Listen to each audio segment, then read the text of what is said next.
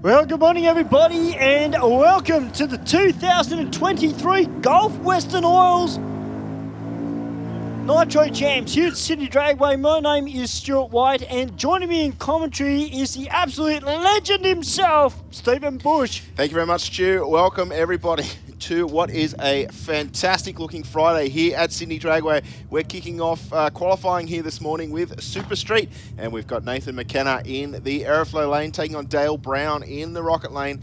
Brown in the Chrysler 300 SRT, the 392 Hemi on board this one, and McKenna with the big block Chev in the Nova. This car usually runs a little bit quick for Super Street. We'll see him slow it down, hopefully with one of the qualifying runs. This time around, he'll run through with a 10.08 at 129 mile an hour through the finish line. And Dale Brown in his Chrysler, a 12.63 with a 3 at, I'll give you 112 through the finish line there, Stu. All right, Raphael Perry from North Narrabeen, running for Top Concrete in the Holden SS Ute. Of course, he does have a altered that he rides in Competition Eliminator, but this weekend they brought out the SS Ute, and he's taking on Peter Giddens, one of our officials here at Sydney Dragway, in the Street Neat Panel and Paint, TD Cortina. Yeah, we're giving Pete the weekend off. He's playing with the car this time rather than helping all the races. Nice reaction time off for the first run of the day. An 0.27 on the tree, runs through with an 11.21 at 119. And Perry in the Aeroflow lane there at 12.202 at 115. What an absolutely gorgeous looking day we've got in front of us, ladies and gentlemen. It's tipped to be around 22, 23 degrees. It looks very still outside, very pleasant in the sun. Awesome May day here at Sydney Dragway. I hope you enjoy the day, but don't forget, slip, slop, slap. There is still a little bit of bite in that sun, although we are in autumn, of course. There'll be plenty of places around that you can keep hydrated, keep fed, and of course if you want to stay out of the sun, we do have the grandstand seating with the shade. Of course 007 on the tree there for Chris Zammit, Stewie.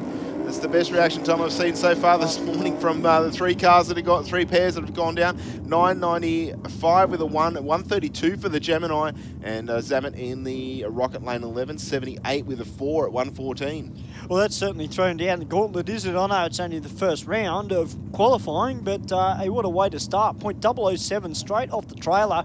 Mark Elborn from Marimba in the Power Plus Fuels HQ Ute, about to take on Martin Stevenson in the Power Plus Race Fuels HQ panel van. Martin got the 410 cube small block Chev on board, and Mark running the trusty Holden 253. Does very well, this utility for the 253, but the panel van 042 red doesn't matter. He'll run through first. Of course, he's way out in front of the utility. 9.96 with a 135 there for Martin Stevenson, and Mark Elborn a 12.73 at 106. All right, Christian Norbergen from Cooranbong in New South Wales, the Australian Crusher Repairs HQ, actually followed this car into the track.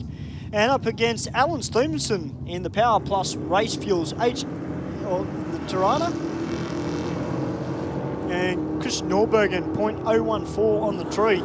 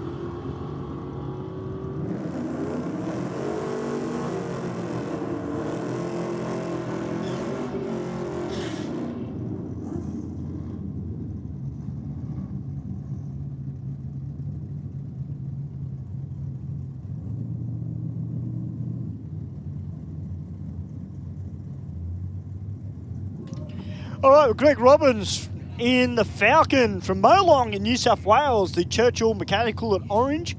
Sponsored car up against David McGlynn from Morisset Park up on the beautiful Central Coast. And the Morisset batteries and tyres HQ GDS Monaro, 0.007 on the tree as well for David McGlynn, straight off the trailer. But Greg Robbins gets the win on an 11.05 with a 6 to an 11.25. This is qualifying 1 for Go Logistics Super Street.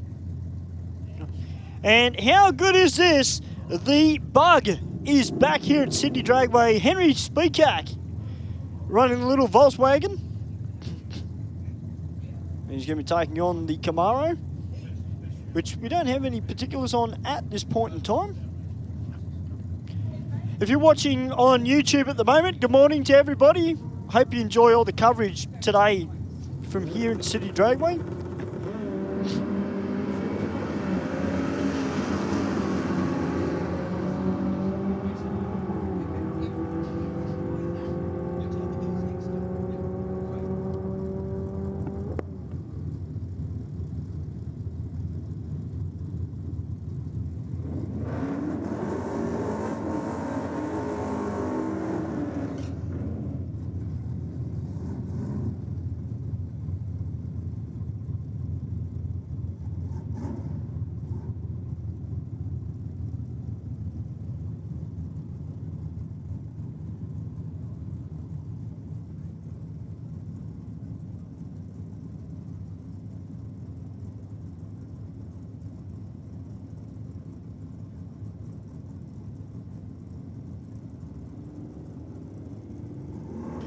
All right, Mark Hopkins in the Hurricane Metal Roofing Tirana.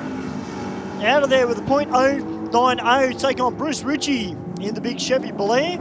With that 572 cube Chev motor underneath the bonnet. And Bruce Ritchie goes 10.666. Mark Hopkins, a 10.79 with a 5.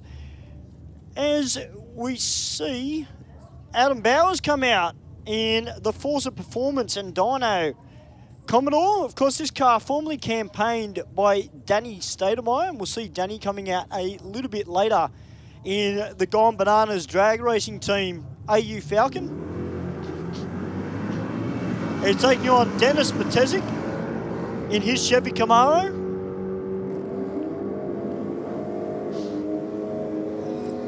And he runs on through with a 10.12, and Adam Bowers a 12.25 with a 7. It's been to a few races this morning out the back. There were a few of them that were pretty pumped about the air out there at the moment and the temperature. So expecting some pretty quick times at some stage today.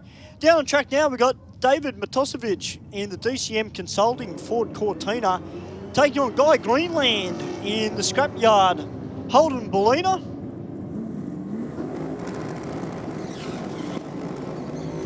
And David Matosevic's first qualifying run, a 10.57 with a 9 to a 10.95 with a 4, as we got the Monaro down on track in the Aeroflow lane. That's Jeff Goodwin, the Gear Exchange Services and Speed for Sale Nitrous Refills car. And he's taking on Peter Violaris in the Go Logistics 69 Ford XT Falcon, which has had a new paint job since it sent last time.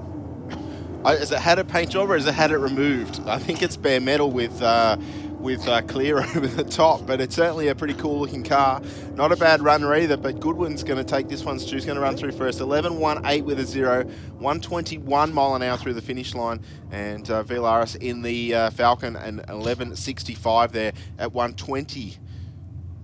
Through the speed traps here at Sydney Dragway. Of course, all our sportsman races competing here this weekend at the Gulf Western Oils Nitro Champs as part of the Speed Addict Clothing Co. New South Wales Track Championship Series. They're at round number 4 in that series, and we've got very, very good subscribed fields in all categories. Big burnout from Jim Raptus in the Holden Tirana, of course, in the Aeroflow lane. I call Spotto Stu. We've got 2 of them on the start line. Richard Matasevic in the utility running for Modern Style Kitchens.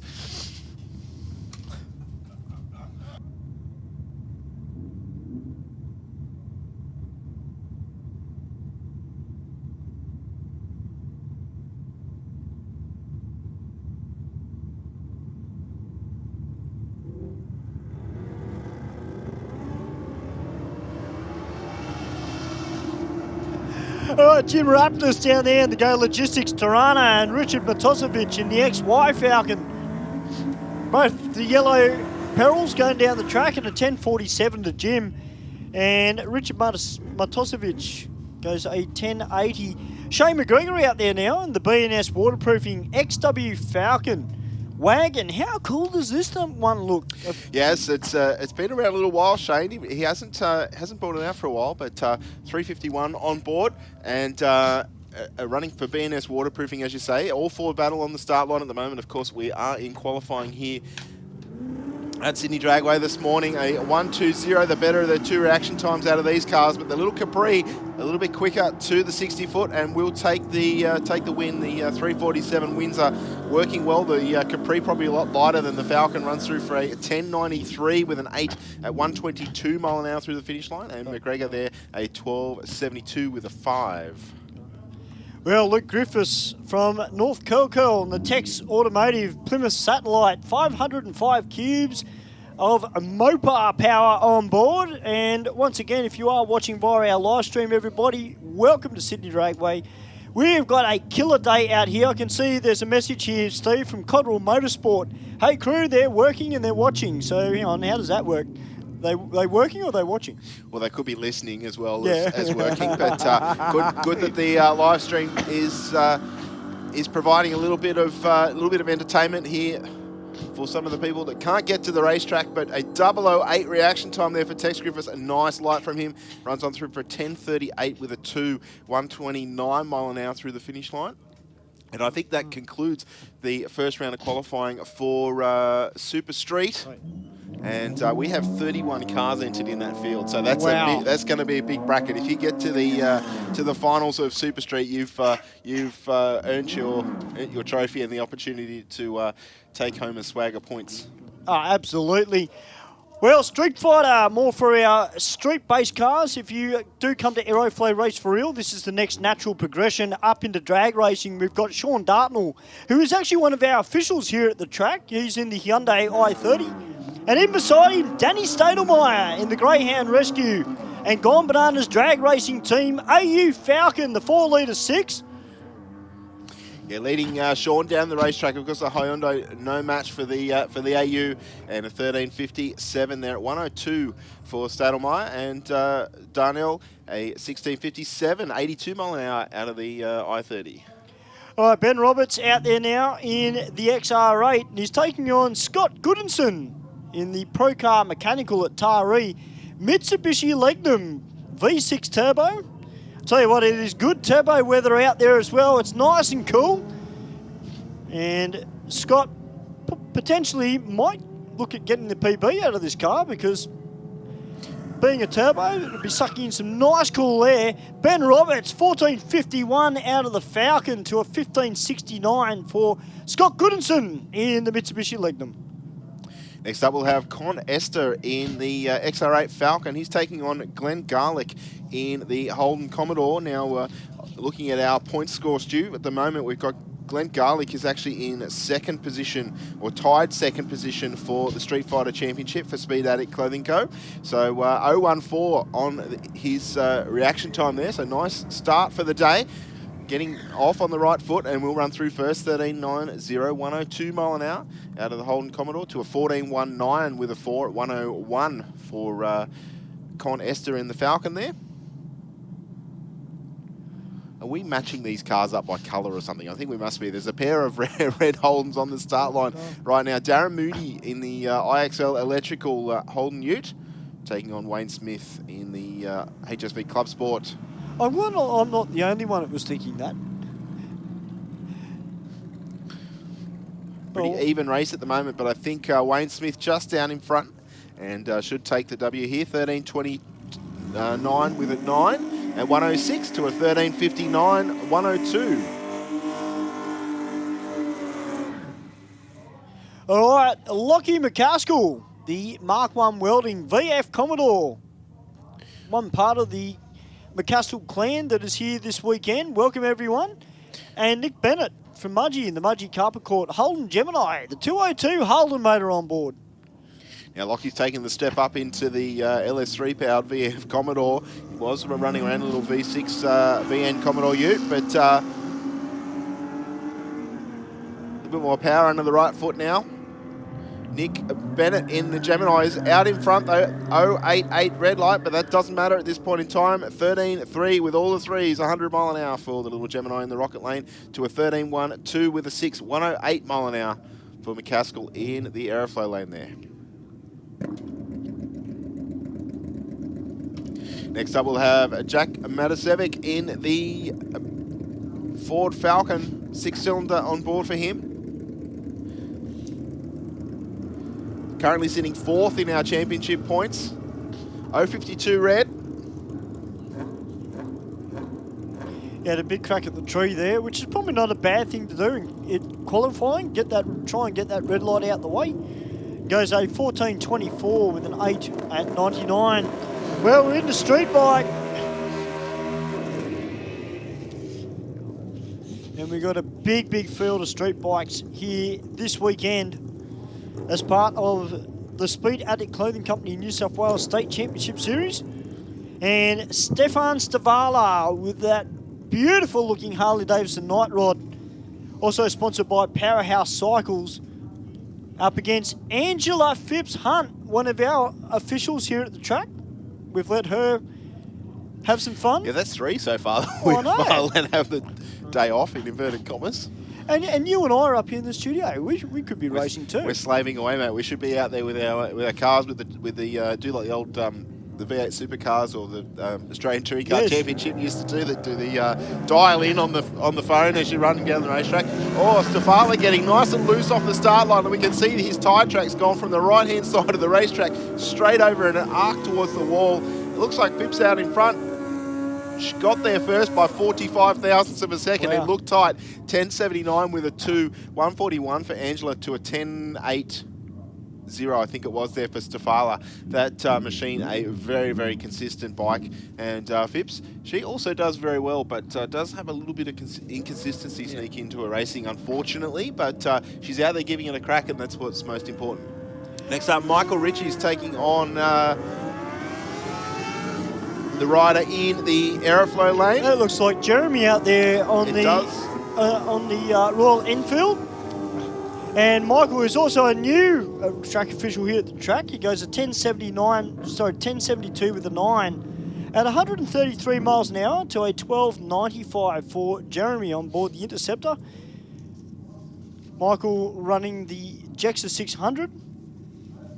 Adrian Watson from Hammondville, the Shed Build Racing Yamaha R6, down there in the Aeroflow lane. Oh, 046 on the tree for Adrian Watson.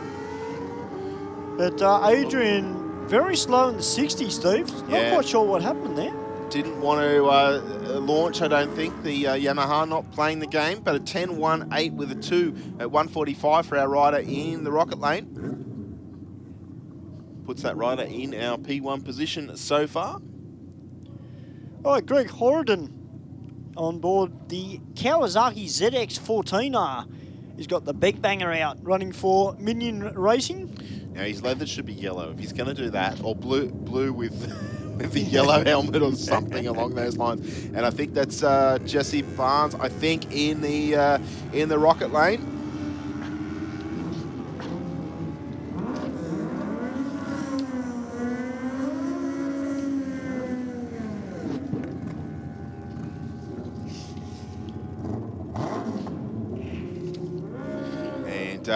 Greg runs through there an 11.37 with a 4 to a 14.08 there for Jesse. Yes, I was correct. Next up, Ronnie Gilb on the Kawasaki in the Aeroflow lane, and Phil Gardner in the Rocket lane. Gardner also on the Yamaha, only 900 cc's on board in the Rocket lane, to an 1100 in the Aeroflow lane. 1100 will get there first. 10.84 with a 1, 123 through the finish line, and Gardner there an 11.31 with a 2 at 121. All right, Tristan Anderson down there in the Rocket lane on board the Royal Enfield, taking on Matt Duff on board the Harley Davidson. Of course, Matt does run a group here in Sydney called Sydney Random Rides, and they are great supporters of Sydney Dragway, in particular Aeroflow Race for Real that we have here every Wednesday night. We can bring your street car out and have a run. And Matt running on through with 11.90 at 113. And Anderson there in the rocket lane, a 14.03 at 83 mile an hour. All right, Sean Close from Muswellbrook on board the Close Racing Suzuki 750, about to take on Mick Close on board the R1. The two brothers going head to head.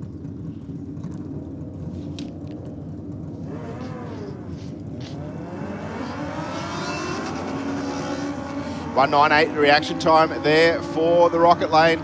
Sounded like a little bit of a misshift in the aeroflow lane. I heard a limiter being hit there, I think, but an 11.09 with an 8, 127 mile an hour, and a 13.23 with a 9 there in the rocket lane. Well, looks like we've got Bobby Joe Simmons down here in the rocket lane on board the Reed Carpentry Suzuki Hayabusa, and she's taking on Johnny Hogg from Hoppers Crossing in Victoria, the twin power oil Harley Davidson FXD. Yes, that's because we've moved into modified bike, which of course is brought to us by bikereview.com.au. Local racer in the rocket lane, Bobby Joe Simmons. 007 on the tree for Simmons. That machine is gone. Johnny in the on the Harley having some issues. And a 9.29 with a 3. 155 there for Bobby Joe. Nice clean pass for her, and Johnny Hogg just taking his time. Next up we'll have Michael Borg and Albie Davidson. Davidson on the Suzuki TLS 1000S, running for all car services. Yeah, running a little bit of nitrous on that bike. It is a double C modified bike, so just a smaller capacity motor, but he's got a power adder. In this case, it's nitrous. He's taking on Michael Borg, who's just had a very wild ride there, Steve, off the start line. Yeah, we can see some of the bikes moving around a little bit on the start line, but they under control, of course, but they, it's all clutch management, I suppose. 10.09 with a 9, 135 there for Michael Borg in the aeroflow lane to an unrepresentative 12.08, I think it was there for Albie Davidson. All right, Stephen Franks out there now in the aeroflow lane on board the GSF Engineering Suzuki GSXR. Got the wheelie bars on the back, taking on Lucas Nago, the A&M Stonemason Suzuki GSXR 1000. And Stephen Franks, well, it looks like he's got a couple of issues there, Steve. And Lucas running on through with a 9.56 with a 5. And the bike didn't sound like it really wanted to shift. I'm sure our viewers at home would have picked that up on the live stream with the track mics. Mike Lawson from DY. I tell you what, it would be absolutely cracking down there right now, I reckon, at DY on the Northern Beaches. But it's pretty cracking here too, I should say. Oh, it is. But, I mean, I spend a fair bit of time down at DY, as you know. And, yeah, it is beautiful down there. Mark Davies from Belmont on board his Suzuki GSXR. Mike's in good spirits. He rode past me this morning when I went for a walk down to where all the bikes are. Lawson taking that same arc as well. We've seen like 4 racers do the same thing. The tyre marks are almost identical. So fairly close across the finish line, and Davies will get it 10.05 with a 3, 141 on the nose to a 10.07, I think it was there for Lawson in the aeroflow lane. Well, if you love motorcycle drag racing, you'll love this one. David Mead from Orange on board the Kawasaki KZ. 1500cc's he's got on board. He's taking on Travis McCleverty from Waratah West on board the United Speed Shop Suzuki GSXR 750. Also sponsored by Live Tools. And both of them had a red hot crack at the tree. They did 004 to a 009. There's only 5 thousandths in it, but they're both on the wrong side. Doesn't matter at this point in time. They'll still come back for another number of qualifying runs. 909 with a 5, 131 mile an hour for Dave Mead, and a 10.008 at 136 there for the Rocket Lane. Well, Peter Strudwick out there now on the HPM Moto Garage at Port Macquarie. Harley Davidson V-Rod. And he's taking on Ian Hill on board the Pensioner Racing Honda CBR 1000. It's a bit of a mouthful, isn't it? CBR 1000 RR. I know. Don't see a lot of Hondas actually out here racing in street bikes, so that's quite good for Ian Hill. But Peter Strudwick, the big Harley, goes to 950 with a 2. I'll tell you what, that's going to put him up close to the top of the tree in qualifying. If you just joined us on the live stream, guys, this is qualifying round 1 for bikereview.com.au modified bike. Now, I've got Thomas Stoneham, otherwise known here at Sydney Dragway as Casper, on his Hayabusa. And looks like Ryan Franks might have a bit of an issue down there, Steve. Yes, he's turning the bike around in the water, unfortunately, and Stoneham given the signal that he's on a single, and running down the Rocket Lane on his own, running for Sydney Random Riders, and he'll run on through for a 969 with a 4, 144. Nice clean pass for him. Let's hope that Franks can get that bike repaired and come back for the next round of qualifying. Well, I know this technically is only qualifying round 1, but this should be an absolute cracker of a race. We've got the Siminator down there, Robert Simmons on board the Reed Carpentry Hayabusa. And he's taking on Sean Ricketts from Castle Hill on board the Kawasaki ZX12R. These two have been sparring partners for a long, long time. That they have, and they're very tough racers in their own right. Sean has won a number of track championships here at Sydney Dragway, as has Robert Simmons. Gotta love that pro bike stance, don't you, Steve? Yeah, it's all about being comfortable on the start line, ready to hit the limiter and let it eat, as they say. 028 on the tree for Ricketts on the red side, out in front of Simmons at the moment. A 935 with an 8 at 142 to a 1069 with a 3 at only 124 there for Simmons. So I'm wondering if there was a couple of issues. Well, Dean Jamison out there now from Casterton, Victoria. The Casterton Motorcycles ZX9R in that famous Kawasaki green. I actually met Dean on Wednesday night at Aeroflow Race for Real. Really nice bloke to have a conversation with. The now last competitor in modified bike here for qualifying session 1. Gets away with a 003 red light. And he's running down the Aeroflow lane, and will run through first for a 10.33 with a 1.32. We're about to get into Super Sedan, Stu. And this, another very well subscribed field, 37 cars in Super crazy, Sedan. Isn't it? 37 cars are going to face round 1 of racing tomorrow morning. But we're in qualifying at this point in time. We've got Tony Tedesco from Deer Park in Victoria in the Holden Chimera, small block Chev, 400 on board, taking on Robert Cardham from Noble Park in Victoria. Running for Speed Pro, RK Carpentry, Higgins Raceheads, Bob Maslin and Dandy Engines. We got 013 on both sides. Cardham with the green though. And an 880 with a 0. 153 for Tedesco. Hey Steve, we've got a couple of people from overseas watching the live stream. We've got somebody watching from New Zealand. We've also got someone watching from California in the USA. Well, welcome aboard. I hope you're enjoying the pictures brought to us by Sydney Dragway. Of course, we are here as part of the Gulf Western Oil's Nitro Champs. At the moment, incorporating the Speed Addict Clothing Co. Championship Series. And on track now, we've got Peter Filoneno from Seaford Rise in South Australia. Made the big toe up from South Australia. welcome to City Dragway, Peter. He's in the Blue Falcon, 598 cubes of Ford under the bonnet there, taking on Dale Harder-Law.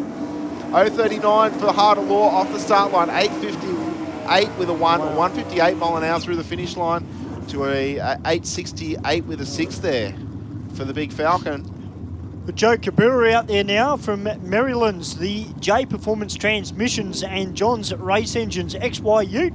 424 cubes of Ford power on board for him. And beside him is Michael Little in the M&T Little Plumbing at Forbes, LJ Tirana, who's got 434 cubes of Chev power on board. Michael Little, a very, very tough racer in competition. Keep your eye on Joe Kabura's ute. Oh, yes, nice. We can see there he's hit the wheelie bars for a good 2 or 3 feet and lifted that front end. 006 on the tree. He's going to take the stripe on this one. 899 with a 5, 148 mile an hour for the Falcon ute, and a 983 with a 4 at 141 mile an hour there for Michael Little in the Tirana. Well, I just said to the boys this morning, the air out there and the track is sensational. The boys go, we'll see how we go. And I said, you're going to put the show on? Like, we'll try. But Sean Maher out there now in the Aeroflow lane, running for St Mary's Race Engines, the HB Tirana. He's taking on Pete Hamilton in the Profection Automotive VH Commodore wagon, which runs a little bit of nitrous on board. The SSAA denominated vehicle. Oh. 041 on the tree for Maher, but some issues there for Hamilton. The car left the line, but then hesitated. Maher, he's going to take this one 915 with an 8, 146 through the finish line. And a 1091 with a 7 at 127 there for Hamilton. Yeah, it just moved out about 30 foot. It launched, then suddenly it just got the squirrel on, or as I call it, the old hippie shake. And he had to get off it and get back into it. Thomas Campbell down there now in the Aeroflow lane from Summersby in the final trim or excavations VL Commodore, taking on Graham Blackman from Tumbarumba and the Queen Bee Engine Services Ford Cortina. 023 on the tree for Campbell, out in front of the Cortina at the moment, and I think that's how it's going to stay. Campbell will take it 969 with a 7, 128 mile an hour through the finish line, and Blackman in the Cortina 1073 with a 7 there, Stu. We got 2 of the biggest cars in Soup Sedan out there now. If you're in America and you're watching via YouTube or the City Dragway page, keep your eyes to the screen because we've got Robert Moore down there from Nambucca Heads in the big Chevy Nova. 454 cubes of Chev on board, taking on Brett McNiff in the VG Valiant. 426 cubes of Mopar power. Les Blinkhurst, if you're watching, I know you're a massive Mopar fan. .090 on the tree for Brett McNiff. 1.29 and a 60 for the Big Val. And goes on through with a 9.06 with the 9 to a 9.97 with the 9. Therefore, Robert Moore. It looks like we've got one of the flying grapes out there, Steve. That's Dave Gruber, the Queen Bee Engine Services LJ Tirana. Yes, getting all crossed up in the burnout is Dave in the Aeroflow lane. Long-time racer in Super Sedan, a very very competitive racer. Always goes rounds in this little car, running for Specialised Towing. And a 022 red light there for Dave, taking on Niall Mitchell in the Big J's Automotive Holden Gemini. 924 with a 6, 142 mile an hour for Gruber to a 1099 with a 7. 121 for Mitchell in the rocket lane there. All right, Naomi Lightower, one of our former Junior Dragster racers a number of years ago, is out here now in the B&S Waterproofing and Penrite sponsored Pontiac Firebird. And in beside her is the confused 300ZX of Larry Etchell. Of course, it's got the 408 cubic inch Mopar motor underneath the bonnet of the Nissan. Yeah, certainly a different combination to what we normally look at seeing. Don't see many of this model 300ZX anywhere, then alone on a drag strip. Pair of red lights on the start line. Lightower out in front, 930 with a 4, 146 through the finish line to a 1014 with a 9, 131 for Etzel in the Rocket Lane. Looks like there's a few nerves out there, Steve. A few red lights. Better to get them done early, though. Yes, well, I mean, they're free in qualifying, of course. So they don't affect your elapsed time, and you do it first round of racing tomorrow is a different story. All right, Joe Zammit out there now in the Zammit and Borg Racing VL Commodore, taking on John Pellis in the Hastings Automotive HQ. 540 cubes, a big block in the HQ. .006 on the tree, Steve, for Joe Zammit. Yeah, nice reaction time from him. 941, 141 there for Pellis in the HQ. Big strong pass from him. Next up we have Lou Palumbo in the Holden 1-tonner, running for Fairfield Mobile Auto Electrical, Lily Holmes and West End Performance Chevy 400 on board, taking on Dean Giddens in the Street Neat Paint and Panel Cortina, running for Shorty's Race Engines and West End Performance. Geez, that's a great looking car of Dean Giddens. I really love that colour. As we see the Purge from Lou Palumbo.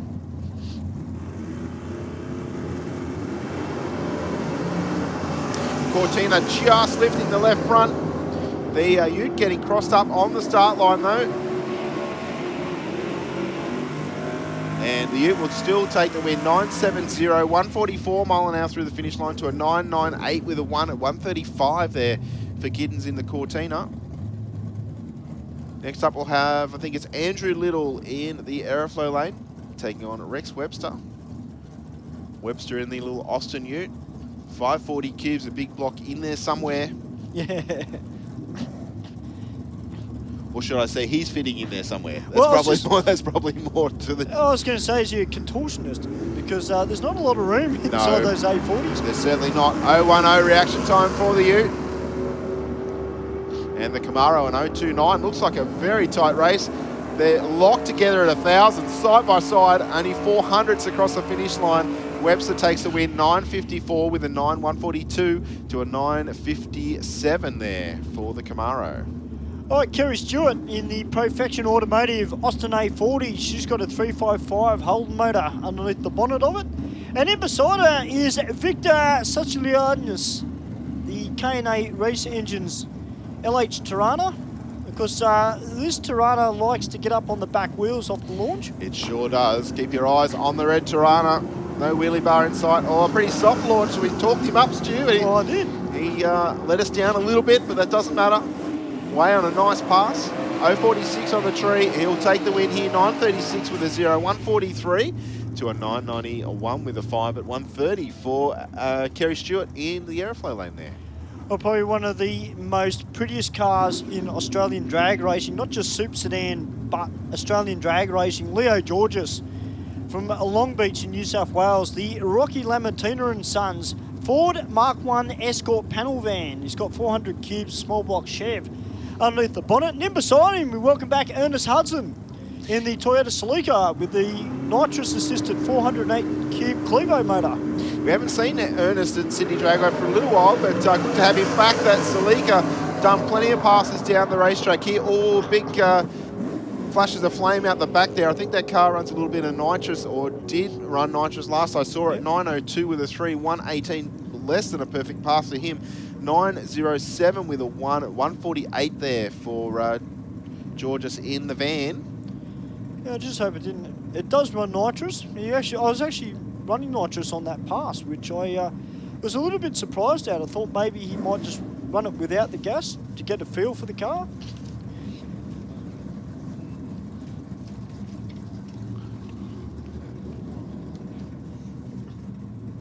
So I've just been told that Ernest has got a new combo in the Celica. As Joe Bresciano comes out now from Wallet in Victoria, the custom Thailand contractor's 68 Chev Camaro. And he's going to be taking on the big Silver Fox. It's Simon Bonello in the Rocket Lane. This car is gorgeous. Keep your eyes on it. It's a quick runner too, and not too scared to lift those front wheels well and truly off the start line.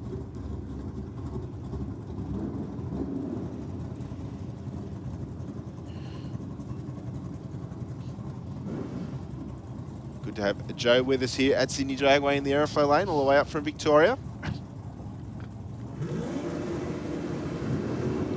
Both cars on the two-step. 035 on the tree for Bonello. Moving over towards the centre line. The Camaro 001 Red is as close as a 000 that we've seen so far. 943 with a 144 mile an hour for Bonello there to a 924, I think it was there for Joe in the Aeroflow Lane. All right, Zach Nazevic in the Addicted Performance Ford Capri, running 540 cubes of big block Chev. That's an interesting shade of purple that they've got on that car. Yeah, I can't say I've seen the Capri here at Sydney Dragway before. And he's taking on Nathan Watt from Charmhaven, the Grants Performance VL Commodore, also running for Burson Auto Parts.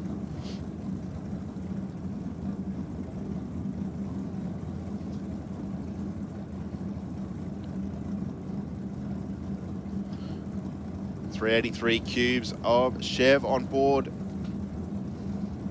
in the Commodore. 540 cubes of big block Chev in the Capri.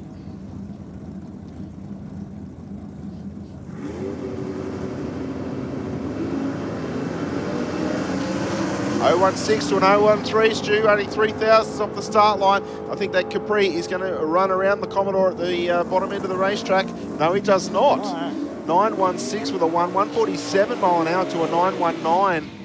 Only 300s across the finish line. I thought the bigger cubes might have wound itself up and gone around him at the top end of the racetrack, but those cars are very evenly matched in performance.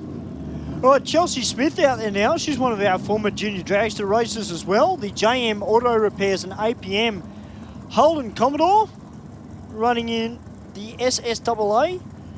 So obviously it's got a power outer on board, whether it's a supercharger, nitrous or turbo. She's taking on Peter Sekenis from Yaguna, the BK Race Engines XY Falcon. Keep an eye on the Falcon off the start line. It's an animal. He moved over a little bit towards the wall, did Peter in the rocket lane there, but back into the centre, and we'll take the stripe this one. 874 with a 153 through the finish line to a 999 at 138 for Smith in the Aeroflow Lane there. All right, Nick Elephantis from Marrickville in the Ford Cortina, taking on Nathan Cowie from Seven Hills. The Cowie Signs Suzuki Mighty Boy, 400 cubes of small block Chev in the front of the Mighty Boy. It is a crowd favourite here at Sydney Dragway. That it is. He's another one of our flexible drivers, obviously. Yeah. 146 reaction time for Cowie, but I think the Cortina is already past him at around the 330 mark. And Nick will take the win, 876 with a 153 mile an hour through the finish line to a 948 with a 9 at 139 for Cowie in the Mighty Boy. All right, Jim Denaro down there now in the Aeroflow Lane in the Denaro chassis Ford Cortina. Also running for AAP Performance Automatics. And he's taking on Harry Plessis in the Aerolec Electrical XW GT Falcon. Also sponsored by A Civil Excavations and Big H Racing.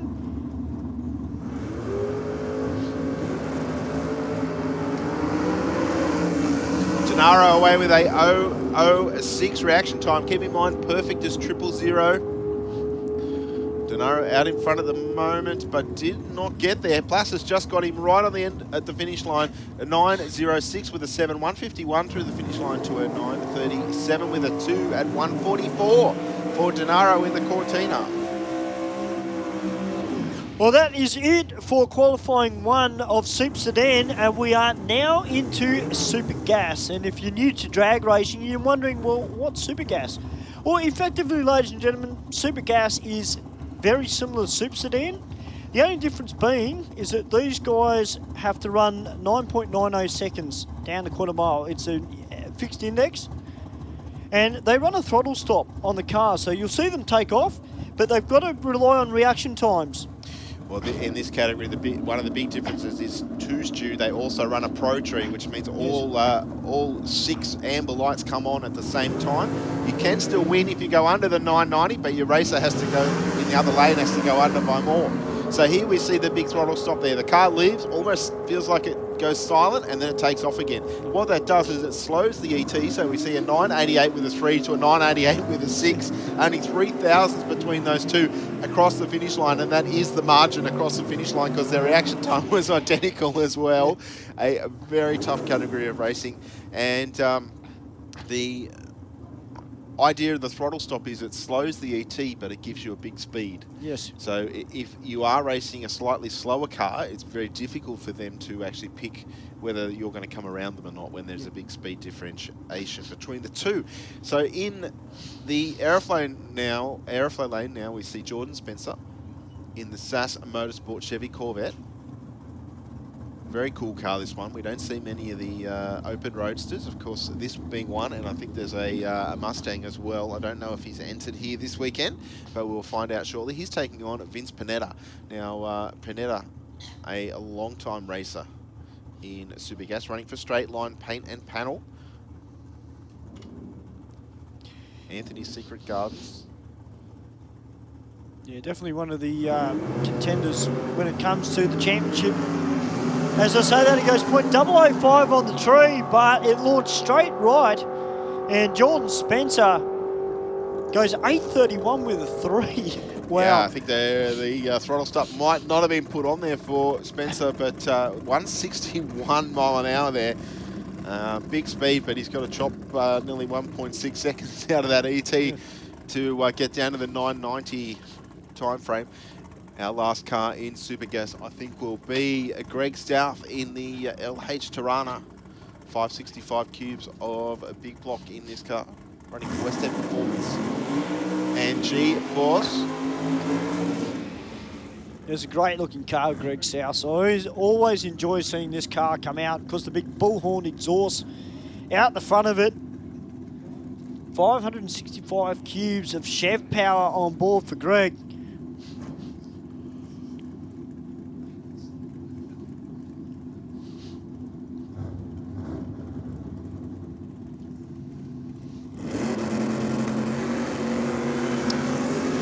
.009 reaction time for Greg Stouth there.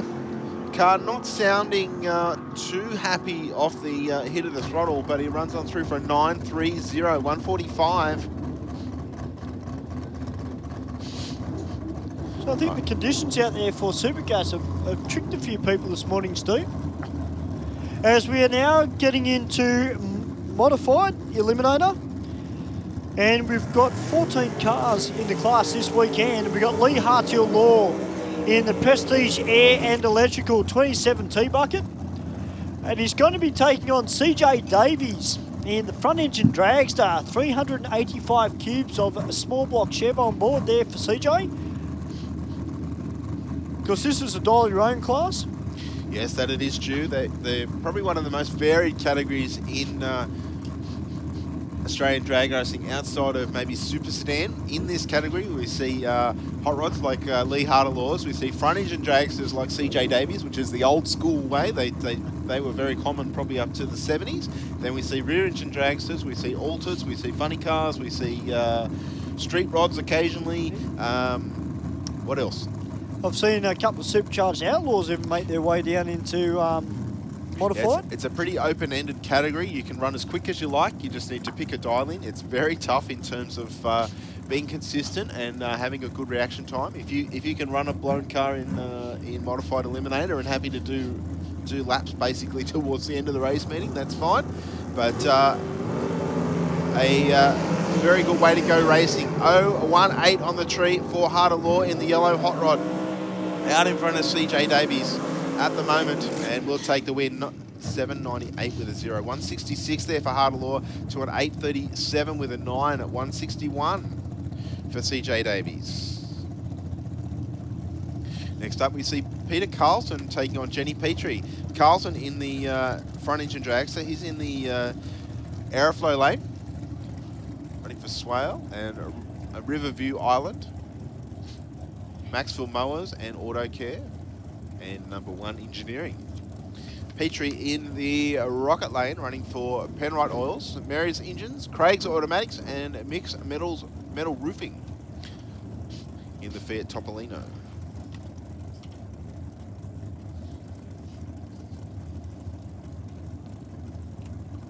Carlton with the injected Chevy small block. Petrie with a slightly bigger 400 cube power plant in the Fiat.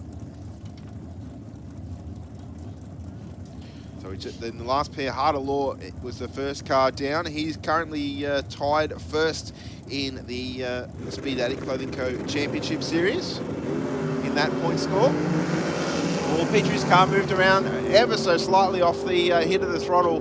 022 red, Carlton with an 014 green, but Petrie will take the stripe this time around. 841 with a 5, 155, and an 888 with a 4 at 148 there for Carlton in the Aeroflow lane. Well, Kelsey Wolford-Lay, the Skips Fire Services T-Bucket altered. What a great looking car this is.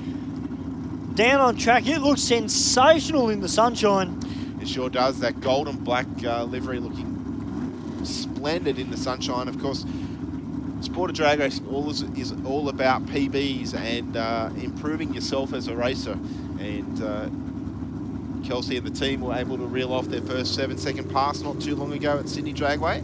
They were pretty excited about that and have since run into the low 790s, I believe. So let's see if we can see a 780 out of this car sometime this weekend. I'm pretty sure they'd be pumped to see that. 532 cubes of a big block Chev on board this altered. Out of Uriala Village in the ACT.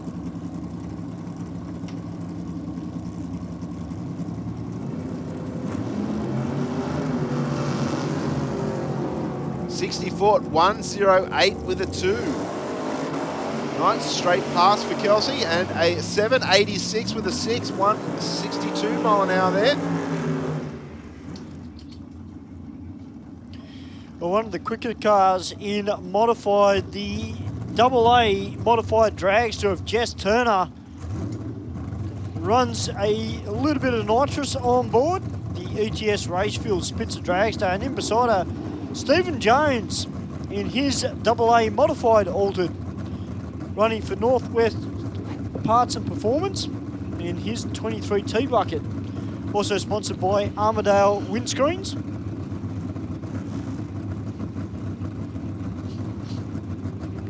Yeah, I bet you'd be starting to get a little bit chilly up there of a morning up in the northwestern New South Wales.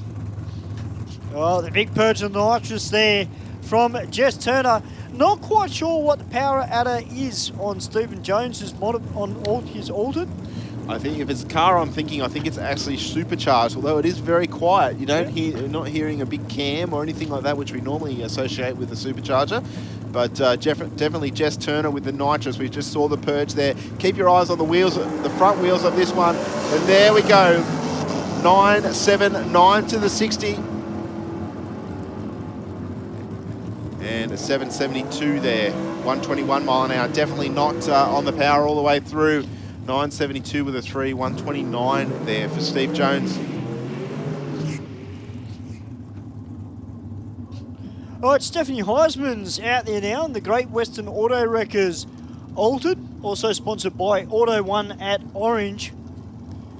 509 cubes of Chev power on board, and in beside her is George in the Race Max Direct front engine dragster. You're not going to have a go? Well, I was going to say... Bukareshlev. Yeah, Bukareshlev, yes. Well, that's how I was taught to say it. I hope I'm saying it right. So, Scorcher George, running for Race Max Direct, this very quick LS powered dragster. 365 cubes, runs into the 7s without fail. And it is a pretty little car.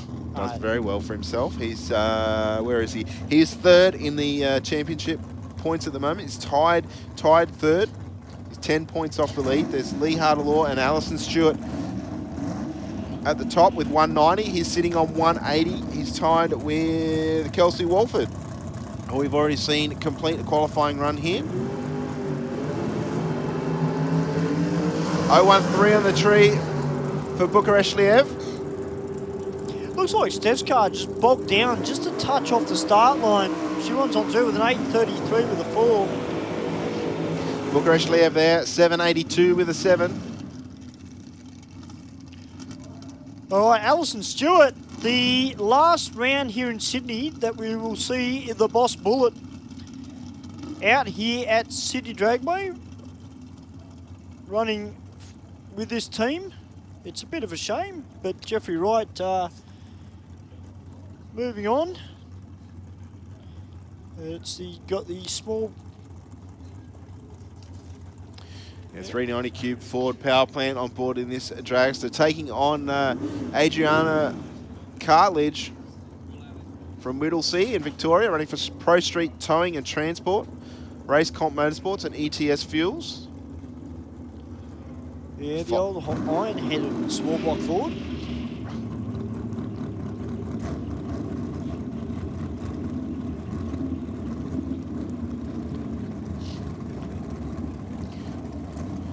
Car of Cartledge, a very quick runner here, just under 600 cubes of big block in a 4-link dragster.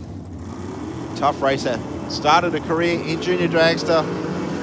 Wheels up launch, 001 red.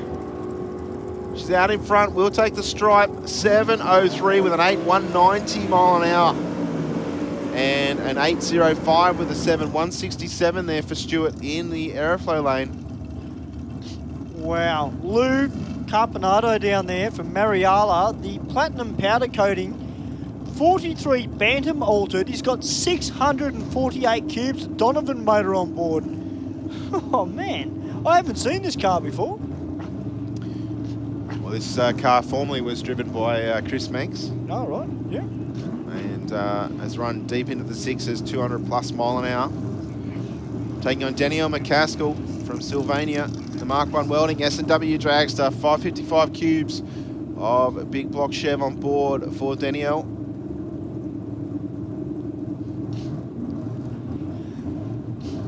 Carpinato from Moralia, out near the Hawkesbury.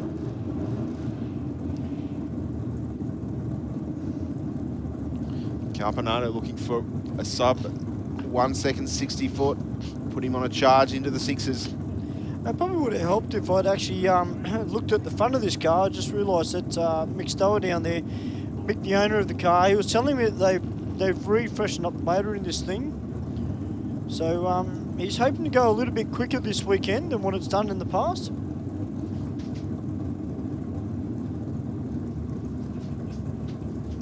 Well, I think with Turner stepping into the 670s now in that ETS Race Fuels Dragster, Star and the team is want to be trying to keep up with that as best they can. Of course, there are no power adders in the altered, it's all NA, although it does have a lot more cubic inches.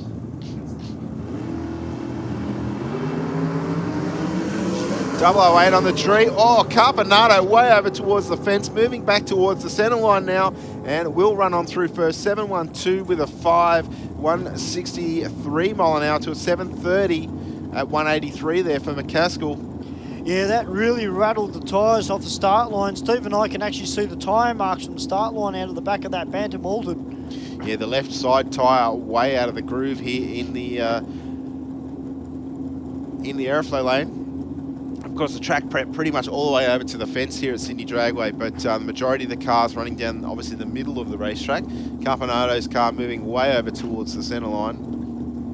Yeah, a lot of tyre shake there for that car. As we're into Top Sportsman now, qualifying number 1.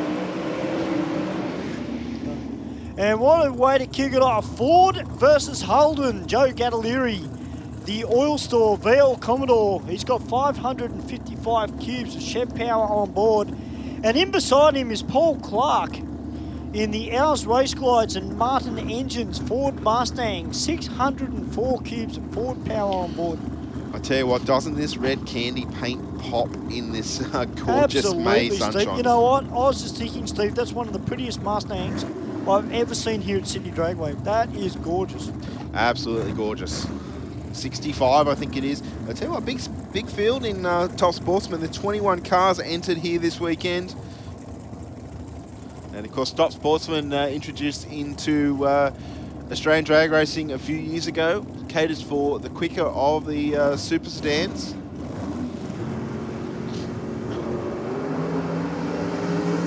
Both cars eager to get away, but a 002 red for Joe Gattalari.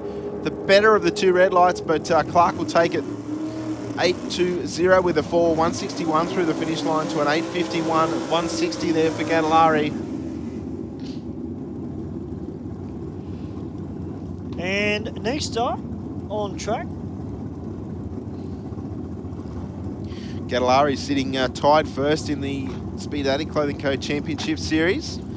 But the person on top at the moment is Lisa Sargent, who's on track in our rocket lane, running for Sargent's Roofing, the Chevy Nova. 598 cubes on board for her. and in beside her is Tony Heisman's in the Fielding Around Racing full chassis Camaro down there as well. Great to have the Sargent team back here this weekend at Sydney Dragway.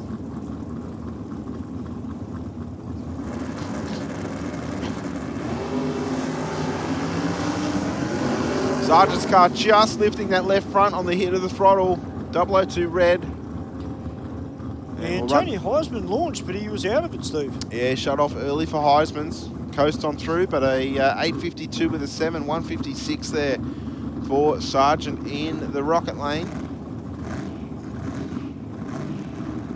I wonder if there was an issue with that car, who was just testing the launch of the car. It is only qualifying number 1. Yeah, Heisman's car usually pretty consistent though, so let's hope there is no major issues and they can get back to their expected performance for round number 2. We've just got our track team having a look at the aeroflow lane just quickly, just make sure that there is nothing on the track. Our next pairing up will be Herakles Kazantzidis and Jeff Sargent. Sargent in this absolutely gorgeous Chevy Camaro. The nitrous assisted 522 cube big block.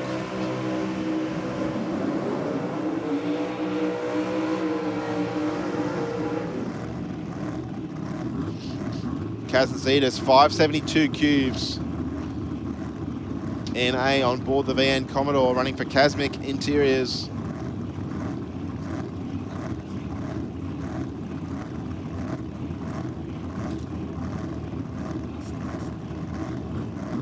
What is that blown car I can hear below us, Stu? There's a. I was listening to it, and you know, normally when Brett Balfour comes out, you can hear the woof, the supercharger, but this one below us just has a slightly different note. It's actually coming out of a VN Commodore that I haven't seen before.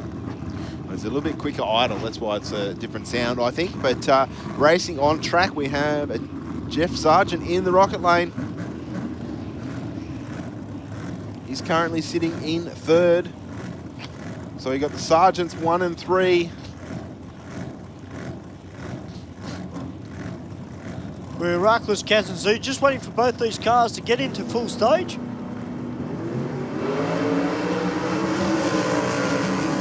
.042 on the tree for Sargent. Kazantzidis out of the throttle. Sargent with a nice clean straight pass there. 783 with a 9. 174 for him. Not quite sure what happened to Kazantzidis. I think he moved over towards the center line on the hit and decided to abort the run. Yeah, 1.39 in the 60 there for Herakles. So it wasn't a slow 60 foot by any stretch of the imagination. Craig Corbett winding it up in the burnout in the VN Commodore. The Bosco Mobile Mechanical VN Commodore with the supercharged 406 cube Chev on board, and he's taking on Josh Boscovich in the Bosco Mobile Mechanical XA Coupe, the 410 cube Fontana motor. See why they were the big burnouts on both sides of the racetrack. They're probably G'ing each other up. Corbett in the GM product, Boscovich in the all Ford XA Coupe. Running for Wild Ink Custom Race t-shirt designs. And of course Bosco Mobile Mechanical. Nitrous assistance on the Falcon.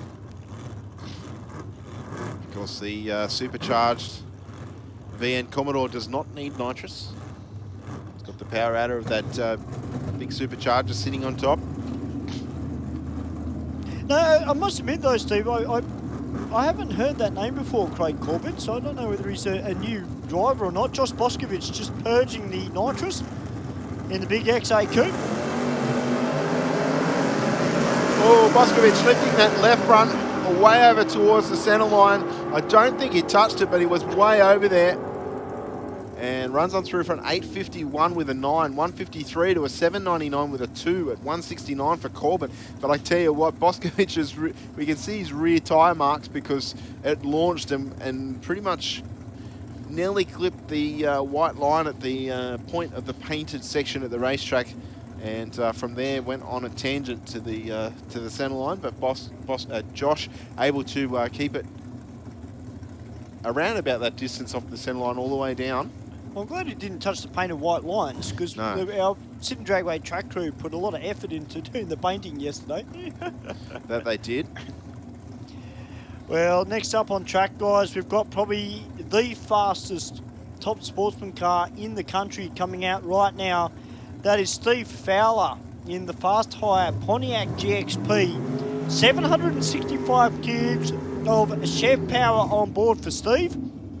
And in beside him, the man that's probably done the most runs out of anyone in the country here at Sydney Dragway, Smokin' Joe Sabello, we call him, the Datsun Skyline, running for Slingshot Converters, Team Karam and Ours Race Glides. He's got the supercharged LS2 underneath the bonnet. Just recently has converted this car back to slicks.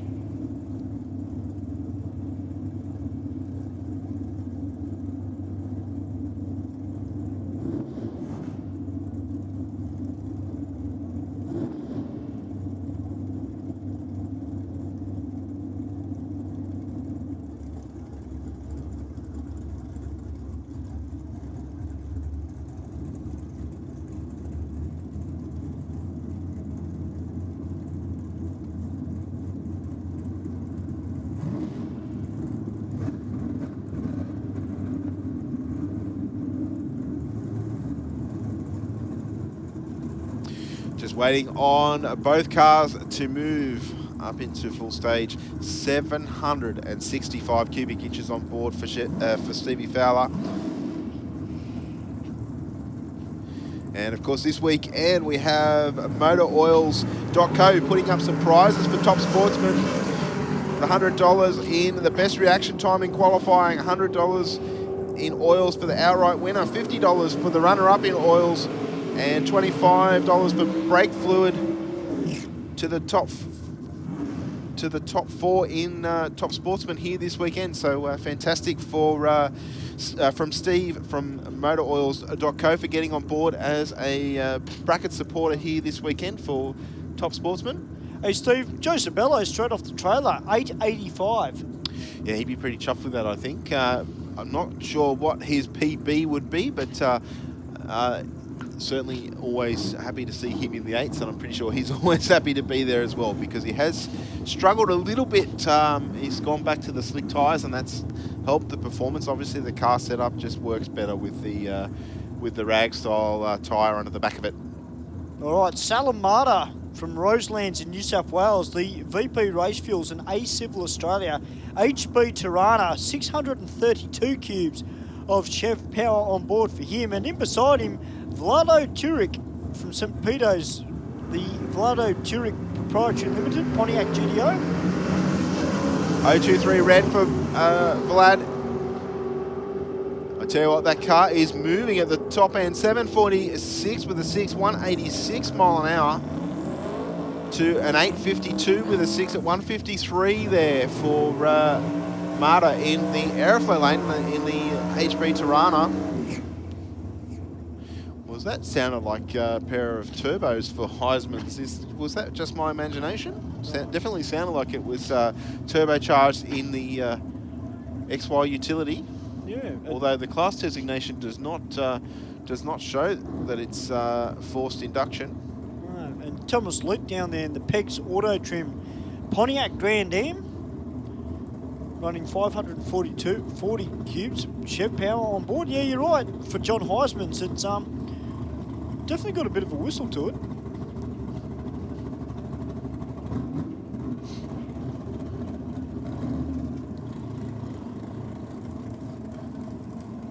Heisman's supported by Auto 1 at Orange TNT Automotive. Leak in the rocket lane, backed by Peg's Auto Trim. Yes, there's definitely turbos on board the Ute. We can hear the boost coming on and blazing the tyres in the Ute. Leak away very nicely in the rocket lane. 540 cubes, big block, doing its thing. 787 with a 3, 169 through the finish line there for the rocket lane. And an unrepresentative 1132 at 122 for Heisman's in the airflow lane. All right, Ennio Morocco from Junction Village in Victoria. The Martello Automotive Pontiac Firebird. Battle Chris Leo from Dramana in Victoria. The Pro Race Engines 68 Chev Camaro.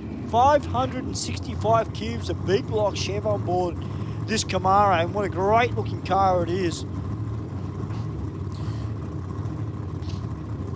Yeah, some shades that colour looks blue and then other times it looks purple, but it looks really, really nice in the sunlight. Here at Sydney Dragway, big block Chev on board running for Pro Race Engines. Morello Automotive backing Morocco in his racing efforts.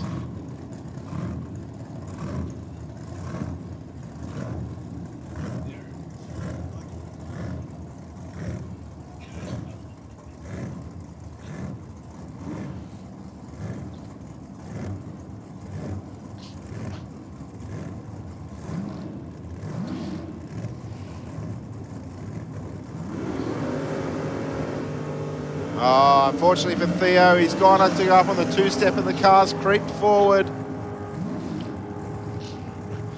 Will not get a time, unfortunately, but Morocco, he'll run through for an 840. 166.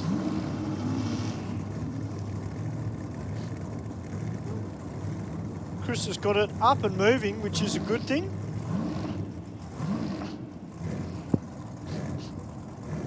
Whether there was a slight issue there with the trans brake or not, but we'll send him through the Junior Dragway Expressway.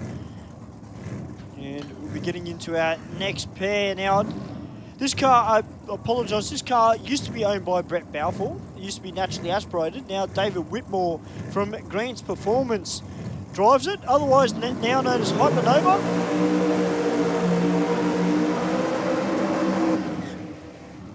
The big supercharged 400 cubic inch Chev in the 66 Chevy Nova, taking on George Marta in the A Civil LH Tirana. He's got 632 cubes of Chev power on board.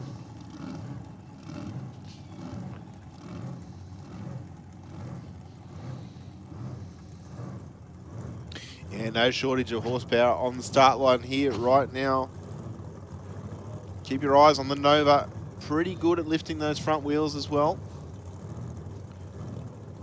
Loving the burnt orange and black paintwork on this car too. Yeah, it looks fantastic, doesn't it? I mean, it looked good when it was naturally aspirated, but when that big supercharger got popped out of the bonnet, oh man. And it turns heads every time it comes on the drag strip. Sportsman drag racing at its finest. And the Marta Tirana looking pretty sharp in the sunlight here too in the yellow livery. Running for A Civil. Part of a few car team here this weekend.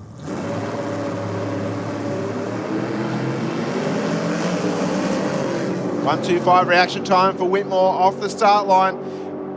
Those two pretty much neck and neck. I think the Nova will take it 797 with a 3, 172 through to the finish line to a 784 at 170. So I tell you what, there was a 1/10 of a second in the reaction time near enough, and there was near enough to a 1/10 at the finish line. So they were pretty much locked together in terms of ET. If the reaction times were closer, they would have been side by side all the way through the quarter mile here at Sydney Dragway. Yeah, that was a great drag race. The big supercharged car of David Whitmore up against the NA car of George Marta. Well, guys, we're not too far away from getting into a humongous field of Western Weekender Junior Dragsters. We've got 37 of them here this weekend. And just to everybody that is watching via the live stream, or if you're up in the crowd, guys, first of all, welcome to Sydney Dragway. We're here. It is an awesome day. These are the future stars of our sport. And if you're thinking about you'd like to become a sponsor of drag racing, maybe have a look at some of these kids. The other thing, too, I wanted to touch on, you can see Joe down there with one of the starters. He's got a couple of cars that you can actually lease. Yes, to have a race. Joe's been around Junior Dragsters for pretty much, not since its inception, but probably I would say the best part of be getting close to 28 or 30 years. Joe Princey from J&C Mowers, and the number of races he's introduced into racing through Junior Dragster, I would hazard a guess would be somewhere around the 30 to 40 mark, which is pretty cool. Joe's been around the sport for a long time himself as a racer. He's run a modified dragster of late, but just loves being around the atmosphere of Junior Dragster. Knows the single-cylinder side valve four-cylinder engine inside out, not only through racing but also through his business. And always great to see Joe and the team here at Sydney Dragway. Of course, these, as I say, these little Junior Dragsters powered by a single-cylinder side valve four-stroke engine. They start the base in inverted commas originally was a 5-horsepower engine. Now some of these cars now producing upwards of 45 to 50 horsepower out of a single cylinder. So they're certainly no slouch, and they will run quicker to the 8th mile mark than most standard road cars. Yes. So if you've got a young kid out there and you're thinking, well, how could I get him into Junior Dragster? Make sure you go for a walk down the very back to where all the Junior Dragsters are pitted. You can go down and find Joe. He'll be able to find out a way to lease a car, and he'll give you all the guidance. And as Steve said, he knows everything about Junior Dragsters, and it's great to see these young kids coming into motorsport. And the future stars, you've only got to look at Kelly Betts, Ben Bray, just to name a few. They've made their way up into the Group 1 brackets. On track now, Stu, we've got Ryan Pettiford in the airflow lane running for Fine Line Motorsports, Princey Motorsports, and of course his Nan and Pop taking on Carl Schultz. Schultz from Carrara Downs in Queensland, running for JTS Racing and KPM Performance.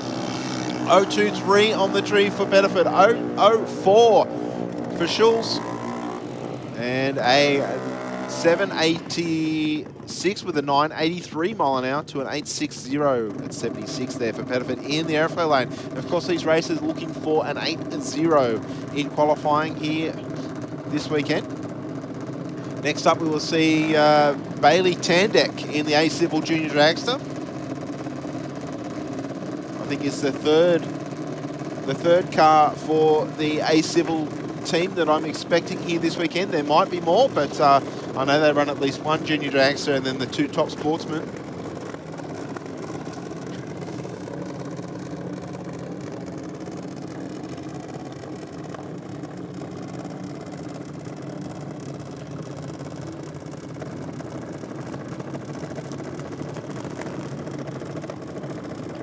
All right, Bailey Tandek in his A-Class Junior. A 1.75 in the 60 there for Bailey. And he's get to the 8th mile with an 8.19 with the 6 at 80 miles an hour to an 8.53 at 76 miles per hour. Now I can see the white team down here, Steve, and they were fiddling around with something at the back of Jake's Junior Dragster, so we're at the tuning side of it. They're just having a fiddle around with it. Yeah, not sure what's going on. It'll have limited time to get that car going and prepped. Okay, it's moving now. So Charlotte Leifting in the rocket lane there, Stu, has already gone through her pre-race routine. And a little bit of nervousness there for Jake and the team.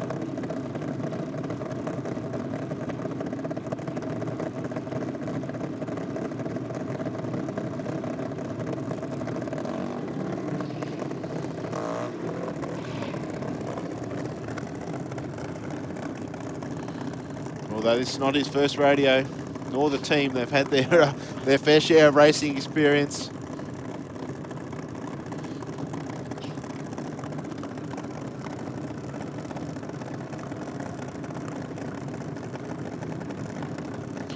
Shouldn't see how the car will perform. Not quite sure why it, whether it's stalled or whether it's wasn't running right on the tune. But a 003 on the tree for Jake. Settle the nerves and cut a good light. He's out in front of Charlotte at the moment and will take the win. 8:02 with a 2, 81 mile an hour to an 8:51 with a 4, 76 mile an hour for Leifting in the rocket lane.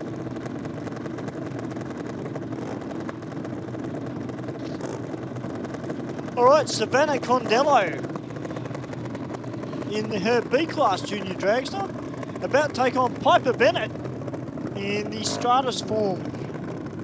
B-Class Junior, they did a live feed this morning from down in the pits right next to Piper's car.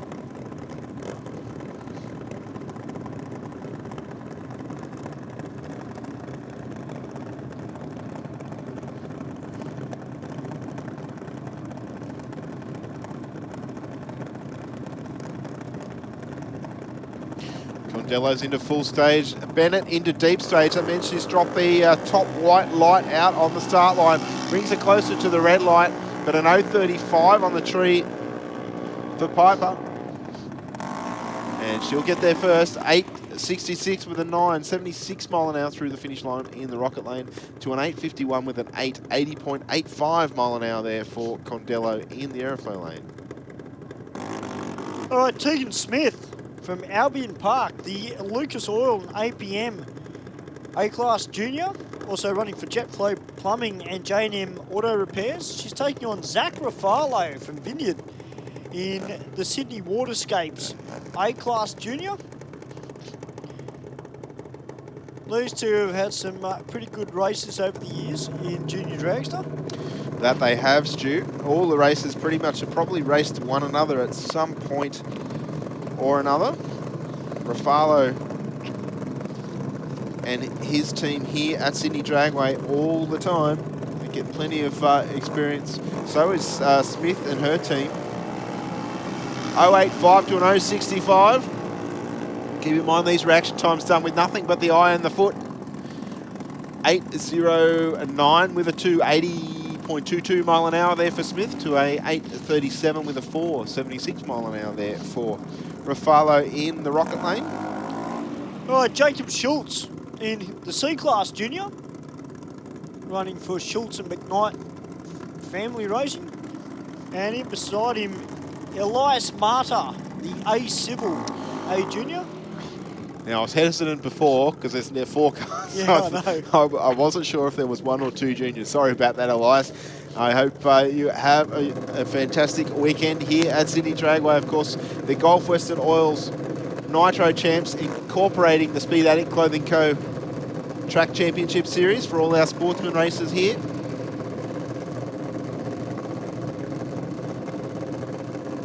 And then later on this afternoon, roughly about 5 to 4 o'clock, we will have qualifying 1 for the pro classes. And of course the Burson Auto Parts Top Fuel Championship is here at Sydney Dragway today and tomorrow. And it's going to be a tough fight at the top.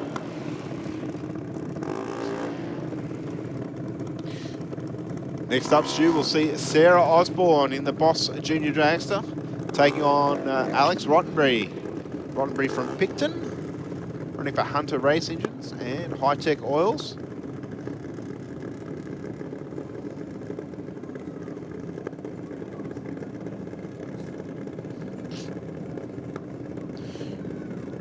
Rottenbury down the point score a little bit. He did take home 80 points on the round 1, but did not show for round 2 and 3. His championship run over 8 rounds for Speed Addict Clothing Co.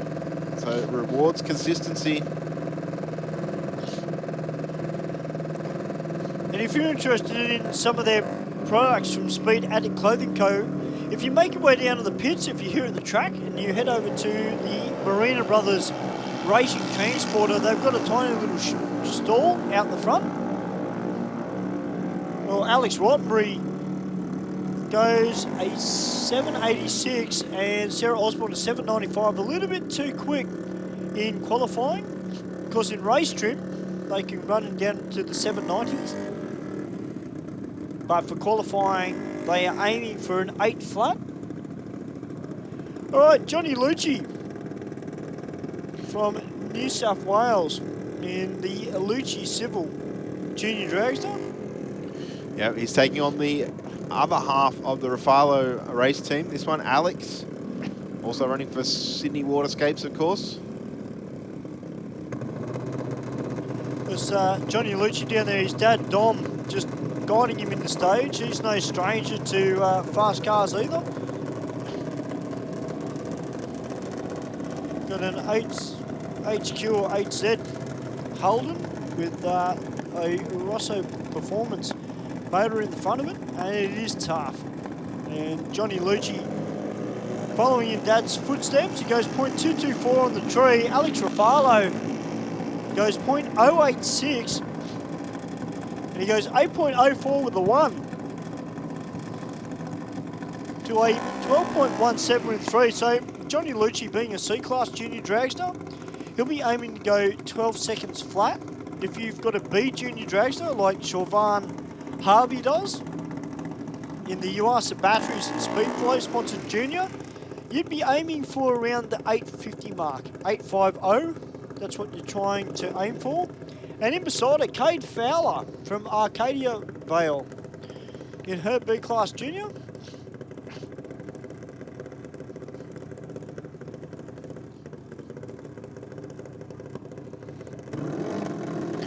Cade, a third-generation racer. Of course, we've all know Greg Fowler, the grandfather, then Steve Fowler, and now Cade in the rocket lane. Recently getting behind the wheel of the Junior Dragster. Fantastic to have Siobhan Harvey here, all the way from Auckland in New Zealand.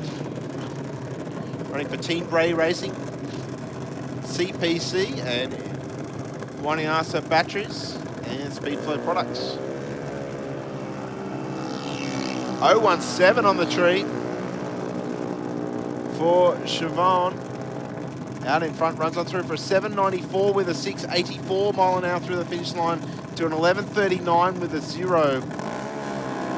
57 mile an hour there for Cade in the rocket lane.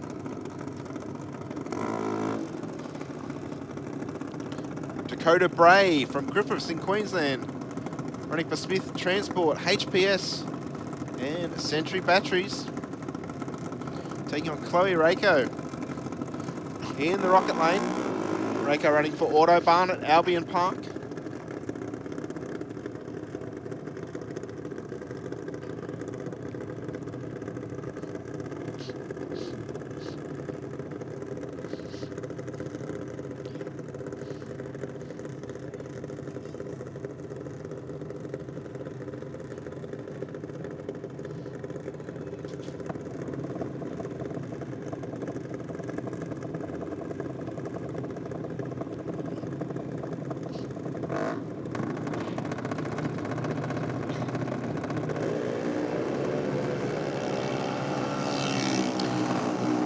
.131 reaction time there for Rako.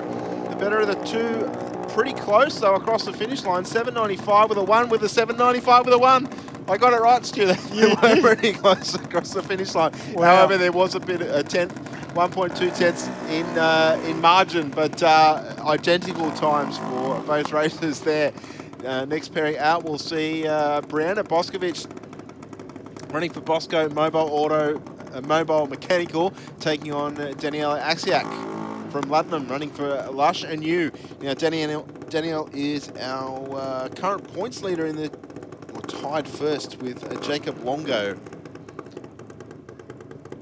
for this championship series at the moment.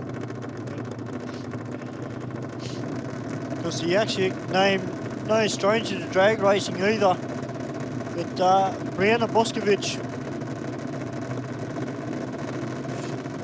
she's seen the family go down in the big XA coupe.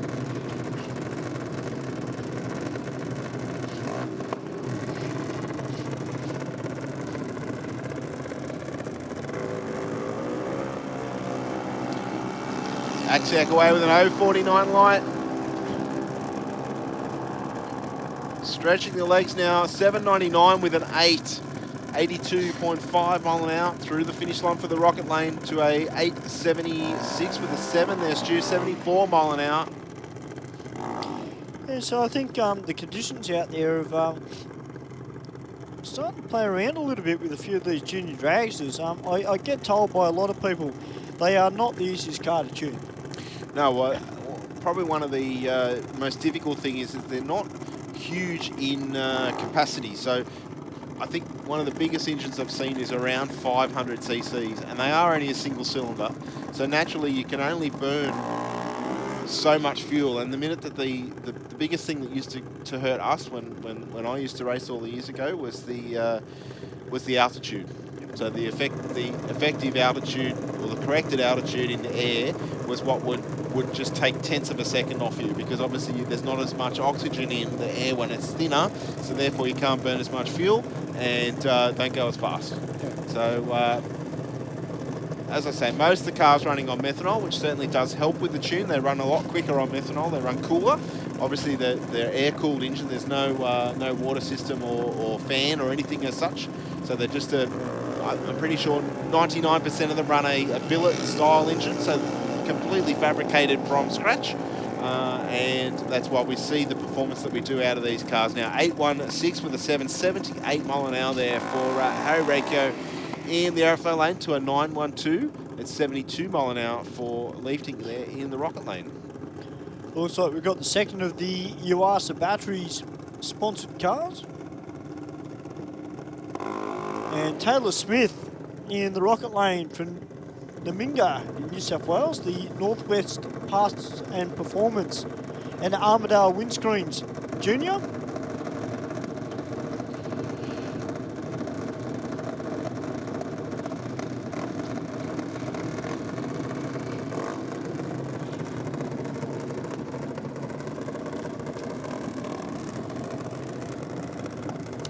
That would be Carlos Harvey in the airflow lane, Stu. Yeah.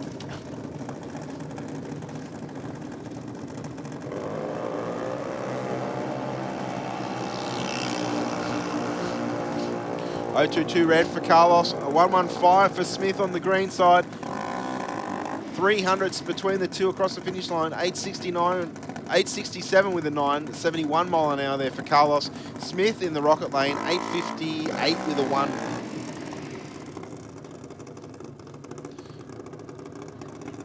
Isaac Nada now in the airflow lane, running for Matux Racing.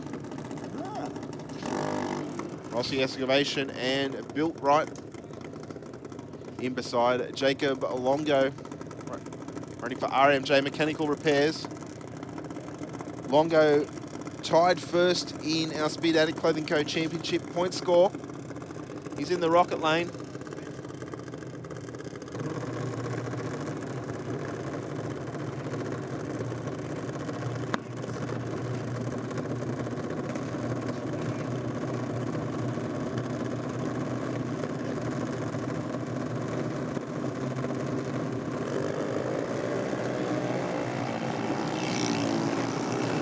Nada away with the red light.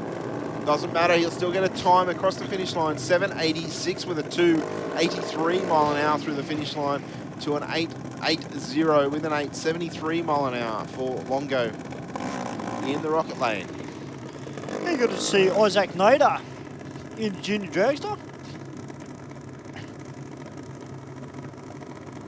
Because his dad, Nader, well-known driver of a Pro Street Nissan Skyline here in Sydney.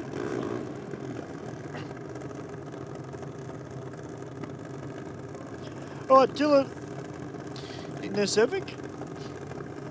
If only Nissan did a side valve single cylinder. I guarantee if they did that, then it would definitely have a Matux power plant. Well, he's sponsored by Matux. I'm sure he's got a couple of engine blocks. He could just lop the cylinder off. Oh, make probably could. Side plate up. Stick a turbo on the side of it, be right to go. Yep. Use a bit of a test bed. Yep. Run 300 pounder boost through it. See how Yeah, exactly right. Dylan Nesevic out there now from Hallam in Victoria, the Addictive Performance A-Class Junior in the Aeroflow lane, and Jeffrey McNiff, the St Mary's Engines Dragster. And an 8.36 with a 9 for Jeffrey, a 7.98 with a 2 for Dylan Nesevic. Alira Cardam from Noble Park, running for Speed Pro, RK Carpentry, and Higgins Racehead. She's in the Aeroflow lane, taking on Archie Boscovich in the Rocket lane.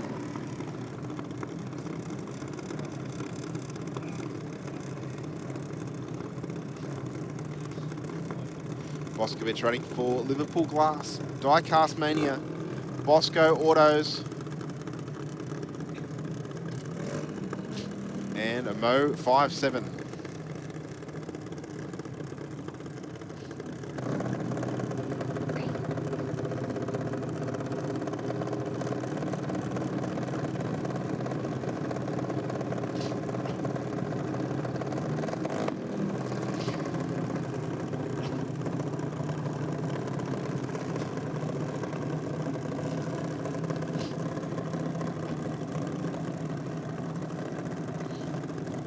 Wait on Carden, move in, bring that second white light on. Tree will count down and a 0.80 reaction time. I thought it was a 0.00 there for Alira. The 8s and the 0s look very close. She's leading the way. We'll run through 8.04 with a 3.79 mile an hour. Really good run there from Alira Cardam.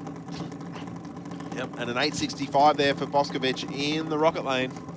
All right, Liam O'Neill in the C-Class Junior Dragster, running for Princey Motorsport and EA Traffic, and he's taking on Levi Nesevic in the Addictive Performance B-Class Junior. Of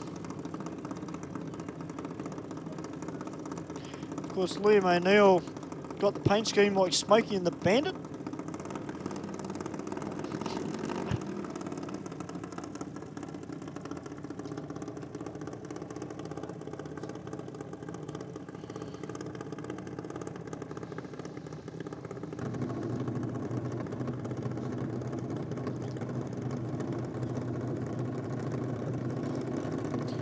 All right, just waiting on both races to move up to the start line.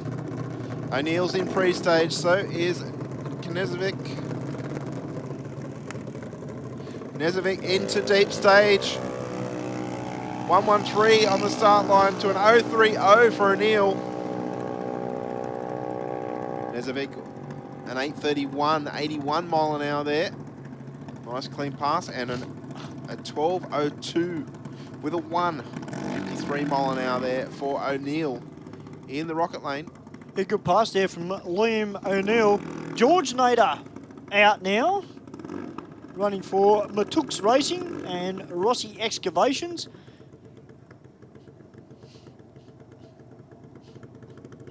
See Joe Princey just helping them out a little bit.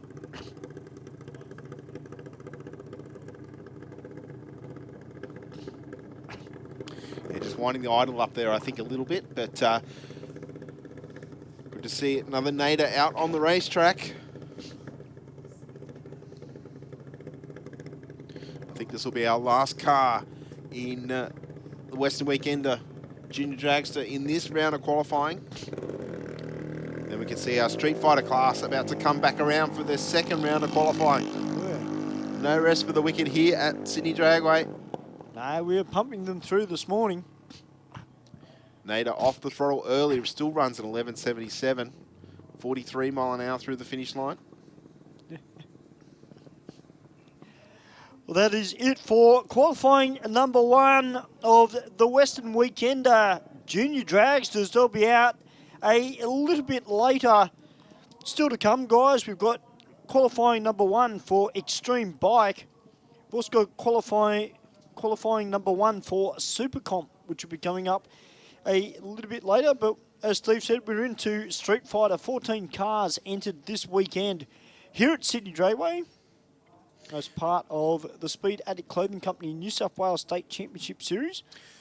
Of course, Stu, and we'd like to welcome all our guests here at Sydney Dragway this weekend, and also those that are watching us on via the live stream at home. If you would like to get out to Sydney Dragway, jump on the track's website, www.sydneydragway.com.au. You can purchase your tickets online. For today, the general admission costs is $25, or age 13 to 16 is $20, or $75 for a family. 12 and under is free, or if you can only make it tomorrow, general admission is $35. Students 13 to 16 is $20, or $90 for a family. Those tickets prices are a little bit dearer at the gate, but obviously the online option is the cheapest. $5 difference across the board for the gate entry prices. So jump on the track's website, www.sydneydragway.com.au, and follow the links to the Gulf Western Oil's Nitro Champs event, and the link will pop up to grab your tickets. Yeah, you don't want to miss out on this event. Of course, I did mention earlier about top fuel being tight at the top. Well, when you got 30 points between Damien Harris, Phil Reed, and then behind Phil Reed, 30 points behind Phil Reed is Peter Zibris, and it's going to be on. It's going to be competition to the max. It sure is, Stu, with points being awarded all throughout the weekend. You know, any sort of gap can be shuffled around pretty quickly. All right, we can hear the screaming 202 of Nicholas Bennett in the Holden Gemini at the moment, going through the burnout procedure, taking on Lachlan McCaskill. McCaskill in the aeroflow lane. He's qualifying session number 2 for Street Fighter. Now, we've got a little bit of a reaction time bonus going on for a number of our sportsman categories, don't we, Stu? And put up by Benny Garrard up here in our production box. He's pledged $500 for the best reaction time across 4 categories here this weekend in racing for tomorrow. And those 4 categories are Street Bike, Street Fighter, Mod Bike, and Super Street. Super Street, yep. Lucky McCaskill goes a 13.25 with a 2 to a 13.25 with a 7 for Nick Bennett, as Wayne Smith from Oakhurst comes out in the HSV Club Sport, and he's about to take on Glenn Garlick in the OG Mechanical Repairs Holden Commodore from Illawong in New South Wales. Both of them got the big 6-litre underneath the bonnet. Wayne been campaigning in this car for a number of years. I was going to say, only 5,000 between the two in the reaction time, Stu. Looks like Smith out in front. He'll take the win, 13.31 with a 104 mile an hour through the finish line, and Garlick 13.34 with an 8 there. Danny Stadelmeyer coming out now in the Greyhound Rescue Ford Falcon. About to take on Sean Dartnell, otherwise known here at Sydney Dragway as Hollywood, the Hyundai i30.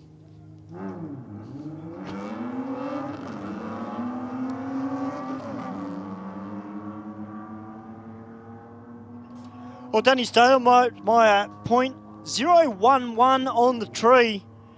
And goes on through with a 13.65 with a 4 to a 16.65 there for Sean Dartnell. Sean, a bit of a red light there. All right, Ben Roberts in the XR8 about to take on Scott Goodinson in the Pro Car Mechanical at Taree Mitsubishi Legnum.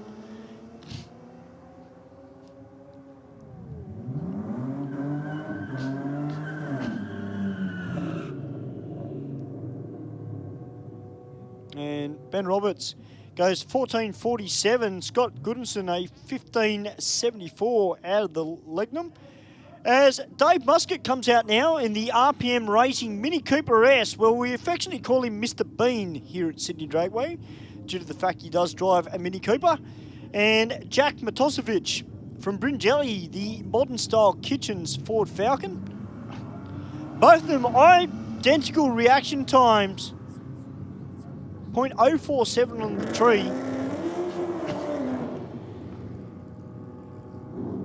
And Jack will run on through with a 14.23 with a 5. And Dave Muscat with a 16.04 at 88 miles per hour in the little Mini Cooper S. Right, Con Esther from Wattle Grove in his XR8 about to take on Don Zammit running for DHL in the VF Commodore wagon.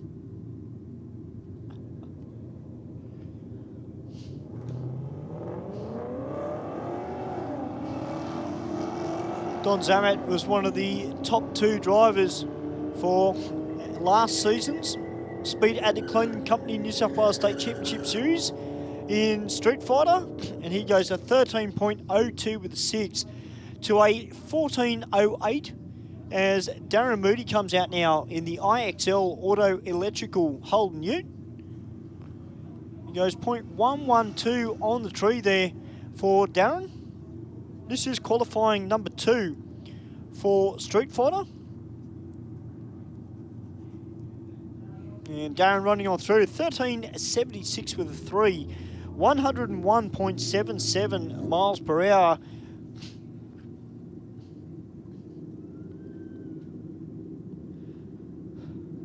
A little bit of fluid that has just come out the back of Darren's car. Might be just a little bit of condensation out of the exhaust, so not too much to worry about. We're about to get back into street bike. This is their second round of qualifying. And we're going to have Greg Hararden on the Minion Racing Kawasaki ZX14 up against Mick Close from Musselbrook on the Close Racing Yamaha R1.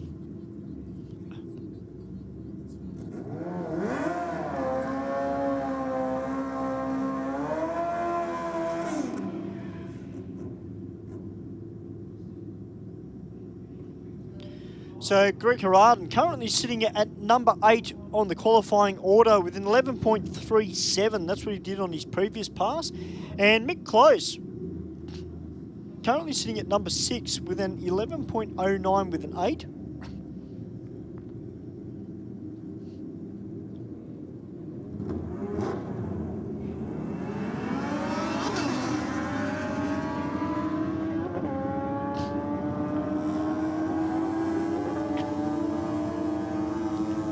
Well, 10.87 with a 4, that's a little bit better for Mick Close. And 11.31 with a 9 there for Greg Hararden. All right, Adrian Watson coming out now on board the Shed-Built Racing Yamaha R6. Currently sitting at number 12 qualifier with a 13.84, but I expect him to go up the order a fair bit on the R6.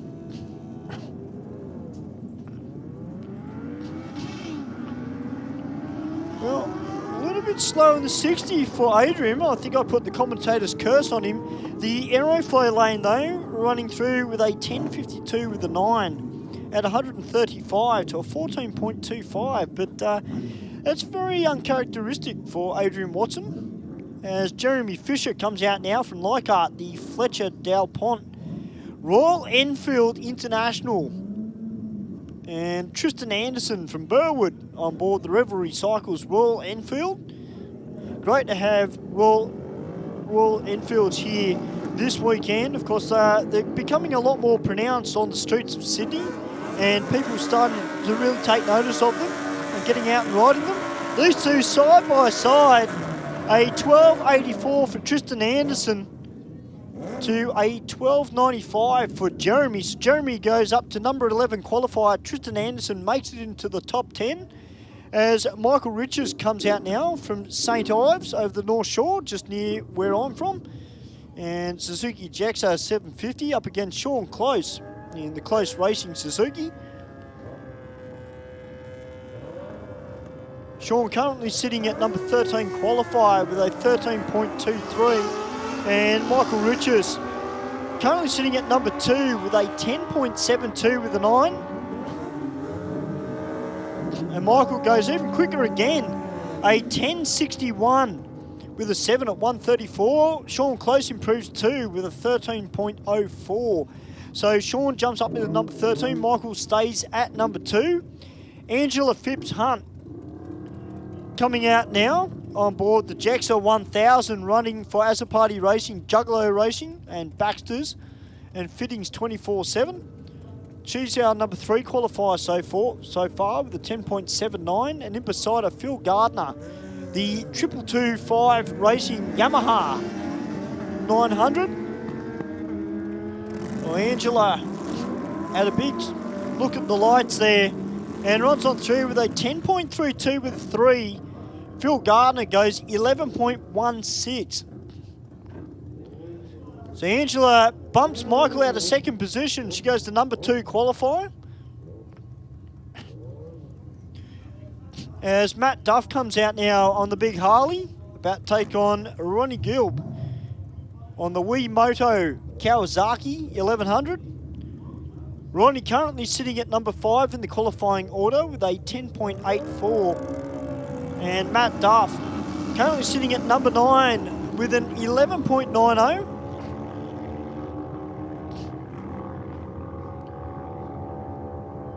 Ronnie improves on his time, as does Matt Duff, in a 10.81 to an 11.81. So Matt Duff goes into number 9 qualifier still. And our last bike that it is on its way out.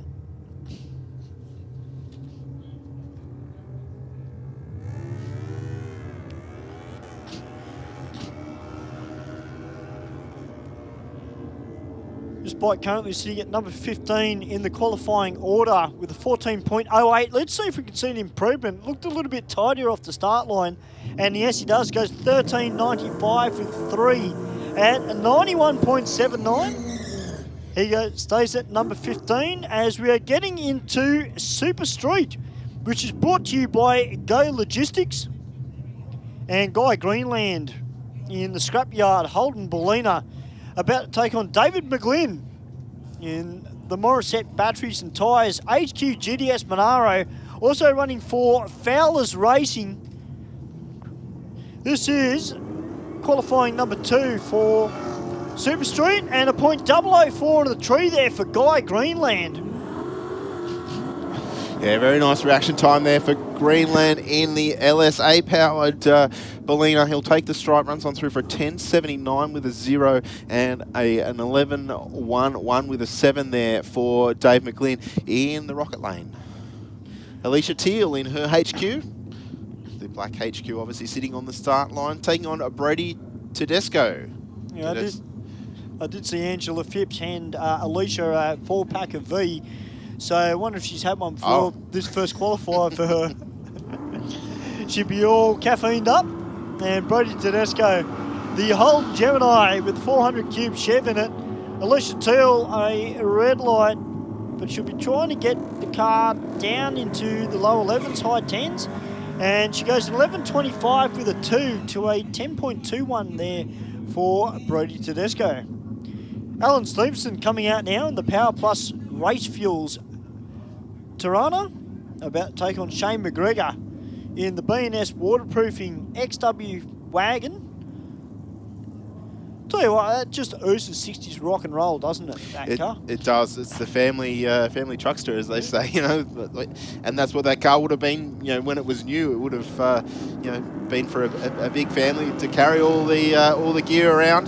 0.39 on the tree for McGregor this time around. 0.83 for Stevenson in the aeroflow lane. Stevenson out in front in the Tirana and will take the win. 11.55 with a 2, 120 mile an hour through the finish line. And McGregor in the Rocket Lane, 12.47 with a 3 at 1.13. Stu? Yeah, Alan's car made a big shift to the right on the hit, almost hit the paint, but managed to keep it off our painted surfaces, thankfully. But good pass from him. Dale Brown coming out now from Warrington Downs in the big Chrysler 300C. And he's about to take on Martin Stevenson in the HQ panel van.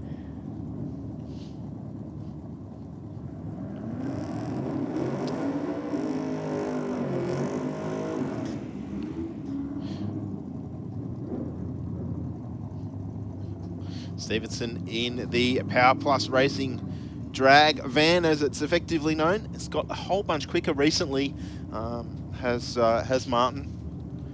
And in beside Dale Brown in the Chrysler 300 SRT, cost us 392 Hemi on board.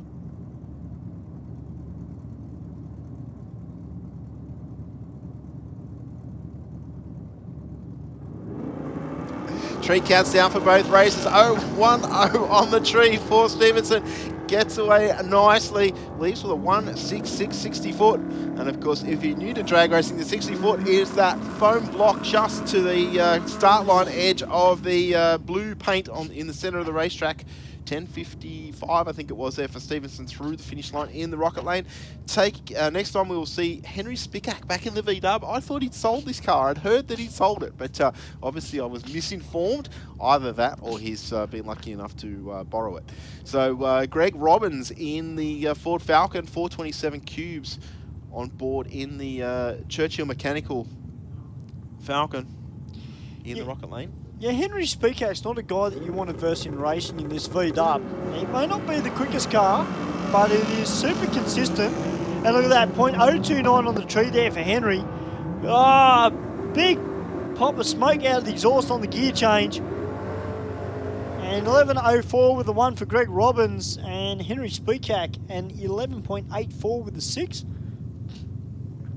As Jim Raptors comes out now in the Go Logistics Tirana SLR. He's going to be taking on Mark Elborn in the 3rd of the Power Plus Race Fuels team, the HQ Ute.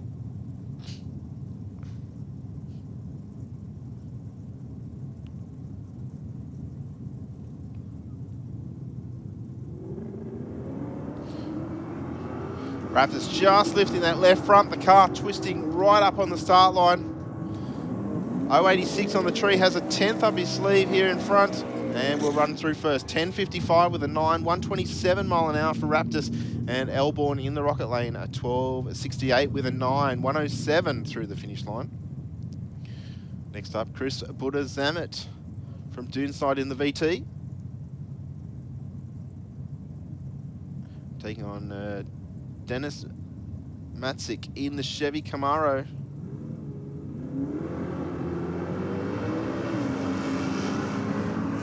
.059 on the tree for Zamet on the red side, as was Matzik. The Camaro will get there first, 10.06 with a 4, 132 mile an hour. To an 11.82 with an 8 at 114 there for Zamet in the aeroflow lane.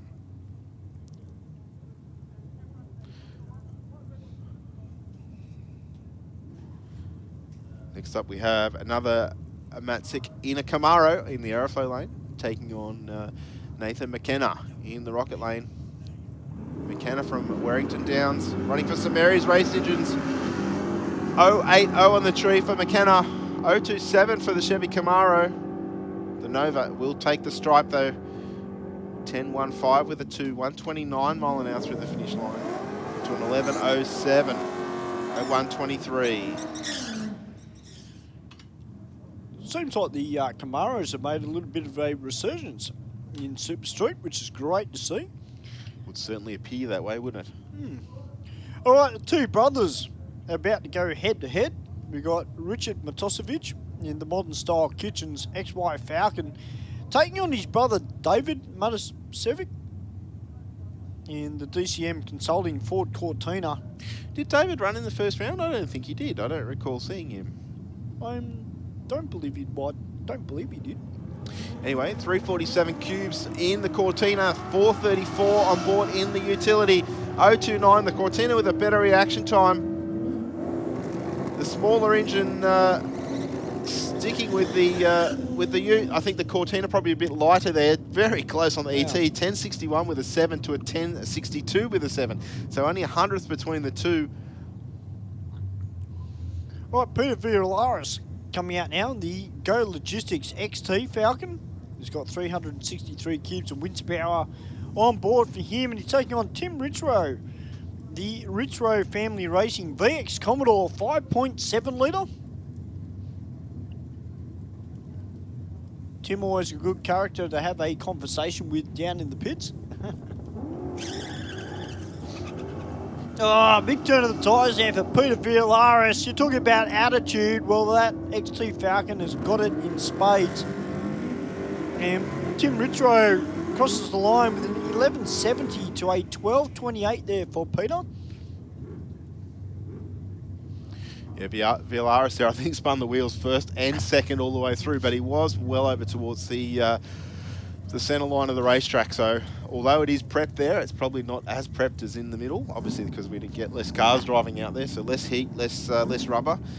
But Emmanuel Kandros from Belmore in the Big H Racing A Civil Ford Capri on the start line, taking on Christine Norbergen in the HQ. 427 cubes of Chevy on board. Running for Australian Crusher Repairs out in front with the Big HQ, and a 1070 at 126 to a 1089 with a 4 at 123. All right, Mark Hopkins, the Hurricane Metal Roofing, Arthur Johnson Engineering, Holden Tirana, about to take on Bruce Ritchie from the ACT in the big Chevy Belair. That 572 cube big block is going to be needed to be put to good use because Mark Hopkins is a very tough racer and super consistent within this class. Hopkins away with an 090 green light. This car only 312 cubes on board, but I tell you what, it is damn fast. Runs through for a 1087 with a 4, 122 mile an hour through the finish line to a 1090 at 125 there for Bruce Ritchie in the big Chevy. We've got a battle of the Northern Beaches now, Steve. We've got Luke Griffiths, otherwise known as Tex, in the Plymouth Satellite. Of course, the Tex Automotive down at Brookvale in Sydney's Northern Beaches, and he's taking on Raphael Perry, the Top Form Concrete SS Ute. He's also from Narrabeen, which is just up the road from Brookvale.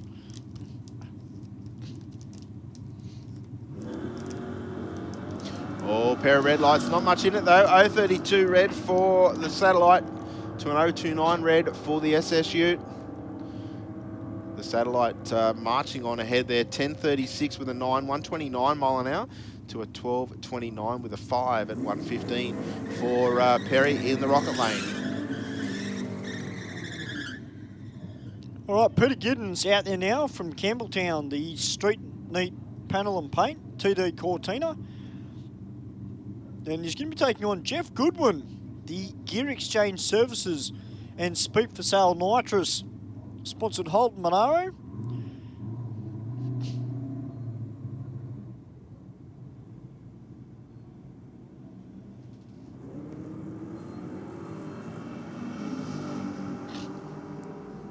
Well, Peter out of there with a .079 reaction time, 1.67 in the 60.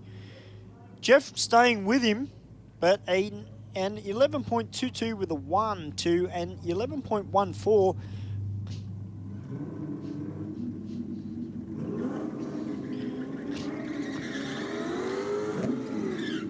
We'll see how...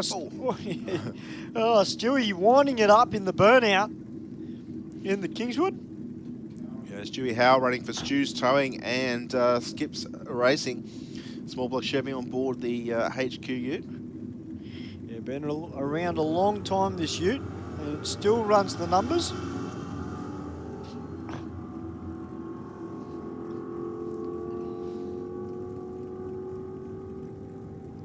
Winding it out the back door, 11.53 with a 120 mile an hour there, Stuart. I think that concludes our Super Street qualifying session, round number 2 here this weekend for Go Logistics. We're about to get underway with some motorcycle action.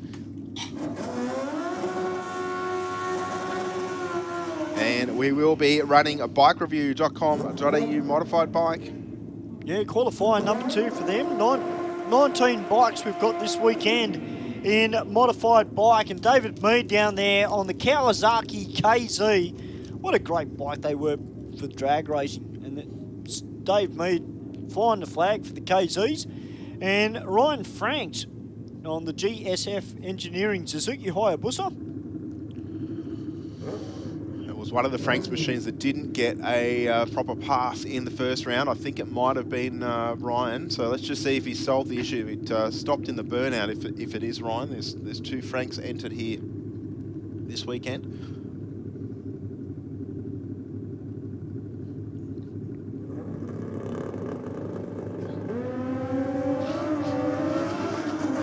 Mead's bike moving around a little bit on the drop of the clutch. 0.62 on the tree. Mead has got to 3/4 track and now rolling a 10.54 with a 5. 143 mile an hour for Franks. And Mead an unrepresentative at an 11.81. Yeah, maybe just saving the bike a little bit there. Was quite a decent reaction time, 0.034 on the tree. Travis McCleverty on the C-Class modified bike. He's on a 750cc Suzuki GSXR. And he's going to be taking on Thomas Stonham, otherwise known as Casper, running for Sydney Random Rides and Suzuki Hayabusa. This is a great story. Both Michael that we saw earlier from St. Ives and Street Bike and Thomas, those guys part of Sydney Random Riders, thought, you know what, we want to come out and have a crack at drag racing. So they came out to our off-street drag meets here every Wednesday night, got hooked, and now they're running in the Speed Addict Clothing Company New South Wales State Championship Series.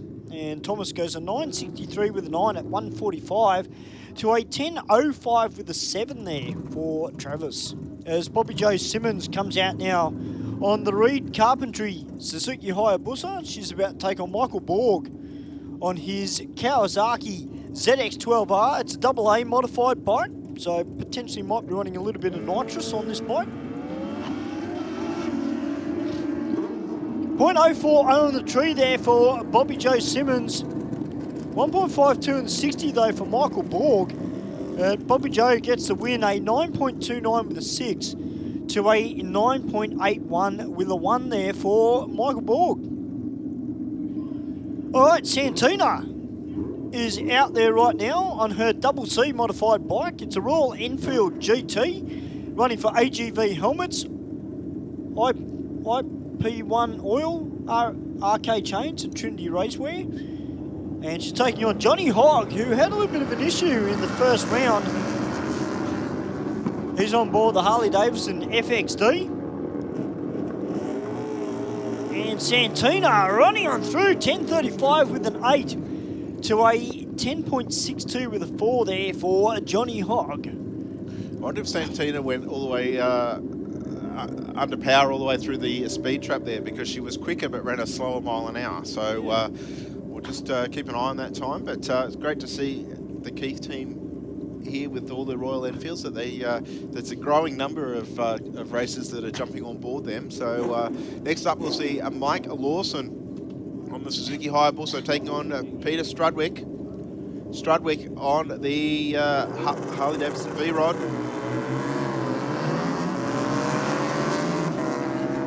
Lawson way over towards the centre line now. Brings it back to the centre of his lane and gets there first. 9.67 with a 0. 147 mile an hour through the finish line to a 9.54 with a 2 at 139 there for Strudwick.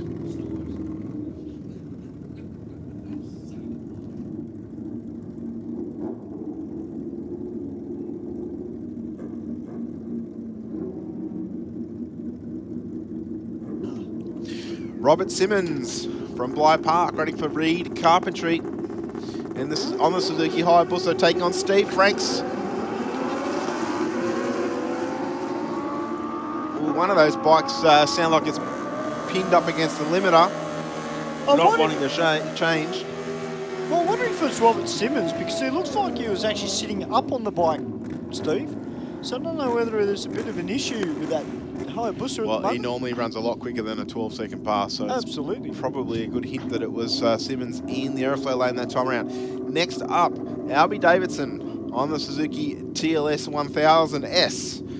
He's in the aeroflow lane for All Care Car Servicing. And Mark Davies in the rocket lane on the Suzuki GSXR.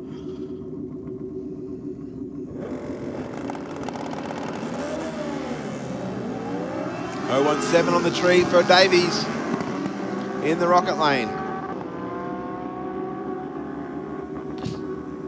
And we'll run on through for a 9.63 with a 3, 141 mile an hour. And a 10.96 with a 9, 129 mile an hour there for Davidson in the airflow lane. All right, Ian Hill coming out now on board the Pensioner Racing Honda CBR 1000, about to take on Dean Jamison from Casterton, Victoria, the Casterton motorcycle Kawasaki ZX-9R.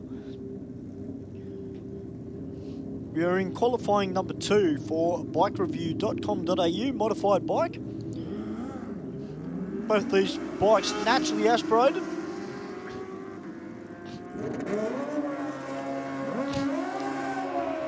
.088 for Dean Jamison, but Ian Hill runs on through with a 10.23 with a 9 to a 10.35 there, as Sean Ricketts comes out now from Castle Hill on board the Kawasaki ZX-12R. Had a little bit of an issue in the first qualifier. He's up against Lucas Nago and the A&M Stonemasons Jexa 1000. Sean Ricketts just getting himself settled.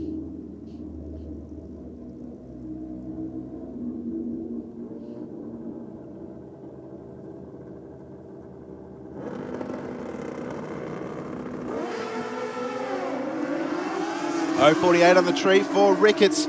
Nice launch this time around. 145 to the 60. Nigon staying with him. 932 with an 8. 143 for Ricketts in the aeroflow lane to a 932 with a 9. There's only a thousandths between them across the finish line, but in reality it was a bit over a tenth because of the reaction times. But Nigo there, a nice pass in the rocket lane also. All right, guys, well, that's it for qualifying number 2 for for modified bike, sorry. We're getting into extreme bike. And these are some pretty wild machines. Tony Frost down here in the aeroflow lane on board the Four Square Group Suzuki GSXR. And he's running for TBR Racing and Ballistic Race Products. And in beside him is Brant Gilliver on the Mick Hone Motorcycles Suzuki GSXR, also running for Extra Soy Candles. Great class, this one, extreme bike.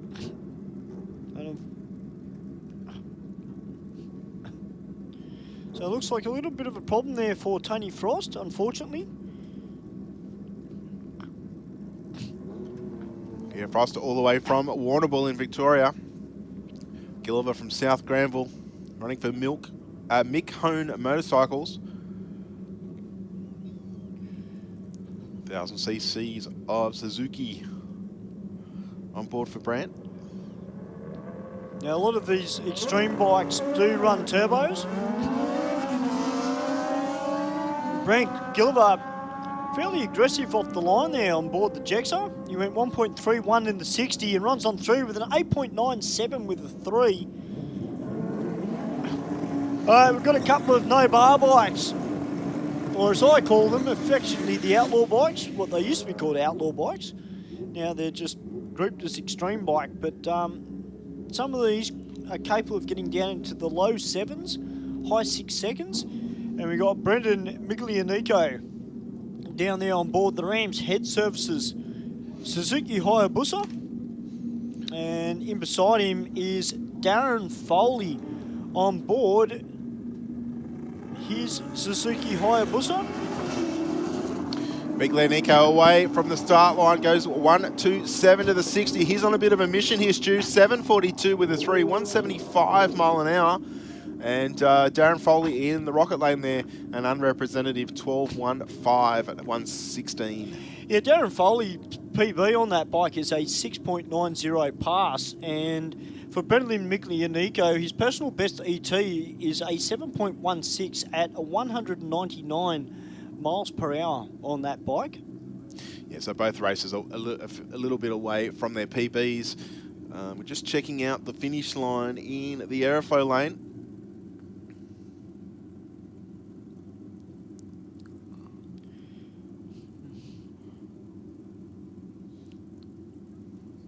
Didn't see any smoke or anything from the bike as it went across the finish line, but that doesn't mean that there's not anything there. So we have track officials spotted all the way along the racing surface and the braking area here at Sydney Dragway, just to keep a watchful eye. All right, given the all clear. Going through the burnout procedure now will be Cherie Buggy in the 666 Race and Customs Suzuki Hayabusa from Bungendore on the way to Canberra. Yep. Taking on Diana Azzopardi on the Azzopardi earth-moving Suzuki Hayabusa.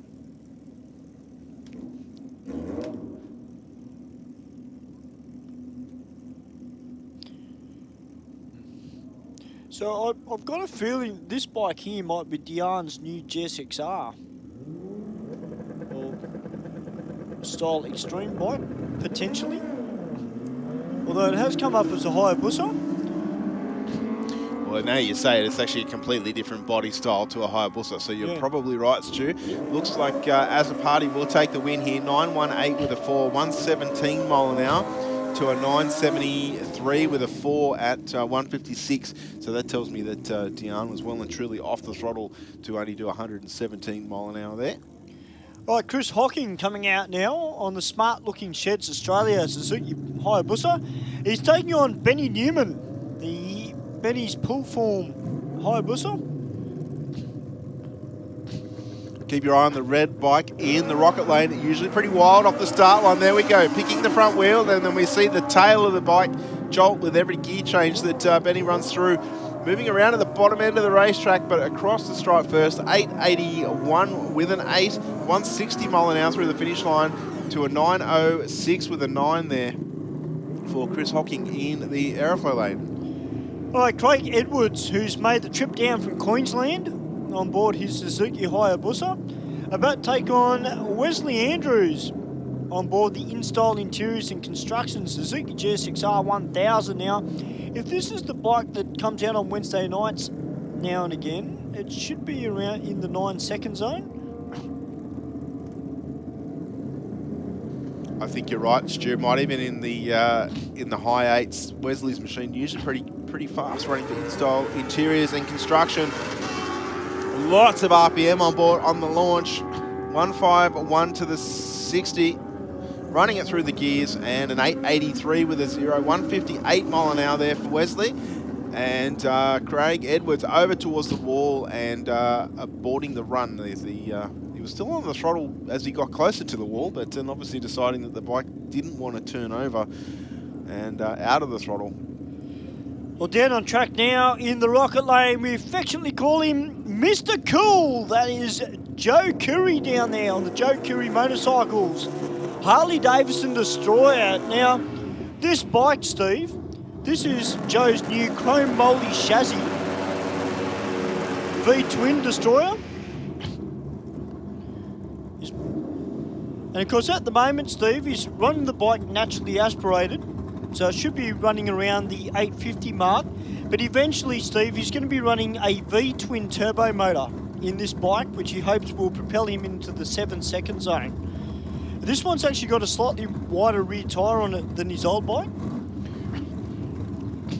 Well, to the naked eye from up here, it looks identical, but obviously he's built the frame to accommodate a slightly bigger tyre. Obviously there are probably tyre limitations perhaps in extreme bike, although as I look across at the Edge Malice machine, it's got quite a big size tyre on it. It looks more like a comp bike. Yes. This one of Edge Malice.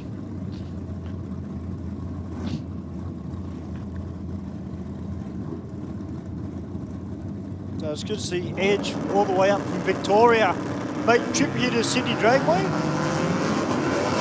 And Joe Curry, 0.015 on the tree. Edge Malice chasing him down. But Joe will get there and goes an 8.83 with a 4 to a 9.03 with a 1. And that is it for qualifying number 1 of Extreme Bike. We're getting back into qualifying number 2 of Super Sedan. And we've got Tony Tedesco from Deer Park in Victoria, racing his 400 cube small block Holden Chimera, as you're taking on Peter Felametto from Seaford Rise in South Australia, the PBM Earth Moving XY GT. 598 cubes of forward power on board.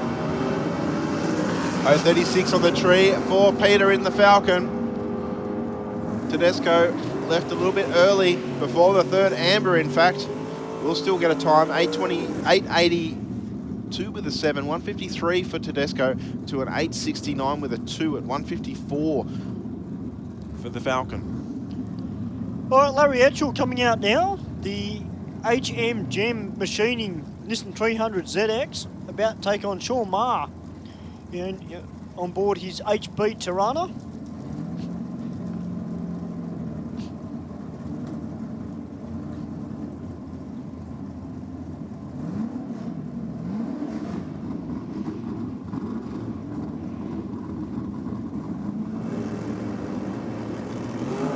$37 cars this weekend in Super Sedan if you've only just joined us.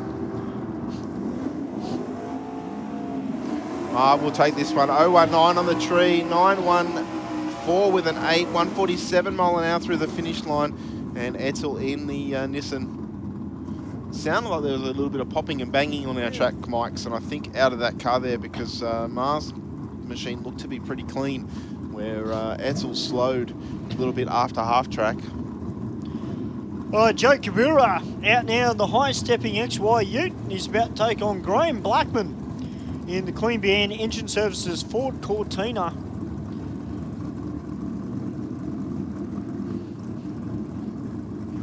The Kabura team pretty happy after their first qualifying run.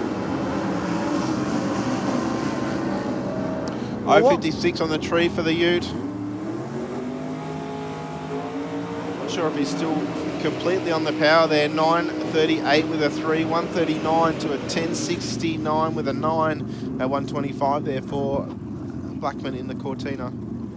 All right, Dale Hartier-Law coming out now in the Prestige Air and Electrical 85 Ford Mustang. About to take on Robert Cardham on board the Speed Pro and RK Carpentry XE Falcon.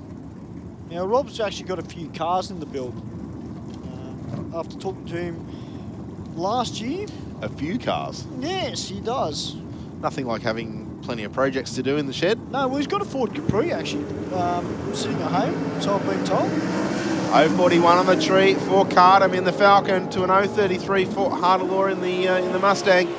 Looks like Hartier-Law's out in front, 857 with a 2, 157 through the finish line to an 890 at 152 for the Falcon in the airflow lane. Michael Little coming out now in the LJ Tirana, about to take on Andrew Little in the 67 Chev Camaro.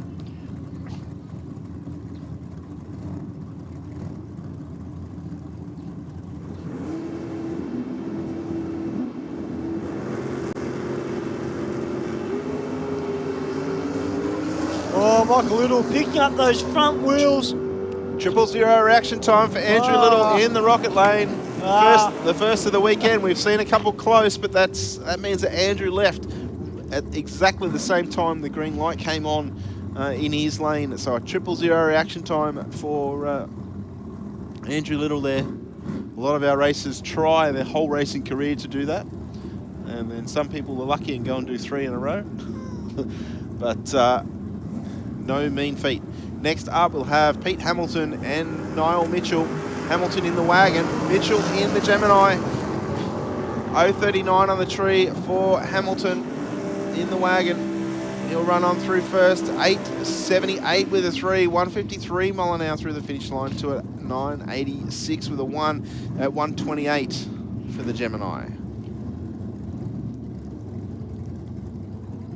All right, Naomi Lideller coming out now in the Pontiac Firebird, about to take on Victor Sologianis, who's running for K&A Race Engines and Pro Trans Performance. Lideller in the Rocket Lane, running for BNS Waterproofing, Penrite Oils, Scorpion Racewear, West End Performance, and Craig's Automatics. She's away with a 1:49 reaction times, probably a little bit slow for her liking, but a 0.004 for Victor in the Tirana, and a 9.32 with a 2, 1:44 for the Tirana. Takes the win to a 9.31 with a 2 there. Oh, Joe Zammit coming out now in the VL Commodore 383 Cubes Chev. Oh, sorry, Holden Power on board for him. And in beside him, Chelsea Smith in the supercharged LS powered VP Commodore. Ah, look at the chassis twist for Chelsea. Talking right up there for the Holden Commodore, the left front. Still almost dragging the right rear bumper corner on the ground nearly the whole way down the quarter mile. A 10.31 with a 6 at 150 mile an hour there for Chelsea. That's what we like to see in Super Sedan. A little bit of attitude out of the cars. All right, Jim Denaro, the wily veteran, out there in the Ford Cortina, up against John Pellis from Hastings in Victoria in his HQ.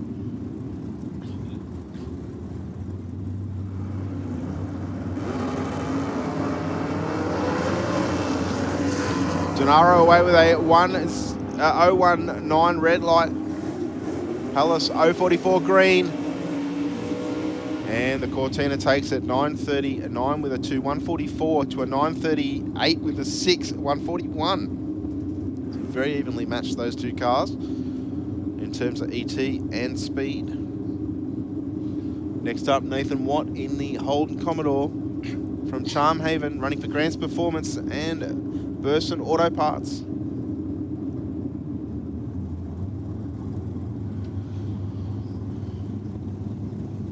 Yeah, Nathan spending a fair bit of time yesterday prepping the cars for this weekend's event.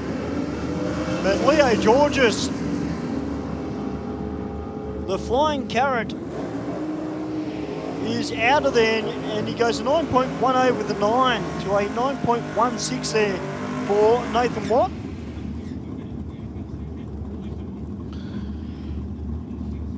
All right, Thomas Campbell from Summersby, New South Wales, running for Final Trim Excavations in the VL Commodore. 406 cubes of Chevy on board this very nicely presented VL. In beside Rex Webster from Medowie in the Hunter region, New South Wales. In the Austin A40, 540 cube big block on board. Campbell moving over towards the centre line on the hit. 003 on the tree for Webster though. Pretty close ET-wise across the finish line. 9.45 with a 6, 139 mile an hour for Campbell to a 9.47 with a 2 at 1.43 for Webster in the Rocket Lane. All right, Ernest Hudson with a Toyota Celica with the nitrous-assisted Cleveland. New combination on board. He had a little bit of a pop halfway down the track on his previous pass, so we'll see how the car performs on this second qualifier. He's up against Robert Moore in the big Chevy Nova, and a big puff of smoke out the back. Fluid or something out of that car, and Ernest doing the right thing, moving over to the wall. There's all sorts of stuff out of the back of that car. Rob Moore in the meantime, 9.77 with a 7 at 139 miles per hour. Yeah, but a fair bit of fluid. As soon as hit the throttle on that big puff of black yeah, smoke. there was some flame, also like a misfire, but I guess the nitrous oxide can be a little bit of it works really well when everything's on song, but as soon as you have an issue with timing or ignition or anything like that, it goes wrong very quickly, and you're spraying, you know, a chemical in there that when it's ignited is meant to ignite with fuel, obviously, and if the timing's off on the ignition, yeah, it can get pretty messy pretty quickly. Yeah, so that's a bit of a shame there for Ernest Hudson. Been away from the track for a little while, and not the way that you want to start your weekend.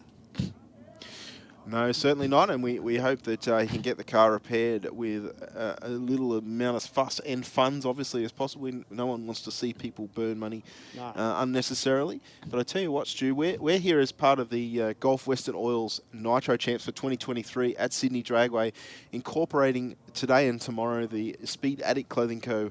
Championship Series for all our sportsman categories, which we're in the pleasure of viewing right now. But I tell you what, we're going to throw it to our big screen here at Sydney Dragway for a few words from some of our sponsors, and we'll be back with you very shortly. We've always had a few cars. They're all special. The T-Bird. Oh, that's mine. The Combi for when we want to get away. The XR8. It's going to be a classic. They're all insured with Shannon's, We've also got Shannon's Home and Contents cover, which helps protect our automotive collectibles, tools and memorabilia in the home and garage. If you're motoring enthusiasts like us, it's got to be Shannon's. Shannon's, insurance for motoring enthusiasts. Call 13 46 46 for a quote. Aeroflow Performance provides a wide range of high-quality performance products for racers, street machines and hot rodders. From fittings, fuel system components, intake solutions and even turbocharger systems, you can see it all at aeroflowperformance.com. Stay informed, up to date and entertained thanks to Para News. Para News is Parramatta and the Cumberland area's leading free and local newspaper, delivering the best content from on-the-ground journalists and providing businesses with direct access to potential customers. News, sport, entertainment, puzzles and so much more. Para News really is the heartbeat of Parramatta and Cumberland, and it's out every Tuesday. Get your free copy at selected locations in the area or check out paranews.com.au. The Gulf Western Oil Nitro Champs is back at Sydney Dragway on May 6 and 7. See 12,000 horsepower up close and personal at over 500 k's per hour. The Gulf Western Oil Nitro Champs. Tickets and info at sydneydragway.com.au. Kids under 12 free. Atlantic Performance Oils are an Australian-owned and operated company specialising in the production of specialty and everyday lubricants for use in a wide variety of applications. Manufactured in our state-of-the-art facility at Ingleburn, we cater for everyday drivers and heavy transport, earth-moving and industrial applications including hydraulics, and agriculture and mining. We also manufacture a wide range of grease, coolant and gear oils to suit your needs. So visit atlanticoil.com to find a distributor near you for Atlantic quality products. Introducing the brand new aeroflowperformance.com, featuring a new powerful search function to provide more relevant and accurate results. The new and improved menu increases speed and ease of navigation. Once you've found the right products, you will also find important information and specifications for your selection. Then, simply add to cart and proceed to checkout. Your Aeroflow Performance products are only a few secure clicks away. Try the new aeroflowperformance.com today.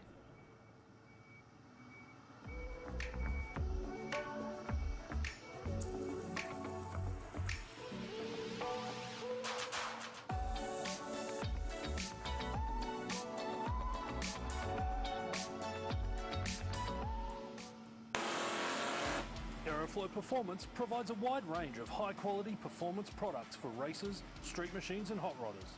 From fittings, fuel system components, intake solutions and even turbocharger systems, you can see it all at aeroflowperformance.com.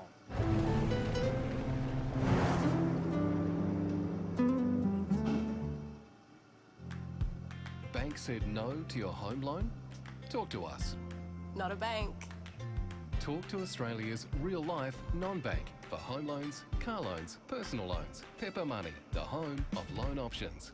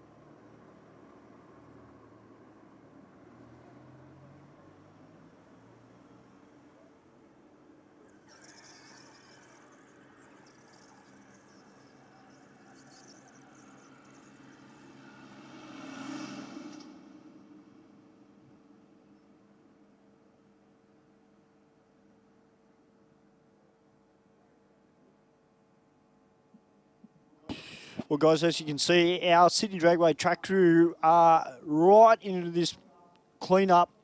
We've got the tractor out there, and our track crew just putting down a few thinners just to mop up just a few little spots and just make sure we're safe to get back to racing.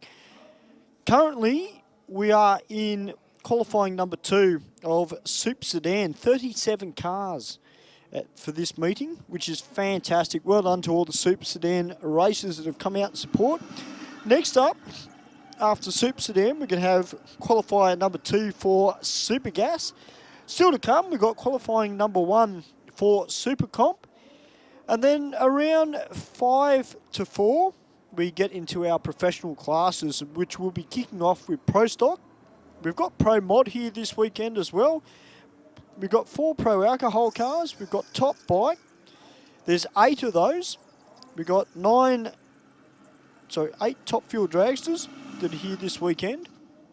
And just want to say on that subject of Top Fuel Dragsters, just to down in the pits, Kyle Putland, first of all, mate, like to welcome you and your team here to Sydney Dragway. It is fantastic to have you over here as part of the Burson Auto Parts Top Fuel Championship here at Sydney Dragway for this round.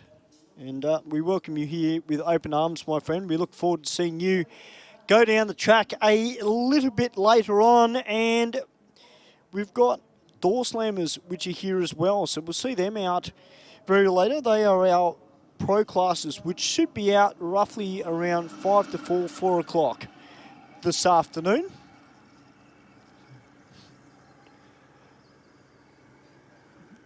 So we won't be too far away, guys, hopefully, from getting back to racing.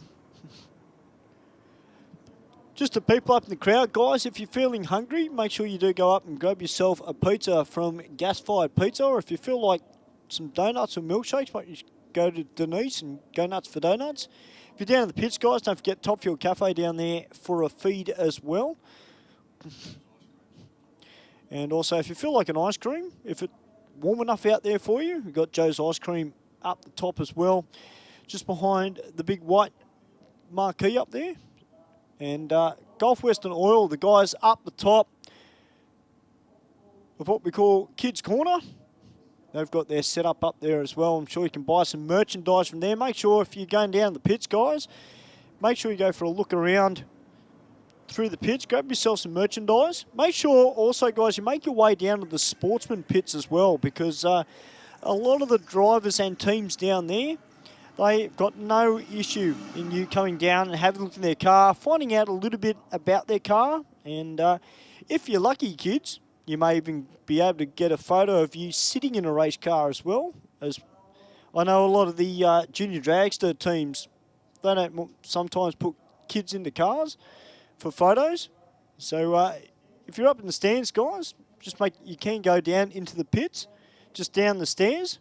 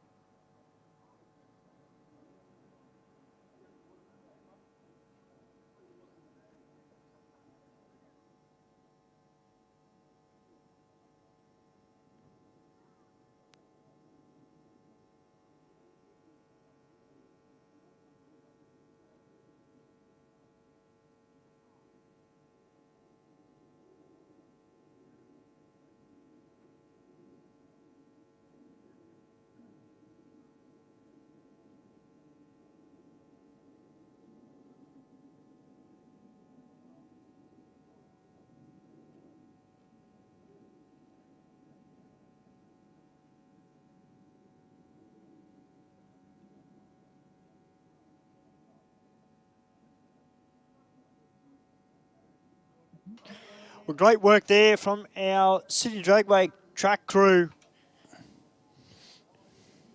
And a big thank you to Ernest Hudson as well, because doing the right thing, pulling it straight over towards the wall. Yeah, 100%. He could have easily rolled down the centre of the lane and spread that fluid all the way and left a lot bigger cleanup for our team to attend to. But that's a thinking driver right there. So we hope that he's able to get the car repaired in due time and get back to racing here at Sydney Dragway. We're not too far away from getting the fire-up signal for the remainder of qualifying session 2 in Super Sedan. You're here at Sydney Dragway as part of the Gulf Western Oil's Nitro Champs for 2023, incorporating the New South Wales Track Championship supported by Speed Addict Clothing Co. And if you're currently at work listening to us on live stream or watching us live stream, we've seen a few people post in on the stream this morning, and you want to head out to Sydney Dragway, jump on the track's website, www.sydneydragway.com.au. You can grab your tickets online. They're a little bit cheaper to get them online than at the gate, but suggest that you do that because the crowds last time we had Nitro in the house was a sellout. Oh, it was insane. So and we're certainly looking forward to it. The weather at the moment is absolutely fantastic, and that's what we're expecting a carbon copy for tomorrow as well. And we've seen a few PBs already here today, and we're only halfway through today's proceedings, and we're not too far away from seeing the first of our professional series categories kicking off, predicted around 4 o'clock this afternoon with Pro Stock. We've got Pro Stock, Pro Mod, Pro Alcohol, Top Bike, Top Fuel, and Door Slammer as well. Yeah, just down to the pits this morning, actually, on the subject of Pro Mod, had a quick chat with Jeremy down the back there with his Camaro. Yes. And, yeah, they're ready. He said he's looking forward to getting out on track. He said the conditions out there, he can't wait to get on track. So well, that car has been fast out of the box. That car was super quick, and it's only got more and more consistent the more that he's raced it. And we hope to see a very good show, or expecting a very good show from all our professional categories here this weekend. We've got 8 Nitro Top Fuel motorcycles entered, and we've got 8 Top Fuel dragsters as well. So I suggest make every effort to be trackside here at Sydney Dragway from around about 4 o'clock this afternoon onwards, and also tomorrow if you can. As I said, get your tickets online and come and join the festivities here at Sydney Dragway this weekend. On track now, we've got Dean Giddens in the Ford Cortina taking on Brett McNiff in the VG Valiant. 034 to an 032. Wow. The Cortina slightly better by 0.02 off the start line, but McNiff will stretch away in the Valiant. 909 with an 8, 148 mile an hour through the finish line to a 991 with a 7 at 134 for the Cortina. All right, Lou Palumbo out there now, the Fairfield Mobile Auto Electrics Holden HX, running a little bit of nitrous on board. He's taking on Peter Zakenis from Yaguna. The BK Race Engines XY Falcon. I've seen Billy around the pits with numerous cars. Got plenty of engines in cars this weekend. Again, we've paired the colours up on the start line. Ford versus Holden. Palumbo had some issues leaving the start line on his first qualifying run this morning. Let's see if he can tidy the tune. Oh, again, it's blazed the tyres. Both cars have a bit of a pedal. Zakenis rolled out of the throttle. Palumbo a 999 with a 3 at 129. Next up, we'll see Harry Plassis in the Blue Falcon taking on Dave Gruber in the Holden Tirana. Gruber running for Specialised Towing and Queanbeyan Engine Services.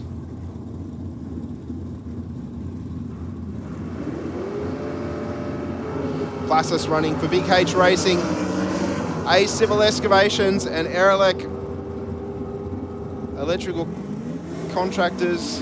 Both cars locked together, 902 with a 9, 152 there for Plassis through the finish line, and Gruber 926 with a 0, 145. All right, Zach Nasevic from Narra Warren in Victoria, the Addicted Performance Ford Capri.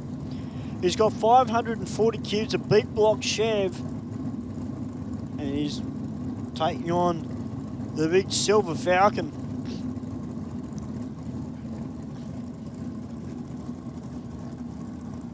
Simon Bonello in the Rocket Lane, Stu. Yep. A very quick Falcon. The Capri got monstrous tyres under the back of it. 540 cube, big block on board for him. Nice launch, 130 to the 60 for the Capri. Stretching the legs now, and we'll run on through for an 870. 134 mile an hour through the finish line, and Bonello in the Rocket Lane, 952 with a 5 at 144. So big speed out of the Falcon there. Yeah, the little Capri though, beautiful off the start line. And Nathan Cowie out there now in the Suzuki Mighty Boy, about to take on Kerry Stewart in the Profection Automotive and Cackling Pipes Photography Austin A40.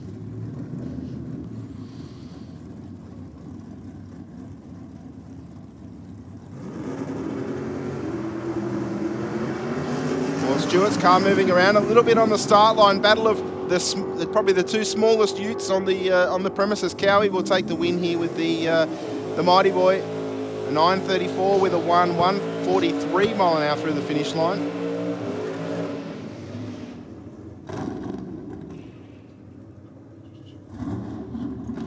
And Stewart's time disappeared pretty quickly from our timing screens there. Joe Brasinio from Victoria.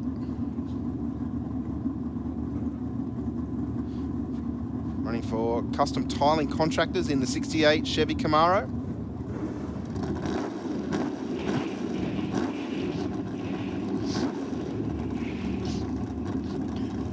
All right, Joe Bresciano. Bresciano, there we go. Thank you, Stu. The 68 Chevy Camaro.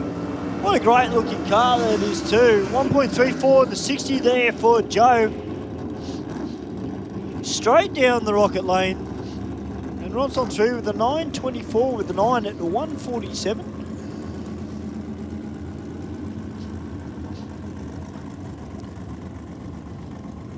All right, looks like we are into Super Gas. That's correct, a bit of fixed index, a 990 Pro Tree action. We've got Greg South in the Rocket Lane. He's in the purple LH Tirana, taking on arguably one of Sydney's toughest super gas racers in Joe Catanzariti in the Pontiac Firebird. He's the current #1 qualifier. He's gone 14 thousandths too fast for the category. Of course, these racers looking for a 9900 or slower. Yep.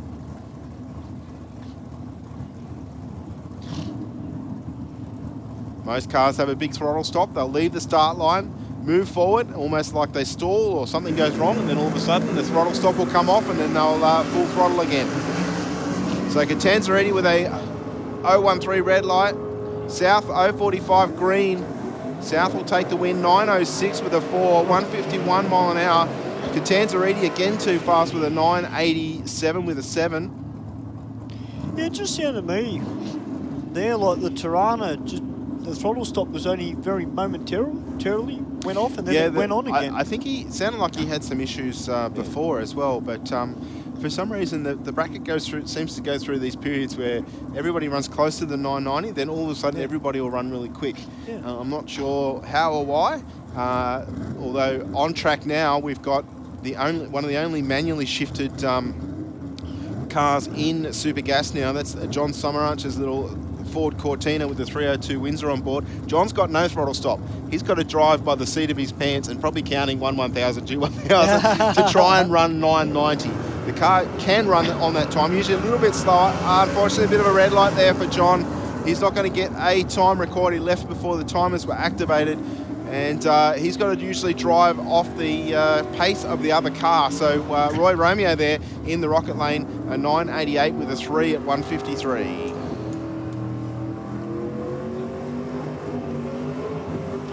Jordan Spencer out there now in the SAS Motorsport 63 Chev Corvette Roadster, taking on Vince Panetta From Narrowena, the straight line paint and panel, Alex Tirana.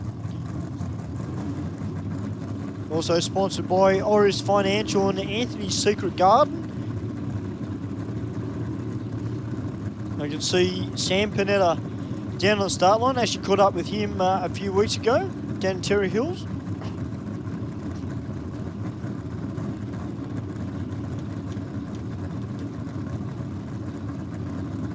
Now these two raced each other in the first round of qualifying. We saw an 8:31 out of Spencer. So got a fair bit to slow down in that Chevy Corvette. 006 red on the tree. The reaction times do not matter at this point in time. 9:76 with a 2. He's getting there, but still got a fair way to go. 9:82 with a 1 there for Panetta. He's actually gone faster. Yeah. That concludes Super Gas qualifying session number 2. We're going to move into Modified Eliminator, and we've got Jenny Petrie in the Aeroflow lane in the Fiat Topolino, running for St Mary's Engines, Mix Metal Roofing, Craig's Automatics, and Penrite Oils, taking on Stephanie Heisman. Heisman in the T-Bucket Altered. Yeah, big set of rear tyres on the back of that car, Stephanie's. Actually, when I first saw that car, and for a lot of people when they first see it, they actually think it's blown with a big injector hat hanging off the top. Yes, that's right. It's got the an injector hat typically to what you would see on top of a supercharger, but it does not have a supercharger on board, but it's got 509 cubes of big block Chev underneath it. So the car is pretty quick. Well, you can't miss their backup person, can you? No, With no, the, certainly with the big skirt on. pretty bright tutu there.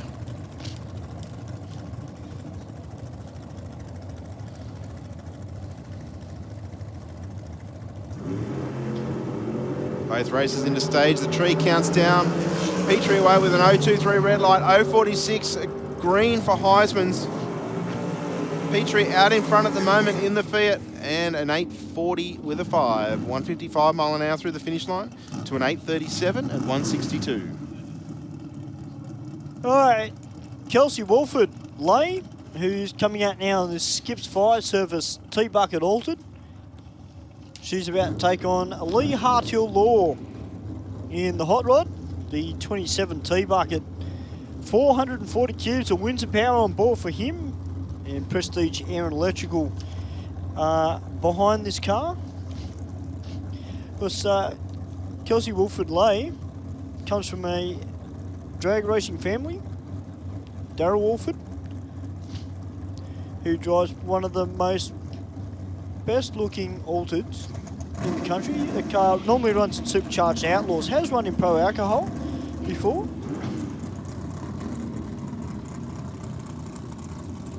One of the great things about this class, Stu, is it's dial your own. So like all of our sportsman categories other than Super Gas, the racers are qualifying to allow them to pick a dial in which will give them their handicap for their racing tomorrow. So you want the car to be nice and consistent, makes it easier to pick that dial in.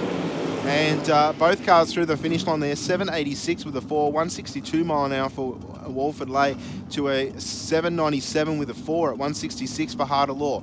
So as I was saying, every racer in this category and all of our sportsman categories other than Super Gas, they want to run 3 consistent runs here in qualifying. So come tomorrow, to give you an example, if you're in a modified dragster and you run 650, and I'm in a front engine dragster that runs 750, I nominate the 750 dial in based on my qualifying times. I can pick whatever I want, but obviously you want to run as close to that, pick a time that's as close to the car's capabilities given air and track conditions, time of day, etc, etc. The idea being, Stu, when we race each other, I will leave the start line 1 second before you do, and you have to chase me down. That's right. In theory, we are neck and neck at the finish line, but what is usually in a lot of categories in sportsman racing, the determining factor is the reaction times. And that's why you hear Stu and I bang on about them so much, because they are so important. Not so much at this point in the race weekend where we're only qualifying. The driver could sit there for 20 minutes if they wanted to. It's not going to affect their time until the beam is broken and sets the timer to start. But it's important to get your eye in. 003 red there for Adriana cartilage and runs through for a 7:05 with an 8. And CJ Davies, an 8:22 with a 7. He's only got 385 cubes of small block on board. However, he does a great job in that front engine dragster. All right, next up on track, we got Jess Turner from Epping in Victoria, the ETS Race Fuel Spitzer dragster.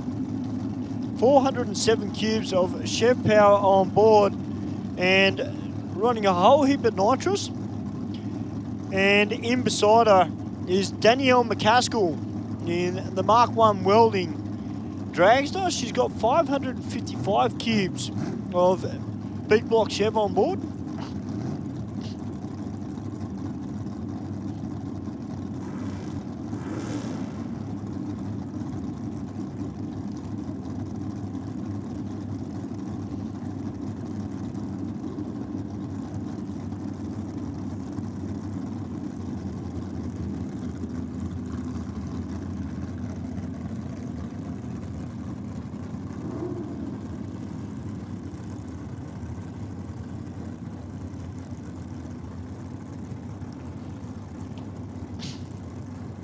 All right, Jess Turner and Danielle McCaskill just about to bump into stage. Well, 0.993 in the 60 for Jess Turner. And runs on through, goes a 665 with a 1 at 199.5. Ladies and gentlemen, put your hands together. Great run there from Jess Turner. Alison Stewart coming out now in the Aeroflow lane in the LA Racing Lubricants dragster. And she's about to take on Peter Carlton in the front engine dragster, sponsored by Swale as well as the Riverview Island Wedding and Function Centre. Also sponsored by Maxville Mowers and Auto Centre, and also Number 1 Engineering.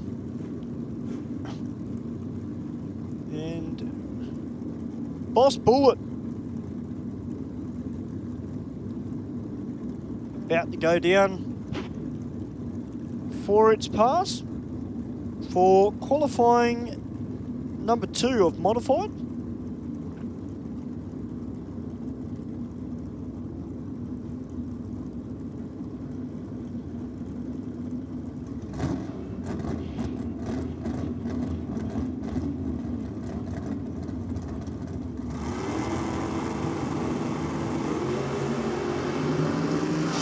Well, 0.023 on the tree there for Alison Stewart.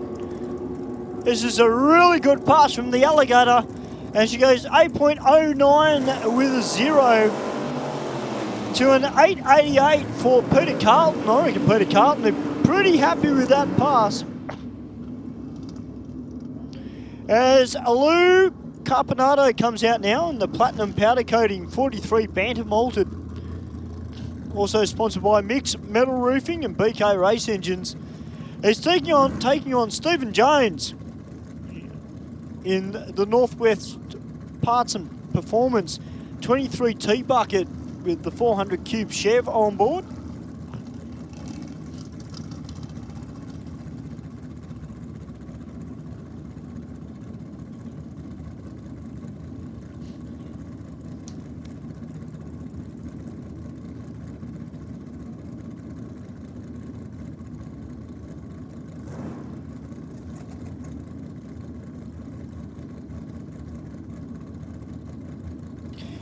I'd like to say hello to everybody that is watching online that couldn't make it here to the track, whether you're overseas or around Australia. Welcome to Sydney Dragway. We are currently in qualifier number 2 of modified. And Lou Carpinato from Mariella here in New South Wales. It's got 648 cubes of Donovan power on board. This engine's actually had a refreshen up. Mick's actually hoping to go a little bit quicker in this car than it has done previously. And Stephen Jones in the AA modified altered.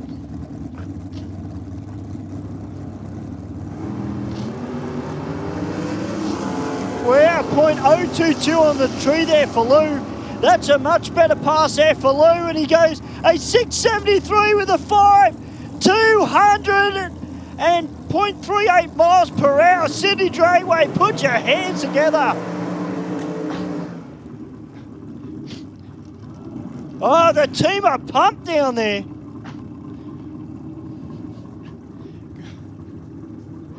Great stuff there from Luke Up, and great drive there. Wow.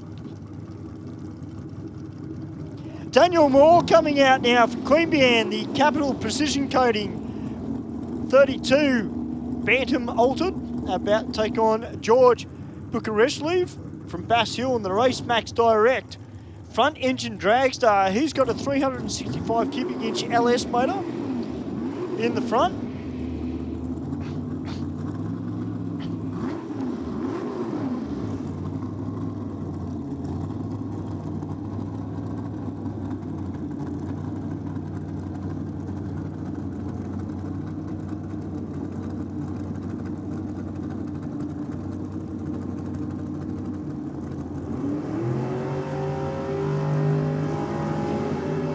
All right, George Bukareshlev, 0.023 on the tree.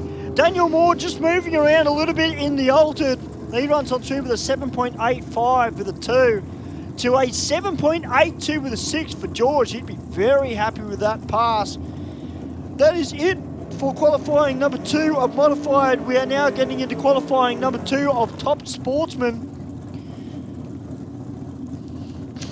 All right, battle of the red cars and the Heismans on the start line. We've got Tony Heisman in the Aeroflow lane. He's in the Chevy Camaro, 632 Qs, a big block Chev, taking on John Heisman in the XY Ute. This one, at least one turbo on board. We can hear it leave the start line, and we could hear it, not so much that burnout, but the previous burnout, we could hear something spooling up.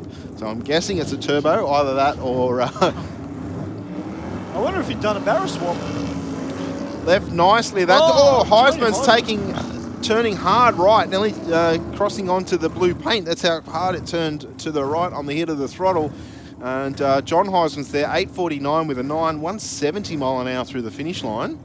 Well, just where that right wheel was actually staged, Steve, it was actually off right centre of where most of the cars have been staging. So I don't know. So you think he was a little bit over towards, Yeah, closer to the line, yeah. centre line of the racetrack. Yeah. So where that tyre might have been sitting in the middle of the tyre tracks, but it still turned to the right, which tells me that the left tyre didn't get the traction. So, which does make sense with what you're saying, Stu. Ah, that's what we're talking about. Supercharged 400 cubic inch Chev power for the Hypernova. That's David Whitmore in the Grants Performance Chevy Nova. Also sponsored by Burston's Garage and Power Plus Race Fuels. And in beside him, Joe Gadolari, the oil store VL Commodore. Also sponsored by Culture Inc. Tattoo, Exclusive Industries and Exclusive Transport.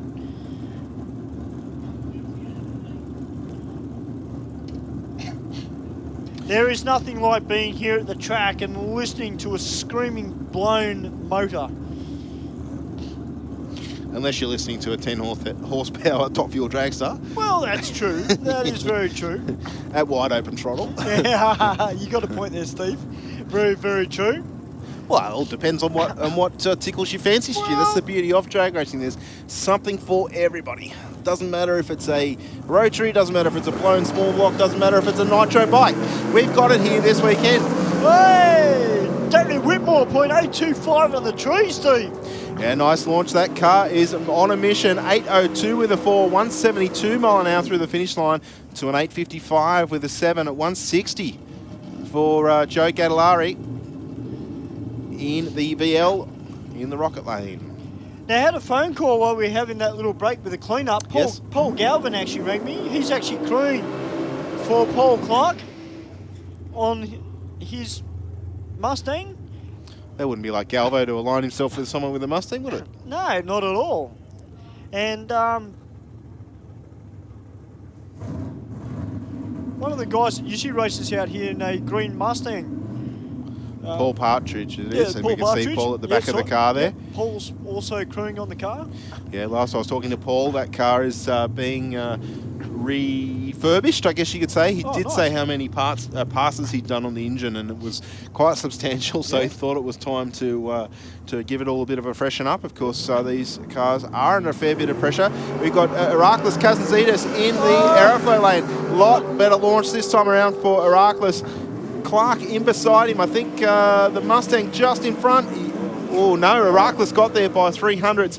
8.21 with a 4, 152 for the Commodore to an 8.20 with an 8 for the Mustang. Yeah. What a great launch there from the Stang. Smokin' Joe Sabello is out there now in the rocket lane. And we have this little running joke on a Wednesday night that he always likes to use in the left lane. But in race conditions, he doesn't have a choice. He's got to go in the right-hand lane. So he's taking on Vlado Turek in the Pontiac GTO. I'm pretty sure Vlado had a Mustang before, a blue Mustang, a very quick blue Mustang. I'm pretty sure he did too. This car looking absolutely splendid in the sunshine here at Sydney Dragway. The Pontiac GTO, 584 cubes of Chev on board.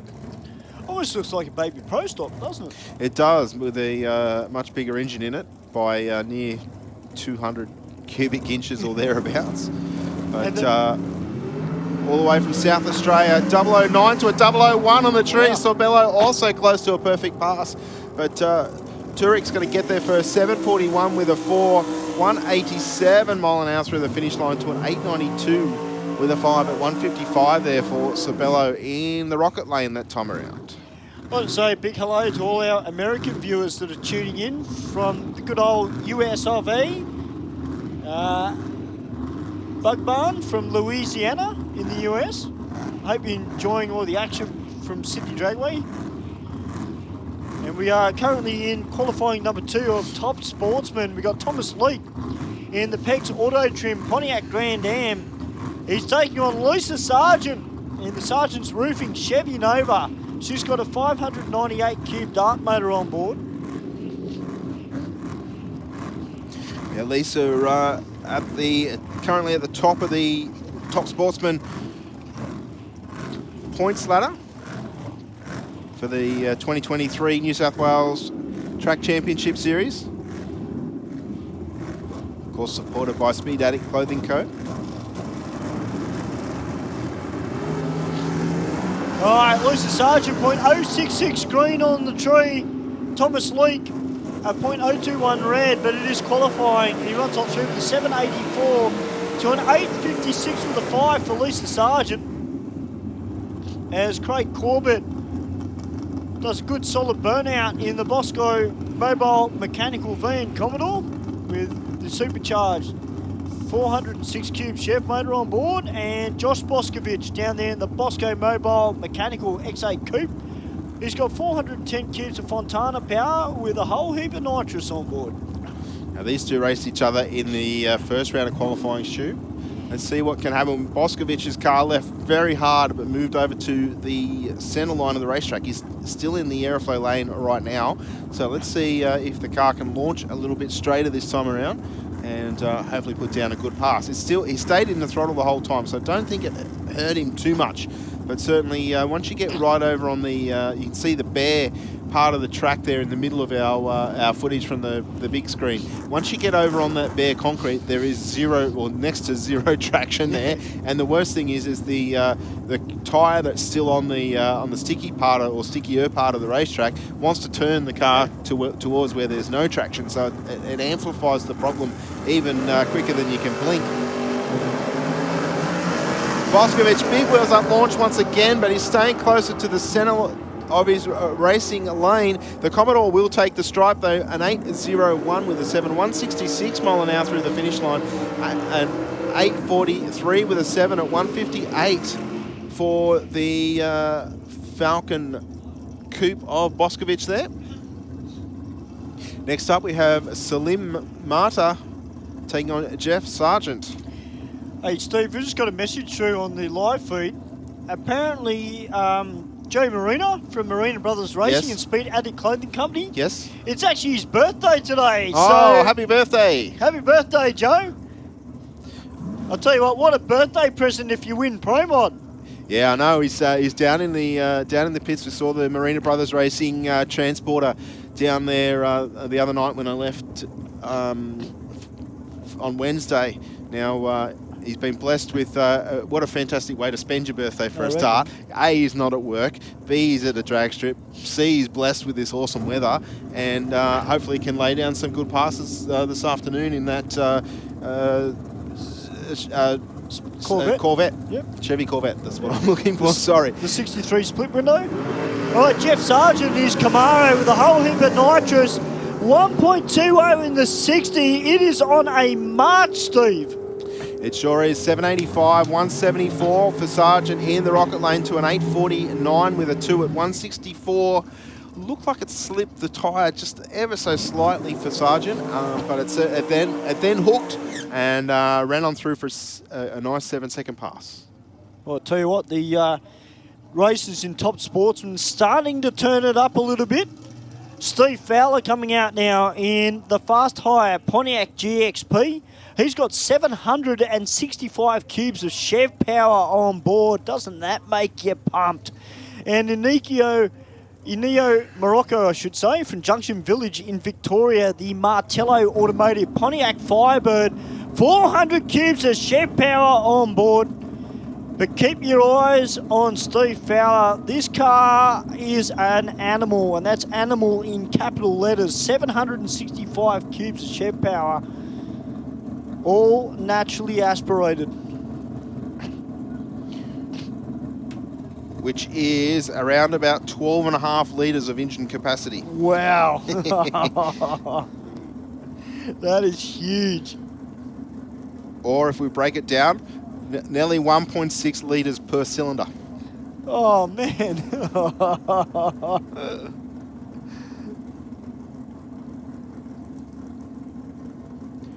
So that's more than the standard Cortina engine per cylinder. Not that that's any comparison, of course, but just to give you an idea.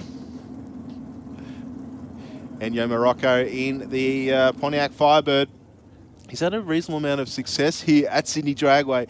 Well, in this, in the Pontiac Firebird, but also in the little Gemini coupe that he ran in Super Sedan as well. Well, Steve Fowler, 1.03 in the 60 and runs on through with a 688, 202 miles per hour. Yeah, awesome pass there from Stevie Fowler. I was going to say, I wonder how long it will be before we see a 6 out of that car. And there we go. The track conditions, the track probably a little bit warmer now than it was in the first round of qualifying for Top Sportsman. And congratulations to the team, because that was a pretty good pass by them.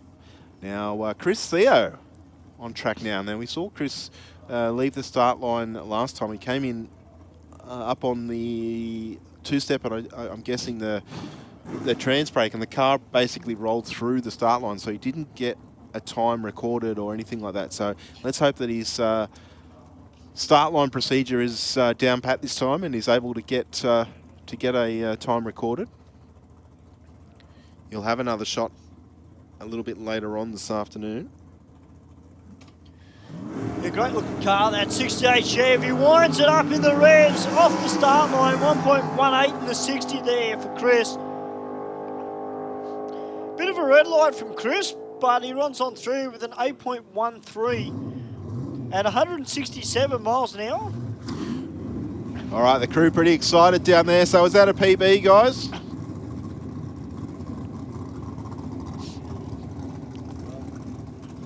All right, guys, that is it for qualifying number 2 of Top Sportsman. We are getting into qualifying number 1 of Super Comp.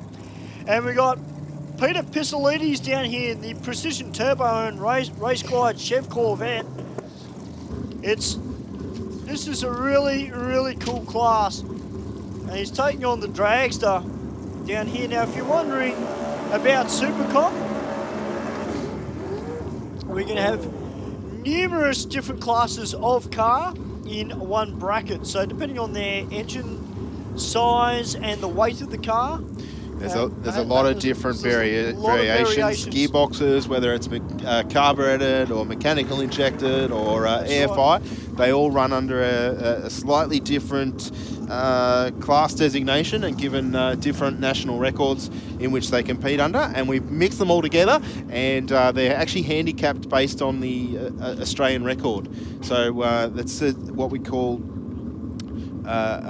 index racing. So the slower car can still win because they're given the head start. And it's up to the quicker car to chase them down at the other end. And it's a pretty good class of racing. Probably not as popular as it used to be here in Australia, but certainly some very quick and a little bit unusual cars usually compete in this category. Absolutely. Now, if you're new to the track and you're here at the racetrack, or if you're watching online on our live stream, you'll see the denominations on the side of the car. Now, in terms for Peter Pistolides, on the side of his car, he has got AA, APIA on the side of his car. Now, the AA stands for a high capacity motor, and he's running a power adder. The APIA stands for altered production injected automatic. So it's got fuel injection, an automatic gearbox, and it's running a turbo, nitrous or supercharger on board.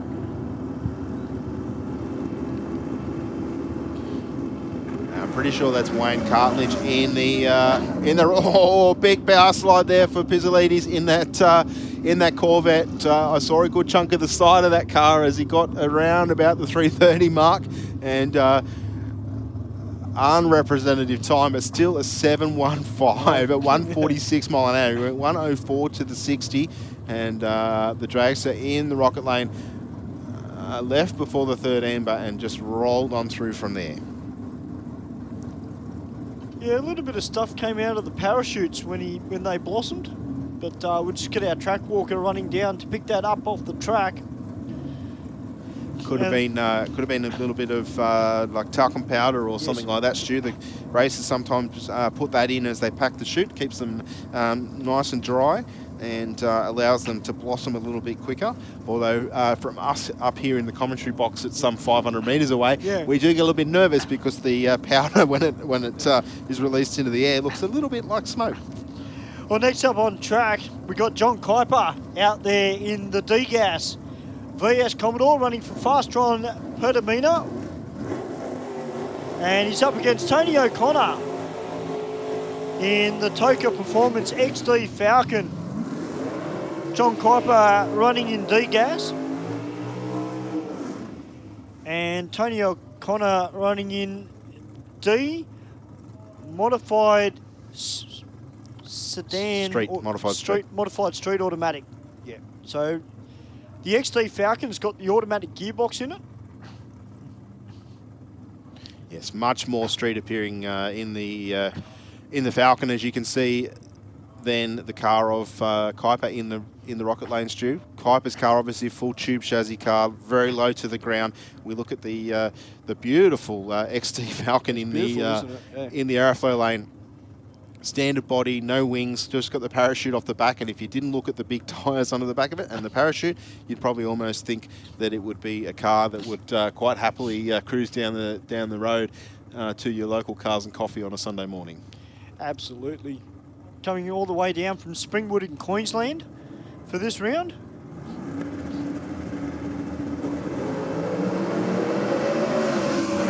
Very similar on the reaction times, a 132 to a 135.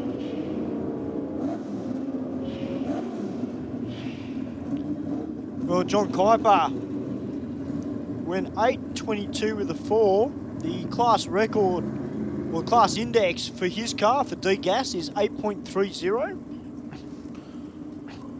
All right, Fred Nicastri from Shell Harbour in the Nissan Gazelle. Listen to the RPM on that. I hope everyone of the live stream picked that up on the track cams. This car of Nicastri is the Nissan Gazelle, a very unusual car here in Australia. There was a number of them running back in the mid-90s. in Super Sedan, and there might have been one in an index class. This may well be the same car. I'm not 100% sure, but Nicastri is running F-gas automatic. 271 cubic inches of small block Chev in this thing. So, you know, that's cool. It's not much bigger than the old 250 Crossflow Falcon 6, and that's why we see the RPM, because that's how you get them to go, is absolutely wring their neck, and that's what Fred is no stranger to doing. His national record is a 909, and keep in mind this is all NA. There's no power out of here. This is just a trusty carburetor sitting on top. It's automatic gearbox, so he's got to run against the converter, and you obviously lose a little bit of that power through the converter. That car has its work cut out for it, but Fred's been running it for quite some time, I think, now. And in beside is Ray Oxley from Leeton in New South Wales in the Chevy Cobalt. He's running the B Altered Production. So as there is no A, that's telling me that he's got a a manual gearbox in this one. So Nicastri away with an 095 red light. So Ray Oxley is almost like a baby pro stocker, and he goes 7.61 with 3 to an 11.01.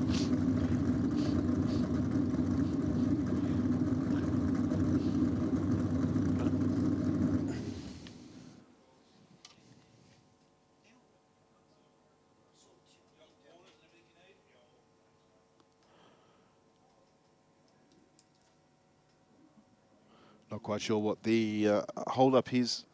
Got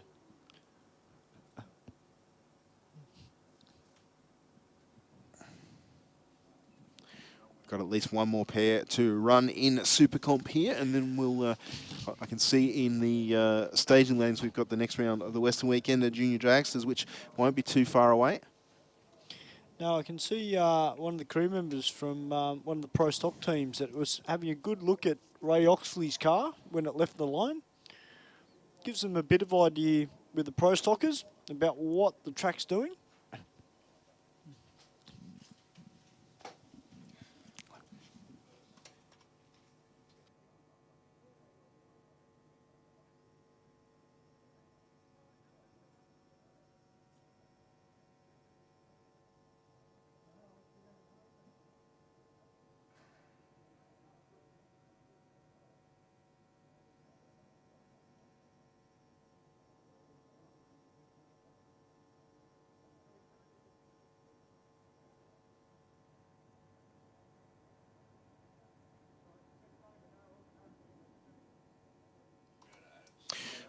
All right, ladies and gentlemen, we'll just throw it to our big screen for a couple of short words from some of our sponsors. We'll be back with you very shortly here at the 2023 Gulf Western Oils Nitro Champs, and we'll be back with you very shortly.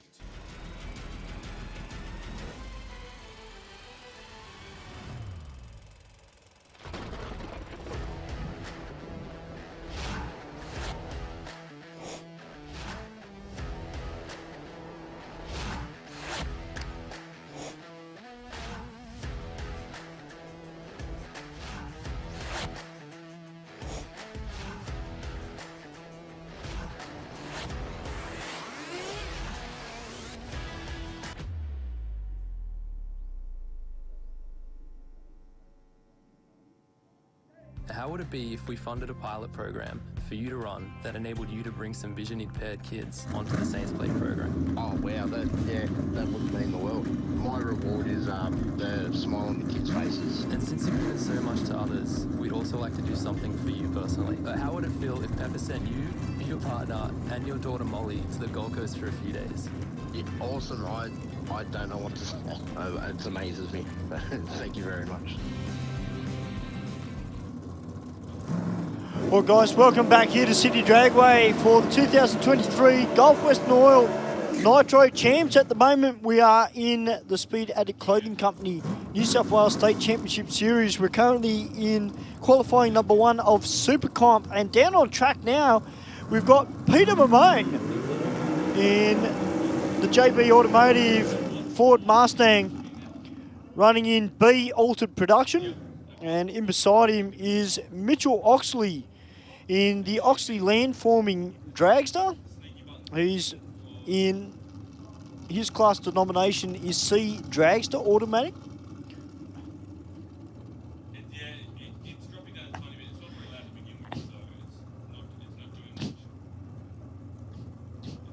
Now I was trying to think whether years ago we used to have another Mamone, not Frank Mamone, we used to have another Mamone that used to race in the drags. Used to have a blue Utah, I think. I was just wondering whether this is the same person that's now stepped up. But it is one very nice looking Ford Mustang down there. 347 cubes of small block Chev on board for Peter Mamone. And Mitchell Oxley, he's got 346 cubes of Chev power on board as well. So the C Dragster Automatic Mitchell Oxley, his index is a 7.91. Peter Mamone with the B Altered Production Mustang, his index is a 745.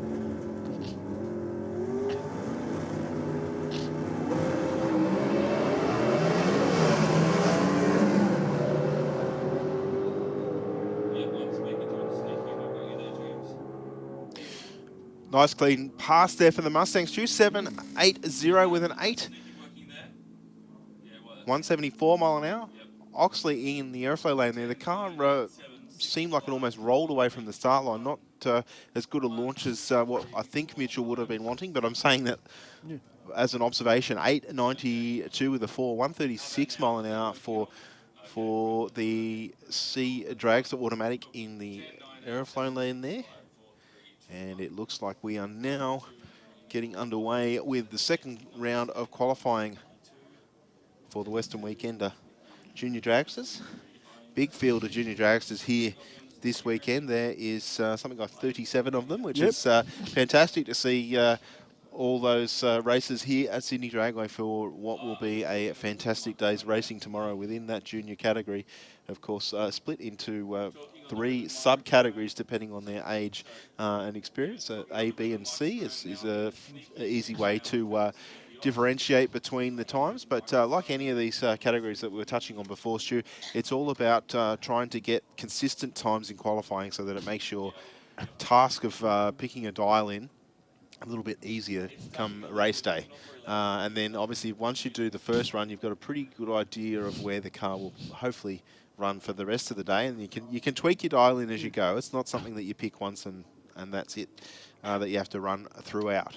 But the idea of the dial in is it's a self-nominated handicap, which in theory should mean that the cars will be neck and neck at the finish line. We don't see the tree stagger for the sportsman categories here today, but we will tomorrow when the dial, and you'll hear us as commentators mention the dial in, and that's just to bring everyone up to date with what that car has, or that racer has picked for their particular run. Yeah, absolutely. And I mean, you know, as we say, the reaction times, as Steve said earlier, the reaction times are extremely important. And to a degree, it doesn't matter if you're driving a C-Class Junior or you're running an A-Class Junior or a B-Class, you know.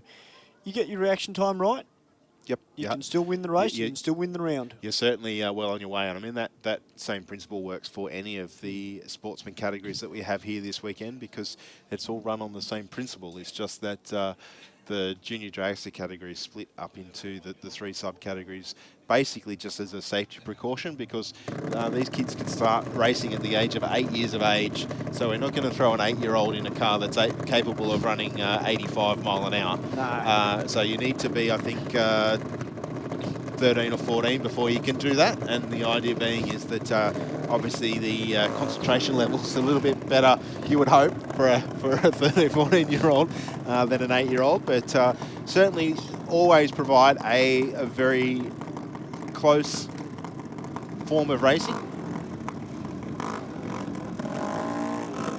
All right, our first pair out on track at the moment, and we've got Piper Bennett in the Stratus Form Junior Dragster in the airflow lane.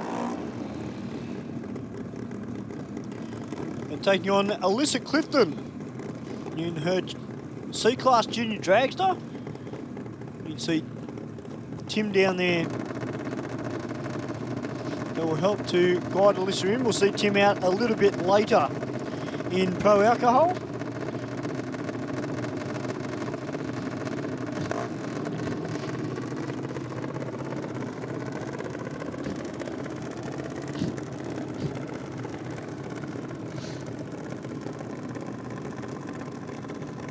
I don't think Alyssa ran in the first round, to my recollection. No, I don't think she did. 0.36 on the tree for Bennett, though. Alyssa will get there first. 7.88 with a 5.85 mile an hour through the finish line. Of course, these cars running to our half-track markers, or the 6:60 mark for their times. Next up, we will see Harry Reiko and Cade Fowler doing battle.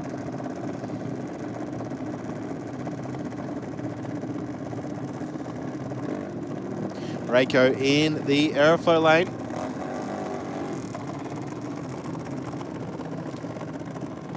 Running for Auto Barn at Albion Park.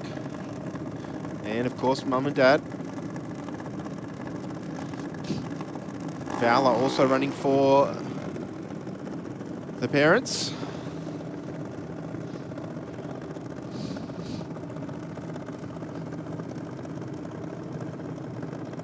Now Reiko in the A Junior Dragster is looking for an 8 flat. Now according to this, he's back in 20th with an 8.16. Wow. Wow. So he's a bit over a tenth and a half, I'll say off the pace in inverted commas, but he's back in 20th position. So sometimes the juniors run qualifying based on reaction time, I think, too. But being that the ET is what's listed here, that's what I'm going to say that they're qualifying on. 1:02 reaction time for Reiko. A 3.26 red for Fowler. Fowler's just got to peg it back a little bit. He goes 11.79. And Reiko there, 7.98 with a 3.80 mile an hour through the finish line. Next up, Alex Ruffalo in the Sydney Waterscapes Junior Dragster, qualified 14th with an 8.04. Wow. So it tells me there's 14 cars in front of him and he's run 8.04. So those must be very tight at the top of the tree there for Junior Dragster. It's such minute tuning window too. Just try and get that car down into the 8-second flat region. Archie Boscovich from Lakesland in New South Wales, the Liverpool Glass Dragster. He's currently sitting at number 16 qualifier with an 8.65. He's in the B class junior, so he can go as quick as an 8.50.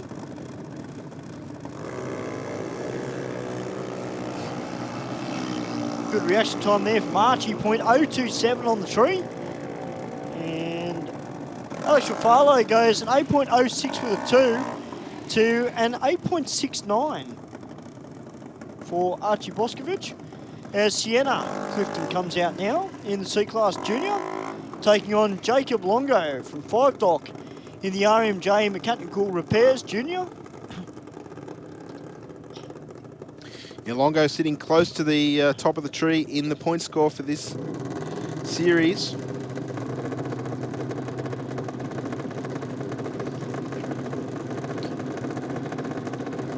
He's in second position, but tied in first on 180 points.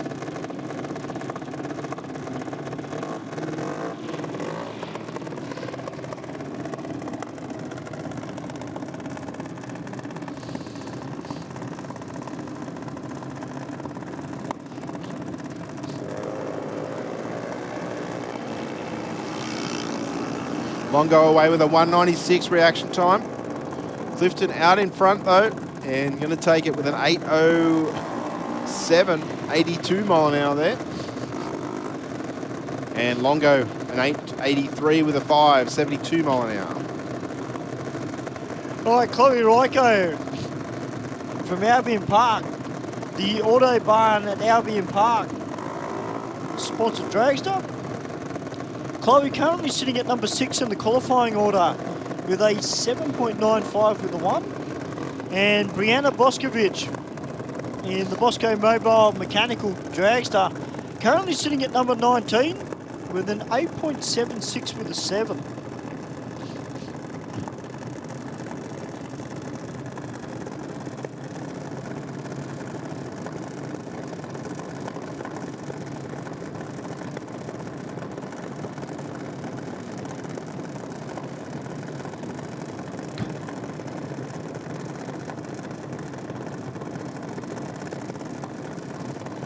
Boscovich trying to creep that car forward. It's a pretty difficult thing to do when the car is actually stuck to the racing surface. We see these cars sometimes when they're the first category out after it's been freshly sprayed. They've got to rock the car quite aggressively to actually get it to unadhere itself to the racing surface. Side-by-side race here, those two. 7.90 with a 5 for Reiko to a 8.13 with an 8. 77 mile an hour for Boscovich. So Bosco's car running a fair bit quicker on that pass. Oh, Zach Rafalo from Vineyard in the Sydney Waterscapes Dragster currently sitting at number 22 in the qualifying order with an 8.37 with a 4. Now, I know it is only qualifying, but ideally you want to try and qualify in the first top half of the race of the field. So, you know, it is important to get these cars down to the 8.0s in qualifying. And in beside Zach, we've got Isaac Zeta in the Aeroflow lane.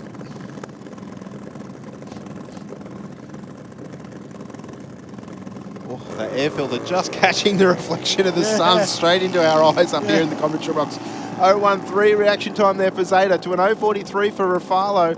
Zeta will get there first, 7.89 with a 0, 82 mile an hour through the finish line to an 8.19 with a 7. It's 75 there for Rafalo.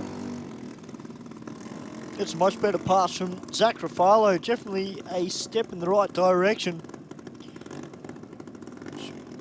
As Liam O'Neill comes out now in the Princey Motorsport and EA Traffic Smokey and the Bandit themed C-Class Junior. And he's taking on Jacob Schultz from Corona Downs in the Schultz and McKnight family Junior Dragster. Jacob currently sitting at number 25 in the qualifying order with a 12.54. Liam O'Neill, well, he's currently sitting at number 12 in the qualifying order with a 12.02 with a 1.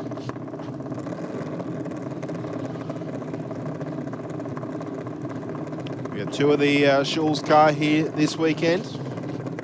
See the other team car yet to come through under the building because I can see him in the staging lane still. 2.02 for Jacob on the tree to a 1.40 for Liam. Liam will get there first. A 12.12 with a 6.53 mile an hour to a 12.29 with a 7 at 51 for Jacob in the rocket lane.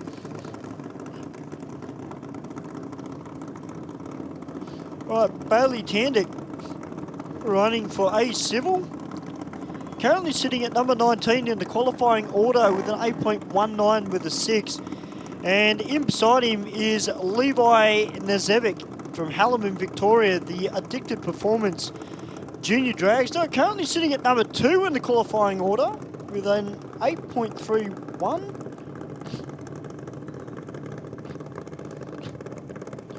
So tricky conditions out there at the moment for tuning these Junior Dragsters.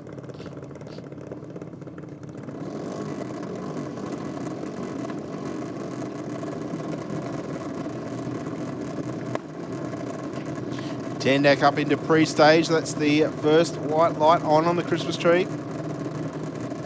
The second white light on his side will mean that he's ready to go. And the racer in the other lane has then 20 seconds to stage.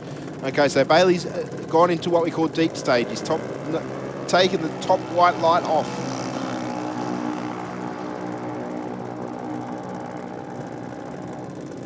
And a 8.01 with a 5 for Levi in the rocket lane to an 8.160. That is going to vault him up the order as Georgia Lifting comes out now in the Speedflow Products, Ice Slushy, Imprint Industries and McGrath Meats Dragster. She's currently sitting at number 21 in the qualifying order. And the racer next to her, I don't think has come out and done the qualifying pass yet.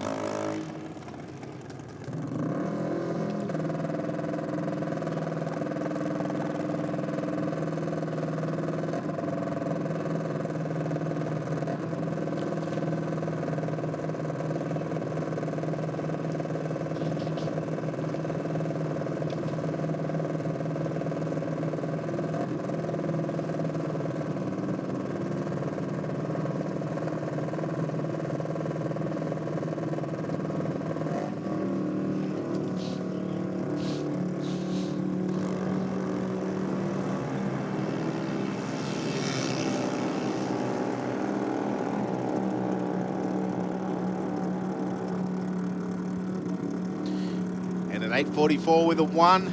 8:41 with a 1, I beg your pardon, for the Rocket Lane there. Next up, sorry. Johnny Lucci in the Aeroflow lane for Lucci Civil, taking on Taylor Smith. Smith running for Armidale Windscreens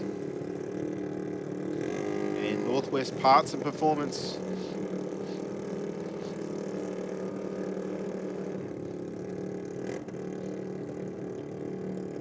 Now these little cars run a centrifugal style clutch, so they're like running an automatic transmission. There's no clutch pedal as such, it's just a brake and an accelerator. And the drivers and crew can tune the stall of the clutch with weights and springs. But you know, back in the day, you used to come up on the brake and try and hold it with as much RPM as possible, where a lot of the races now seem to almost go into stage at idle, and then as soon as the tree comes down, they're just concentrating purely on the lights, and then mashing that throttle to the floor when they believe it's time to go, and 90% of the time they get a pretty good reaction time. Well, I'll tell you what, they do a fantastic job out there. Each and every single competitor in Junior Dragsters, the future of our sport. Elias Marta coming out now in the Rocket Lane in the A Civil Junior, currently sitting at number 20 in the qualifying order with an 8.52 with an 8. And in beside him is Daniela Axiak, the Lush New Dragster, who's currently sitting at number 9 with a 7.99 with an 8.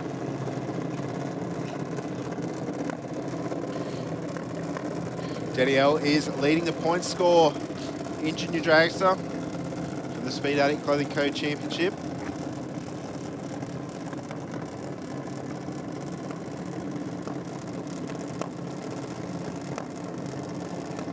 Currently qualified in 9th position for today. Leaves with a 1.50 reaction time. So Elias Marta's car, Steve, just seemed a little bit slow off the line. Well, the 60 foot there was a 2.9 second 60 foot. So yes, not leaving the start line as well as Elias would have liked. All right, Charlotte Lufting out there now in the Speedflow Products Dragster. She's currently sitting at number 18 in the qualifying order with an 8.51 with the 4. And in beside it, Carlos Harvey in the UASA Batteries sponsored Dragster, currently sitting at number 14 in the qualifying order with an 8.67 with a 9.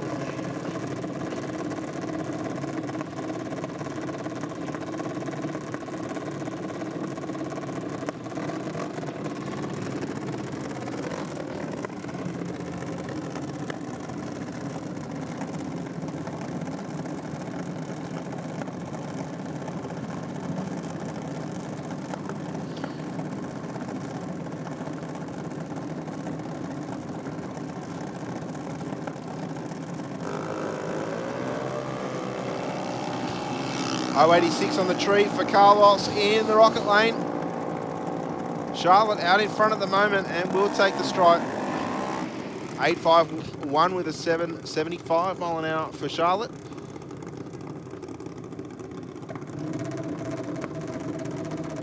Next up we'll have Alex Rottenbury in the Aeroflow lane, running for High Tech Oils and Hunter Race Engines, taking on Alara Carter.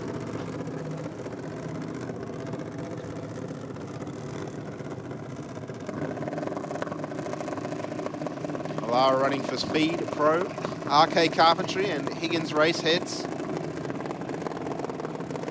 From Noble Park in Victoria, races here at Sydney Dragway pretty much every opportunity she gets.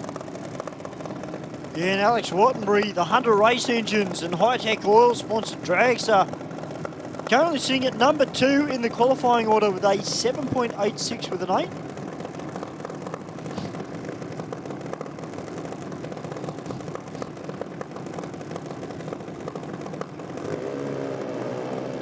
Well, 078 on the tree there for Alira Cardam. Alira's starting to get her eye in and goes an 8.03 with a 6 to an 8.05 with a 0. Great pass there from both those drivers. And they're at less than 100th between that run and the one before. Next up we'll have Kyle Schulz and Jake McNamara to battle. Jake in the Rocket Lane, running for his Nan and Pop, Fine Line Motorsports and Princey Motorsports.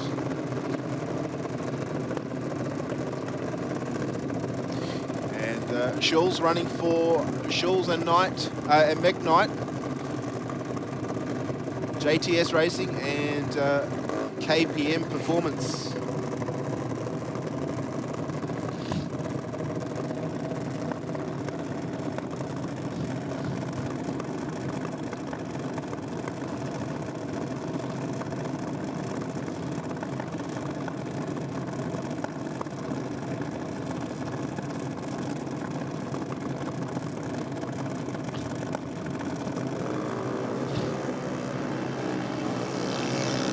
McNamara went for the reaction time there, 0.45 red to an 0.88 green. Tight on the finish line, only 300ths between those cars across the stripe. 8.02 with an 8 for Schulz will take the win though.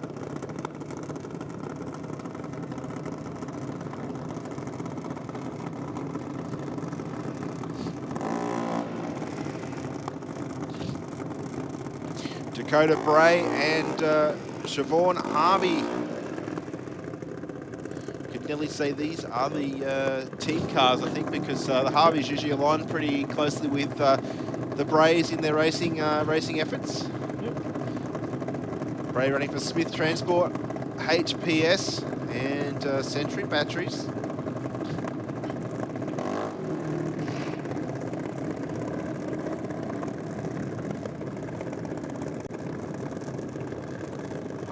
Harvey running for Yuasa Batteries, Speed Flow, CPC and Team Bray Racing. Yeah, both of them coming out of the same workshop.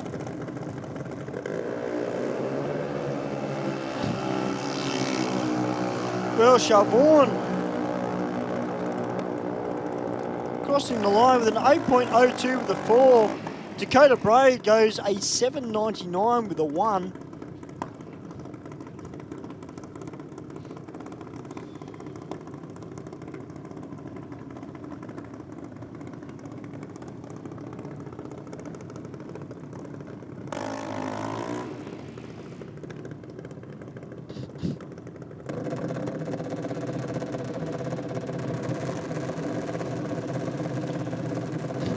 Alright, see Chelsea guiding Tegan into stage. And Savannah Condello from Barrack Heights currently sitting at number 4 in the qualifying order with an 8.51 with an 8. And Tegan currently sitting at number 14 with an 8.092. 063 on the tree there from Tegan. Good reaction time there, nice and straight down the rocket lane. Goes 8.00 with a 7 for Tegan Smith. Savannah Condello an 8.53 with a 2. That's probably the closest to an 8 flat that we've seen, I think, Stu. Only 7,000ths away from an 8.00. That was a really good pass.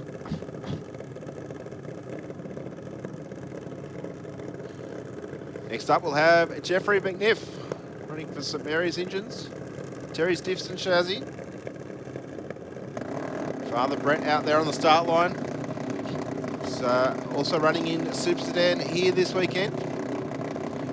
This time Jeffrey taking on Sarah Osborne from Victoria.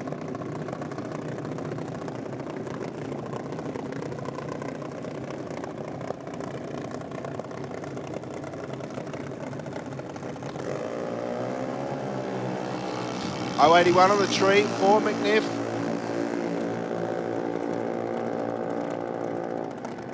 And Osborne will get there first. 7.96 with a 4, Stewie. 82 mile an hour to an 8.31 with an 8 there for McNiff. Next up we'll have on a solo, Zane Condello.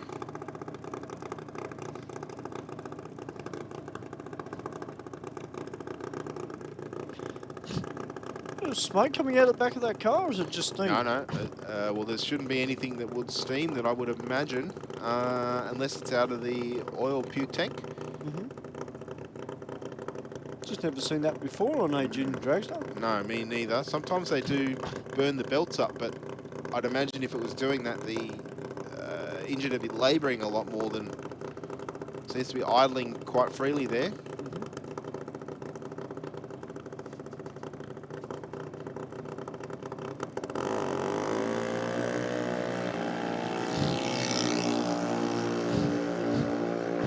By the sound of it, it's doing everything that it should on its way down the racetrack. 8.87 with a 4, 73 mile an hour.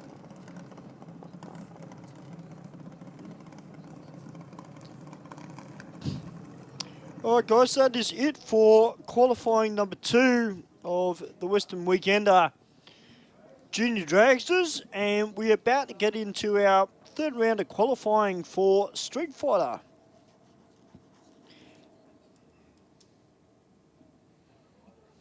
Also, guys, if you're up in the crowd, just make sure you do go up to the Gulf Western Oil tent that is up the top next to the corporate boxes and get yourself some merchandise and find out a little bit about their products for your car. They do a great job. Gulf Western Oil.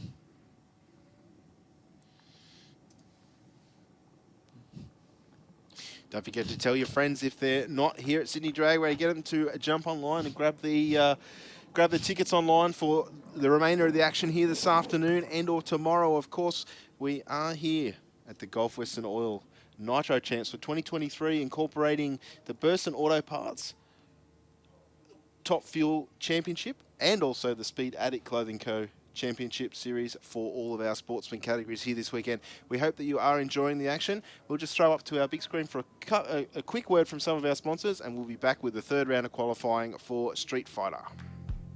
Not slow. Not difficult. Not just ticking boxes. Not a bank. Talk to Australia's real-life non-bank for home loans, car loans, personal loans. Pepper Money, the home of loan options. Stay informed, up to date and entertained thanks to the Western Weekender. The Western Weekender is Penrith's leading free and local newspaper, delivering the best content from on-the-ground journalists and providing businesses with direct access to potential customers. News, sport, entertainment, puzzles and so much more. The Western Weekender is the heartbeat of Penrith and it's out every Thursday.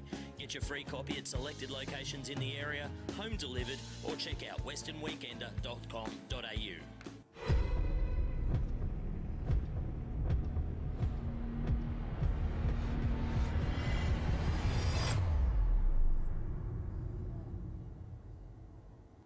BikeReview.com.au is Australia's leading website for performance and modified motorcycles. BikeReview.com.au is the only motorcycle-focused website to feature motorcycle drag racing on a regular basis. And in the words of editor Jeff Ware, our involvement with Sydney Dragway is our way of putting back into one of our favourite sports. BikeReview.com.au.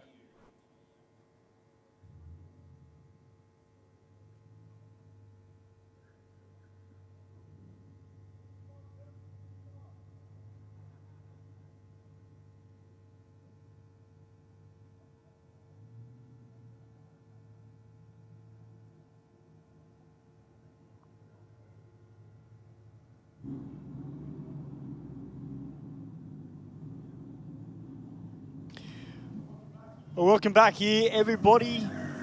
And we're into qualifying number 3 for Street Fighter. These are for our street-based cars. So if you ever come out to Aeroflay Race for Real here at the track every Wednesday night, and you want to go championship drag racing, where you can enter the Street Fighter class, and they're a great bunch of cars. Most of these cars are street registered. As we've got Con Esther in the Aeroflay lane in the Ford XR8, and he's taking on Glenn Garlick in the OG Mechanical Repairs Holden Commodore. Bit of a red light there for Glenn Garlick, but that's okay, it's qualifying. And runs on through with a 13.27 to a 13.94. Nick Bennett on board the Mudgee at Carpet Court Holden Gemini. He's got 202 Holden motor on board. He's taking on Wayne Smith from Oakhurst in the HSV Club Sport. Got a big 6-litre underneath the bonnet. Of course, these guys are trying to get a really, really good reaction times. And a .132 on the tree there from Wayne Smith. 14 cars this weekend for Street Fighter. And the little Gemini goes a 13.25 with a 3 to a 13.29 with a 6 there. As Danny Stoudemire in the Greyhound Rescue and Go Bananas drag racing team come out in the AU Falcon. He's taking on Lockie McCaskill in the Mark 1 Welding sponsored VF Commodore.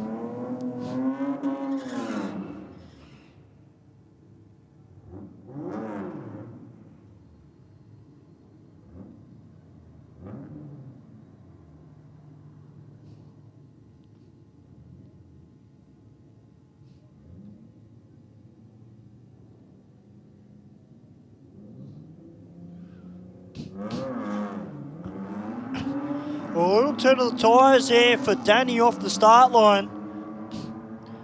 Lockie McCaskill goes 1.98 in the 60. Now, I think Lockie's going to get there. Yes, he does. A 12.95 with a 2 to a 13.53. 0.070 on the tree, though, for Danny Stoudemire. Now you see Jack Matosevic come out now in the Modern Style Kitchens sponsored Ford Falcon, about to take on Sean Dartnell in the Hyundai i30.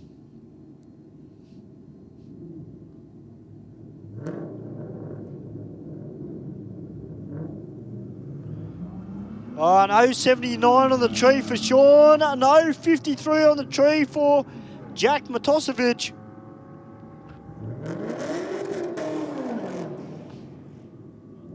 And the Falcon's going to run through with a 14.15. Sean running on through with a 16.63. As we've got another Holden versus Ford battle.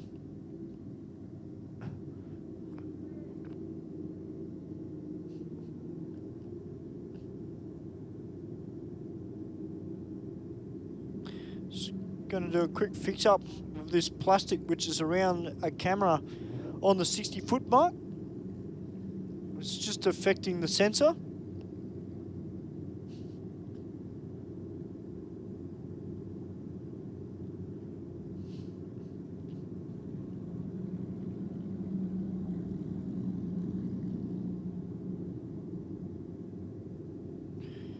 And we'll have Don Zammit in the DHL sponsored VF Commodore Sports Wagon, about to take on Ben Roberts in the XR8.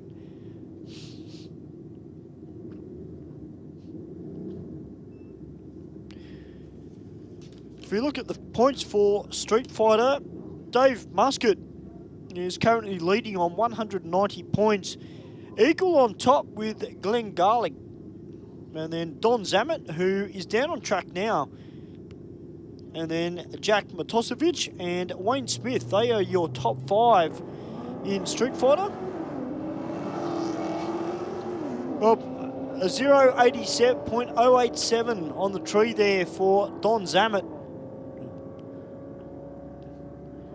He runs on through with a 12.95 with the 9 to a 14.44 for Ben Roberts as Scott Goodinson comes out now in the Pro Car Mechanical Atari Mitsubishi Legnum.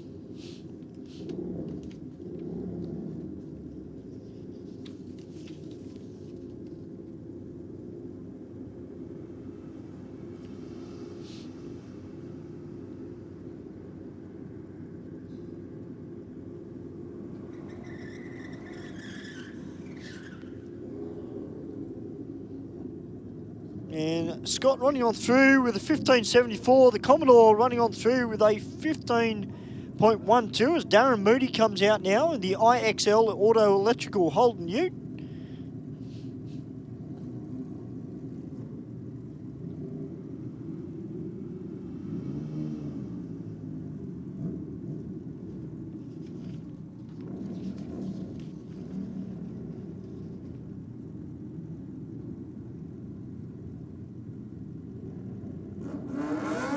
So that is it for Street Fighter. The qualifying is set by their reaction time. So it was very, very important for these racers to have a red hot crack at the tree. We are now into Street Bike. This is their third and final qualifier. We got Michael Richards on the Jexer in the Aeroflow lane, taking on Tristan Anderson on board the Revelry Cycles Royal Enfield. Michael doing a great job on board that 750, currently sitting number 3 in the qualifying order, and goes a 10.37 with 6 to a 14.42 there for Tristan Anderson. All right, Jeremy Fisher out now on board the Fletcher Dalpont Royal Enfield International, taking on Phil Gardner on the 222-5 Racing Yamaha. Jeremy currently sitting at number 11 in the qualifying order, and Phil Gardner currently sitting at number 7. And they don't improve on their times, as Greg Hararden comes out now on board the Minion Racing Kawasaki ZX14R, taking on Joe Borg on board the ZX14. Here's our number 1 qualifier with a 10.18. Greg Hararden currently sitting at number 8 with an 11.31 with a 9. No 42 on the tree there from Joe Borg.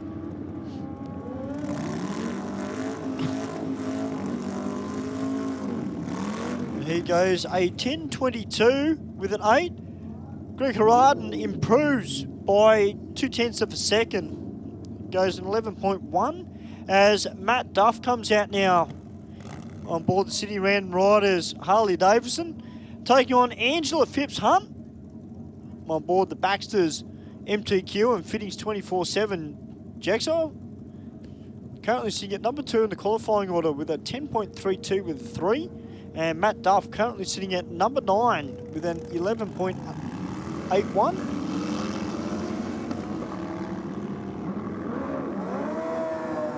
.816 on the tree for Matt. That's a great reaction time from him. Angela goes a 10.60 with an 8 to an 11.88 there for Matt Duff. As Ronnie Gilb comes out now on the ZZR 1100. He's currently sitting at number 5 in the qualifying order with a 10.81 with a 5. And Mick Close on board the Close Racing Yamaha R1, currently sitting at number 6 with a 10.87 with a 4.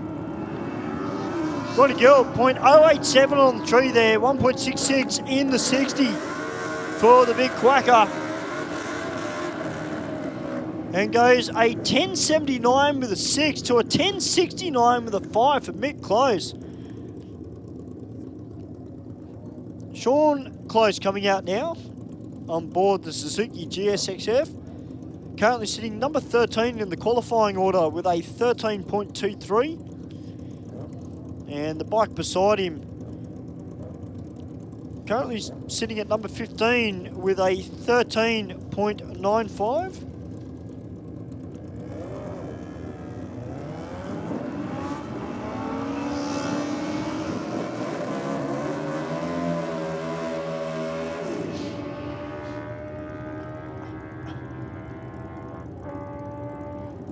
Well, 12.83 with a 4 there for Sean to a 14.10. And Stefan Stavala, sponsored by Little Tokyo and VP Race Fuels and Powerhouse Cycles on board the Night Rod. Currently it's sitting at number 6 qualifier with a 10.80 with a 1.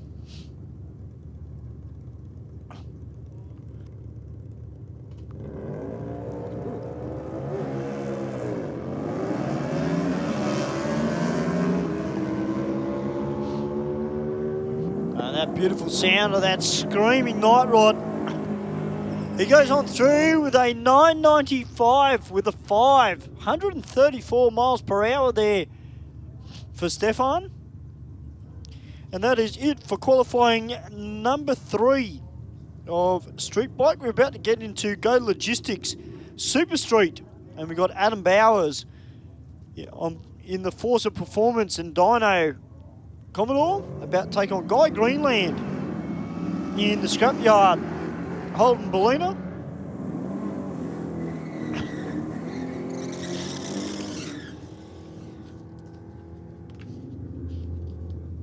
And a 10.81 there for Guy Greenland to a 12.23 for Adam Bowers.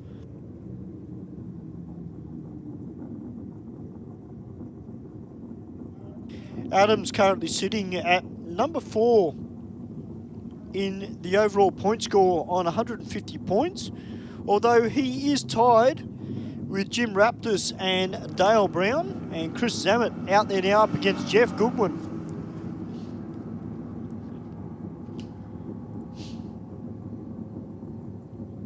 Only a thousandth of a second between them in the reaction time, but Jeff Goodwin gets the win, a 10.97 with a 2.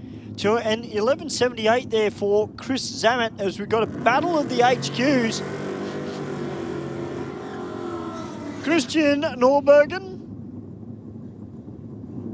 with the Australian Crusher Repairs Holden HQ about to take on Alicia Teal in the RJ Industries and Custom Paint HQ. She's got a 383 cubed Chev motor on board. Christian running 427 cubes on board. Alicia pretty sharp on the lights, so when it comes to qualifying, and I think I just put the mockers on her because she went 0.162 on the tree. Christian goes 0.080 reaction time, and he gets the win, a 10.65 with a 6 to an 11.26.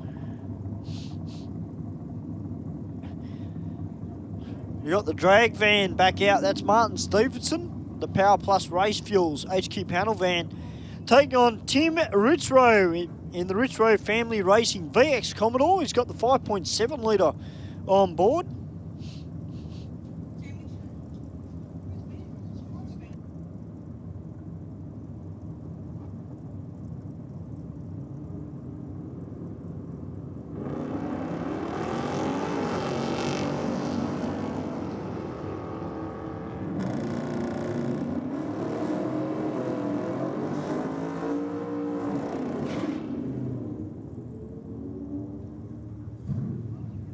Tim Ritzrow, an 11.66 to a 10.28. There's Alan Stevenson comes out now in the Power Plus Race Fuels HB Tirana, taking on Greg Robbins in the Churchill Mechanical and Orange Ford Falcon. 427 cubes on board for Greg, and the trusty 308 Holden on board there for Alan. An 077 on the tree there for Greg Robbins.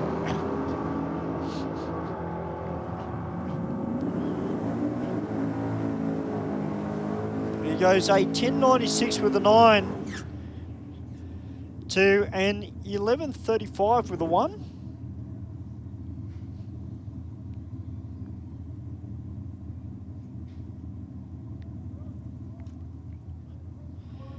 All right, Nathan McKenna in the St Mary's Engines Chevy Nova, the Mac Attack, about to go into battle against Mark Elborn in the Power Plus Fuels New South Wales HQ Ute. And Nathan McKenna, 061 on the tree, and runs on through. with a 10.17 at 129 to a 12.73 there for Mark Elborn. As Stuart Howe comes out now, the Stew's towing and Skips Racing. HQ Ute, he's got the 350 small block Chev on board, and he's taking on Richard Matosevic in the Modern Style Kitchens XY Falcon.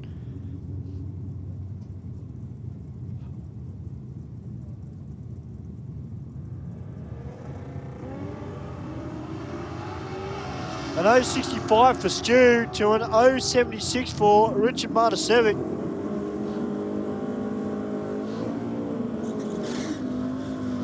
And a good old 10.52 there from Richard to an 11.48 for Stu. As Tex Griffiths comes out now in the Plymouth Satellite, about to take on Dennis Matezic from North Wollongong in his Chevy Camaro.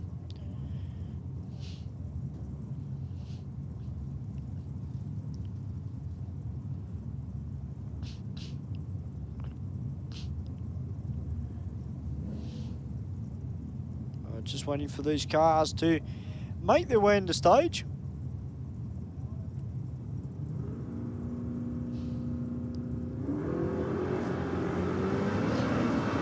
And Dennis Matezic, a 1.40 in 60 for the big Camaro. And gets the win, a 10.06 with a 5 to a 10.34 for Tex. As David Matosevic comes out now in the DCM Consulting Ford Cortina, and he's taking on Robert Matezic in his Chevy Camaro.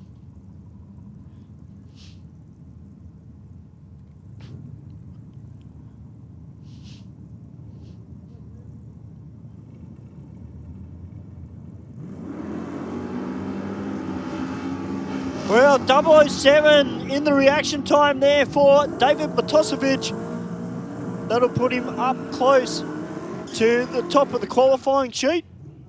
There he goes, a 10.58 with a 9. Robert Matezic, an 11.07 with a 6. As we see Dave McGlynn come out now in the Morissette Batteries and Tyres HQ Monaro, running a little bit of nitrous. And the big HQ GDS Monaro up against Emmanuel Candros, the Big H Racing and A Civil Ford Capri.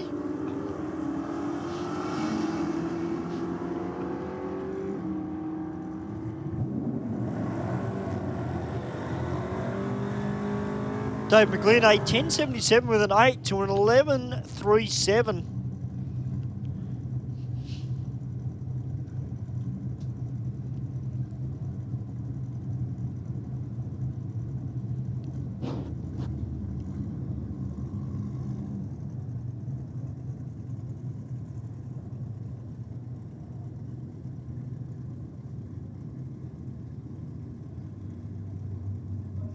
Right, Shane McGregor, the B&S Waterproofing XW Wagon, up against Dale Brown in the big Chrysler 300C.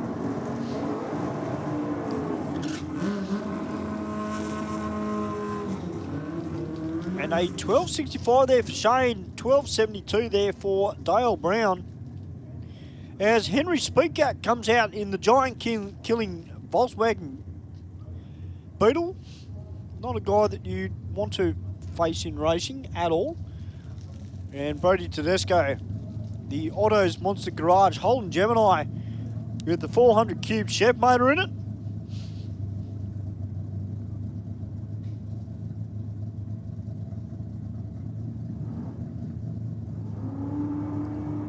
Brody Tedesco just bringing up in the rev, just waiting for Henry to bump into stage, which he's done. An 0.45 on the tree there for Brody Tedesco. All the way up from Deer Park in Victoria. And it goes on through with a 10.47 with a 7, 130 miles an hour. As Jim Raptus comes out now in the Go Logistics Holden Tirana. And he's about to take on Bruce Ritchie in the big Chevy Bel Air. He's up from Lions in the ACT.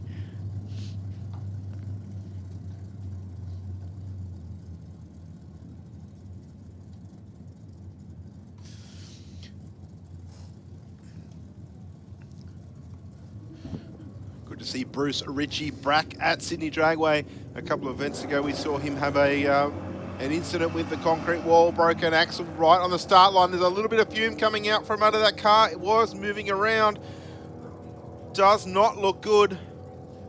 And we'll run on through for a 10.69 with a 0. And Raptors with some issues as well. He's rolled on through.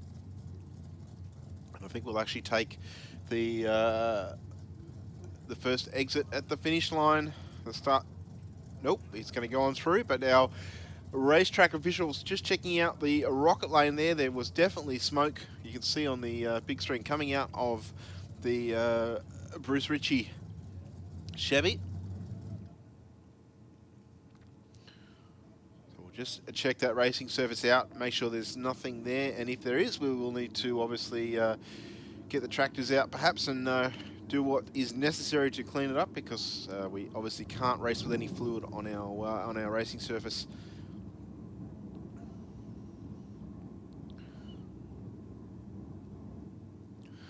Hope you're all enjoying the sunshine outside here at the venue. We've been blessed with an absolutely gorgeous day here at in Sydney as part of the Gulf Western Oil Nitro Champs here at Sydney Dragway. Incorporating the Burston Auto Parts Australia Top Fuel Championship Series and the Speed Addict Clothing Co. Championship Series for all of our sportsman races. Not too far away now from seeing our professional categories hit the racetrack at around about 4 o'clock this afternoon. So if you've got a couple of friends that were umming and ahhing about coming out, get them to jump online, www.sydneydragway.com.au. Grab your tickets online. They're a little bit cheaper than at the gate, and they're quite reasonably priced. I think today the general admission was $25 for adults, 13 to 16-year-olds 20, families 75, and kids and 12 and under are free. Saturday general admission online is $35 for an adult, $20 for 13 to 16-year-olds, and under 12 again is free, and the family pass is $90.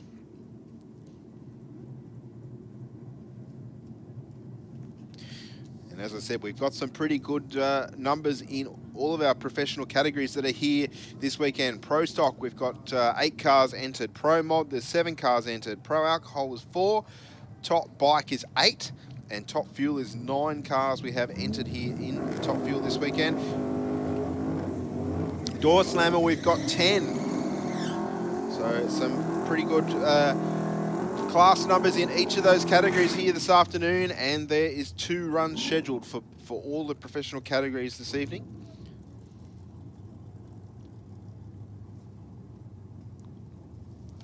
All right, our track is deemed clean, and we will have Mark Hopkins in the Holden Tirana. Only 312 cubic inches on board in the Tirana. Taking on Peter Villaris. 0.43 on the tree for Villaris in the Falcon, but that car a little bit loose in the back, but I think is manually shifted and does tend to want to move around a little bit. 10.81 with a 3, 123 mile an hour for the Tirana to an 11.52 at 122 for Villaris.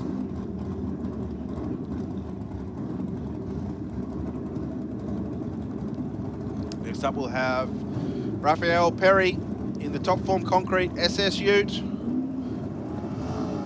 He's on a solo. I'd suggest the last car in Super Street. For Go Logistics, qualifying session number 3, and he'll run on through for a 12.26 with a 9 at 114 miles an hour through the finish line. And yes, we are moving now into Super Sedan.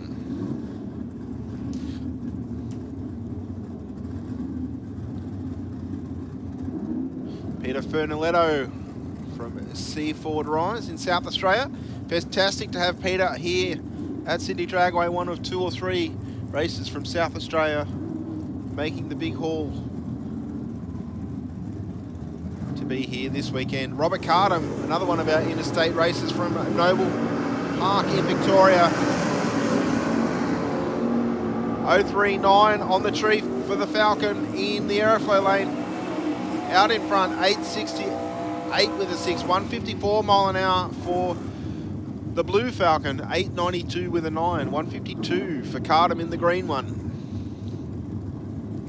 Next up, we'll have Leo Georges in the Escort van.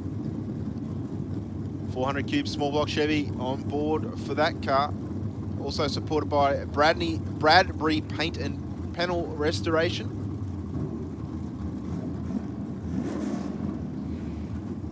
.24/7 shirts, ACT Motor Traders, and Askanov Constructions. Big wheels up launch for Cabora, 036 on his side of the racetrack to a 164 for Georges. The Ute out in front at this point, a 911 with a 9, 148 mile an hour will take it.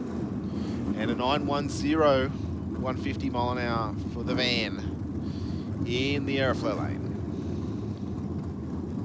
I swear somebody's out the back pairing cars with colours. It's almost uncanny. Yellows and oranges, blues together, purples together. Tony Tedesco from Deer Park in Victoria, running the Holden Chimera in the aeroflow lane, taking on Joe Zammit in the VL. 023 red to an 025 red. Tedesco will take the win. 886 with a 2, 151 through the finish line.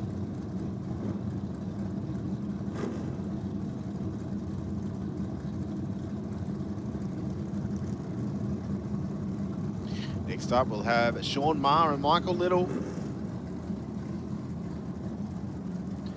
Maher in the aeroflow lane in the blue HB Tirana, running for St Mary's Race Engines. In beside, Michael Little from Forbes in the M&T Little Plumbing. Royal Ends Tractor Replacements, St Mary's Engines and Power Plus Race Fuels. Wheels up launch for Little in the yellow Tirana. 002 red on the tree. Side by side though.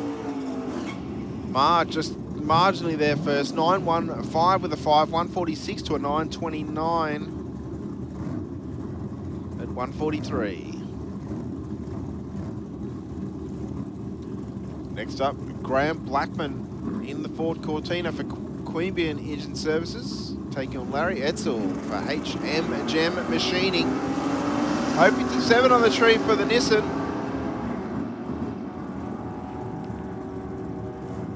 Going to lead this one from start to finish. 10.0, 7 with a 7 for the Nissan to a 10.66 with a 7. Next up we have Niall Mitchell in the aeroflow lane, running for Big J's Automotive and Wicked Customs and Restos. New South Wales. In beside we have Zach Knezovic in the Addicted Performance Capri.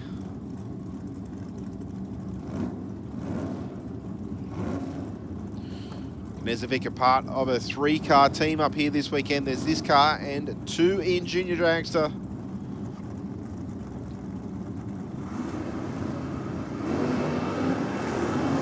Big wheels up launch for the Capri. When it came down, it went at stage left when it came down. I think the wheels were slightly pointed towards the center line. And a 911 with the 0, 144 mile an hour to a 981 with a 4 at 126 there for Mitchell in the Gemini.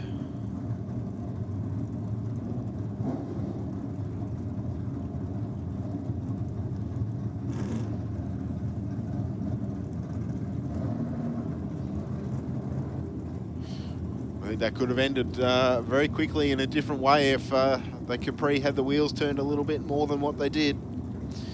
On track now, Naomi Lightower in the aeroflow lane, running for B&S Waterproofing in the Pontiac Firebird, taking on Jimmy Denaro in the Denaro Chassis Ford Cortina.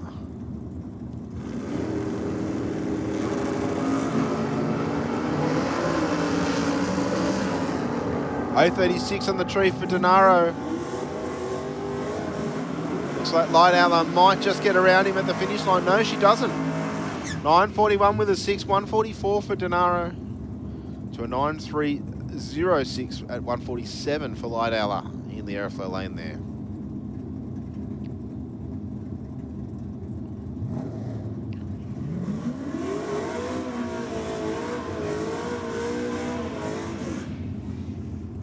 Next up we have Rex Webster in the Austin A40.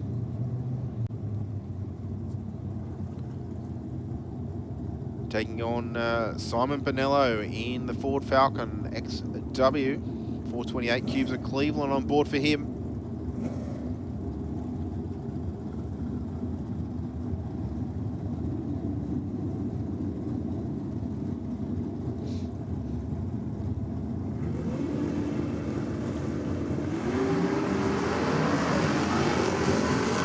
.018 on the tree for Bonello to an 096 for Webster. The Falcon just in front of 1,000 and stays there at the finish line. 947 with an 8, 143.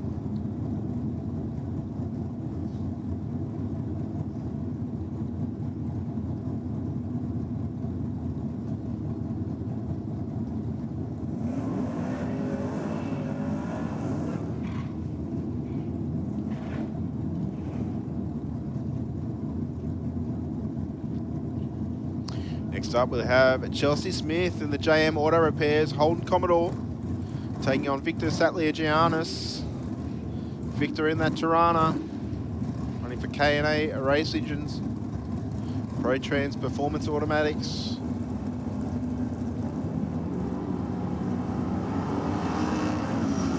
Oh, look at the twist and the crab almost with Chelsea Smith's Commodore. It's doing it the whole way down the quarter mile here at Sydney Dragway. Just does not look right, does it? 10.55 with an 8, 135 mile an hour to a 9.37 with a 6 at 143 there.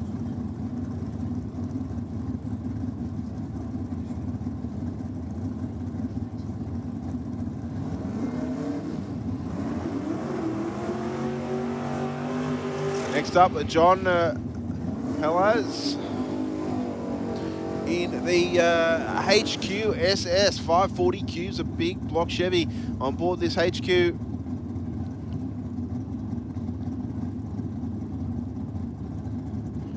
Pretty sure I saw some footage of it at Drag Week this year, running around in Victoria.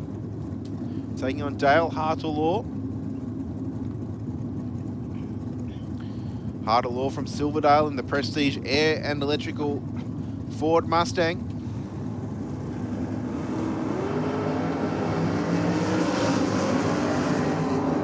.065 on the tree to an .043. Hartelaw with a small advantage. Got a nice straight run for the Mustang. 8.54 with an 8, 159. Yeah, really good run there. Just got an announcement. If you are the owner of a Hino truck and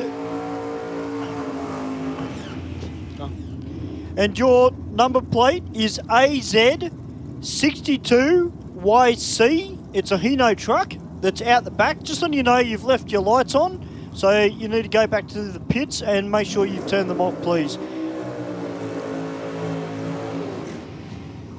That's a Hino truck with the number plate registration AZ62YC. You need to go back to your vehicle immediately, please. Turn your lights off. Kerry Stewart, 1.37 in the 60.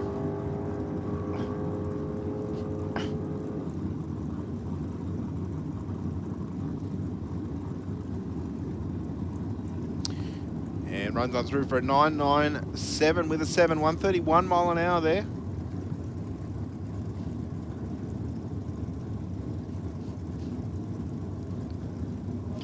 All right, Pete Hamilton down here in the Profection Automotive VH Commodore wagon.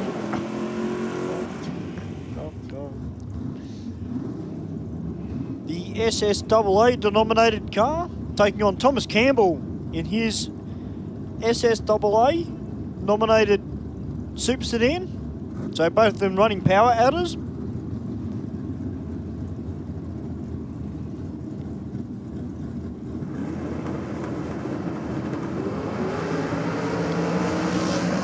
Thomas Campbell a little bit screwily off the line.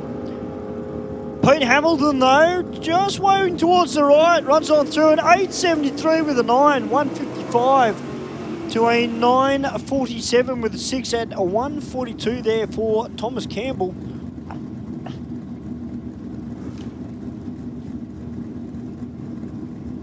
As Nathan Watt comes out now in the Grants Performance VL Commodore, also sponsored by Burson Auto Parts.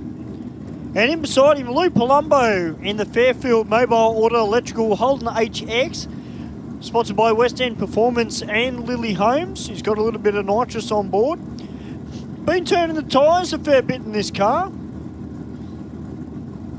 So he struggled a little bit on the two previous qualifying passes. Let's see if he's turned it down a little bit this time.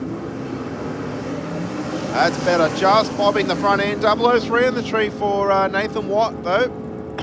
Palumbo out in front, and we'll run on through first. 9.11 with a 4, 147 mile an hour through the finish line to a 9.19 with a 6 at 147 there for Nathan Watt in the VL.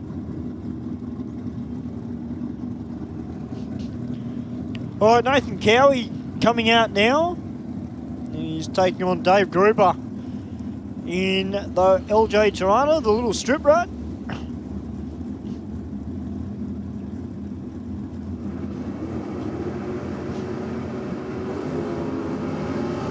Oh, Dave Gruber, 000 on the tree, Steve. It's the second one we've seen here today at the race meeting and qualifying. 9.23 with a 5, 143 mile an hour for Gruber, coupled with a 000 reaction time. We've seen quite a few there from Gruber in his racing career. I think one race meeting he did 3 in a row, so you can say he's definitely had his eye in on that day. Well, the good thing is with that, he goes to #1 qualifier on the qualifying sheet. All right, Brett McNiff out now in St Mary's Engines Valiant VG, taking on Joe Bresciano in the 1968 Chef Camaro, running for Custom Tiling Contractors.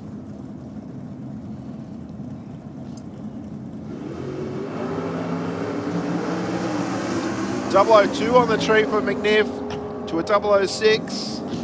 I think that top end of the qualifying list has been shuffled a fair bit in this round. 9.10 with a 7 for McNiff, 147 mile an hour through the finish line to a 9.22 with a 6 at 147 for Bresciano. That is huge.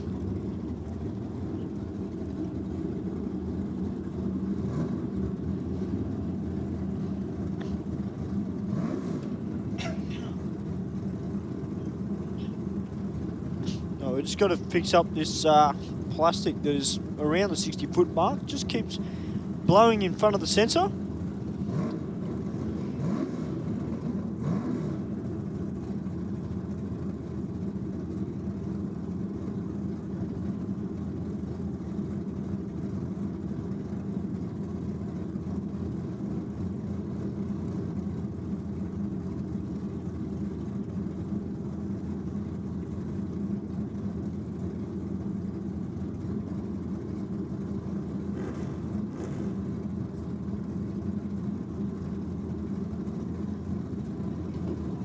All right, Dean Giddens in the Street Meet Panel and Paint Ford Cortina, and Robert Moore in the big Chevy Nova.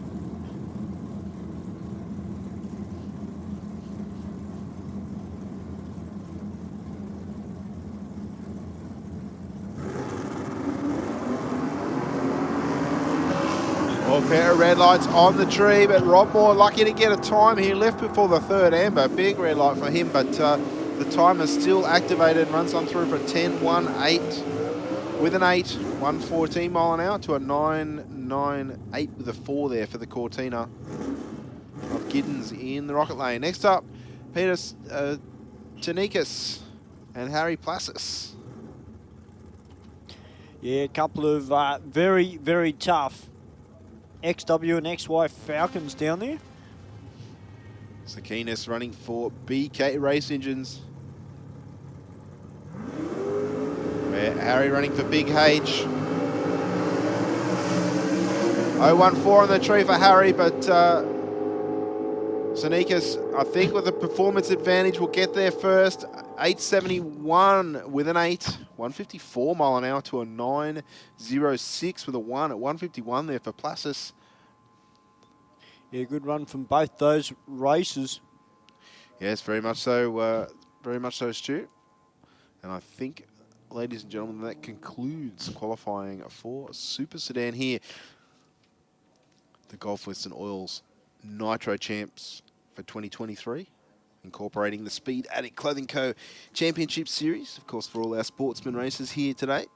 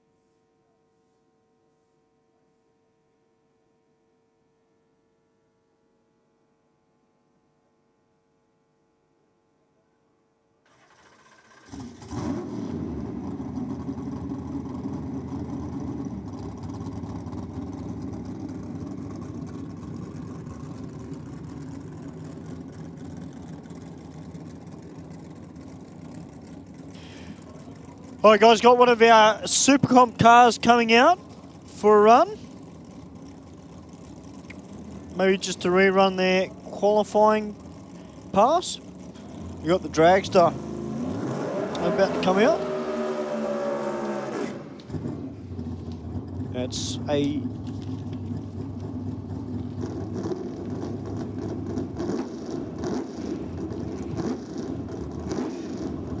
Alright, that's Wayne Cartledge out there in his Dragster.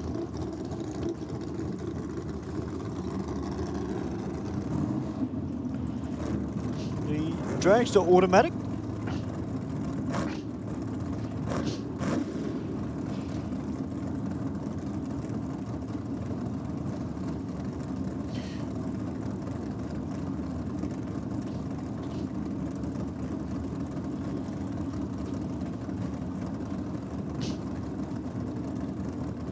Well, actually, looks like we're just rerunning his qualifying. Oh. Gone to get up on the trans brake, and the car's rolled forward, unfortunately. So I think given the opportunity to rerun, I'm not 100% sure if the run will count. No, he's been motioned, he's broken the beams, he's accepted the start. Being told to drive on through. Yep.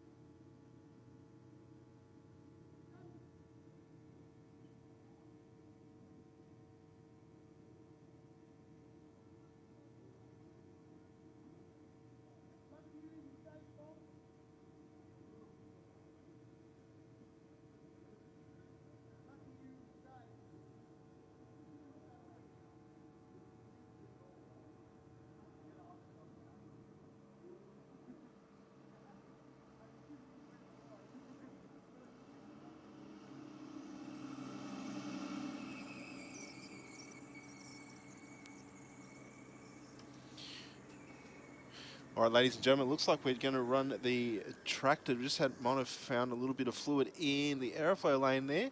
So just before we get underway with the last round of qualifying for Super Gas here this afternoon, we're just going to run the tractor in the airflow lane for a little bit. And while we do that, we're just going to throw it to our big screen for a couple of quick words from some of our sponsors, and we'll be back with you very shortly here at Sydney Dragway for the 2023 Gulf Western Oil Nitro Champs. How does an engine keep going out here? Well, that was an easy one.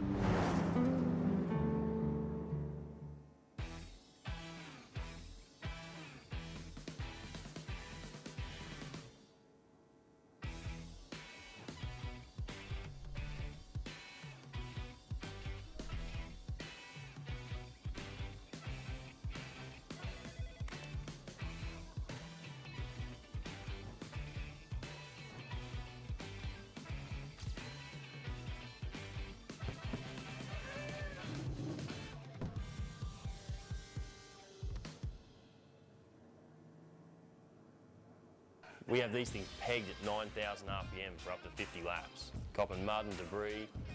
As the crew chief, it's my job to make sure my wife Michelle has the safest and fastest car possible. My customers want race car performance with show car looks. From skiing to ocean racing, we run for over an hour at full noise. Quality and reliability is everything. Doesn't matter what you drive, rotor, import, street, race. These aren't your standard performance parts. Designed here in Australia, we've been involved in testing since the beginning. The range started with a few hundred parts and has progressed to well over 10,000. We need something that'll perform and outlast the competition. That's why I use the best performance parts on the market. That's why I use Aeroflow. That's why we use Aeroflow. Aeroflow's got something for you.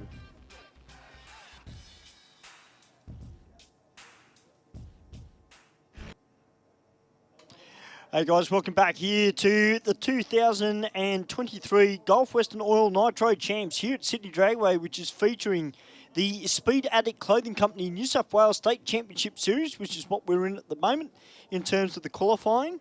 But we are not too far away from getting into our pro classes, which features the Burson Auto Parts Top Fuel Australia Championship.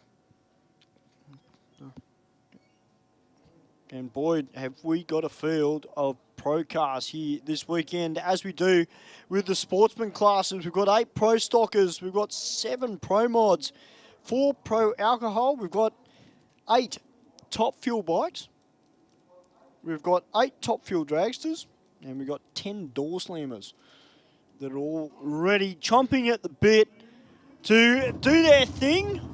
I reckon they'll be getting their race faces on in the next half an hour, I would say. All right, now we are into the third qualifier of Super Gas, and we've got Greg South from Tarrawanna, currently sitting at number 5 in the qualifying order with a 9.30, and Vince Panetta, currently sitting at number 3 with a 9.87 in the qualifying order.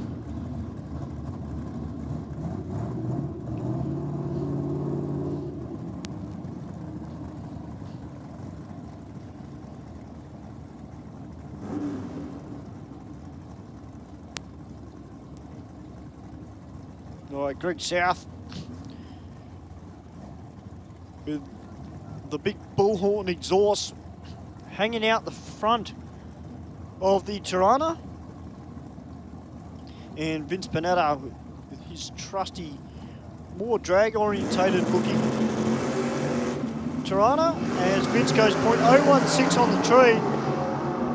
Greg South, a bit of a red light.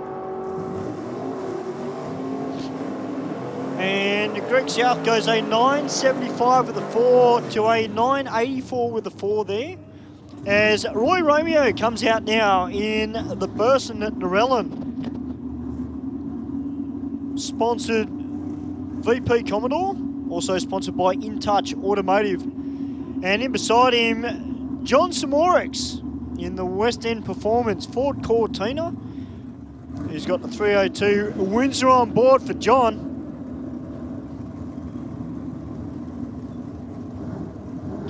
As Steve mentioned earlier, John Samorix, he doesn't have a throttle stop on this car, and it is manually shifted. So he is got a guess within reason about where that 990 index is that they run in Supergas.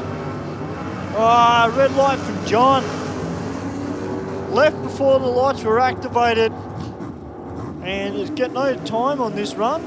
Roy Romeo, though, goes a 990 with a 3. Great pass there from the Romeo team. They are pumped.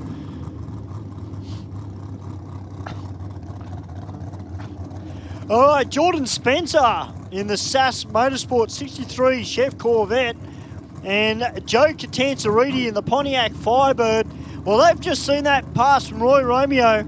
It is up to them now to see whether they can topple him or even get close, because it looks like there's pretty tricky conditions out there for the Supergas drivers today here at Sydney Dragway.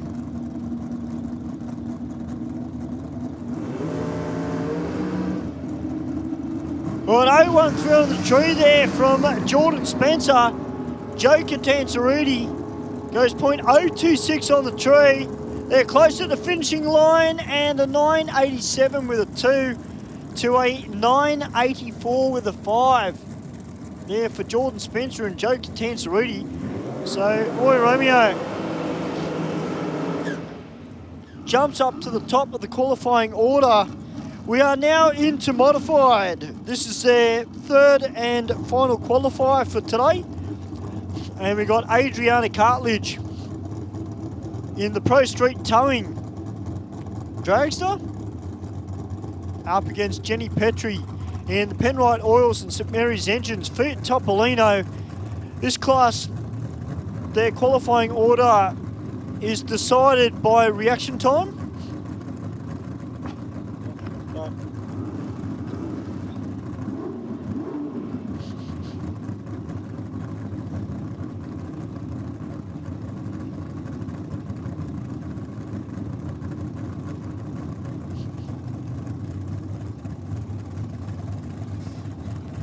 Adriana got 598 cubes of big block Chev on board. Jenny with the 400 cubic inch small block.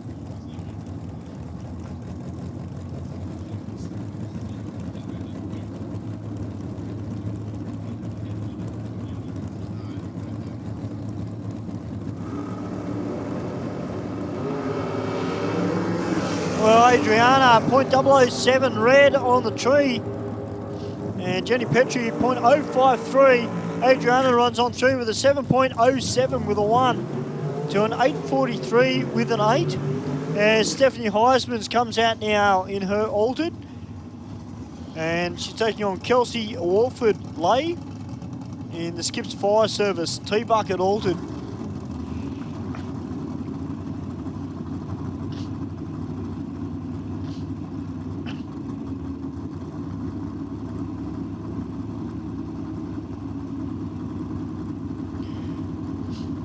Should mention for Pro Alcohol a little bit later, we will see Russell Mills bring out the Streamliner, or the front engine dragster as it actually is, denominated as, but we all call it the Streamliner. Look forward to seeing that car out a little bit later and see what he's got for us. Yeah, certainly an interesting, another interesting car from Russell Mills. They've all been a little bit different, from the Ford Victoria funny car to the All Funster, as we affectionately called it, to now the latest creation. Yep. Both races into stage, ready to go. Tree counts down. 007 on the tree for Walford-Lay. Went into 788 earlier this afternoon. 787 with a 5. It's very close in consistency. 836 with a 2. 161 mile an hour for Heisman's in the aeroflow lane there. All right, the Alligator is down there in Boss Bullet. That's Alison Stewart. The LA Racing Lubricants, Jeff's Racing Engines, Cackling Pipes Photography, and Madman Productions. This is the last weekend that we will see Jeff helping out with this car, which is a shame. At 390 cubes of Ford power on board for Alison Stewart. Jess Turner, though, down into the 6s. Big purge of the nitrous. Yeah, Jess moving over to the aeroflow lane for this shot. The last two she's taken in the rocket lane. I think in terms of times, we saw Lou Carpinato went, what, 660 something? Yep. I don't think Jess's car has run, I haven't seen Jess's car run that fast, but certainly the mile an hour would be there, but not the ET. This car is, don't get me wrong, this car is super fast, into the 670s. Oh, nice launch, 985 to the 60. Dead straight down the aeroflow lane, and there we go, 665 with a 5, 200.89 mile an hour for Jess Turner. I dare say the team turned it up for that one. High fives all around down there for the crew. Nice pass. I don't think that car deviated from dead straight the whole way down the quarter mile there. Absolutely not. I mean, and the Alligator, a really good run there for the Jess Racing Engines. Boss Bullet, as you see, Peter Carlton come out now in the front engine dragster, taking on CJ Davies in his front engine dragster. Yeah, pair of front engine dragsters on the start line.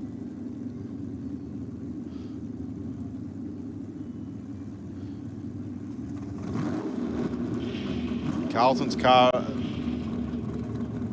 I'd say it's an original car. Looking at it, it's sort of old school in the way that it's built with the small block Chevy, where CJ Davies a little bit more, I'm pretty sure is a new build. Summer Ranch race cars. 001 on the tree for Carlton though. Nice reaction time for him, that little small block. Not going to get the win this time around, but 892 with a 0, 147. CJ Davies, 826 with an 8 at 161. Well, that should put Peter Carlton up into second on the qualifying order if they're going by reaction times. Yeah, well, certainly up the pointy end of the field nonetheless. Yeah, Danielle McCaskill coming out now in the Mark 1 welding dragster. She's about to take on Stephen Jones in the AA modified altered, the Northwest Parts and Performance 23T bucket with a 400 cube Chev on board. Also running for Armidale windscreens.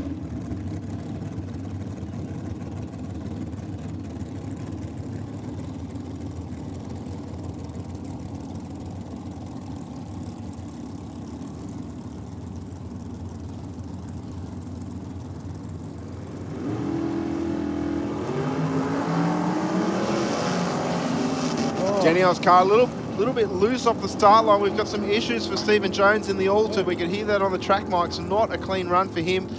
And 735 with a 0, 182 mile an hour for McCaskill in the rocket lane.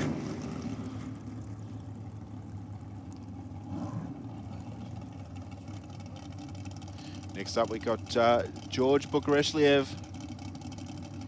in the front engine dragster, running for Racemax Direct, Advanced Product Design, Brian Tui Racing, and Platinum Powder Coating. Taking on Daniel Moore from Queanbeyan in the Capital Precision Coatings. Bantam altered, 396 cubes of Chevy.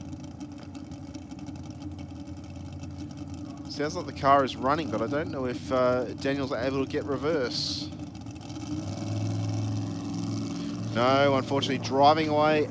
I think they may have had a problem on their previous pass too, because they did the burnout and he stopped, and it took him a little while to get the altered back. So, So maybe the selector not working quite as well as it should, or something along those lines, maybe. I'm pretty sure he could get pushed back. Yeah. If he needed to. We've seen that plenty of times in different categories throughout the years. Unfortunately, Bukareshvili will have to just wait for the track to be clear at the bottom end of the racetrack.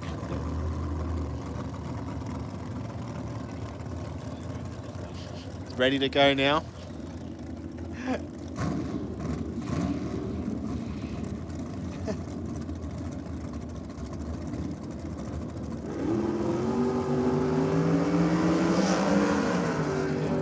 oh, point 001 on the tree there for George. Mixing it up in a modified eliminator. Bukareshvili that time around a 784 with a 171 mile an hour. Big burnout from Lou Capinato in that Bantam altered. And Lee Hartill Law, the Prestige Air and Electrical 27T bucket. Well, I'll tell you what, this team have seen what Jess Turner just did, 200.8 miles per hour. The battle is on between the Platinum Powder Coating team and the ETS Race Fuels team. Well, they're in the same lane, so they will be running on the same track conditions, of course. Oh, yeah. Turner had previously tried to qualify in the rocket lane, but for whatever reason, the car just not working as it should in that lane. Just fixing up the height of the wheelie bars.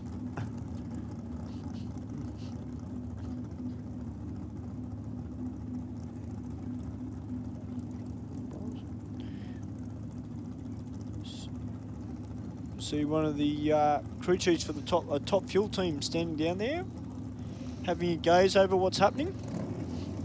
Yeah, well, we're less than an hour away from the first of our Pro Series cars out on the racetrack. Caponado leaves with a 001 red light, goes 1019 to the 60, and a 674 with a 2 through the finish line, 200.41 mile an hour there. And Hartelaw an 013 on the tree to a 796 with a 4 at 166. All right, we're getting into our third and final qualifier now for bikereview.com.au modified bike. And Johnny Hogg from Hoppers Crossing in Victoria on board the Twin Power Oil Harley Davidson FXD. About to take on Michael Borg on his AA modified bike, the Kawasaki ZX12R, running a little bit of nitrous.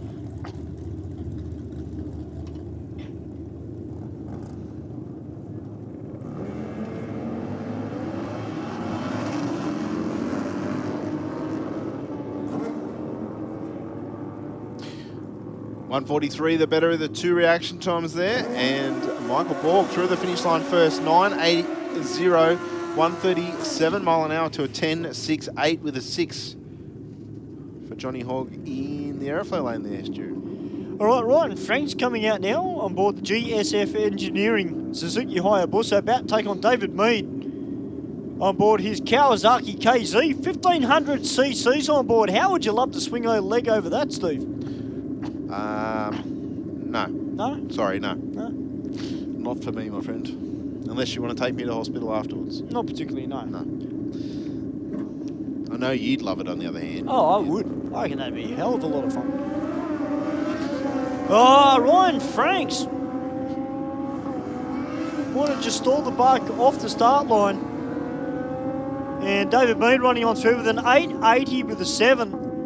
And Ryan Franks goes on through with a 1436 with a 7. As Santina Keith comes out now on board the Royal Enfield GT, sponsored by AGV Helmets.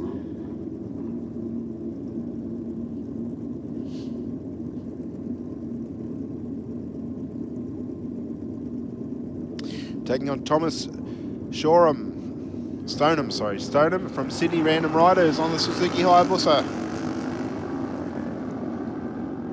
Pretty close in the reaction times. Looks like Stoneham out in front though. 977 with a 4, 136 mile an hour through the finish line. And 1172 with a 9, 105 there for Keith in the airflow lane. All right, the Simulator on board the Reed Carpentry Suzuki Hayabusa, about to take on Peter Strudwick. These two have raced each other many a time, although Robert's bike hasn't been playing the game today.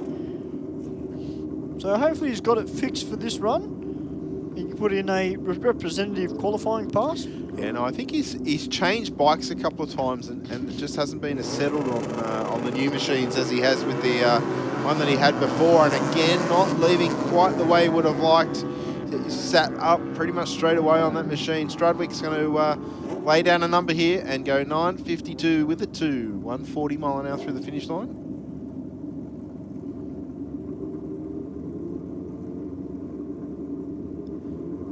And Simmons just coasts on through. Just under 21 seconds. Yeah. All right, Bobby J. Simmons coming out now in the rocket lane on board the Reed Carpentry Hayabusa, taking on Stephen Franks on board the Suzuki JSXR 1100. Got the square tyre and the wheelie bar.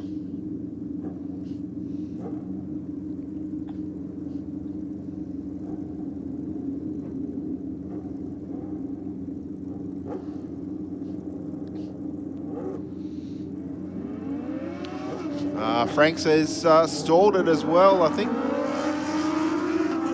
Not happy with himself, and even on the restart it jolted along. But Bobby Joe there's 9 at 22 with a 4, 156 through the finish line. Next up we'll see Sean Ricketts take on Travis McClatherty. McClatherty from Waitara. For United Speed Shop and Live Tools on the Suzuki GSXR 750. Ricketts on the Kawasaki ZX 12R, of course the 1200 cc's. Extended swing arm machine. Ricketts a pretty tough rider here at City Dragway.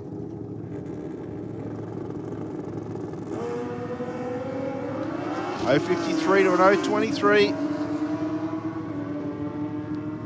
This is a good pass from Sean Ricketts. Just fading towards the centre line, but he goes a 9.35 with a 1 at 143 to a 9.99 at 137. All right, Ian Hill coming out now on the Honda CBR 1000. About to take on Mike Lawson from DY on the Northern Beaches on board his Suzuki Hayabusa.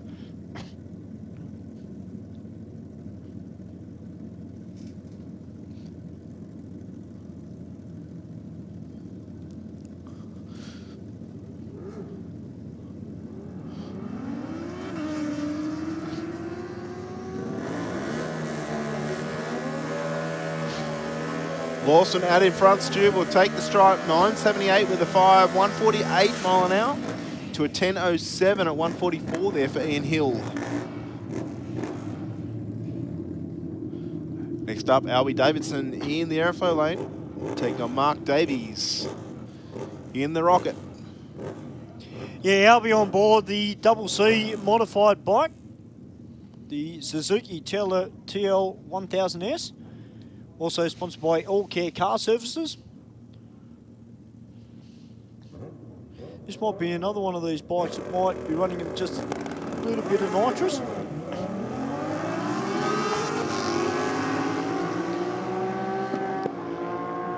Certainly hit those wheelie bars hard on the launch there for Albie. And Mark Davies, a 9.67 with a 4 to a 10.83 for Albie. As we've got Dean Jamieson all the way from Casterton in Victoria. The Kawasaki ZX9R about to take on Lucas Nago on his Jexa 1000 running for A&M Stonemasons from Stanhope in Victoria.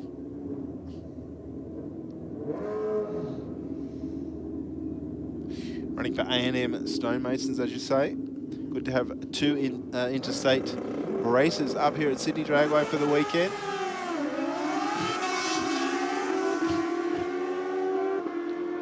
Nigo with the legs dangling.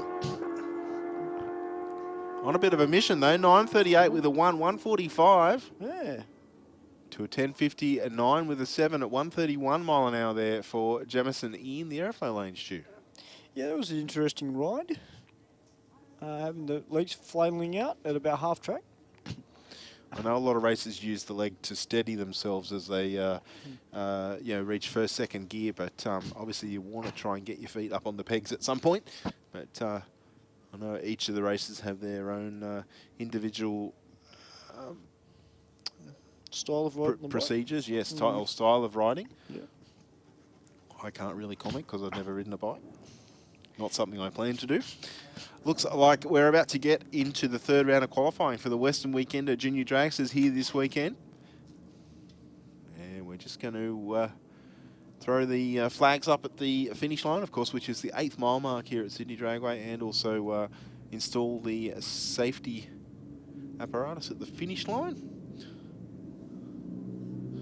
37 junior dragsters here this weekend, so one of the biggest subscribed fields we've seen here for a long time, and I think the biggest field for the event is junior dragster this weekend, and we've got races from everywhere, Stu. We certainly do, and it's great to see. It's a credit to all the racers. They're there. Luke Carpentano coming up return road. Good drive, guys. You're in the hunt. Putting on an awesome show for the fans. Well done, guys.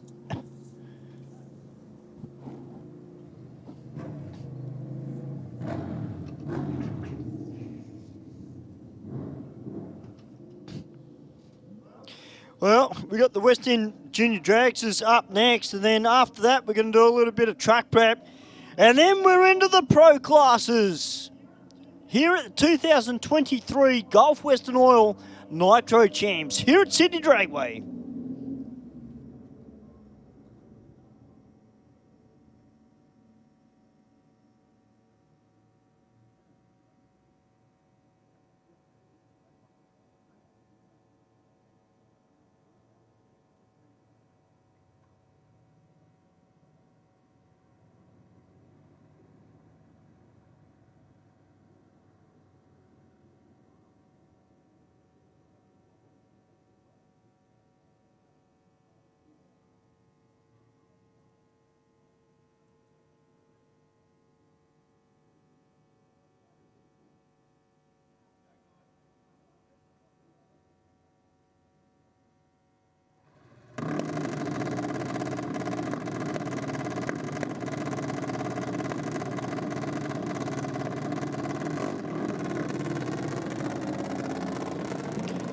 All right, it's time to go single cylinder racing. It is the Junior Dragsters. The Little Pocket Rockets are down on track. And Alira Cardam, who's currently sitting at number 20 in the qualifying order, with an 8.03 with a 6. And in beside her is Levi Nazevic from Hallam, Victoria, in the Addictive Performance B-Class Junior. He's currently sitting at number 4 in the qualifying order with an 8.01 with a 5.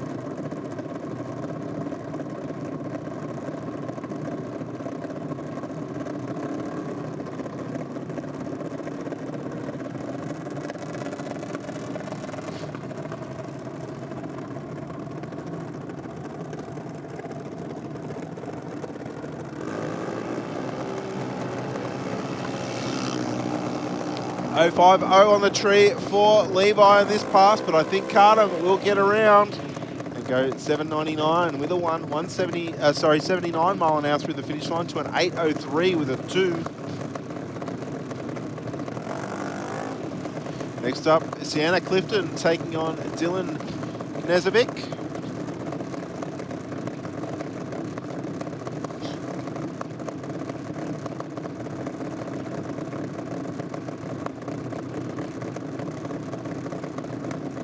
Knezovic from Holland in Victoria.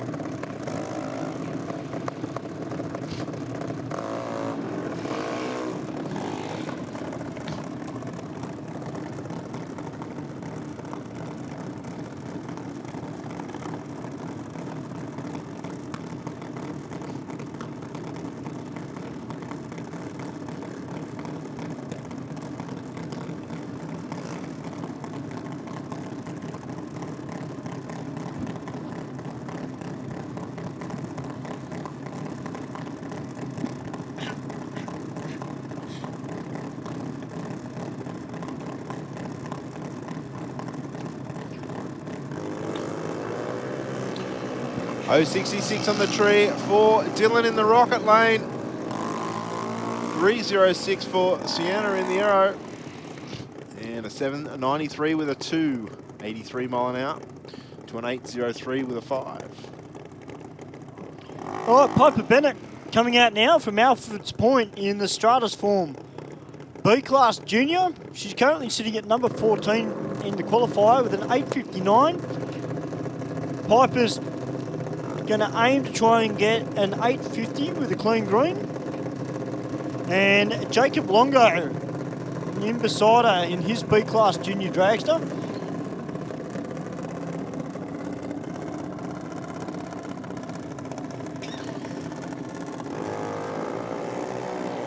Longo in the rocket lane leaves with a 5.0 reaction time. Bennett's out in front though and runs an 8.59 with a 9. And Longo an 8.85 with a 1.72 mile an hour there in the rocket lane.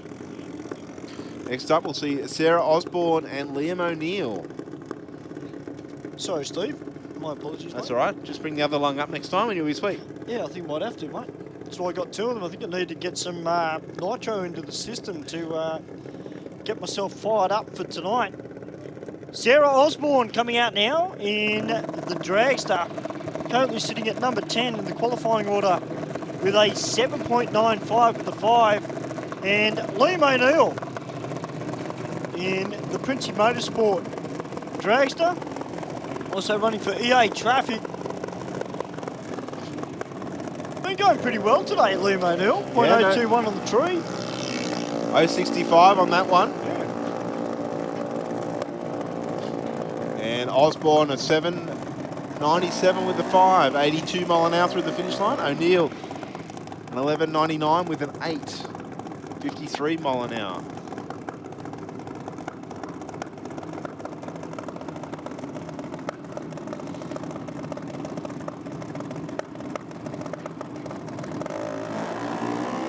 Next up, Siobhan Harvey from Auckland in New Zealand. Running for the UASA Batteries and Speedflow. Team Bray Racing, CPC. Take on Carl Schulz from Carrara Downs. Running for Schulz and McKnight family. JTS and KPM Performance.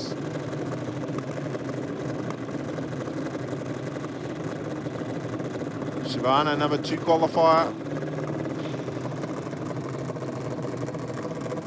Schulz, our number 6.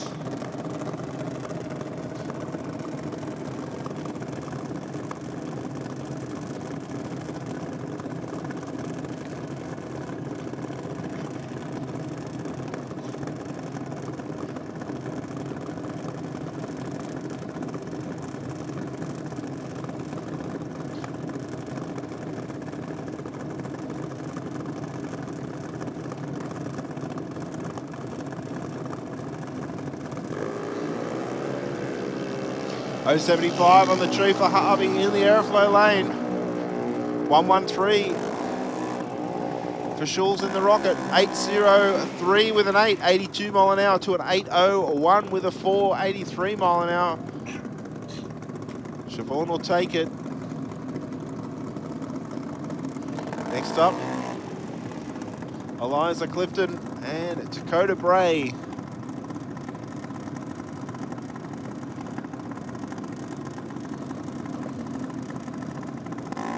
Yeah, Alyssa Clifton, you can see her dad, Tim, half suited up because he's not too far away from bringing out his pro alcohol dragster, which just recently ran a 5.47 up at Willowbank. Yeah, no, he's been on a bit of a tear recently in that dragster, and it's great to see. I'm a bit of a dragster fan, so it's good to see so am I. The dragsters, getting back on pace, I guess you could say, with within the pro alcohol ranks. It's been a bit of a, I'll say the word whitewash, with all due respect, for the funny car seems to be the preferred combination to go fast in that category, but good to see that some racers still sticking with the dragster. Dakota Bray away with a 161 reaction time. The better of the 2 out in front at the moment, and we'll take it 8.01 with a 2. 82 mile an hour through the finish line to an 8.18 with an 8 there. for Clifton. Yeah, that was a really good pass there from Dakota Bray. Kate Fowler coming out now from Arcadia Vale. One of our B-class junior dragster drivers. Currently sitting at number 31 in the qualifying order. And in the rocket lane, Archie Boscovich in the Liverpool Glass B-class junior. He's currently sitting at number 18 with an 8.65.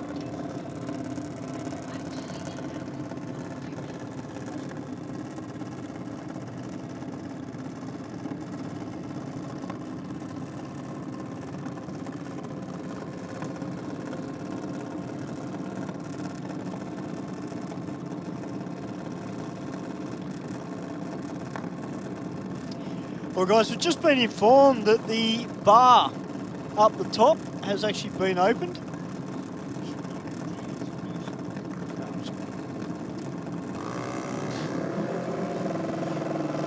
.071 on the tree for Fowler in the airflow lane. Better than 2 reaction times. Boscovich way out in front though. 8.65 with a 2.76 mile an hour through the finish line to an 11.39 with a 1 at 57 mile an hour there for Kate Fowler. Next up, Carlos Harvey taking on Alex Rafalo.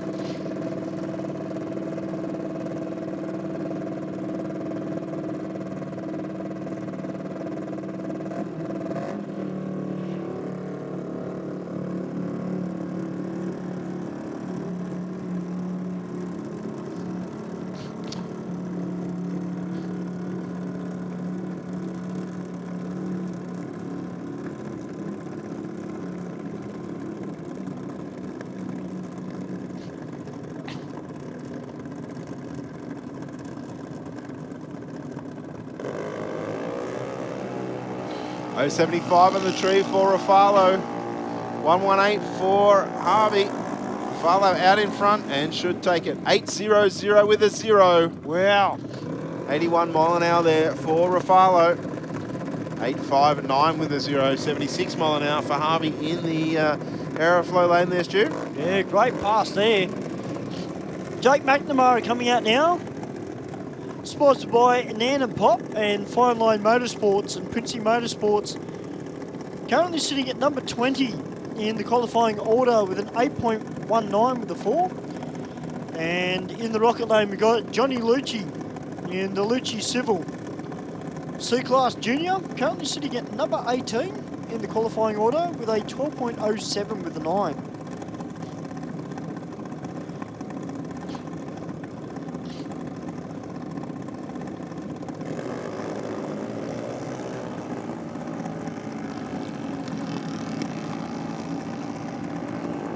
McNamara's having a bit of a mixed day. I think his first run was disqualified because he had to restart, and that one not what he would have expected at this point in the afternoon. A 13.54 there, and Johnny Lucci a 12.16 with a 4.52 mile an hour.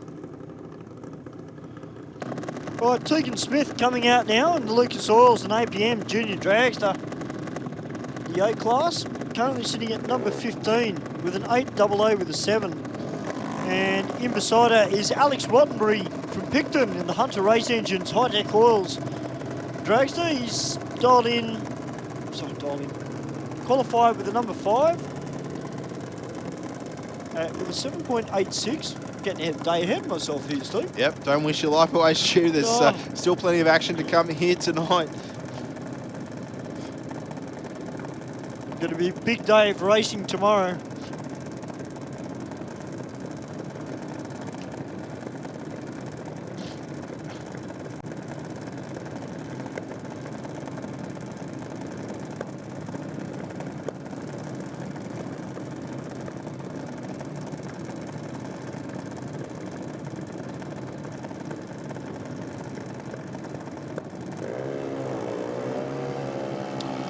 .012 on the tree for Rottenbury. Nice lead for him and the team. And an 8.00 with an 8.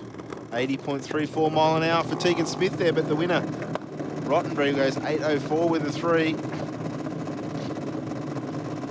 All right, Georgia Leafting coming out now in her B-Class Junior, running for Speedflow Products. currently sitting at number 25 in the qualifying order with a 9.06 with a 5. So she's got a little bit of a tuning window that she's able to play with.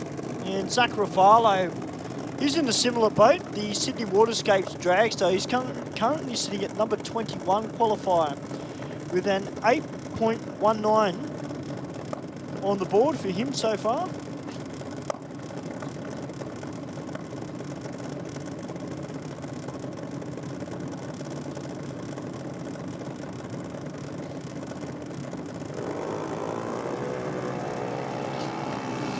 There, Reds on the start line.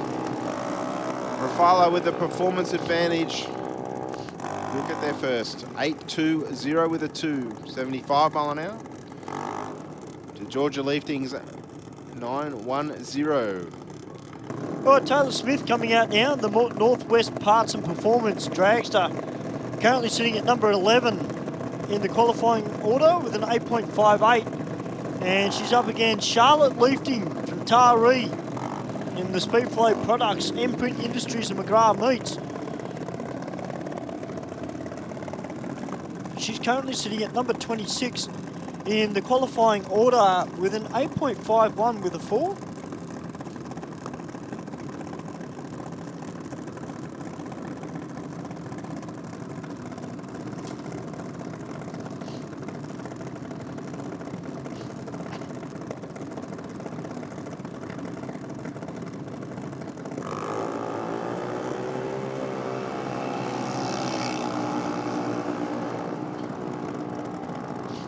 Sound like one of those cars out of the throttle. I think Taylor Smith not full power that whole run. 8.52 with a 0. 75 mile an hour for Leafting in the rocket lane that time around. And I think definitely sounded like Smith was out of the throttle. Savannah Condello now in the Aeroflow lane. Qualified 8th so far. Taking on Jacob Schulz from Karana Downs in Queensland.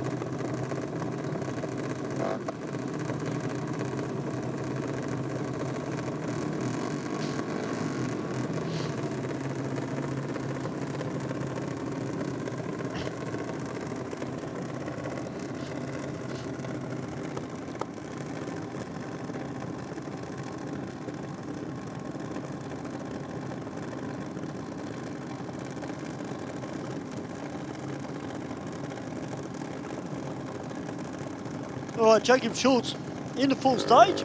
Here we go. 0.086 on tree for Savannah Condello. And young Jacob is about to cross the line. And he goes at 12.33 with an 8. And Savannah goes 8.48 with a 4. Jeffrey McNiff coming out now, the St Mary's Engines and Terry's Diffs and Chassis. Dragster currently sitting at number 23 in the qualifying order, up against Daniela Aksiak in the Lush and New sponsored car. She's dialed in. She's qualified with a 7.99 with a 1. Currently sitting at number 12.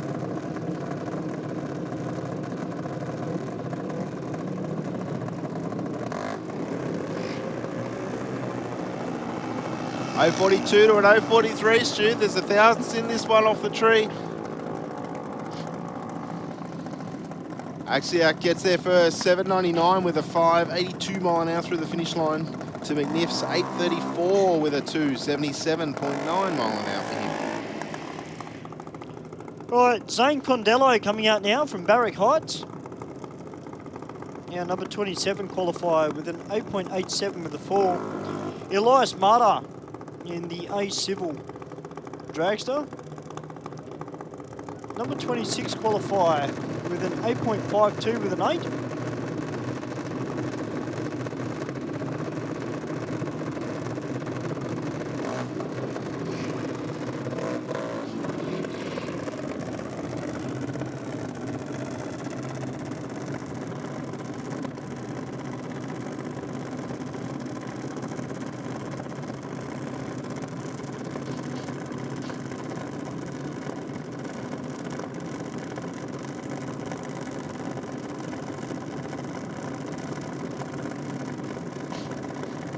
No fume out of the car this time for Candello. Wondering what that was, Stu. Yeah, Still got me puzzled a little bit, but 0.28 on the tree for Zane this time around. Marta with an 0.66. And Marta will take it 8.21 with a 7.80.47 mile an hour to an 8.88 with a 5 for Candello in the airflow lane. All right, Harry Ryko coming out now.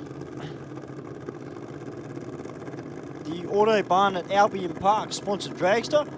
About to take on Ryan Pettiford in the Fine Line Motorsports and Princey Motorsport B Junior.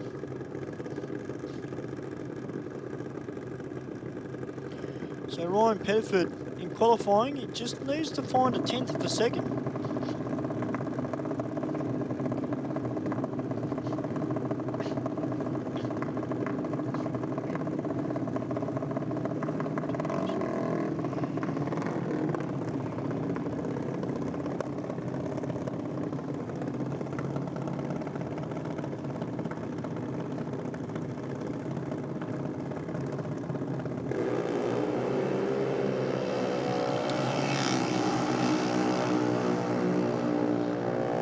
Eager races on the start line there, leaving the red light. 8.03 with a 5 will take the win for Reiko.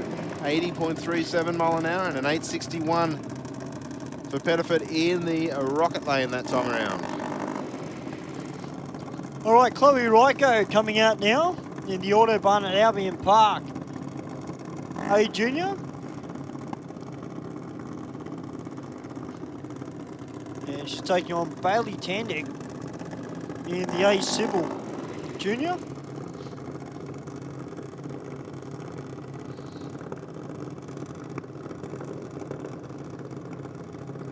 Just looking in the staging lanes there, we've got our first of our Nitro races, Eager Beaver. It's Chris Matheson, he's ready to go. Yeah, the Matho, we can't wait for the Top Fuel bikes to make their way out on track. It's going to be an awesome session. 001 red for Reiko that time around. Also close to perfect. Well, an 8.11 there for Chloe Ryko to an 8.27 for Bailey Tandek. And that looks like that is it for qualifying 3 for the Western Weekender at Junior Dragsters. And we'll get into a little bit of track prep, probably. Yep. And then we're into our pro classes, pro stock, pro mod, pro alcohol, top bike, top fuel, and door slammer. And of course, we will see our professional categories twice this evening. Another round scheduled to be around about 11 minutes past 6, and they will conclude the night with top fuel at around about 7 p.m. this evening is the scheduled time. If you've got friends that are not far away from finishing work and they're at a loose end, get them to jump online to our track's website, www.sydneydragway.com.au. Follow the links to the event, grab some online tickets, head out here for the evening. It's been a fantastic day of qualifying in all our sportsman categories here today so far. Of course, as Stu said, we've just got our professional categories to come through, but there's also another round of qualifying for Super Comp, Top Sportsman, Boosted Outlaws, Extreme Bike, as well as the 2 rounds of qualifying for our professional series. So there's still plenty of qualifying action to come our way here this evening while we go through with our track prep out on the racing surface at the moment and wait for all our professional categories. We can see a couple of them coming around in the staging lanes now, so they're obviously all ready to go and keen to get out there and lay down a number. We'll throw to our big screen and throw up a couple of words from some of our sponsors. You're here at the 2023 Gulf Western Oil Nitro Champs here at Sydney Dragway. I've chosen to use VP Racing Fuel since I was a teenager racing motocross, which was 21 years ago now. I just have a really personal trust with VP Racing Fuels. Running on the ragged edge of blowing up and not, a lot of it has to do with the race fuel, and that's what we rely on, VP Racing Fuels. VP has been making racing fuel for 43 years. They're the official fuel of multiple top series globally. No matter where we are in the world, no matter what fuel we need, it's always consistent. It's always perfect and exactly what we're expecting and our tuners expecting. They support myself, my Drift Alliance bros, and for that, I'm extremely thankful. Keep making amazing fuels, and we'll keep out there having fun.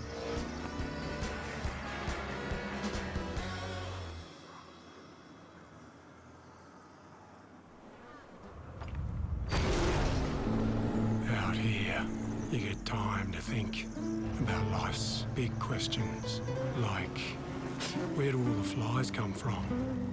Do trains of thought have a destination? And another thing, how does an engine keep going out here? Well, that was an easy one.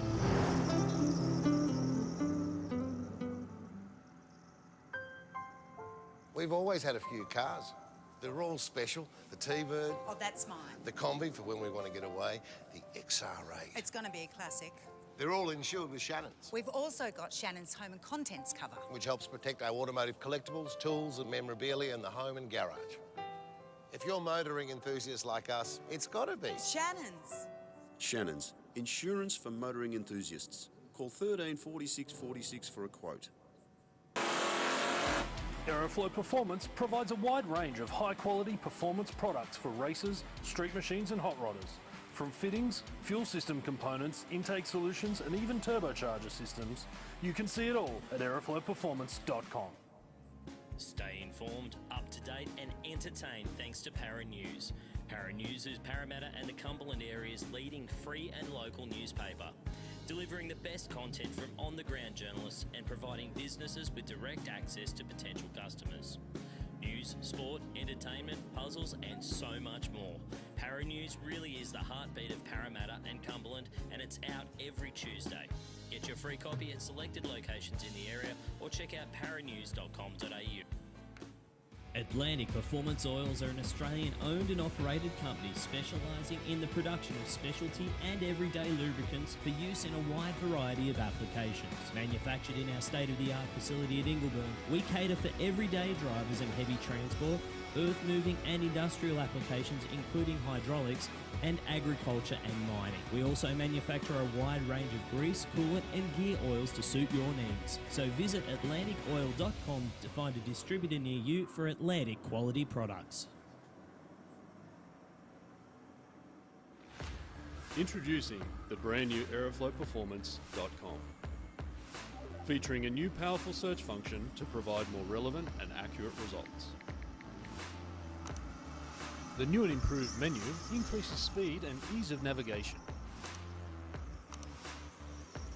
Once you've found the right products, you will also find important information and specifications for your selection. Then, simply add to cart and proceed to checkout. Your Aeroflow Performance products are only a few secure clicks away. Try the new aeroflowperformance.com today.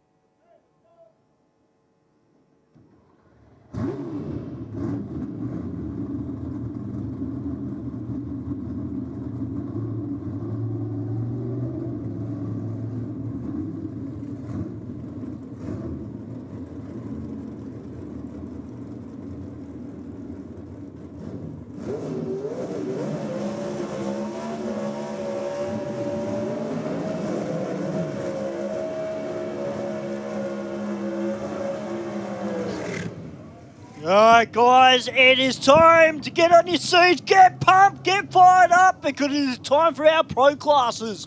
And we got pro stock out first.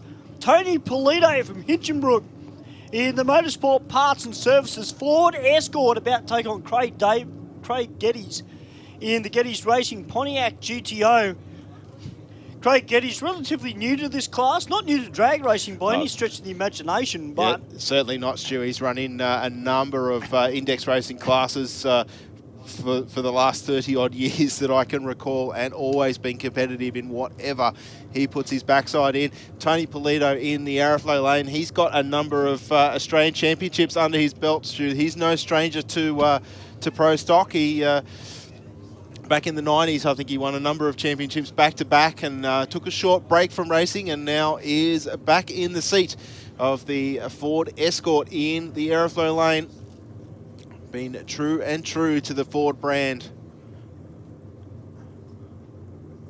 Let's see what these racers can do. Of course, there is plenty of warmth in that racing surface. That sun has been beating down on it all day here at Sydney Dragway, just as the shadows start to lengthen. Geddes just hanging back a little bit on the start line there, Stu. But moving forward now. Yeah, just playing around with the wheelie bar heights, and Tony Polito's crew just guiding him forward just before they go into pre-stage. All right, we'll hear the RPM build in a moment. Those clutches will dump, and there's 5 gears that those racers have to race through between here and the finish line. Polito away with a 1:07.60 foot. He's not in the throttle anymore. Geddes is running it out the back door. 7:05 with a 0. 193 mile an hour. He went 1:01 to the 60 foot and a 7:05. The result at the other end of the racetrack. Yes, Stu. Steve, you can see the chatter marks almost to about 60 foot out of Tony Polito's Ford Escort, straight off the start line. So obviously maybe just aborted that run. Yeah, what you're talking about there, Stu, is of course a tyre shake. And if those in the people in the crowd that haven't been to a drag racing event before, you'll hear us commentators bang on about tyre shake. Now, what there generally is where the tyre effectively tries to run over itself, caused by a number of different things. It's generally a mismatch in horsepower tune, clutch, and track prep. So with these cars, you want the tyre to slip just a little bit to get the engine up into the power band, and then from there it drives away. If the driver gets that wrong and it bogs down, it effectively shudders through the tyre, and the tyre almost tries to roll over itself. It almost looks like a tractor-type tread pattern on the racing surface. All right, Rick Chilton coming out now in the Dodge Avenger. Oh, big flame out of Clint George's car. Just went to start the burnout, and I saw it poke up through the bonnet scoop. He's refired the car now. I dare say it was right when he's hitting the throttle just before he dumped the clutch. Chilton and the rocket lane there, Stu. He's ready to go. Done the burnout. Or Clint George's car not happy.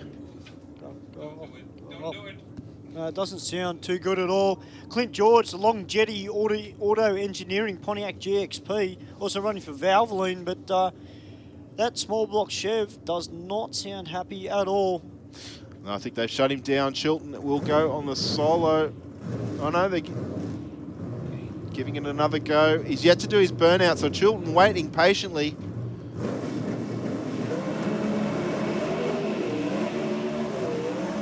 That car of George's normally a very, very consistent, super reliable as well. It's just having a few issues. Short burnout this time. You'll back pretty quick. Of course, the team now has to go and do all of the wheelie bar prep and that sort of thing. Chilton will probably suffer a little bit out of this one, I dare say. Yeah, the tyre temperatures will be reducing fairly substantially, I would say, for Rick Chilton. So the Clint George team probably want to get those wheelie bars done as quickly as possible. Of course, these cars, ladies and gentlemen, run up to a 400 cubic inch V8 power plant. No power adders. They rely on a pair of carburetors sitting up on top of an intake manifold. They run 5-speed transmissions. Those drivers have to bang through the gears. First, second, third, fourth, fifth in under 7 seconds usually.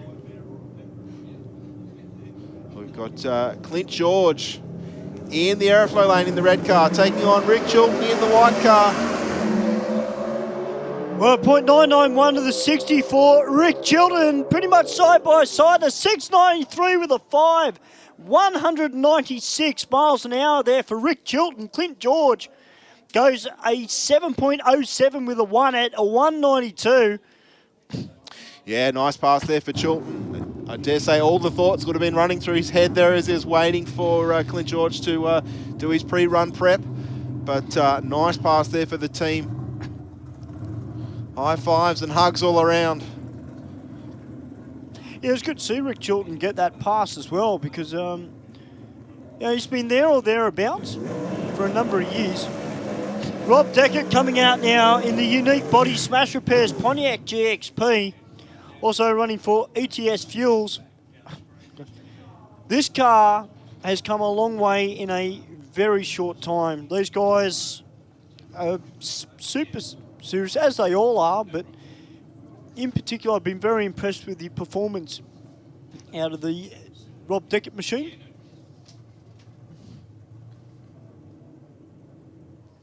Nice to see the team making the trek to Sydney Dragway from Victoria. Looks like they're going to go on a solo here, Stu. There's no one in beside him. We got Mark Peck watching on the live stream saying, well done, Rick. That's at the pointy end of the field. Yeah, great stuff there from the Chilton team. Let's see what Robert Deckett's got for us. I dare say all our pro stock cars have not come out for this session in qualifying. There's only the next set of cars sitting down there is our pro mod car of Rob Campese. So only 3 cars are fronting for this session. Sorry, beg your pardon. 5 cars. I did see Joe Maruna's car out the back as well, so he's not too far away, the birthday boy. Well, Rob Deckett, 0.994 in the 60, the big GX2P winding up, and a 689 with a 1, 198.9 miles per hour. Sydney Dragway, make some noise for the Deckett team. Yeah, nice pass there for the Deckett team. The car did move towards the centre line a little bit there on the hit of the throttle, Stu. Need a little bit of steering input there, I dare say, but didn't seem to hurt his ET or mile an hour. Certainly 198 mile an hour. I did not see John Cabore. He must have been under the tunnel then when I stood up. But good to see the Cabora team taking on Pro Stock. Yeah, driving the ex-Clint George Chevrolet Cavalier. I went and saw them this morning before racing started. I congratulated them on the step up into Pro Stock. The factory hot rod's already putting on a show. It's only the first qualifier.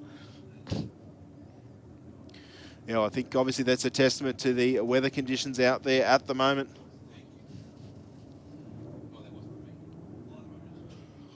I think for some of these teams it will be obviously about getting that horsepower down to the racetrack. And as the shadows lengthen here at Sydney Dragway, that track will slowly get cooler. But certainly, I dare say, it would be still quite warm at the moment. It's been in the sun all day. Had a pretty constant run of cars over it as well. Yeah, John Cabura has just staged the car towards the wall. Not quite sure how many passes he's actually done in this car. Done plenty of racing behind the wheel of a race car, but not many in Pro Stock. And that's exactly where the car went, Stu. Pretty much exactly where it was pointed. Moved it back to the centre of the lane, out of the throttle at about 1,000 foot. Still rolls on through for a 816 with a 5. Went 113 to the 60. And a good checkout pass, I suppose, for the team there. Yeah, definitely. I'll be back a little bit later on this afternoon, hopefully. Yep, so Rob Deckett currently sitting at number 1 in the qualifying order with a 6.89. As we're about to get into Pro Mod. Now, these guys run a 585 index. they can go over or under 585, but not by much. So this is a great concept of racing. One that I have been behind since the very start. When they started talking about Aussie Pro Mod, I was pumped. And I cannot wait for this. Joe Marino, the birthday boy, down here, and he's taking on Rob Campese. What a way to have your first run for your birthday up against Campo. Yeah, definitely. I think Campo, one of the first proprietors of one of these cars, he's been in the twin turbo forefront from the beginning, back to the old days with the old Cortina, then stepping into the Mustangs, and then another Mustang, and now we see his latest creation, the twin turbo Hemi. And the beauty of this class, ladies and gentlemen, is there's pretty much only 2 or 3 basic rules. It's got to have opening doors, it's got to run 585, and it's got to be forced induction. How you get there is up to you. It can be a twin turbo Hemi V8, it can be a blown Hemi V8, it can be a 6-cylinder turbo, whatever you like. Oh, something coming out of Marina's car there. Did start his burnout a long way down the racetrack. Wonder what that's, some sort of rag or something like that, I wonder? Yeah, of course, this car of Joe Marina's formerly used to run in Door Slammer.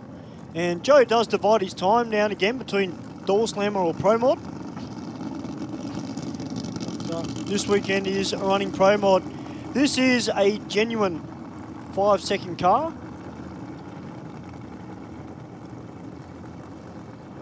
And Campo, well, we know what Campo can do in this 2014 Ford Mustang. I've been a track walker here at the track a couple of times on private test days at about half track, and I can tell you when Campo's coming at you, you really know you're alive.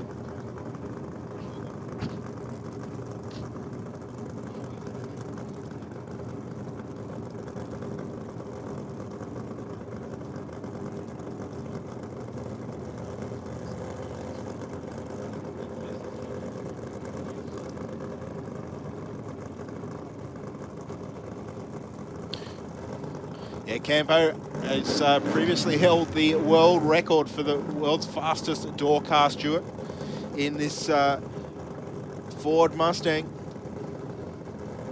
Let's see what he can do here. Usually mile an hour, a little bit better than the supercharged cars, a little bit slippery through the air, especially at the top end of the racetrack.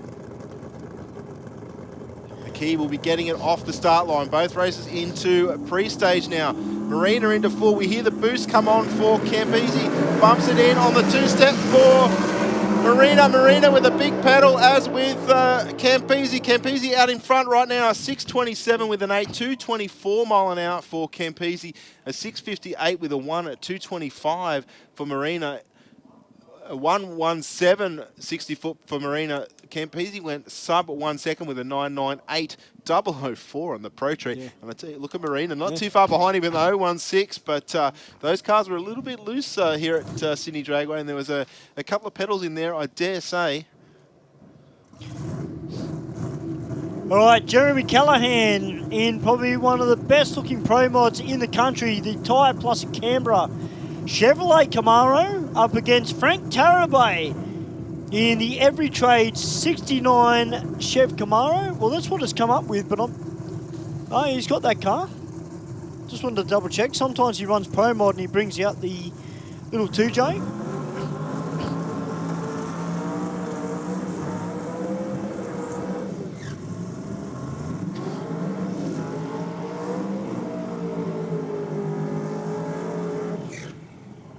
I was actually here for a test day when Frank Tarabay was testing this car as well as his factory Extreme car.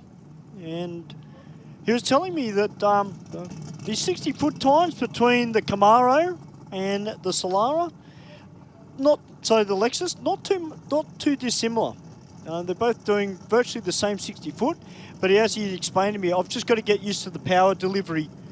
Yeah, I dare say to be a fair bit more aggressive in the Camaro compared to the Lexus, but no stranger to speed is Frank Tarabay, as is Jeremy Callahan. This car was super quick out of the box, and is absolutely a show winner. Well, this car being helped along by Con and Vic from C&V Performance, and Joe Signorelli, who owns Gas Motorsport over at Wetherill Park. He has a fair bit to do with this car and this team. And Jeremy Callahan, well, this car, when it was released, everybody's jaws dropped to the floor. It was a sensational looking vehicle. It just turns heads no matter where it is.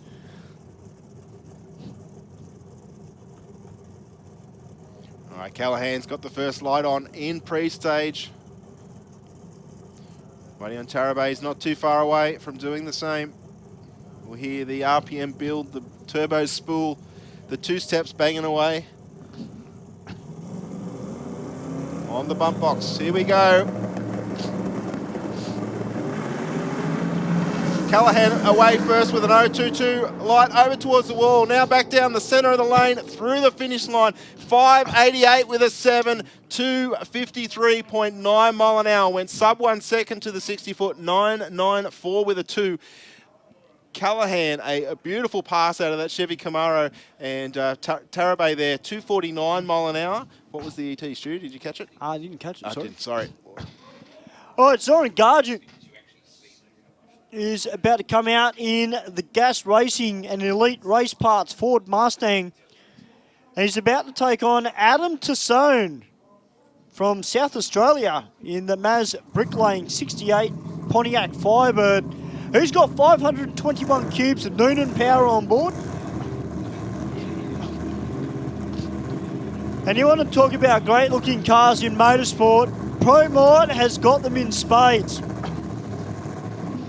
Now, Zoran Gargic was the inaugural winner of a ProMod round, and he holds that in very high regard, and he is trying to win another one.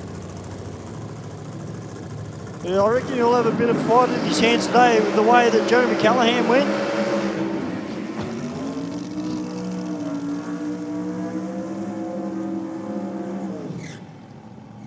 Big bird out there for Gadgic in the Ford Mustang. Twin turbo Hemi on board this car. As you say, Stu, we've seen Gadgic a few times go so close to taking the win, but only to break out by the smallest of margins. Well, the good thing about this car too, when they first bought it out here to Australia, they struggled with it a lot. They were really, really struggling. Couldn't really get their head around it. So they put it aside, and then Zoran bought out the 2J BMW, which he has still got. And then when they started the rumours of Aussie ProMod, they bought this car back out, and Zoran and the team got to work and have managed to get this down to a consistent 585 car.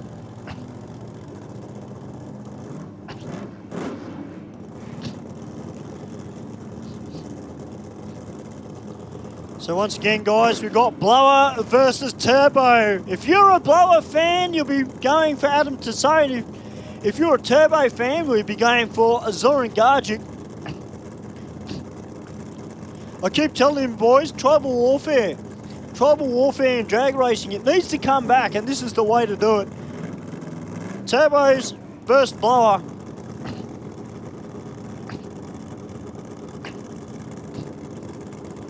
Sometimes we see Simon Krieger bring his nitrous Tirana out for a play as well.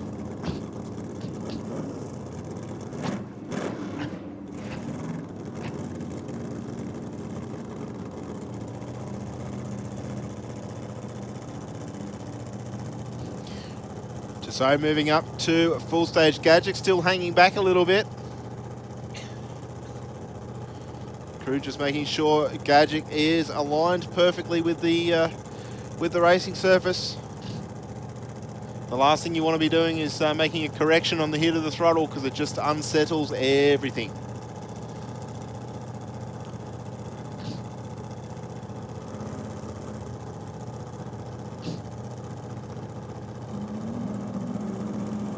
All right, here comes the boost from Gadget in the aeroflow lane. Here go the revs up for Adam to zone. Gadget away with an 020 light. Car stood straight up on those rear tyres and through the finish line. 588 with a 6, 258 mile an hour, and unfortunately for Adam Tassone,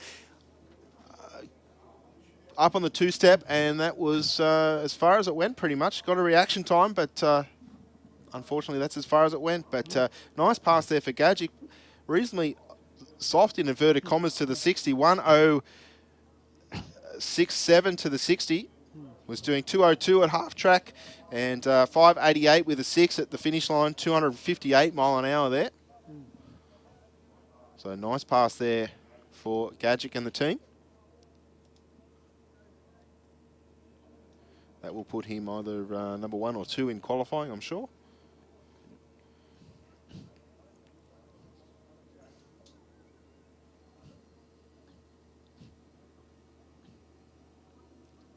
And I can see Stu below us in the fire-up box. We're going to move in to Pro Alcohol. And we've got Tim Clifton and Russell Mills be the first pairing out this evening in Pro Alcohol for the first of their qualifying sessions here at the 2023 Gulf Western Oil Nitro Champs. Yeah, I'm a big fan of Pro Alcohol, always have been. And I'll tell you what, you can see down below us, ladies and gentlemen, we've got a Pro Alcohol Dragster, even though it doesn't look like a Pro Alcohol Dragster. But it is. That's Russell Mills and the Streamliner, or as we affectionately call it here at Sydney Dragway, the Batmobile. And I'll tell you what, he's been doing some good runs in that car lately. But the man that's on everybody's lips at the moment, Tim Clifton, the Western Roofing Solutions rear-engine dragster, has gone 544. I'm sorry, 547 up in Willowbank. The dragsters are in the hunt.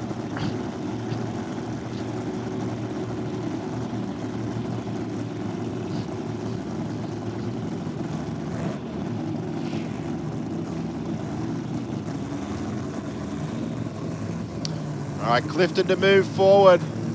Love the wrap on this car. I think it's pretty cool. Yeah, it looks awesome, hey. Into metal roofing, of course, and the rusty corrugated iron.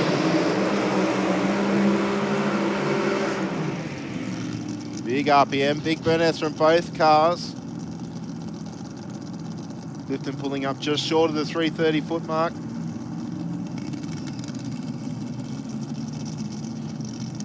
Lot smaller power plant in the dragster of Clifton. Some 60 odd cubic inches down on the power plant for Russell Mills.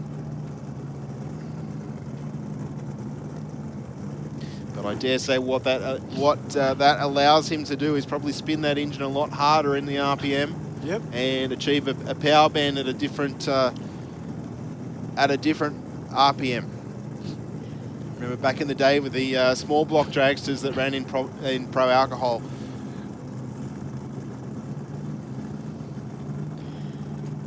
Well, Tim Clifton, the dragster.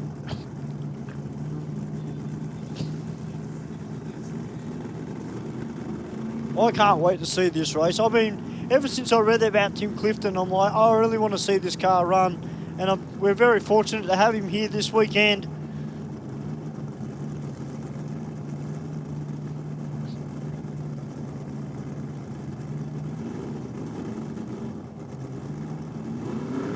Both races into pre-stage now. The RPM builds for both cars. They'll bump into stage. Oh, Clifton's driven through the clutch, unfortunately. Lots of tyre shake there for Russell Mills. Clifton's not going to get a time, but Mills, a 5.51 with a 5, 260 mile an hour there. Went 973 to the 60 and ran it out the back door. 5.51 with a 5, 260 mile an hour there for Russell Mills. Unfortunately for Tim Clifton, Stu, the car went into stage and it looked like it just drove through the clutch. Yep. And Tim ran it out the back door anyway, but unfortunately not going to get a time recorded. Well, I can say, ladies and gentlemen, whether you're watching online or if you're here at the track, don't go anywhere because we've still got Top Fuel motorcycle to come as well. Top Fuel and then Door Slammer. Wayne is up here. Wade's up here in the studio. He's getting star jumps happening. He's starting to get pumped up. He's ready to rock and roll. We'll get him on the mic very, very soon. But we've got a couple more pro alcohol cars that are going to make their way out. We've got Brett White down here in the car, affectionately known as Carlos, the Chevy Monte Carlo. And he's taking on Peter Lovering in the Gulf Western Oil and Speedflow Dodge Charger. This car has been slowly improving. Peter's changed a few things on the car, ergonomics, a couple of things on the chassis. In the engine department, they've done a little bit more work to it. Peter's getting a lot more comfortable driving it. And the Sainty team.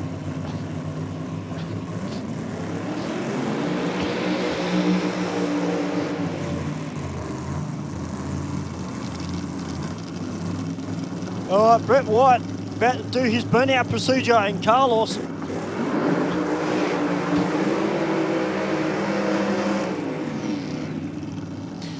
bit loose at the end of the burnout there for I was going to say for Carlos, but for Brett White in the Aeroflow lane there.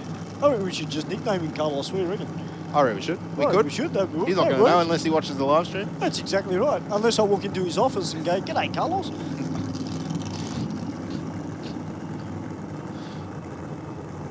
Lovering supported by Motorsport Connections, Power Plus Race Fuels, All About Meat, Butchers, and of course Gulf Western Oil. All supporting the Dodge Charger of Peter Lovering.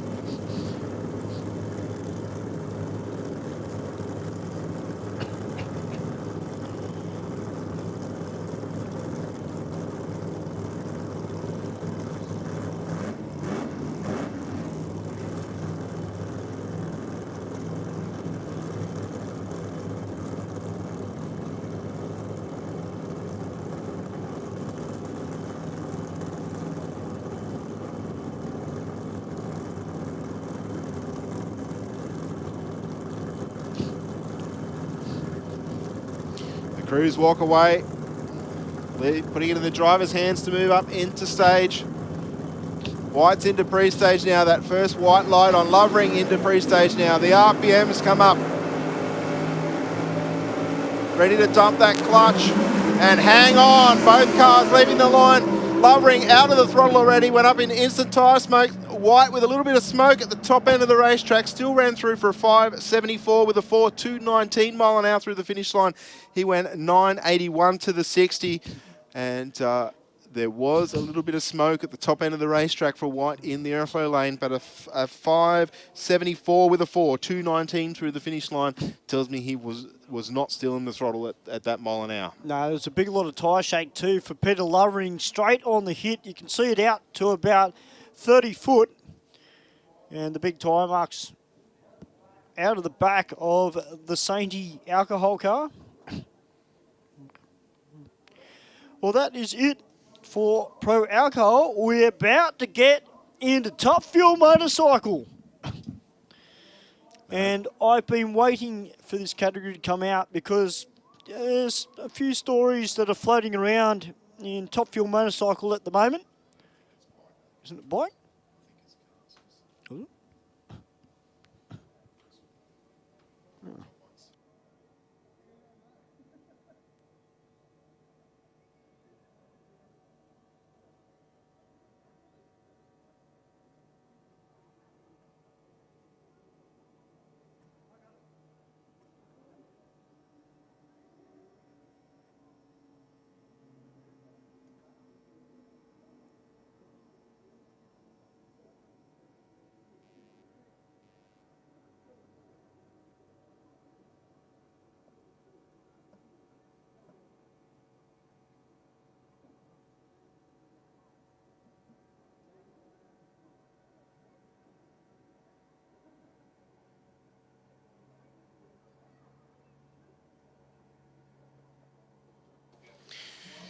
All right, ladies and gentlemen, we're about to get into Top Fuel qualifying round number 1 here at the 2023 Gulf Western Oil Nitro Champs, of course, which is incorporating the Burson Auto Parts Top Fuel Championship. And joining me in commentary box here this evening, Wayne Oranger, welcome to Sydney Dragway. Yeah, absolutely cannot wait for this. The championship has been getting tastier and tastier with every round.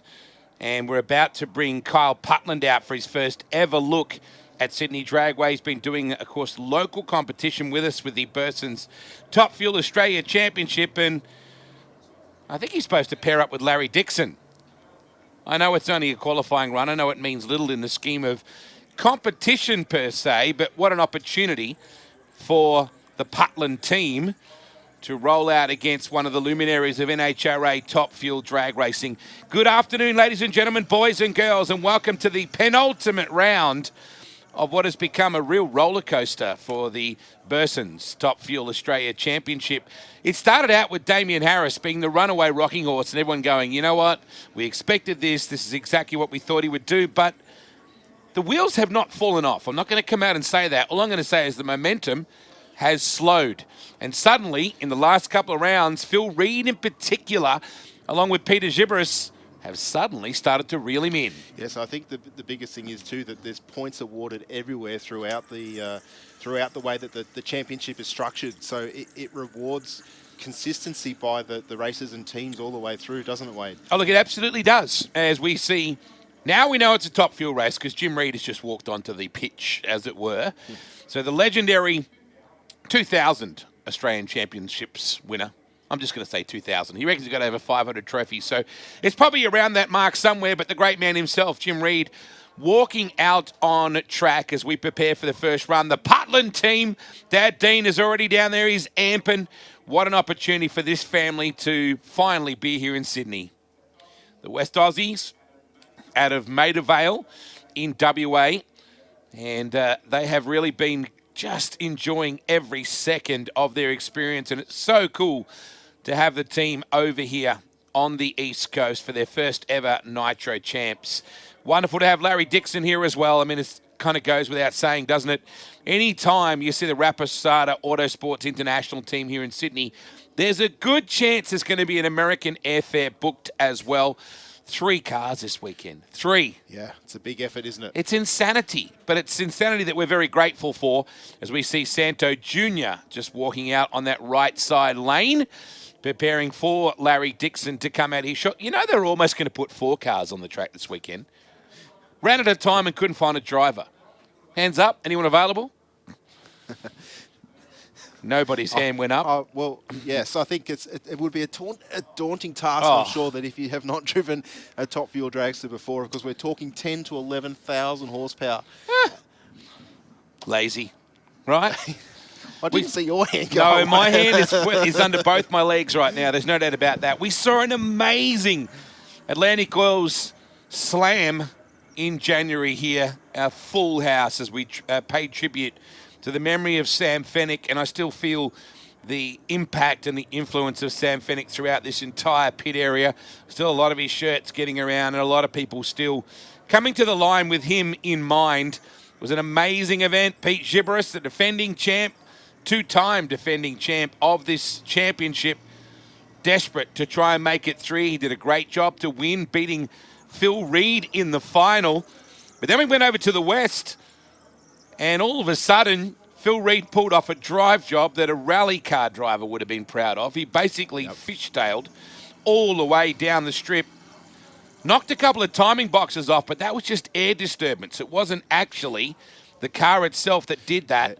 Just shows how close he got to the timing blocks in the centre line. He told me that so many of his friends go, oh, you drive Top Fuel, you just press a button and go. You don't actually have to drive them, you just go, right? And he said now he can show on his phone, he can go, you see how we drive these things? Yes. I do love that Batmobile, by the way. How good is that? It's something very different, isn't it, to Australian drag racing in the pro-alcohol ranks. Of course, Russell Mills, no stranger to building a little bit of an unusual vehicle to campaign pro-alcohol. Cool to see that Shane Olive was recently testing the boss, Phil Lamartina's car, the Fuchs Lubricants entry, a 383. Very encouraging signs for that team. Aaron Hambidge, of course, swinging the spanners on the Phil Lamartina car.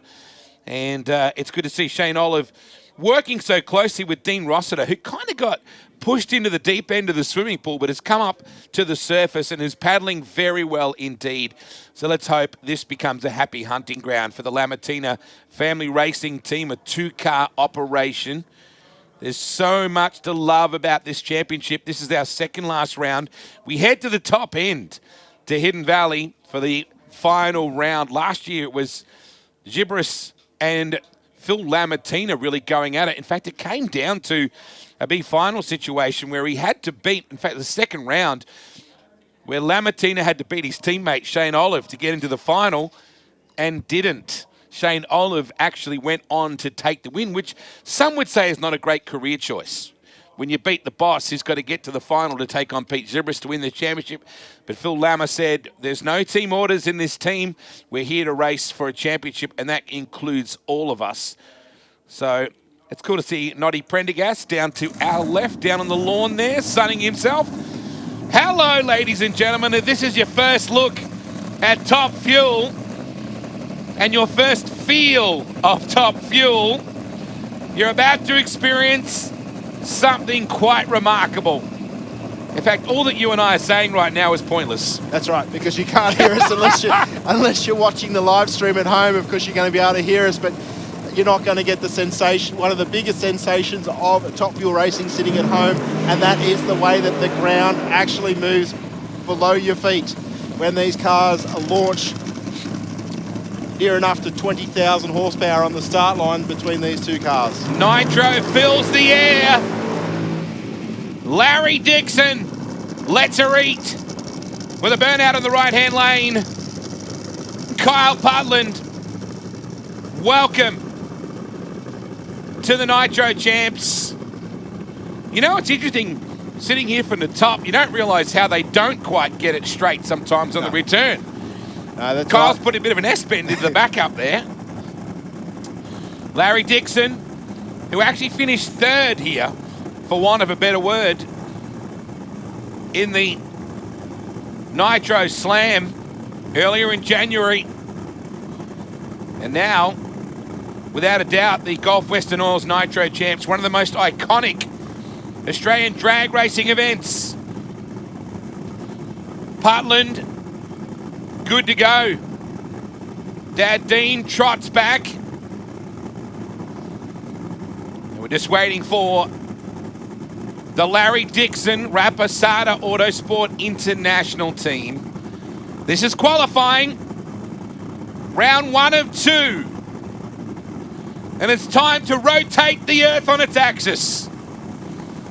Putland in. Dixon in. Oh, Putland! That'll do her. A 4:23 on debut. That's solid. Dixon, instant tyre shake. Yeah, well, was it a clean launch for both cars? 9.05 to the 60 for Putland in the aeroflow lane there, Wade, but he pedalled and stayed back in it with a 4.23 with a 5. Instant tyre shake and spin for Larry Dixon in the rocket lane there. You know what? The run for Putland, though, is a lap. All right, that's the good news. First time here, ran it right down the middle. The Puttos are happy with that. Dad's already banging their hands together. They're a long way from Maida Vale right now, but that's a strong way to kick off their qualifying run. Instant tyre shake and up in smoke for Dixon. And you can see down there, Sando Jr. and also Santino and the boys, they will go back and discuss the data and have a look at what they can do better in their second round. That's the good news about qualifying. There's 2 of them. 100%, Wade, and that team would have, without doubt, more data than most other teams in the country in terms of the racing that they've done here in Sydney and of course, abroad in the US of A. Can you believe they almost put 4 cars on the racetrack? Like, that is just remarkable. There are teams in the States that would go, nah, no thanks. I think logistically to do that, you know, to have all of the crews enough crew to span across 4 cars. The spares for the weekend as well. And obviously, you know, the transportation, this pit area, the catering, everything just becomes exponentially bigger, doesn't it? Well, I mean, the good news is for the rappers is that they are 3 or 4 minutes down the road. Yes. That's something that Santino said to me before. The reason we can do this is because we're only 3 or 4 minutes down the road. A pair of Phil's about to come out right now. Phil Reed and Phil Lamartina.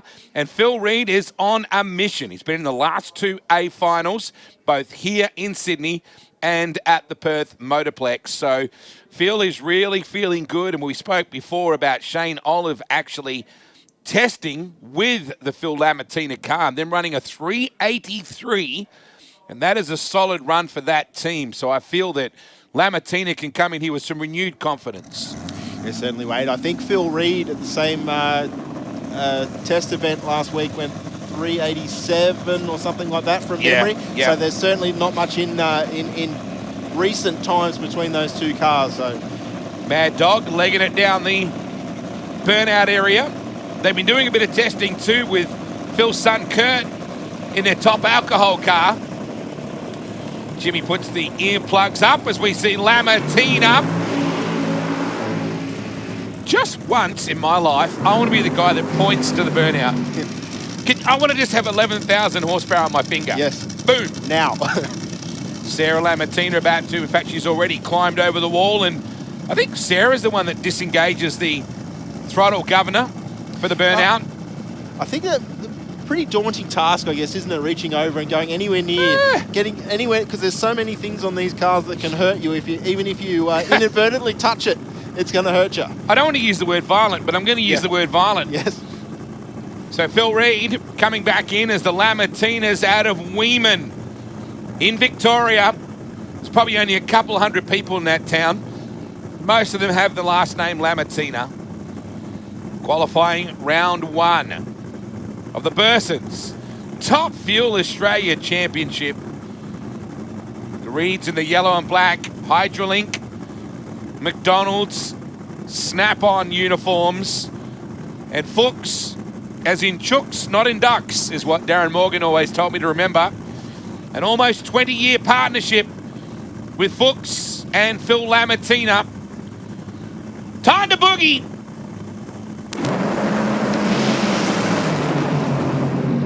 Oh, Reed, it's a good run from Lamartina. Lamartina. That'll do her. And look at the Lammies. They're up and about. 377. Nice job. A little bit of fire from Phil Reed. Yes, it was. I can tell you what, Phil Lamartina went miles past the finish line looking at those tyre marks. They were black tracking the whole way from the start line to the finish line. About a 377 their way. That's a nice pass, but as you say, Phil Reed was burning a little bit up there in the rocket lane. Big smiles from Aaron Hambridge and also from Sarah Lamartina just then. That's a stout way. Remember that Shane Olive ran the 383 in that car just a few days ago. So a 377 with an O is a very, very good way to start your weekend off. Going to be good to see the Carrot King with a bit of a smile on his face. Of course, they're Aussie champs now, you know. Yes, they Australian are. Junior Dragster Yes. champ. It's a lot to be proud of for that family. Third group coming out. 8 cars here this weekend. How good is that? It's absolutely fantastic. It's been a while since we've had 8 cars contesting a round of the championship. And also see that we've got 8 fuel bikes as well. So that's a pretty good treat for all the crowd here at Sydney Dragway this evening. And a stout lineup of door slammer as Yes, well. Yep. I always want to say door slammer.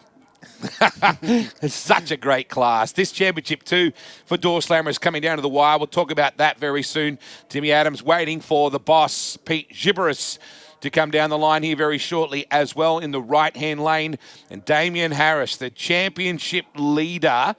Got to remember, he didn't even make the finals here the last time. But what he did at the very end, just to go, hello, I'm the sheriff, was run a 379 with an 8 at around about 482 kilometres an hour on a solo pass at the end of the night to remind everybody this is how we do it. Yes. So he ran in the B final with teammate Wayne Newby at the Perth Motorplex. So it's been a gut check couple rounds for the Rapisada Autosport International team with Damien Harris. Wayne Newby has been solid with his qualifying as well. He ran a 382 with a 2 at the Perth Motorplex for our previous round. We head to the gorgeous Hidden Valley for the top end in June to wrap up the championship. Pete Gibris chasing 3 championships in a row, but I think really the championship is Damien Harris and the championship is Phil Reed at the moment. So Gibris is going to have to pull something out of the bag at his hometown like he did the last time we were here. Yes, very much so. Gibris has done very well for himself, not only in, of course, drag racing, but he's also spreading the wings into circuit racing as well, which is fantastic to see that team get better and better in all forms. He's of just a cool motorsport. cat, Yeah. isn't he? He's just a cool cat. I was pointing people out to my son Riley. He's got his first appearance ever at a Top Fuel and Top Door Slammer event. And I said, that guy there, Pete Gibris, with a coffee in his hand and the mobile phone in the other, is just a cool rooster. You would think a guy like that with a business operation like he's got, you think to yourself, why would you need to do this? Yeah. Right? Wouldn't you think you'd be pointing the phone at other people? You do that, you do this. I'll go and lay under a palm tree somewhere in, you know what I mean? Like in the Pacific. Nope, that's what he does. He loves to get after it with this incredible Premier Hire Fuchtard Top Fuel dragster. Bit of a two-prong attack with some very, very smart individuals working on that car together. Timmy and Ben, as we see the Jim Reed Racing entry about to come back, but I think that might be Kyle Putland. Very similar shade of yellow. Very easy to confuse. Not the Hydrolink yellow that we've come to expect from Jimmy. So this championship has really started to warm up. Second last round for us. Damien Harris has a 30-point margin, which is not much at all now, as Phil Reed starts to close him down with 410, 30 points adrift of the 440. Good job, Kyle. That's a good way to kick things off. Big smile as always. His enthusiasm is very infectious. Fire in the hole! There's nothing on the planet like this, is there? No, there certainly is not. And we're privileged to get to stand right behind these cars as they fire up. A lot of fume out of both cars as they ignite into life. And the apprentices, the rookies, have to push the thing out into the burnout. It's the initiation. Harris. Damien Harris wants to end this weekend. Low ET and top speed and all that sort of stuff, it all adds up. And you know, Damien Harris wants to just shut this whole thing down this weekend and go, don't bother. You have to think COVID robbed him of a championship last year. He wasn't able to leave Western Australia in the early part of the year. Not to take anything away from Pete Gibris when I say that. His consistency, he never won a round. No. But he won the championship. It's a matter of showing up, performing when you need to, get the points, bank the points consistently, and then there you go. 500 cubic inch, 11,000 horsepower. Harris, Santa Rapisada Jr. has been a jet as a crew chief this year. Tim Adam and Ben Patterson. Premier High boys and girls lining up. Nothing quite like the way they formed them up either. Crews at the back, arms folded. Newbie and Olive watching backstage for their run. Waiting to see who comes in. It's Harris. Double bulb now. Oh, what a drive job from Gibris. Woo, that's a pretty handy drag race if it was a drag race. Yes, very much, Wade. 849 to an 848, I think it was, to the 60-foot for both races. 388 with a 7, 309 there for Harris, and a 382 with a 9 there for Pete Gibris, and he was well over towards the wall on the right-hand side of his lane. Look at the number one qualifier, Phil Lamartina, down there shaking hands and kissing babies. He's all up and about. Look at your Lamar, living at large at the moment. He's down there just shaking hands. As he now gives Olive, he says, come on, Shano, let's get this done. That was a neat, we just had a look at the seeding just then. Gibris looking extremely strong. Geez, Nathan Prendergast's even on the camera right now as well. There's nothing he can't do right now. There is Lammy. I'm not supposed to call him that. I get in trouble with his boy Luke if I call him Lammy, so I'm probably already in trouble, and he would have heard it too. Newbie, who has been stout as well, and waiting on Shane Olive. Now, we know, the good news is we know Olive can run in the 380s. He did it in Phil's car. Just wondering whether there's many differences between the cars. Yeah. I reckon we're about to find out. We will find out in probably about a minute's time, I think. Dean Rossiter, the young crew chief. Cool part about Shane is both of his daughters work on this car with him. Brittany and Mia. That didn't look like an overly comfortable burnout for Shane then. No, it bounced pretty hard left to right on the tyres when it stood up on the tyres with the throttle. I was thinking the same thing. Such as the flex in these 300-inch wheelbase race cars. Incredible to think how we're not talking about 2022 or 2023 spec chassis either. No. We're talking about cars that are up to 10 years old, in some cases older. The chassis and its newness, if you will, is not a critical factor. It's all the go-fast bits. Yes, that's right. They get down the racetrack with bulk horsepower. But in saying that, the cars are often front half, rear half, as the crews and the tuners want to move engines around and bits and pieces to transfer the weight slightly differently. We do see sometimes when those chassis do get beyond their use-by date, the end result. But we've got two pretty sharp cars on the racetrack now. Well, Pete Gibris basically front half the car after he hit the wall at Alice Springs. So here we go. Santino walks away from Wayne Newby. The last couple of rounds, Newbs has been very handy, qualifying-wise in particular. The end result hasn't proven it, but he's been quick. Looks good for Newbs, and it is. 380 with a 0, 317 mile an hour for Newbie, and I think it was a 8:38, I think it was in the 60. Yes. Times disappear very quickly. Ran out at from 4:34 with a 1. He got off it fairly late in the run. But put your hands together for Wayne Newby, a 380 with a 0, but bang your hands together for number 1 qualifier so far, Phil Lamartina, 377 with an aught. How about them apples or them carrots, Phil? Gets a thumbs up from Noddy Prendergast. Look at that big smile. Yeah, he's pretty excited, I dare say. Look at the speed, though, from Newbie. He's carrying an extra 2 mile an hour over Lamartina there. That's the incredible bit, too, because the big speed is done in the last, third of the lap, really, because you go, okay, well, it was that speed at half track, but all the top-end terminal speed is at the very end. I wish you could sit in the grandstand that moved alongside the car. Could you imagine? All your brains would be left where you were originally sitting, but can you imagine that?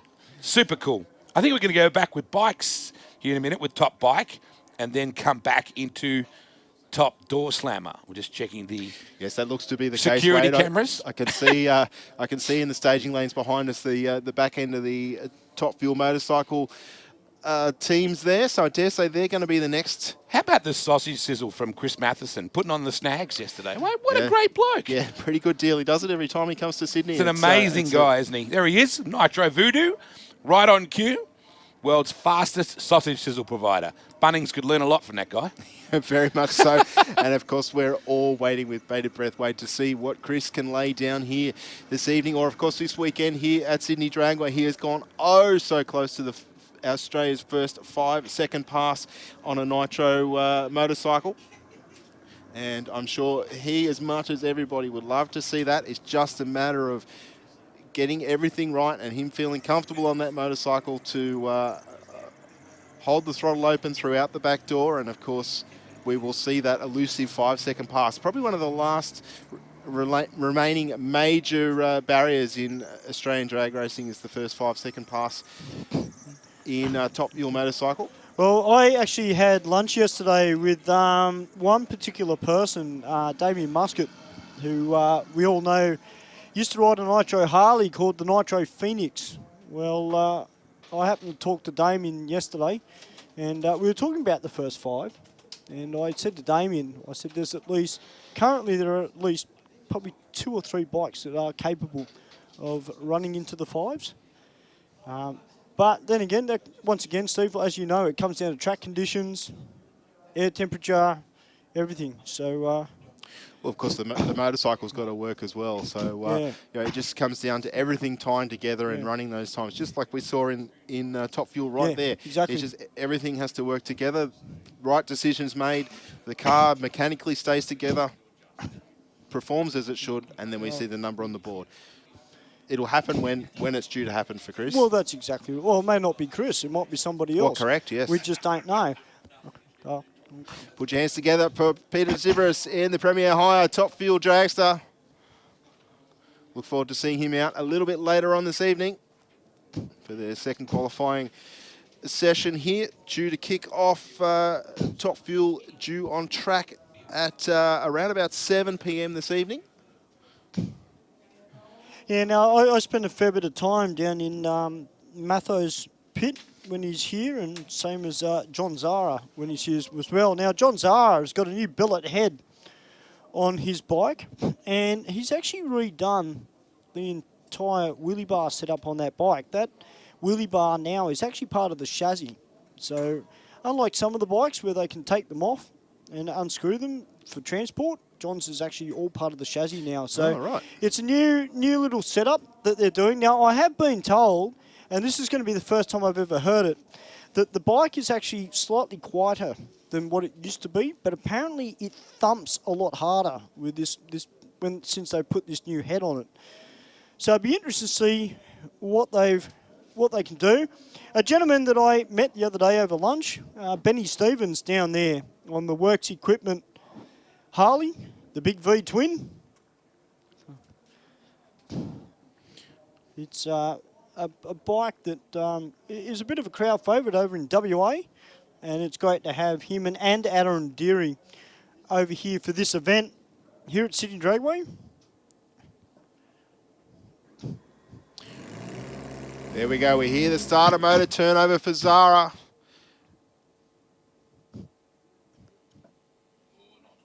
Or not. Then the bike went silent. We did fire into life momentarily. Just reconnecting the starter. They'll probably wind it over a little bit. Benny Stevens waiting patiently. Uh-oh.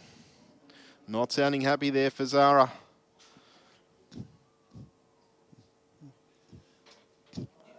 I know they've had a couple of problems with it. Well, not problems, but the bike itself, Steve, didn't like to fire up on methanol. So they've actually had to use 98 fuel to be able to start the bike over. Yeah. There we go. Now it's switched to nitro.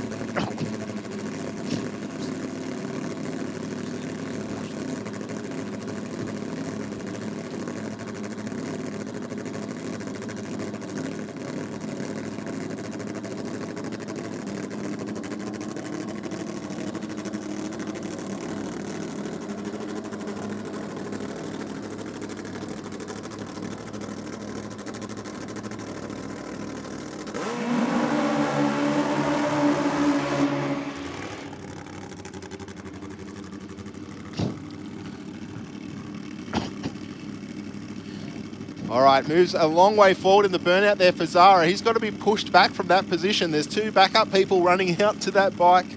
And we see the Harley Davidson of Benny Stevens yet to fire into life. Dare say just will be doing a short, sharp burnout and probably roll up to the line. The bike not even started yet.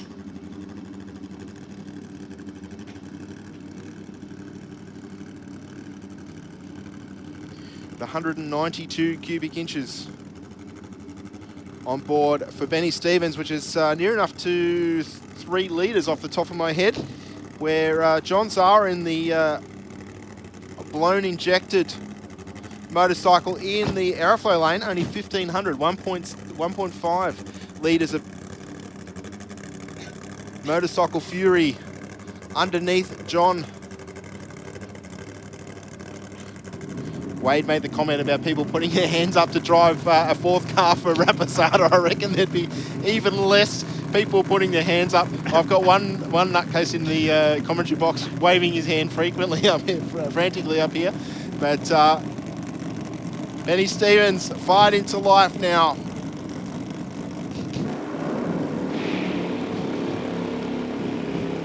Both these motorcycles equipped with a parachute. Zara waiting patiently now at the start line.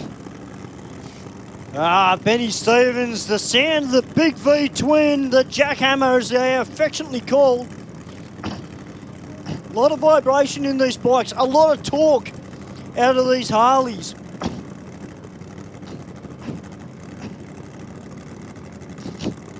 Just injected nitro for Ben Stevens. No supercharging, no turbo. Zara out of the throttle already. Stevens leaning 650, 217 mile an hour there.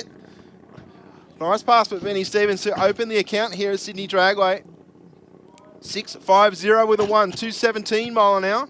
Went 141 to the 60. Was doing 162 mile an hour, Stuart, at half track. That's awesome. And John Zara there, unfortunately, pretty much idled down the racetrack. Did leave the start line, but was out of the throttle pretty quickly thereafter. Yeah, but I'd say that John, with this new setup that he's got on this bike, I think that first little 60-foot, 330-foot, I think that would have given him a little bit of data just for them to work off. They did say to me before the event that they weren't looking at doing a full pass on their first run. They're probably looking at maybe going to about 250, 300 foot. All right, Aaron Deary down here on the second of the Harleys, the Redline Oils and Oil and Energy sponsored Harley, and he's up against Chris Matheson on the CRC Rocket Industries. Matheson on board the Matheson Custom.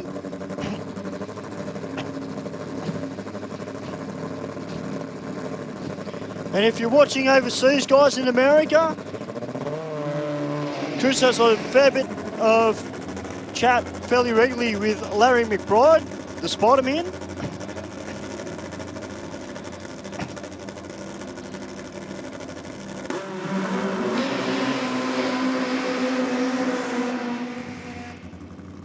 See the body language, even in the burnout, to keep that bike balanced and under control. Matheson shifting his body weight to get the bike to steer.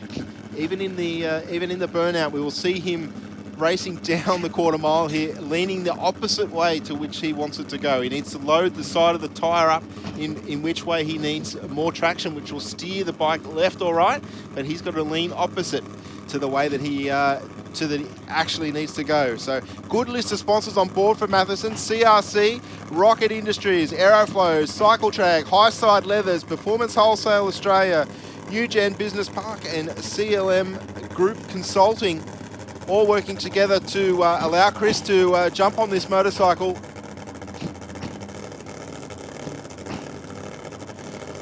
And perform for everybody that he does all around the country. Deering from Western Australia has made the long haul over to Sydney Dragway for Redline Oils and Energy. Oil and Energy and Redline Oils. CJD, Bakers Creek Harvesting, and the Gar Bar and Bistro. MDR Trans also. Big lazy burnout from the Harley. Don't have the cubic inches on this one, but I dare say it'll be somewhere around what we saw out of the previous machine. Well, Damien Muscat just floating around there. Of course, we'll see Damien back in the not too distant future, as well as Neville Smith. He'll be back very, very soon with his new bike. There we see Matheson with a big wiggle, lifting that front wheel off the ground, out of the throttle. He's going to roll on through to a 686 with a 0, 156 mile an hour. Pretty close in the 60-foot, 107.9, and I think at 107.1 there for Matheson. Slightly quicker to the 60-foot, but I tell you what, Matherson was dancing with that concrete wall a lot closer than I would have wanted to be to it. Yeah, that was pretty close. I think he tried to keep the fight up to Aaron Deary. But our track walkers just having a quick look at the track, just to double check that it is all safe before we send down Damien Martini by the look of it.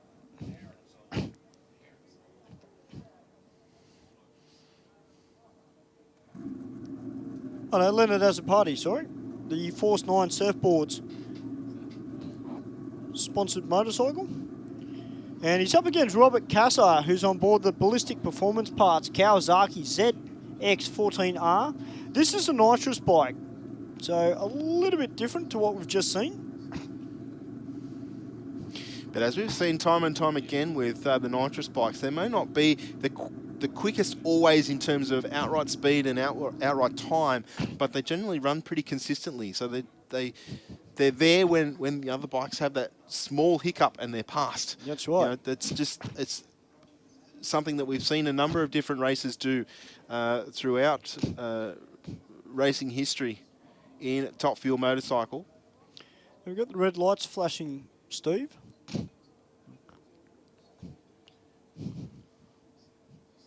Now, they were given the fire up there. Yeah. So the sun all but setting here at Sydney Dragway. I hope you're enjoying the Gulf Western Oil Nitro Champs here at Sydney Dragway for 2023. Not quite sure what the hold-up here is at the moment. Wasn't sure whether it had something to do with the Christmas tree, whether they thought one of the globes was gone.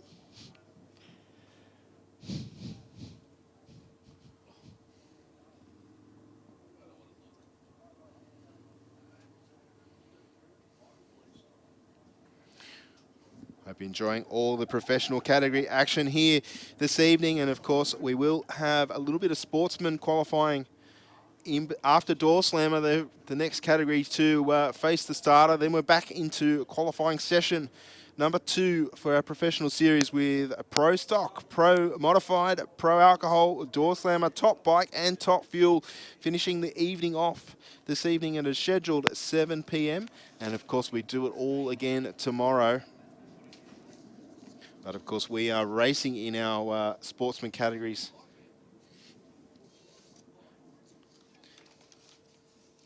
If you're thinking about coming out to Sydney Dragway, jump online, www.sydneydragway.com.au. Search the event, Gulf Western Oil Nitro Champs. Grab your tickets online. They are cheaper online than at the gate. And we look forward to seeing you all here at Sydney Dragway. Now, we couldn't see from up here in the studio, but now that we've seen the tractor come out, there's actually one of those bikes in the sand trap. Okay, we didn't see any dust from up here. I didn't see it, obviously. I didn't see any dust either. So,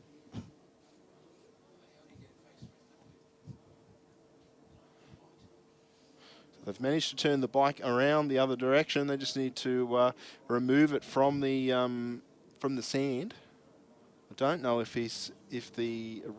Aaron stayed upright on it or not sure. I dare say we would have seen all the flashing lights and bits and pieces if he'd actually come off in the sand down there.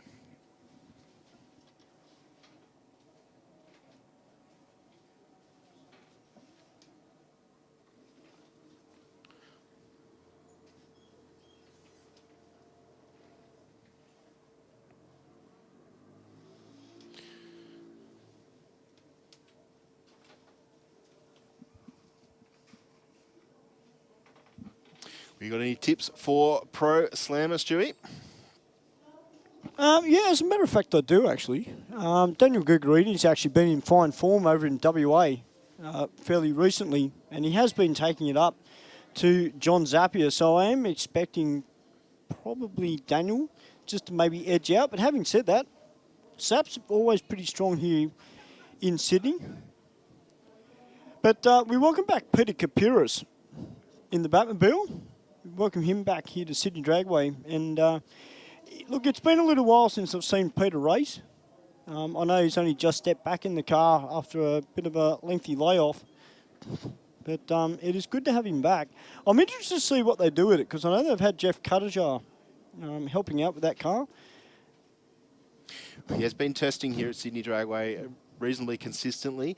So, of course, Pete stepped away from the wheel for quite some time, and performance levels changed quite a bit in that short period of time. And, of course, there was some rule adjustments in lock-up clutches, etc., that probably changed how you drive a door slammer down the quarter mile anywhere in the country. So, as you say, it's fantastic to have Peter back on board, but, of course, we also have Jeff Gradden, so we're going to have two Chrysler Saratogas running in door slammer here this weekend. Yeah, it's great to have Lisa Gregorini over as well in her car. I haven't seen Lisa race before in the flesh, so I've seen Daniel race here a couple of times, but first time I've ever seen Lisa, so I look forward to seeing that. You can see Craig Burns waiting patiently at the back of the tower in the Villain, that Ford Mustang, a very quick car. When either running in door slammer or pro radial, this car is able to get down the track in a very quick fashion. Craig, a very good steerer, and of course very knowledgeable when it comes to setting up suspension and reading a track to get these sedan cars to perform as they should. Dare say we shouldn't be too much longer down, ladies and gentlemen.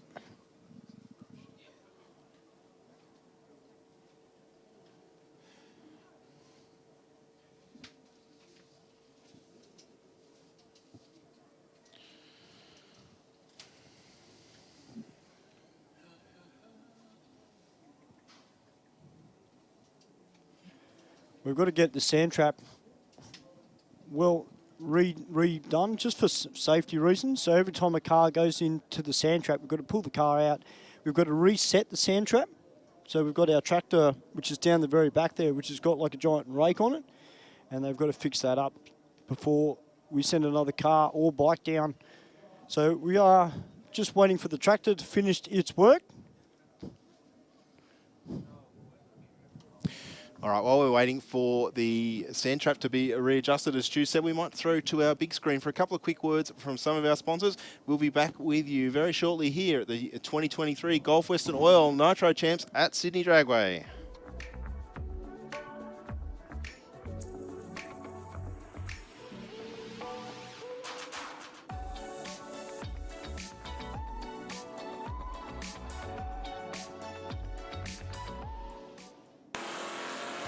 Aeroflow Performance provides a wide range of high-quality performance products for racers, street machines and hot rodders. From fittings, fuel system components, intake solutions and even turbocharger systems, you can see it all at aeroflowperformance.com.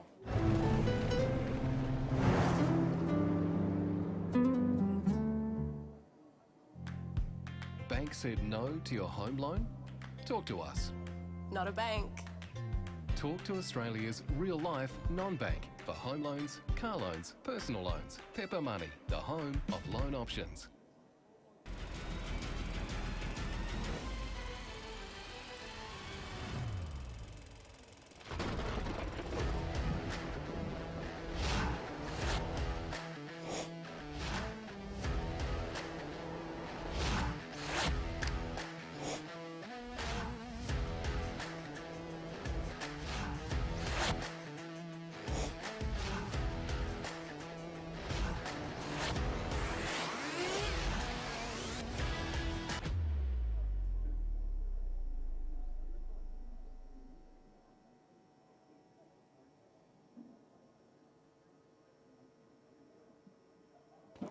Welcome back, ladies and gentlemen, to the 2023 Gulf Western Oil Nitro Champs here at Sydney Dragway.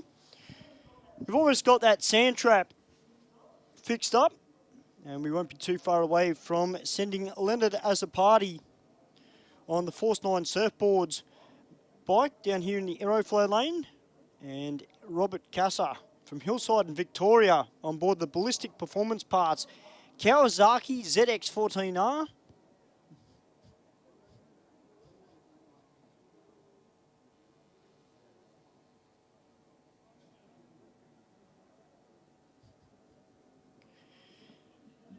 Thank you to everybody who has turned up tonight to watch our pro categories as well as our sportsman categories. Don't forget, guys, after the pro class is finished, we've got Super Comp, which is their second qualifier. We've got third qualifier of Top Sportsman. First qualifier for Boosted Outlaws. And then we've got qualifying 2 for Extreme Bike. And then we'll be back into our pro categories.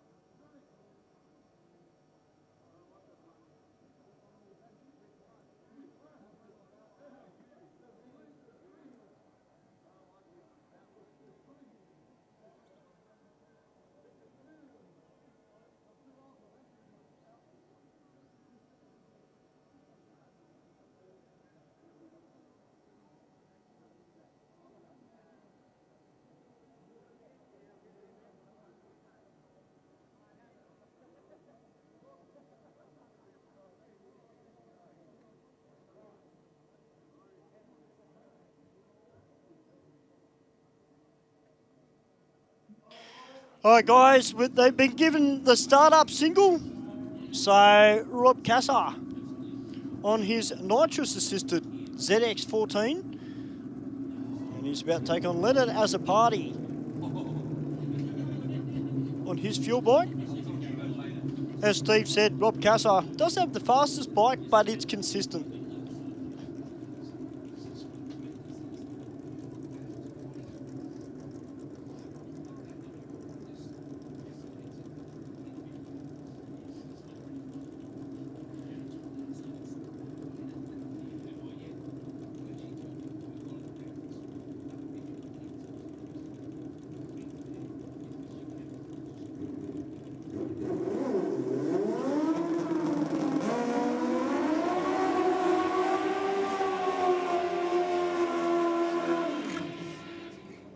Nice strong burnout there from Rob Cassar, warming up that big rear tyre.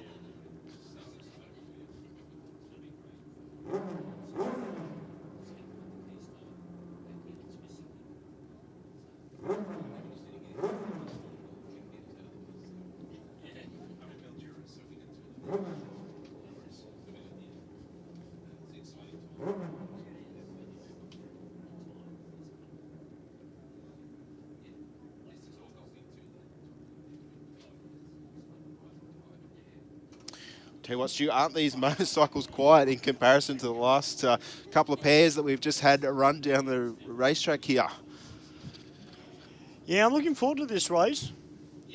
I think Rob Cassar really wants to throw down the gauntlet to the bigger teams and say, hey, I can get down the track and I can get down fast and at a consistent speed.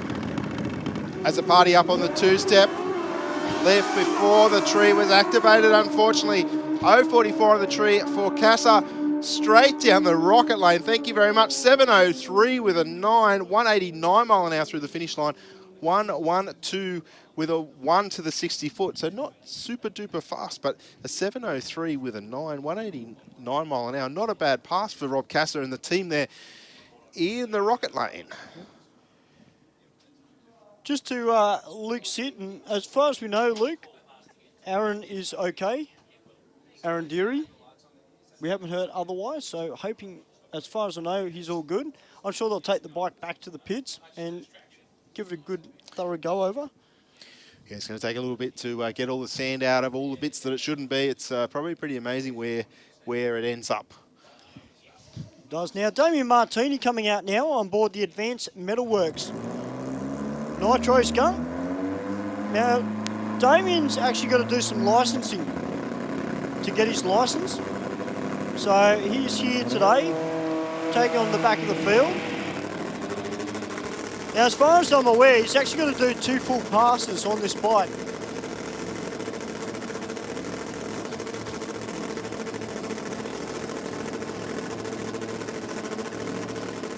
Choosing their Puma power plant on this motorcycle. Fairly common in the early days of a top fuel motorcycle.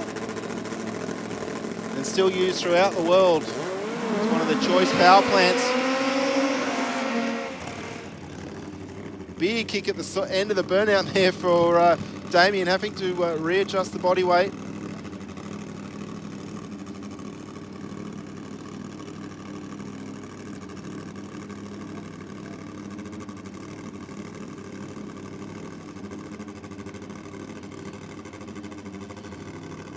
Of course, these machines, no lightweight. There's two backup people generally with the motorcycles pushing those machines back. Not only the dead weight, but you've got to remember the tackiness on the rear tyre as well that's just been created from the burnout. Just giving that little bit more resistance for the backup crew. I can see in the fire-up box below us, Stu, about to get into Door Slammer. And what a matchup we've got first up as well. Craig Hewitt up against Paul Canulli.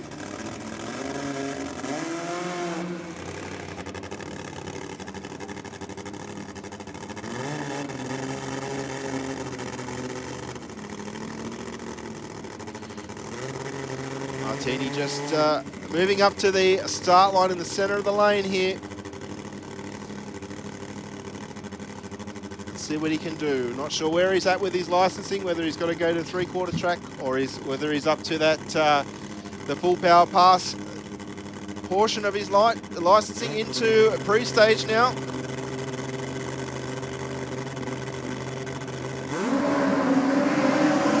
little bit of nitro flame. We saw a little bit of a big flush of flame at half track, and there was a little bit more flame underneath it a little bit after that. And it still coasts on through to a 685, 157 mile an hour there. Yeah, there was a pop of green flame that came out of it as well. Yeah, it's usually a good indication that it's burning copper is usually the green tinge to the nitro flames. I dare say he's burnt up a little bit of stuff on that pass, but there was a couple of twists of the wrist there as he made his way down the aeroflow lane.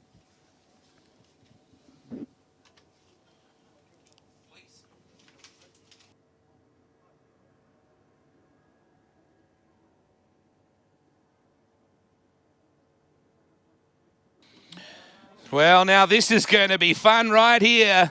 Second last round of the Australian Top Door Slammer Championship. And there is a very tasty championship battle playing out here as well. I know I used the word tasty before as well, Stu, but wow. Three cars really in this championship still proper. Kelvin Lyle is the man whose championship really it is to lose.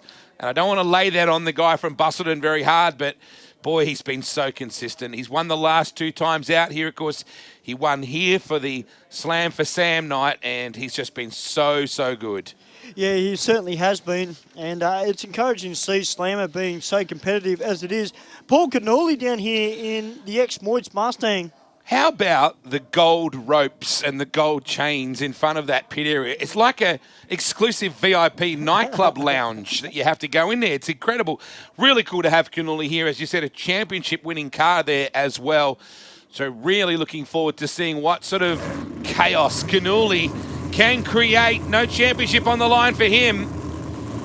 How about the smart car as the pit vehicle? Just doesn't seem to be a very good match. No.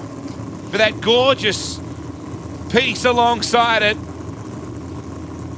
Yeah, Craig Hewitt with his CV8 Z Monaro. This car has actually got steel roof and quarters as well. So it's a little bit different in its build compared to a lot of the other Slammers that are in the field. How much vision do you reckon he's actually got through the windscreen? Very little, I would say, at a guess. Nice little burnout. 10 cars here this weekend, and really cool. I heard you talking about Lisa Gregorini before. Really cool to see Lisa make her Sydney debut as a racer. Only qualified in, officially became licensed at the Perth Motorplex. That was a long, detailed process for Lisa and Daniel Gregorini, but I know that, and speaking of Lisa, she rolls up underneath the archway, right on cue for this next run. But such a great moment for her and Daniel. And she not only did that, but she Ran in the low 6s as well. Did a heck of a job. Got herself into the B final. So qualifying round 1. Now, we often have had 3 rounds, Stu, but we're only doing the 2 tonight, which I'm reasonably pleased about. I think that's all we kind of need. Championship kicked off at Darwin last year, whereas the fuel cars ended their championship there. Door Slammer started their championship there and then headed to the Red Centre, where cool conditions in Alice actually cancelled the finals there. They had to run that in Perth. So these guys we don't normally have running with us in the Australian Top Door Slammer Championship, but geez, I'm glad they are. Oh, yeah. 2 really good cars. Of course, Huey originally built this car and it was running on slicks. Then he changed it to radials and running in pro radial for a little while. Then he swapped it back to the slicks and has entered Pro Slammer. And Paul Cannulli, of course, used to race the Duster. Swapped over to this new 1968 Ford Mustang. Bit of a wriggle early, but he got it back to the middle towards the end. 583 with a 7. So solid run towards the end. He was a bit of a drive job halfway there, but he kind of wrangled that thing back into the centre by the end of the run. 247.2 miles an hour against the 896 Hewitt. Will have some work to do. But Cannulli, welcome to the show, mate. You got to go by the pits later on. It's one of the first trucks that you'll see on the left-hand side. And the gold ropes and the gold balustrading, seriously, it looks like an exclusive nightclub arrangement that you have to pay to get into. Well, Sean Misford, who is a former Door Slammer driver himself, he has a fair bit to do with that car as well. But we're about to get in to Craig Burns in the Villain. Yeah, Burnsy, really cool. We had a cool chat with him earlier on about building cars for 23 years now from his own business point of view.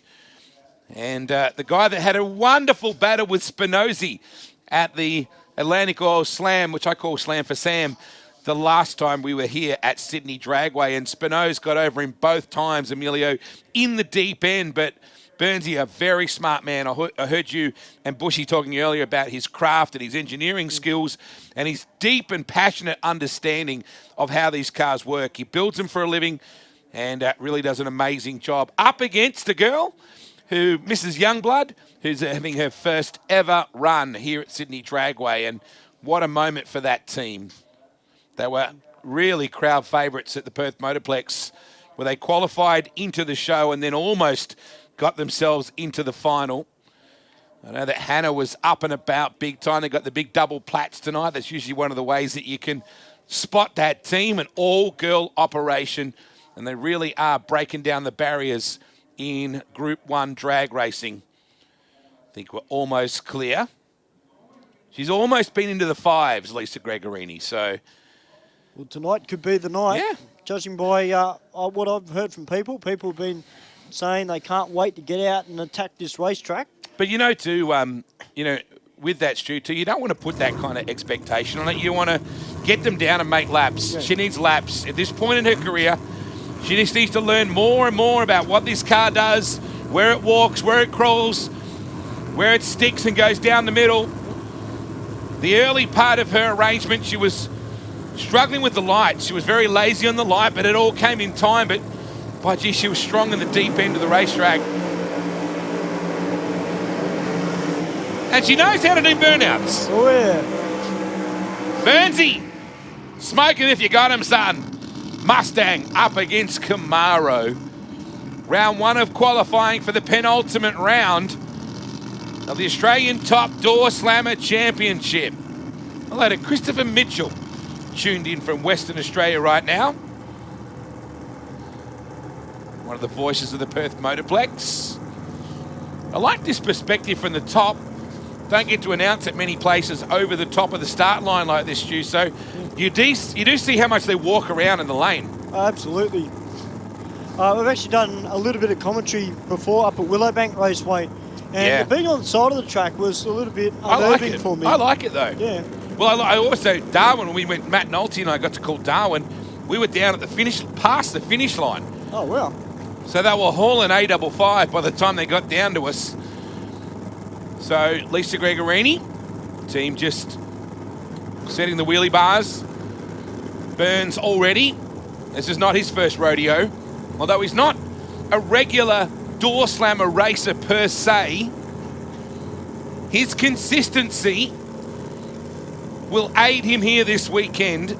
Daniel Gregorini, too, is one of the single most consistent door slammer drivers in the game. The current Aussie champ runs. He'll beat you around the head with 575, 576 all day, every day. Just waiting on Lisa to come in on the right-hand lane. 68 Camaro, the Scratch and Match Motorsport second car. Burnsy's in. He's like, let's do this. I'm good. And Lisa creeping in. That's casual. Waiting for Lisa to come in now. Probably a little bit of nerves as well. Well, identical 60-foot times from both cars, .960 in the 60, and Craig Burns goes 599. Lisa Gregorini, 582. So much for the sixes. Why don't you put your hands together, folks, for Lisa Gregorini on debut here in the Harbour City. My goodness me, that's a stout run, isn't it? Well, I did say never. Tonight could be the night. And congratulations, Lisa, and the team as well. She seems to really take her time to get going, but then she rails that thing towards the very end. I know that Daniel will probably be listening in or watching those lights from his run as he waits to come out. But, man, what a result. Burns, too, was pretty solid. Those incrementals went out pretty quick on our timing, but that was a pretty consistent run for Burns. So he, too, will learn a lot from that first run. But my giddy aunt, what a run for hashtag Mrs. Youngblood. Excellent job. Consider she's never driven anything but the door slammer. So no previous racing history in any form. Yeah. Oh, I look down and I see a couple of Saratogas. Oh, yeah, and I've actually said, Wade, that this is my dark horse for the weekend, Jeff Grattan, in the Sigma rolling stock components, 59 Saratoga. He's been getting consistent in this car, consistent. That's what he's been telling me. It's about little increments, getting consistent at that time, and then slowly stepping it up. Well, the guy in the other lane is my Smokey. Because I think that Peter Kapiris has been edging his way back into the game. I said to him tonight, earlier this afternoon, you're going to get in those high 5.9s, that round that 5.9. He said, no, we'll be 5.8s in qualifying. So that guy has forgotten more than you and I know when it comes to this form of racing. And a pair of Saratogas. Chad Nayland and I argued about the movie Christine as whether it was a Saratoga in the movie or not. It's not. It's a Fury. It's a Plymouth Fury, but it looks very similar. I was thinking more along the lines of John Belushi, a Saratoga party. So Kapiris in and good to go. And Jeff Grattan, how about the double duty for Gratto? Hey? Yeah. Extreme bike and door slammer, because that's what you do. Waiting on Jeff to come in. Kapiris will get there first. That's in terms of staging. Great to see the veteran with a big toothy grin back in the game after over a decade away. Love when those revs come down. You know it's about to get real. Oh, yeah. Beautiful night for it here at Sydney Dragway. Round one of qualifying for top door slammer. Second last round. Wow, Grattan looked good early. Grattan, 574 with a 2. Woo! Jeff Grattan, how about you go with your little pick there? 589 with a 5 for Kapiris. Nice job for Jeff Grattan. Takes him to number one qualifier. 251 mile an hour. Hello. That's a good pedal. Lisa Gregorini second at the moment. Cannuli third. Kapiris ran a 589 with a 5. Puts him in fourth right now. Burns and Hewitt so far the 6 cars we have seen. You called it. Well, I'll tell you what, this is one car that I'm glad to see back, not just on the racetrack, but particularly here in Sydney, and that's Matty Abel, who is back. Well, he wasn't actually even possibly going to make this first run. Yeah. I spoke to the boys before. He was very late getting here. No one wanted to say why. But it was a chance he wasn't even going to make this first run. So you're right. He went in the deep end, rolled the car big time in the sand at Perth. Not hard to get rolled over in the Perth sand. There's a lot of it there. Unfortunately, Matty went over, and they've had a lot of work to get a new car together, new body together. He's a real charismatic character, very quietly spoken, typical of the territory. Alongside him is Mr. Consistency, the current A1, Daniel Gregorini. Dad Pete loves, lives and breathes this category. So they're still firing the Able 57. Now they do. Is there much cooler than a black 57? Absolutely not. You know, Wade, I've always been a massive Victor Bray fan since I was a young fella. Preach. And, you know, every time I see these 57 Chevys, I've got to stop and admire them. Absolutely. Absolutely love them. Matt, it's the old rifle, rear end of them, and there's so many things to love about. You're right, Victor did it for me too, and how cool to have Victor finally inducted in the Australian Motorsport Hall of Fame as well. I'm not sure if he's watching our coverage, but I know that him and Marie have had their own individual health journeys to go through, and I hope they're both doing okay. Charismatic, as we see the nose of a Monaro peek out underneath our commentary position, and alongside him a jet black Mustang of Kelvin Lyle. So Matt Abel, who ran strong numbers here late in the Slam in January, struggled early but ran a really strong number towards the end, so he can be quick around these parts. And as we said, Gregorini 575, 576 all day.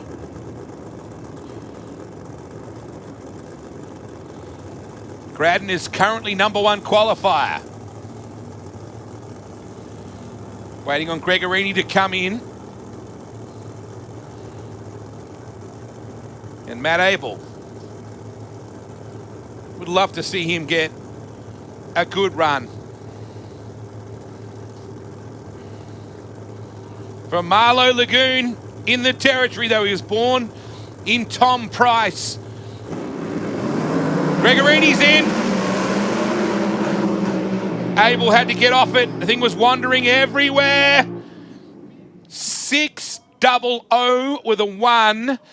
Not what Daniel would be hoping for on that first run. His wife has out-qualified him. Someone get a photo of that. They'll stick that on the wall. So a 600 with a 1, but Gregorini still has another run to make. Matt Abel, in the end, a 748 with a 9. It didn't look comfortable. Now, it's only 6,000ths of a second between them in the 60-foot on that pass. And then to half track, Matty just started to wallow around a bit, as Wade said. And unfortunately... I'll just get a photo of that for Lisa. You have to. She'll love that. I can put that up in the trailer. I'll hear the cheering later on. Absolutely. All right, here we go, ladies and gentlemen. Battle of the big Western Australians. John Zappia. Gee, the Cannuli and Lyle cars look very similar when you catch a glance of them, don't they? With that jet black paint scheme. Zappia looking to come back from a frustrating run in Western Australia, the previous run of the championship. They put the big motor back in, as he called it. Spoke to him earlier today. They've got the rear end sorted out. He said it's just been him getting his head around the start line procedure. Though it's been a year now since they started working with that auto trans. And Lyle has been all business with Stewie Rowland on the spanners. It's been business-like for Kelvin Lyle. Zap in the top 3, one of the championship contenders along with Gregorini, and this man alongside Zappia right now, Kelvin Lyle. Has a new car on order from the States. Wasn't actually going to have a Mustang. Went to the Murray Anderson operation. He said there's a Mustang sitting there. Could take that. It worked out pretty good for him. This will be our last run in Door Slammer for round 1 of qualifying. 11-time Australian champion John Zappia. And the competitive spirit has not gone away, Stu. No, absolutely. He's filthy if he doesn't win. Oh, it hasn't, but I'll tell you what, he's got a bit of a drive job on his hands though, Wade, because Kelvin Lyle is no pushover. Look, Kelv really has this championship in his hands. There's a lot more to do, but Lisa Gregorini coming back, folks. Why don't you bang your hands together for her? What a job for this young lady out of Western Australia. Out-qualified the old man. Might have to be hashtag Mrs. Youngblood's husband instead of the other way around. I'm saying that because I'm nowhere near danger right now. I'm feeling very brave. Here we go. Final pairing. Round 1 of qualifying here at Sydney Dragway. Lyle and Zappia. Zap's all over the show. He won't lift. Oh, Lyle went towards the centre. 585. Nice run for Lyle. But you see Zap going to the centre? 565, thank you. Whoo, boy. It wasn't pretty from Zap, but you know he was never going to lift, right? Yeah, he wasn't, mate. He doesn't like to lose. So it puts him at number 6 qualifier with a 590 at 255 miles an hour there for John Zappia. Gee, didn't Kelvin go to the centre towards the deep end of that run too, Stu? That thing was really boogieing, but headed hard left. So, what a job. Takes that number 1 qualifier spot at the very end. But Gregorini, how impressive for her. But you picked it. Grads is pretty quick right now. Yeah, look, we're very fortunate here in Sydney that we've been watching the progression of Jeff Gradden in that Saratoga. And, you know, he did start off in the 6s like everyone does, and then just slowly chipped away, and he's starting to reap the benefits. See you guys for round 2. Well, thank you, Wade. We are now into qualifying number 2 of Super Comp, and we got Ray Oxley down here in the aeroflare lane about to take on John Kuiper in the Fastron Pertamina, sponsored VS Commodore, running in D Gas, and Ray Oxley running in B Altered Production.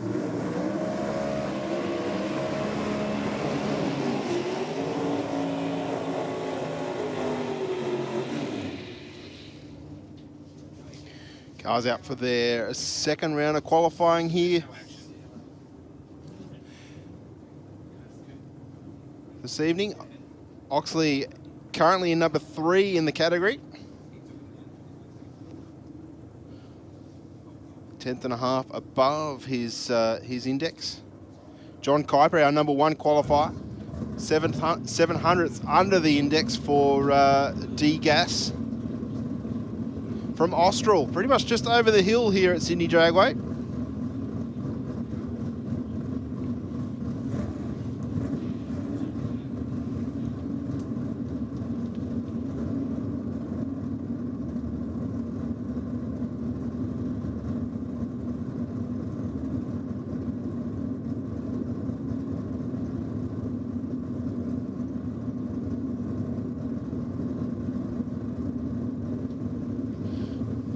Just waiting on Oxley to move up into the staging area. Kuiper's already up there. The D-Gas Commodore qualified so far with a 822 under the index for his class. Put your hands together, Sydney, for Jeff Gradden. A nice pass from the team. Got one more shot this afternoon or this evening to further improve. Got a very good pass there from the Segra Rolling Stock team. Kuiper away with the red light. Oxley moved around on the hit of the throttle. He's out and rolling on through. Kuiper not running the car through the finish line either. 861 with a 132 there for the Commodore, and an unrepresentative 11.90 for Oxley in the Chevy Cobalt.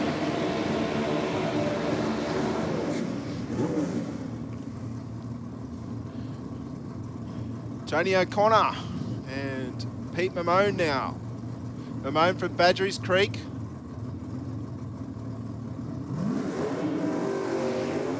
Running for JB Automotive. That's a synonymous name with the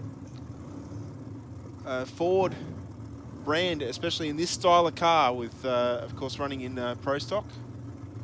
John Barbagallo hasn't done for a number of years, but good to see the name still associated with a number of cars. Yeah, I said earlier, I wonder if that was Peter Mamone that used to race a number of years ago in that blue Ute, I think it was, or blue HQ. Doesn't ring a bell to me, Stu, I'm sorry. No, that's all right. Tony O'Connor in this very, very nicely presented XD Falcon. Small block Ford, 423 cubes on board for him. Running D-modified street, automatic.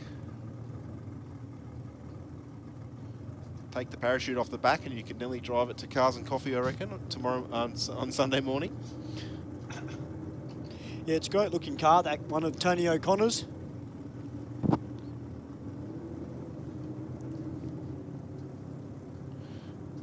Both races into pre-stage. O'Connor into a full stage now. The tree about to drop as soon as Mamone moves in. We hear the RPM come up. The Falcon away with an 061 red light. Mamone will come around him at the top end of the racetrack. 780 with a 7. 173 mile an hour and an 868 with an 8. 151 there for O'Connor in the Falcon.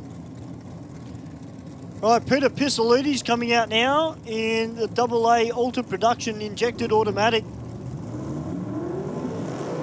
Chevy Corvette. He's going to be taking on Wayne Cartledge in that rear engine dragster, running B dragster automatic.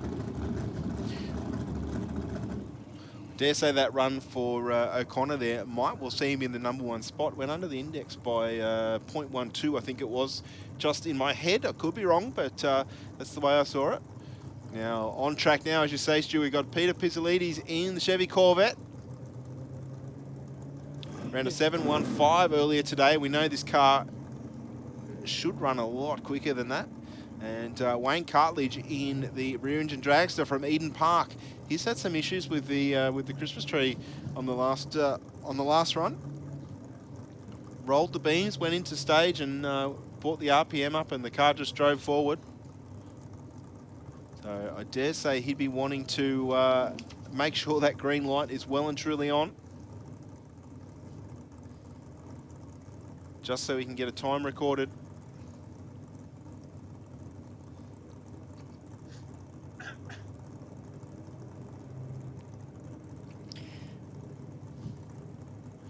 Only 310 cubes of Chrysler on board in the dragster. B dragster automatic.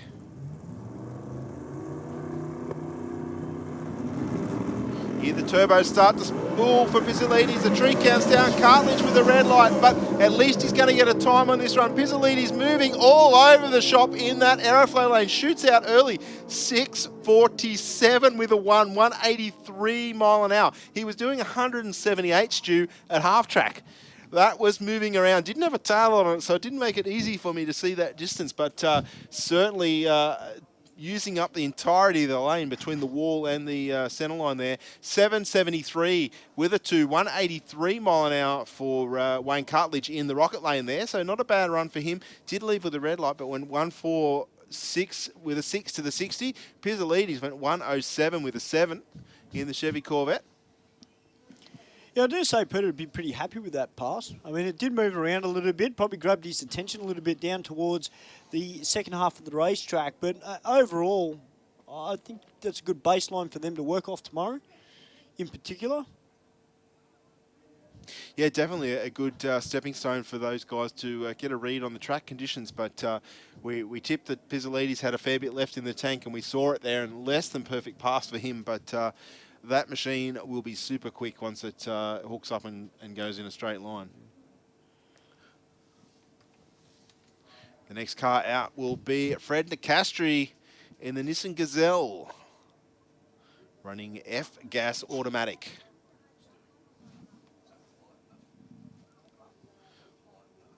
Only 271 cubes of Chev power plant in front of the Nissan, running for AC Automotive and ours are Race Glides.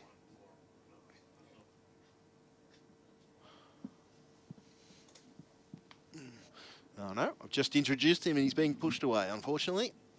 Unfortunately there for Nicastri. Some issues there, obviously firing up. It looks like our next category out, Stu, will be Top Sportsman. Yeah, Top Sportsman coming out for their third and final qualifier. We've seen plenty of good action so far in Top Sportsman throughout the day. That we have our current points leader in the Speed Addict Clothing Co. Championship Series is Lisa Sargent, tied at the top of the tree at the moment, running for Sargent's Roofing in the Chevy Nova. She's taking on a multi-time Australian champion in Steve Fowler in the Pontiac GXP, running for Fast Hire. What did we work out before? 12.6 litres of big Chevy power plant in the Pontiac GXP. And he's already been down to the 6-second zone as well for Steve Fowler. So, I mean, the good thing is about this class is you can have all the speed in the world, but being a dial your own class, you've got to be good on the lights as well. And consistent, and that is what this car is. And Steve is definitely no slouch on the Christmas tree.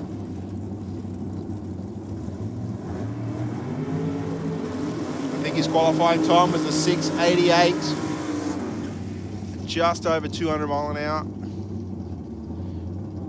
No power adders in either of these cars. They're running on naturally aspiration.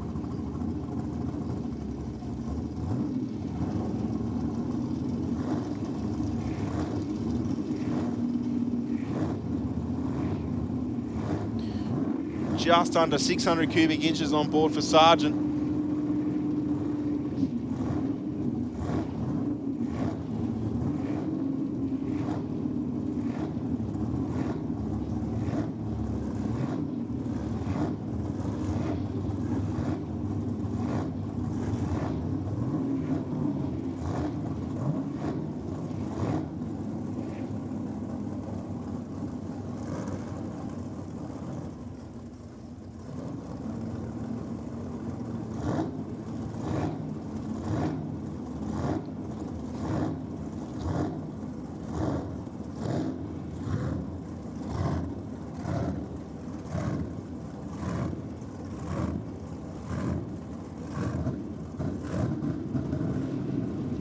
Fowler and the team just adjusting the wheelie bar. Sargent waiting patiently.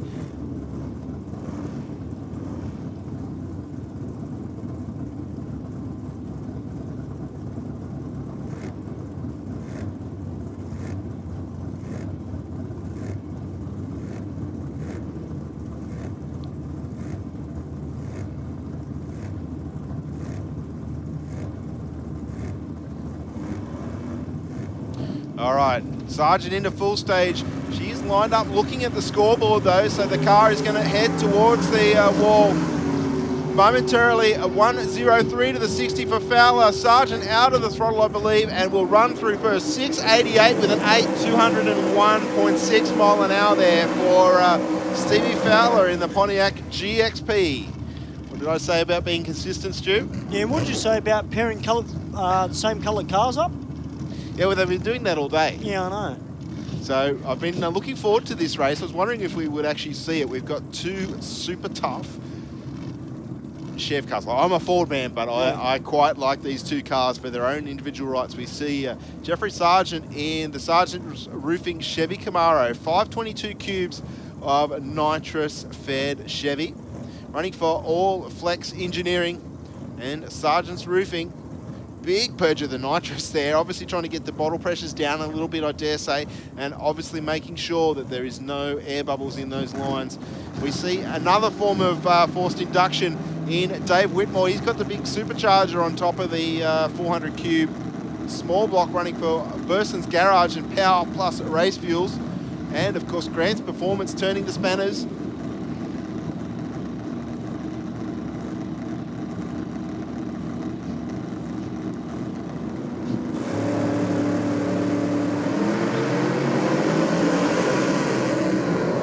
1.18 in the 60 for David Whitmore, but Jeff Sargent, that nitrous-assisted Camaro, a 785 with a 1 at a 173 to a 794 with a 2 at a 173 for David Whitmore. That was a great race. And Paul Clark coming out now from Cartwright, New South Wales, the Ours Race Glides, and Martin Engines, Mustang. In beside, we've got John Heisman's in the XYU. 351 Ford power plant on board. I can only assume at Cleveland, but does have the power adder. At least one turbocharger we can hear spooling up in the burner and on the launch. But this Ford Mustang of Paul Clark, ultra fast and absolutely gorgeous. 000 on the tree for Paul Clark. Left when the green light came on at that exact moment in time. 8:35 with a 7, 153 miles an hour through the finish line. John Heisman's there, 8:70 with a 4, 166 through the finish line. And we've got a lot of smoke in the finishing, in the braking area there in Paul Clark's lane, and he is over towards the wall. I don't know if he's made contact with the wall or... Well, it looks like it's coming out the right-hand side of the car, Steve. He's still rolling along, so...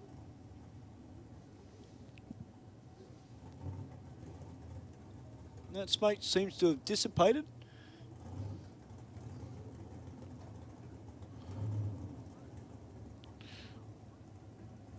Couldn't see any damage on the side of the car there, but there is definitely a smoke haze in the bottom end of the racetrack around the turnaround there for Paul Clark. Let's hope everything is all okay. The car was still rolling under its own steam down there.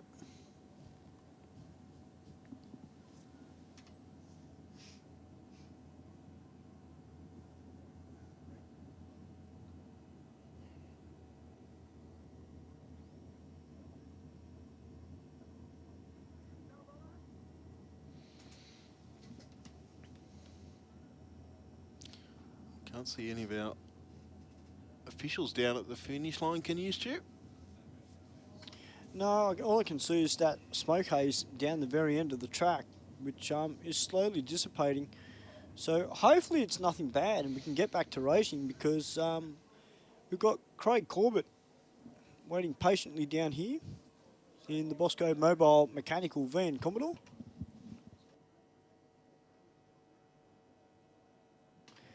And Thomas Leake in the Pegs Auto Trim Pontiac Grand Am. Well, it's good news. The track officials here at Sydney Dragway back over the fence, which means we're all clear to go. Of course, one of our procedures is when the car turns around and faces back to the start line, they always check under the car for any sort of fluid, and just in case it hasn't been seen at the top of the hill. So not quite sure what's happened there for Paul Clark, but that car, if you get a chance to check it out, go and check it out. Absolutely gorgeous in full sunlight, of course. That candy red paint is second to none. And if you want to know anything about Fords, you can go down their pit and have a chat with Paul Galvin. He'd be more than happy to talk to you. Absolutely. That he will. So we shouldn't be too long. We're given the fire-up signal for both Craig Corbett, beg your pardon, and Thomas Leake in the Pontiac Grand Am.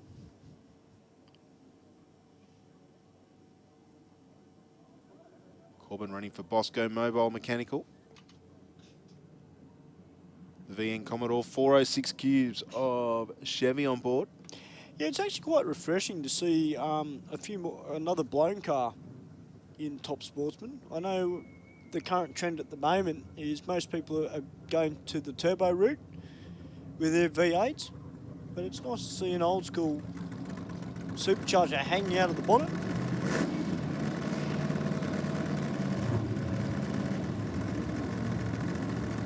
Interesting sound on fire up there for Corbett.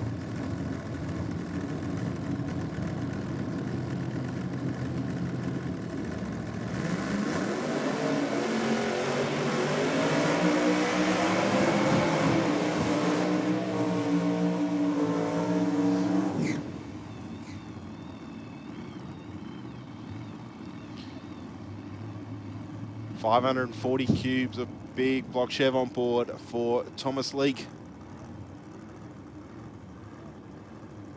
No stranger to fast cars as the Leake family. No, absolutely not. Of course, Thomas's dad is Bruce Leake, former pro stock racer, and quite successful pro stock racer as well. Yeah, won the odd Australian Championship back in the day with the Oldsmobile Cutlass. Corbin's car filled with smoke after that big burnout. We can see it wafting out every time the doors swung open. You can just make out the roll cage and the other bits and pieces through the back window. Of course, we are sitting directly behind the drag strip here, 2 floors up. Pretty good view of how much the cars move around as they make their way down the racetrack.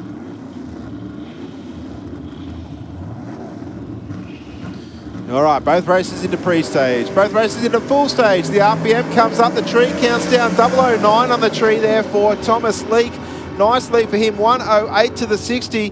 Those two cars side by side. Leake will take it, goes 786 with a 7. 162 mile an hour, but again, smoke out of the airflow lane car, and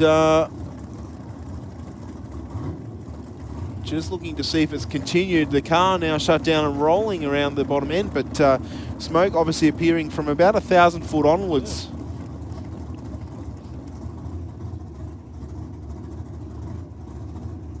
I didn't see the car move around at all though, which is usually a good sign, because the last thing you want at those sorts of speeds is fluid of any type under your rear tyres. Yeah. Gets your attention mighty fast.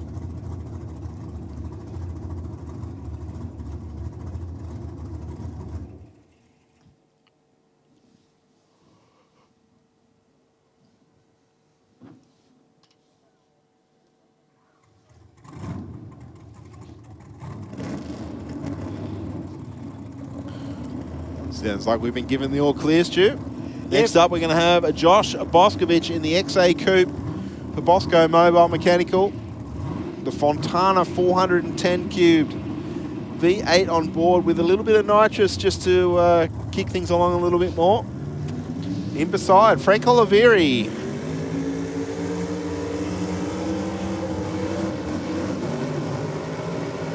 Big burnout from Frank, not too scared to do a big skid is Frank. We're in the multi-spares, a truck and bus parts, the Holden GTR Tirana, and it's not like Josh needing any encouragement to do a big burnout.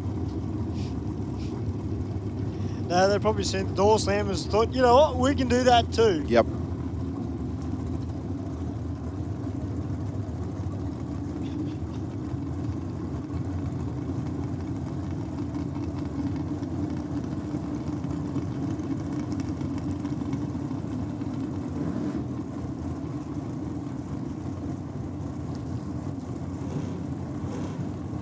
Just a reminder, ladies and gentlemen, got a few more categories, then we're back into our professional categories of Pro Stock, Pro Mod, Pro Alcohol, Door Slammer, Top Bike, and to finish the evening off with Top Fuel. We've got a handful of Top Sportsman cars left for their last qualifying session. Then we move into Boosted Outlaws, Extreme Bike, and then we're into the final few categories of, as I said, Top Pro Stock, Pro Mod, Pro Alcohol, Door Slammer, Top Bike, and Top Fuel.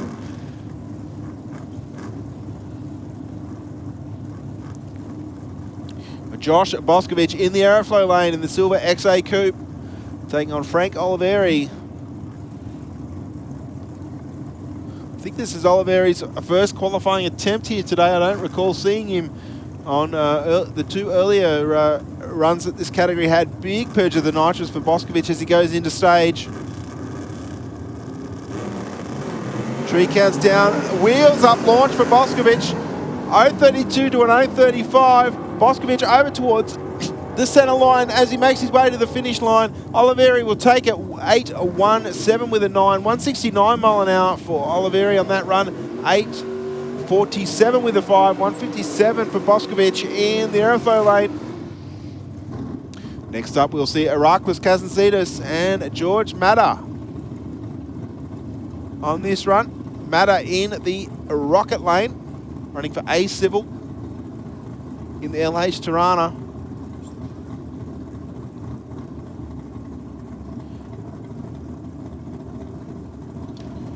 Can actually see Pro Stock in the lanes already, Stu. Don't know whether the other categories are under the tunnel.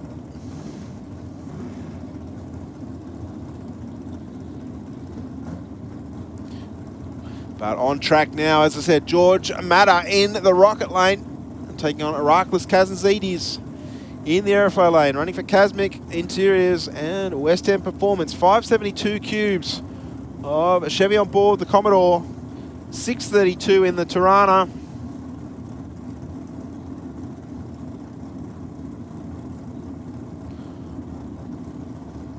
Looks like Pro Stock is moving forward.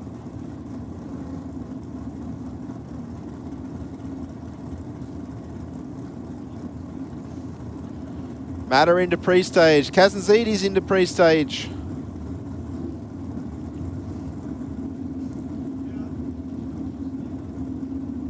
Just waiting on the Tirana now. Tree counts out Matter away with a 155 like Kazantzidis has not moved. The RPM has not come up. And Matter will run through for 795 with a 7. 162 miles an hour. Not sure what's going to happen with Kazantzidis.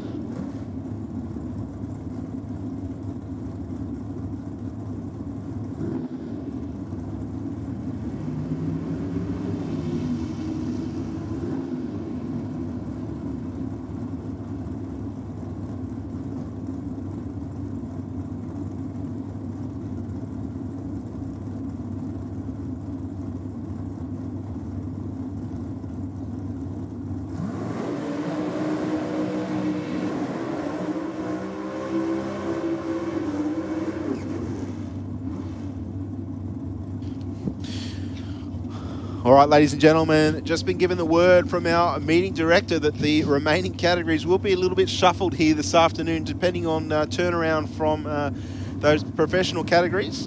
And as I say, the final number of categories will be shuffled a little bit, so just stick with us until the end. It'll be action-packed until a little bit after 7 o'clock here this evening. Plenty of action still to come at Sydney Dragway, but the next category out will be Pro Stock for their second round of qualifying. But on track now we have Joe Gattalari in the VL Commodore, taking on Chris Theo in the Chevy Camaro. Yeah, Chris Theo's previous pass was absolutely brilliant, really on it, nice and straight down the rocket lane. Joe Gattalari has been campaigning this car for a number of years and doing a great job of it as well. 555 cubes of Chev power on board for Joe Gattalari. 0.47 for Gattalari on the tree to an 0.14 for Theo.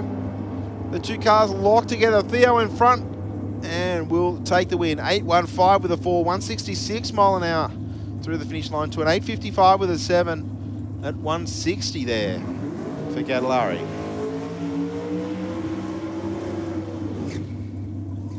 All right, Vlado Jurek coming out now. The Vlado Jurek Proprietary Limited Pontiac GTO coming up against Ennio Morocco from Junction Village in Victoria, the Martello Automotive Pontiac Firebird.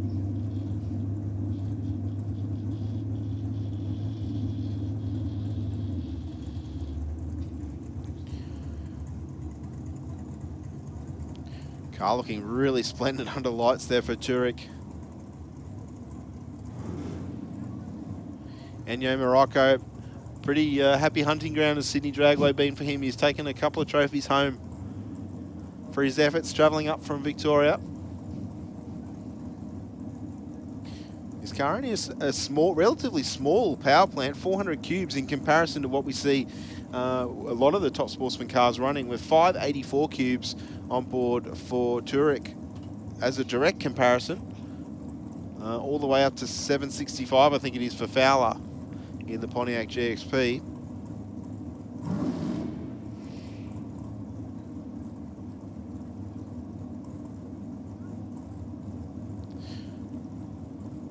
Both races into full stage now. The RPMs come up. Ennio away with an 0.32 red light.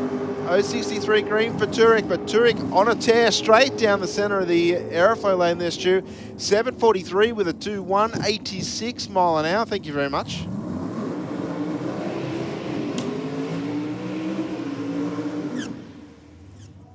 All right, Salem Mata coming up now in the HB Tirana, the VP Race Fuels A Civil Australia.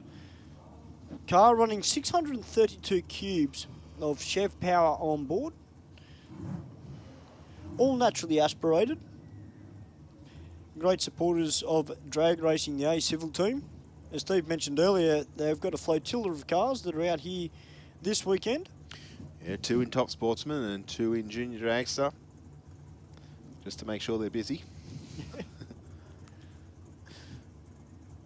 Bespoke Financial Advisory and Ours Race Glides also behind this little Tirana. It's a lot of power plant for a little car.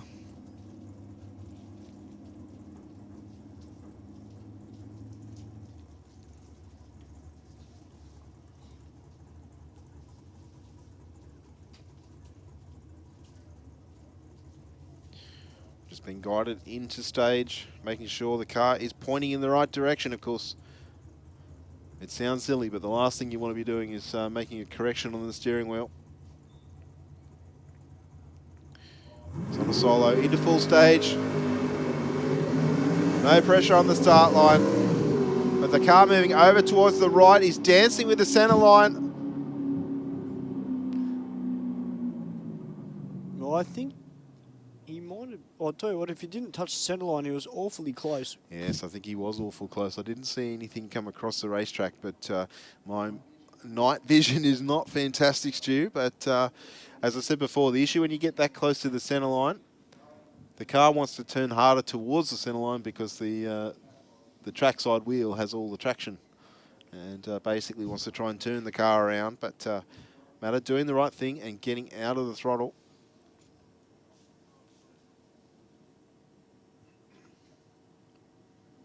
Looks like we've got our attractors out for a little bit of a track prep session before our professional categories come back out. As I said, a pro stock is under the tunnel, so not too far away. If you're down in the pits, I suggest you get back to the mound and take your posse, because we've got a fair bit of action to come back around in the next hour or so here at Sydney Dragway.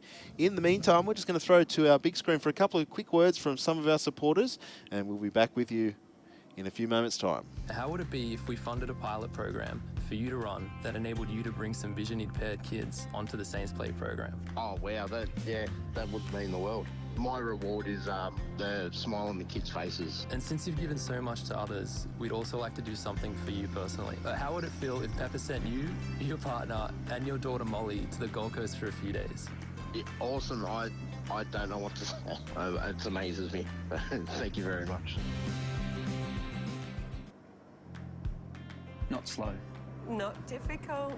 Not just ticking boxes. Not a bank. Talk to Australia's real-life non-bank for home loans, car loans, personal loans. Pepper Money, the home of loan options. Stay informed, up to date and entertained thanks to the Western Weekender. The Western Weekender is Penrith's leading free and local newspaper, delivering the best content from on-the-ground journalists and providing businesses with direct access to potential customers. News, sport, entertainment, puzzles and so much more. The Western Weekender is the heartbeat of Penrith and it's out every Thursday. Get your free copy at selected locations in the area, home delivered, or check out westernweekender.com.au.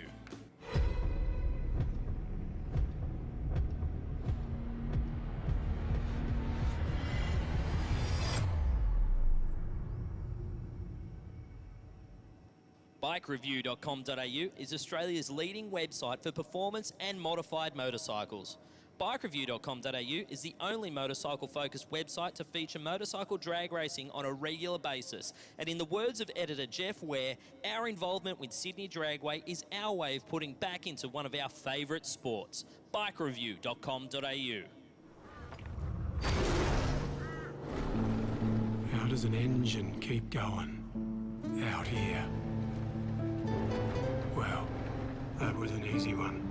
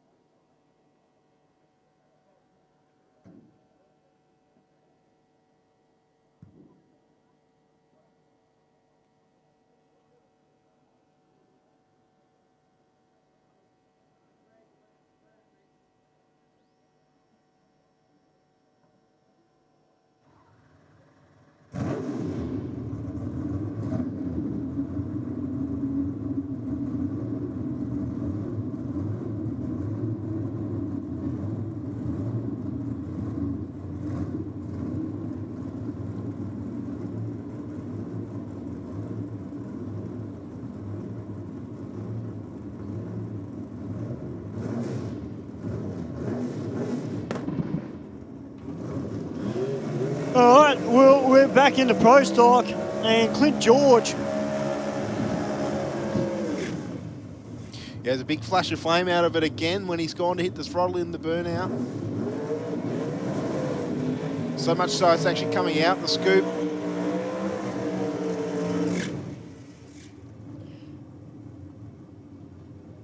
Craig Getty's already completed the burnout.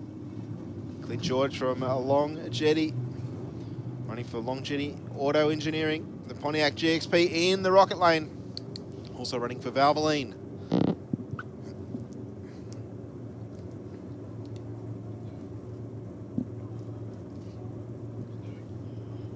It's Craig Getty's in the Getty's Racing Pontiac GTO. Great to see him make the step up to Pro Stock, and we saw what he'd done in the Dragster, Steve, and I didn't think it would take him too long to come to grips with this Pro Stock car. He's certainly getting a really good handle on it. Yeah, no, I think there's a pretty good brains trust that surrounds Craig Getty's in his racing and contacts within engine management and whatnot. Running not a Pro Stock engine in the other cars, but something pretty similar, and certainly supplied by people that build Pro Stock engines. So not a big step in that direction. It's more just getting the head around the car and shifting the gears. As I said, there's a 5-speed transmission in there, which he probably didn't have in the Dragster or the Altered that he ran, or the Dragsters or the Altereds that he ran previously. So that's probably one of the biggest changes in the office for Craig Getty's. Both cars leaving the line nicely. Getty's away with a 1.003 to the 60. Side by side at the other end, a 7.05 with a 193 mile an hour for Getty's in the airflow lane there. 1.003 to the 60. And a 7.06 with a 194 there for Clint George in the rocket lane. See those two races at 3 and 4 respectively.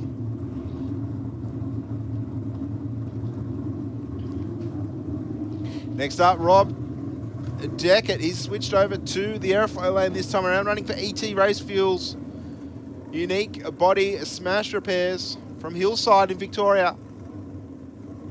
A number one qualifier with a 689, 198 mile an hour. Now the air is a little bit cooler at the moment, Stu. I wonder if we're going to see a little bit more horsepower being produced from these little naturally aspirated 400 cube small block power plants. Will we see the 200 mile an hour? Well, I'm interested to see what Tony Polito does on this run, because his last pass had a few little issues and he went 17.51, which is definitely not representative of what the Escort can do. But number 6 qualifier, and he's up against Rob Deckett, which is probably a good test for him, because if they've got on top of the problem, Deckett's the number 1 qualifier with a 6.89. So Tony will want to gauge his performance on what Rob's car does. I think that will put him in good stead for tomorrow when they've got re-go over the car for the tuning side of things. Yeah, Tony, I think the issues were all in the clutch there for him from memory. Had a fair bit of tyre shake and just deciding not to try and persist. Polito been around Pro Stock racing for more than long enough to know what's going to work and what's not. Running for Motorsport Parts and Services in the rocket lane. Ford power plant, of course, in the Ford Escort.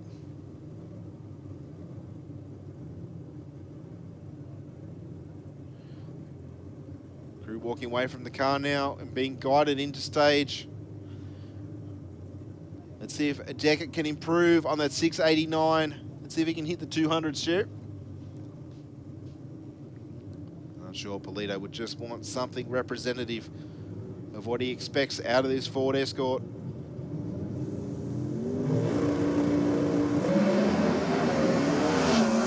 Again, Polito with some issues. 0.62 on the tree for Deckett. Down the aeroflow lane. 6.88 with an 8 there. 6.88 with an 8. 9.85 to the 60, Stu. 198 mile an hour. Once again, improving by around about 100th of a second. No, that's 3,000s he improved. So 9.85 to the 60. A nice clean launch from the Pontiac. 6.88 with an 8 through the finish line. 198 mile an hour. Yeah, and Tony Polito just a little bit of an issue there, getting that car off the line. That's something they'll probably be scratching their heads about tonight, I'd say. Yeah, definitely. Looking at the 60 foot, wasn't even in the pedal at 60 foot. 1.2, 1.3 seconds or whatever it was. So Ricky Chilton, the next car to Fire to Life. Our second car into the sixes here this evening. 693 with a 5, 196 mile an hour.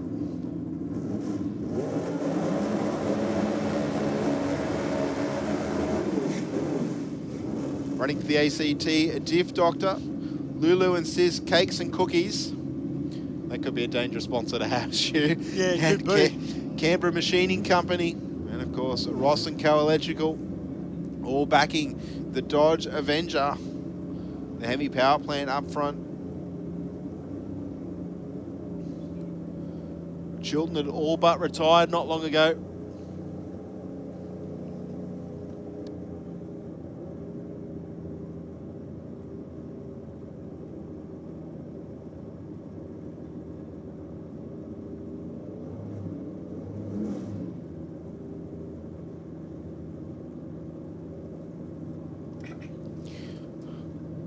Yeah, Ricky Chilton all but had retired, but a purchase deal came up, and Rick and Donna deciding to take the plunge back into pro stock, and have definitely moved forward with the Dodge Avenger. Let's see if they can improve on that 693.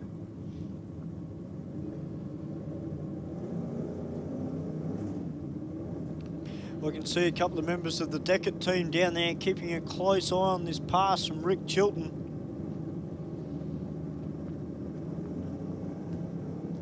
It's a good thing about pro stock, anything can happen in this class. I think on the whole, generally, it's so tightly contested. It's amazing when someone can just pull something out of the box, and it really just, people sit up and go, wow, where did that come from? 0.987 in the 60 there for Rick Chilton.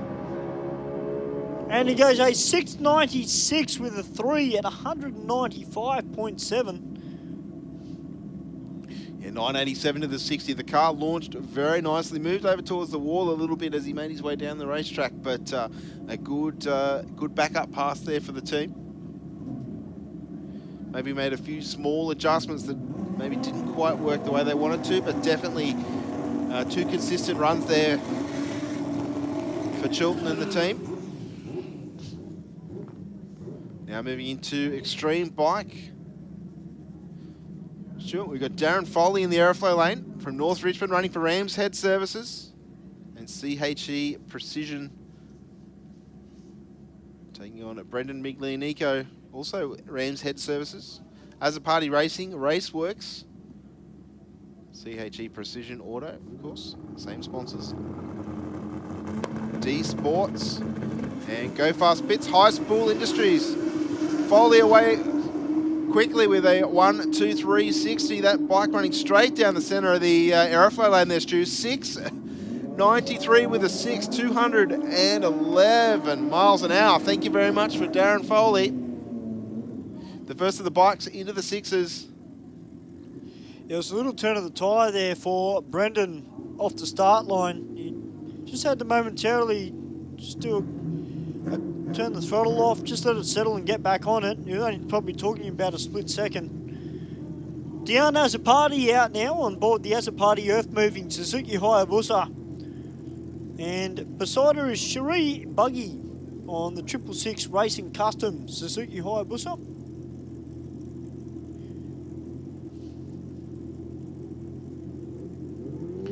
Both bikes qualified with 9-second passes.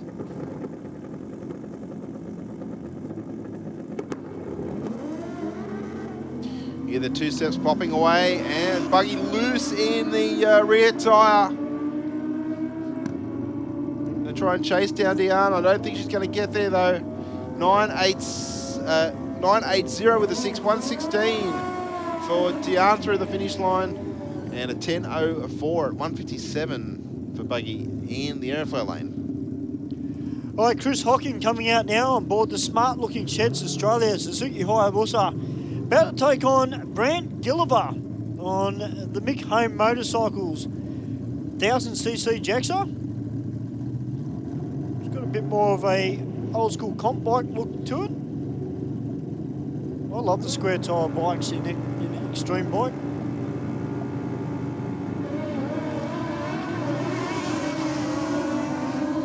Well, Brant Gilliver, a 1.25 in the 60. And he gets an 864 with a 9 to an 883 for Chris Hocking. So Brant Gilliver goes up to number 3 qualifier. Benny Newman coming out now from Kellyville Ridge on board the Benny's Pull Form Suzuki Hayabusa, and he's taking on Craig Edwards from Glenley in Queensland on board his Hayabusa Turbo.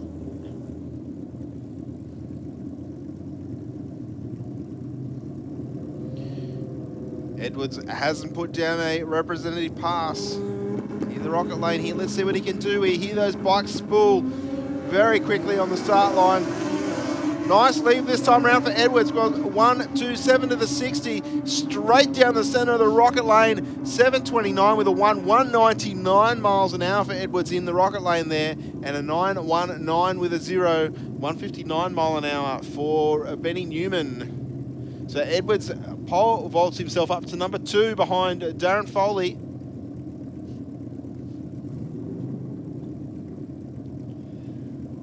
All right, Joe Curry about to come out now on his new chrome moly Harley Davidson Destroyer.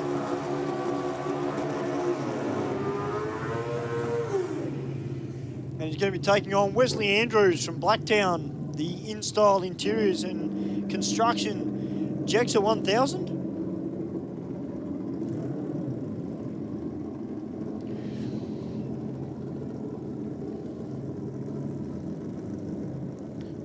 Curry, the only non-Japanese bike in the field.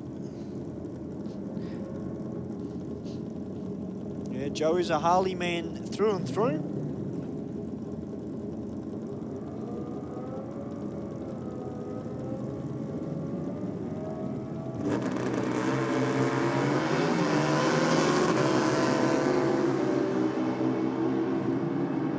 Andrews on a mission here, straight down the centre of the aeroflow lane. Let's see what he can do at the finish line. 8.83 with a 6, 1.57. Backs up his 8.83 from earlier, so only 6,000th variance in the 2 qualifying runs that he has done. Tell you what, Edge Malice, making sure your eardrums are all clean there on board the Kawasaki H2R. And he's taking on Tony Frost on the Foursquare Group Suzuki GSXR.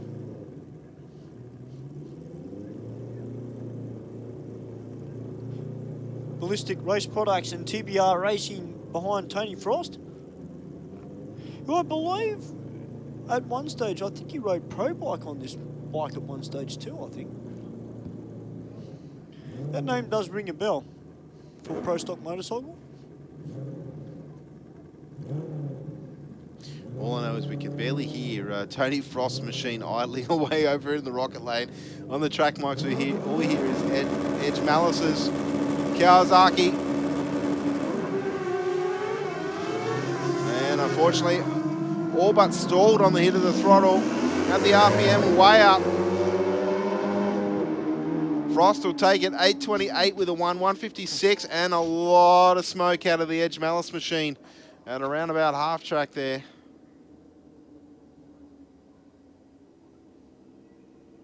A lot of smoke. So of course our track crew will jump the fence and check that out.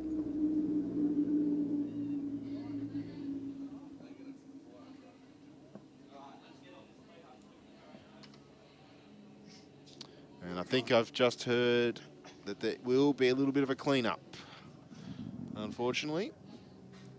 So don't go anywhere, ladies and gentlemen. We do have a Pro Modified, I think, down below us in the fire-up box. Jeremy Callahan and Joe Marina in the Corvette will be the first pair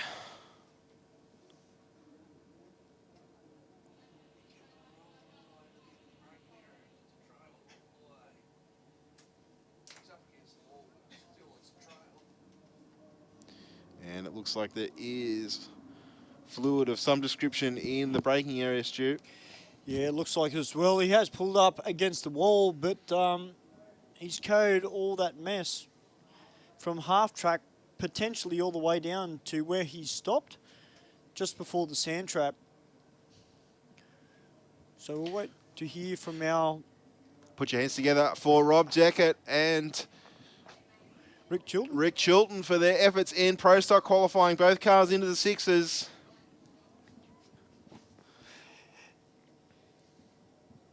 Yeah, so we'll just wait to hear from our track staff just how much gunk is on the racetrack. Hopefully, it's not too bad. We can get these track cleaned up as quickly as possible, because I'm sure everybody in the crowd is sitting there and they are getting pumped for Pro Mod because Jeremy Callahan's coming out.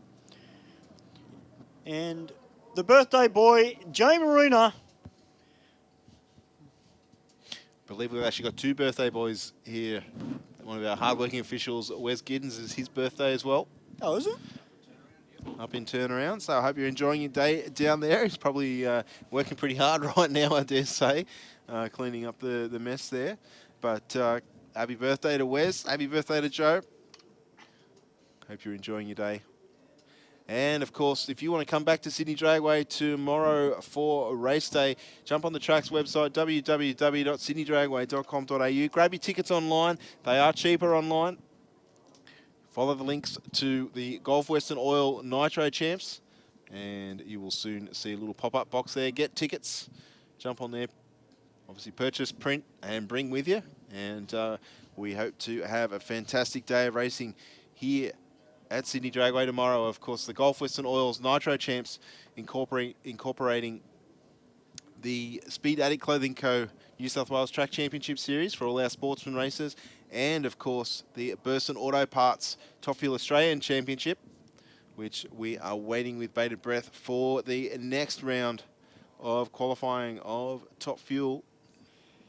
Well, if you've been down to the pits, guys, I hope you've been down to the Marina pit, not only to have a look at their gorgeous 63 split window Corvette, but also to check out some of the merchandise from Speed Addict Clothing Company as well. And look, a big thank you to Joe Marina and his wife for their support of our New South Wales State Championship Series here at Sydney Dragway. Well, looks like we've got a little bit of rice hole right at the end of the track, which is not a good sign. So we might be down for a little bit.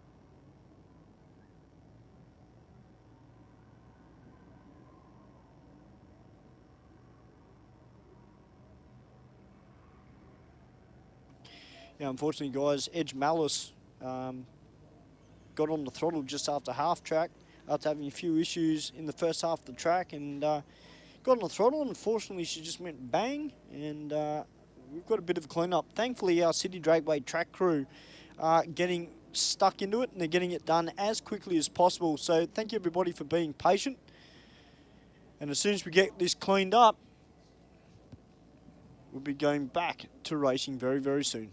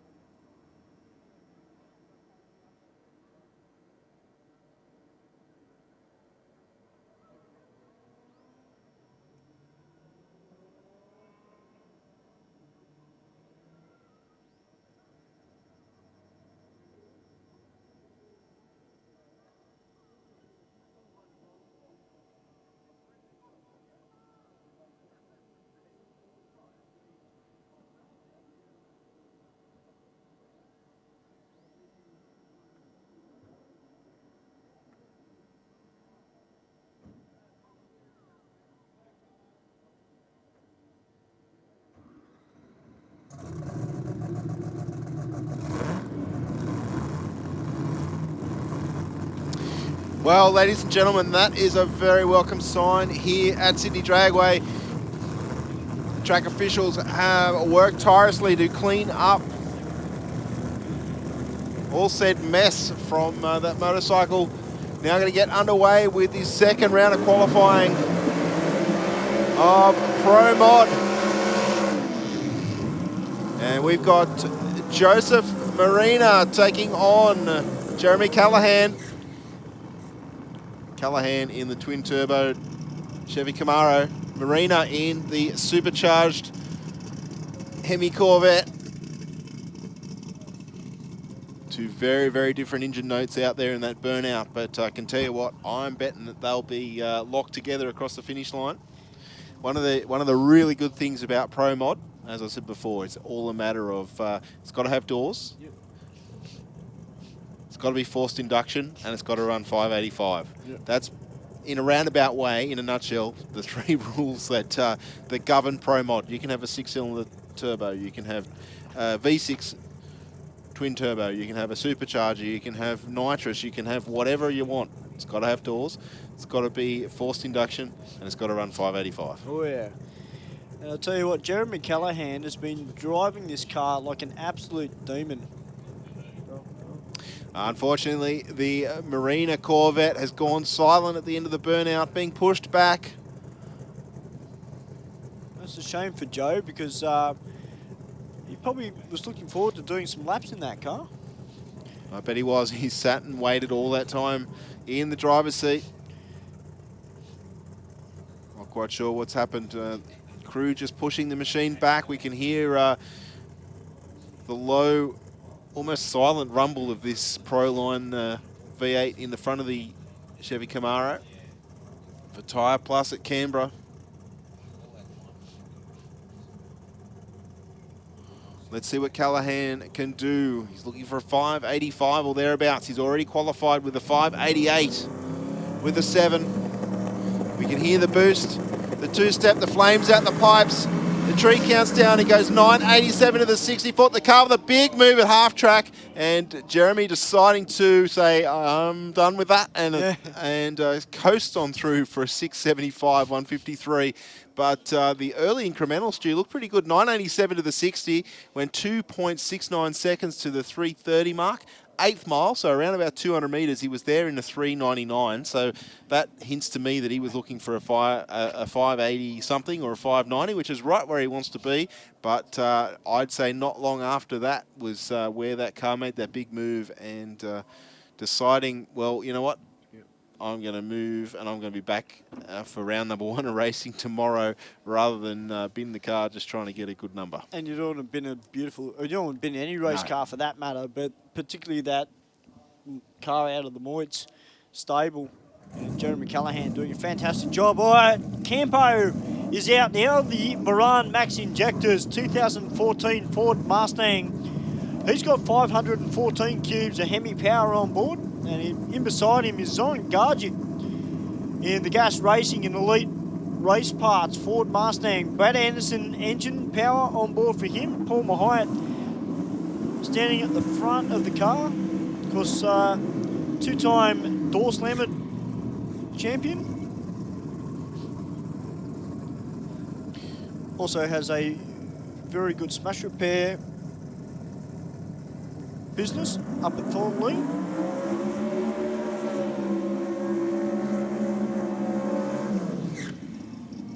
Zoran Gargic one hit up in the burnout. Almost just playing with the throttle as he goes through past the start line there. I keep telling Zoran, I go, Zoran, when are you going to bring the Beamer back out? And he goes, oh, I've still got it. It's just sitting in the back. One day I'll get it back out. I'm like, come on, man.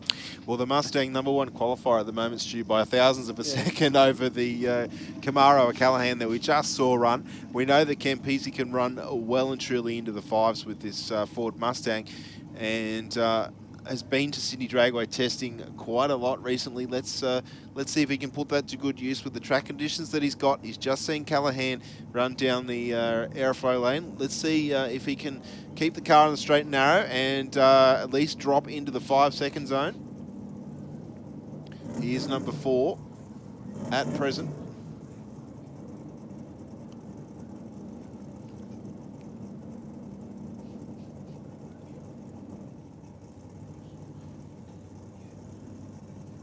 As I say, Gadget, our number 1 qualifier with a 5.88 with a 6.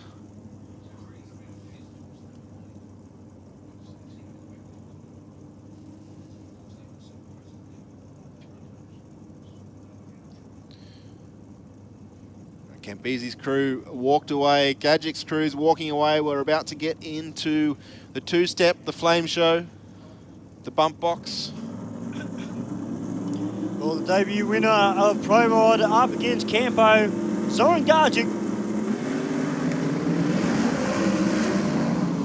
Well, Gadget's got the shootout early, but he's going to drag it through. And a 6.68 with an 8 there for Gadget. 6.12 with a 3, 250 mile an hour for Campese. So not too shy on the mile an hour, but 9.69 to the 60 for Campese. Gadget was 1.06 with a 6. And of course, those haven't been to Sydney Dragway before. The 60-foot mark is from the start line to that box that you see just inside the blue paint in front of the Christmas tree. So those racers doing that distance, which is around about 18.5 metres in less than a second from a standing start. All right, Frank Tarabay coming out now in the Every Trade 69 Chef Camaro. This is a relatively new car for him. I've seen it during testing here at Sydney Dragway and at private test days.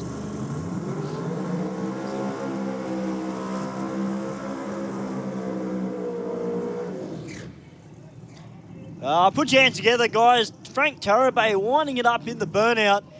Con and Vic from C&V Performance helping out with this car, with the Tarabay crew.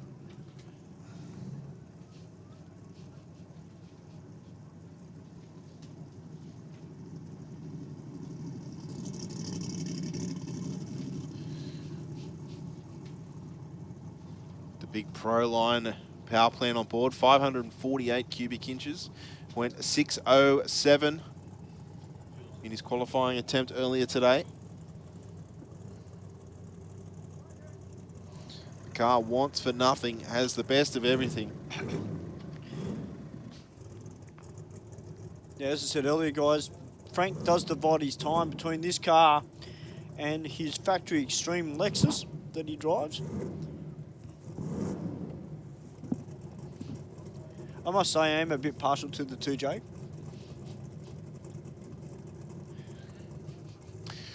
Yeah, definitely the 2J is the one of the engines of choice to run 5s in a door car.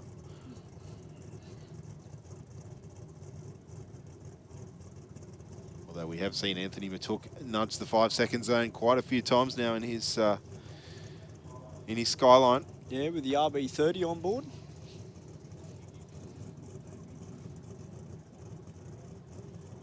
All right, let's see what Frank can do. RPM starts to build into pre-stage. We hear the turbo start to whistle, leaves the start line, goes 1.06 to the 60. The car moving towards the center line. And Frank just saying, yep, I'm not going to fight with this. Rolls on through for an 8.01. Yeah, 1.06 with the 6 to the 60 foot there for Frank Tarabay. Well, guys, we're going to get into top fuel. I'm going to have a break, and we'll welcome Wade back onto the mic.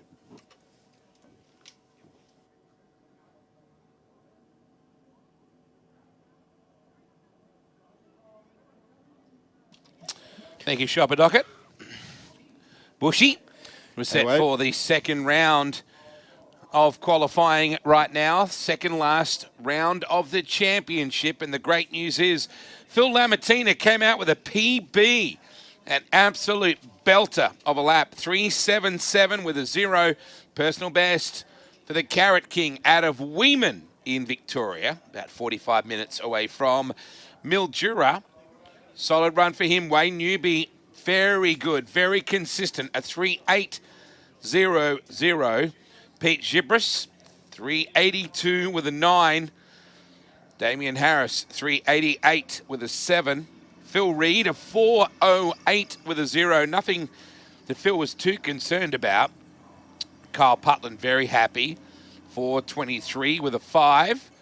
Shane Olive said he was quick, but they threw a belt late in the run, which will always be like a shoot. It's one of the Achilles heels of a fuel car.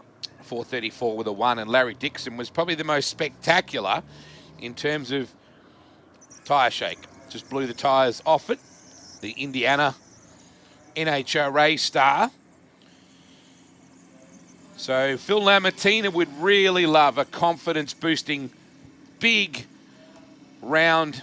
We only had the one to run after the Gulf Western Oil Nitro Champs when we head to the top end for what is an epic event. The atmosphere last year, Bushy. Yeah, I bet. You can imagine there was a couple of people in the territory tipping a few back since about 7 that morning.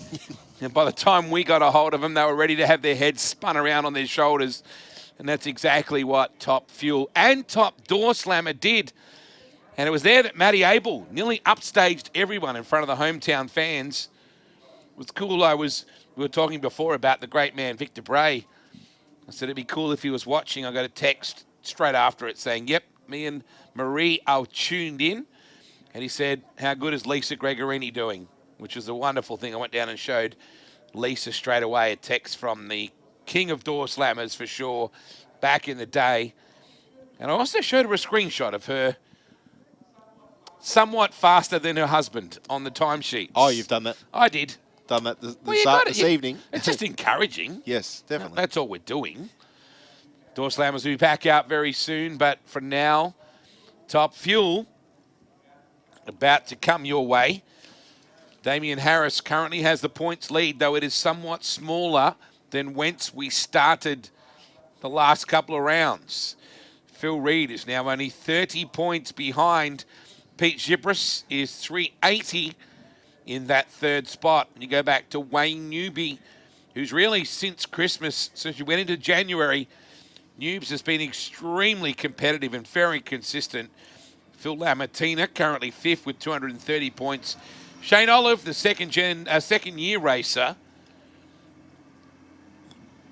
in that 6th position. Kyle Putland, they're very happy too, Bushy. That's good. I mean, you say that his positivity and enthusiasm is infectious, and it's always fantastic to welcome new blood into Top Fuel racing. And rare. We haven't got people lining up with budgets to get after, a Top Fuel career, but they didn't hurt the car at all. They were very happy. Rory was as happy as Rory gets. I said, surely, you've done a lot of laps here with, cars and bikes over the years, but he said he actually has done more laps here with Jay Upton on the Top Fuel motorcycle than pretty well anyone else. So he said he actually hasn't done as much here with cars as you would perhaps expect. I can see the distinctive shape, the arm folding position of Sando Raposada Jr. That's become a bit of a stature for Sando Jr. The arms folded and deep in thought. I was going to say, is that the thinking pose? Yeah, I'm sure it is. Hard to imagine that they would have had 4 cars here. Good to have some folks here from the Bend as well. It's about to be Australia's new Top Fuel facility. Betsy is down there and he's corralled all of his peeps into the trenches. They're about to experience this. This is about to be a life and pants-changing experience for all of them, and it's too late to run. In the middle of the lanes, no one can hear you scream, literally and figuratively, as 2 10,000-plus horsepower Top Fuel cars leave the line. It's a mind-altering experience, Bushy. I dare say it would be. We're talking about sending your son down there. Yes. It's something that I have not experienced either. Oh, you haven't? Don't know whether I really want to, but certainly a little bit curious about it. But, have you noticed where Riley's sitting at the moment, Bushy? Yes. Right behind us. He's turned down the invitation to stand down there, and it's not for everybody. No, there's always tomorrow. No, he won't do it tomorrow. No. He'll go back to soccer. But it's not for everybody, and it is an experience that is very, very confronting. Time to fire him up. I love that sound. And looking at our matchups, it will be Pete Gibris and Phil Lamartina qualifying round 2 of the penultimate round of the Burson's Top Fuel Australia Championship. Hit it, Pete. I like to make it sound like I'm in control, Bushy. You're in direct contact to his ear. I want to be the guy that does the point. Hit it. Well, we could give you a roaming mic and you can go do it. Yeah, he's not going to pay any attention to me. Nobody does. So the teams all move into position. Sarah Lamartina backing up husband Phil. I think it's Benny Patterson, I think, was the backup for Pete Gypris.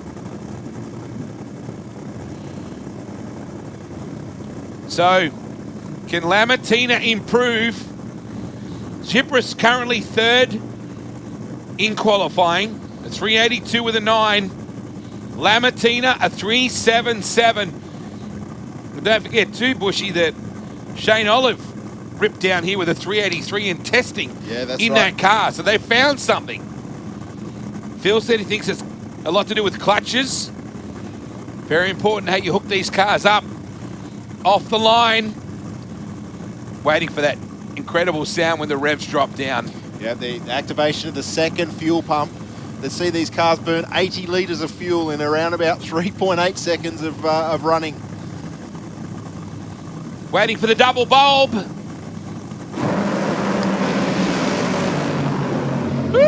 Lamartina, no!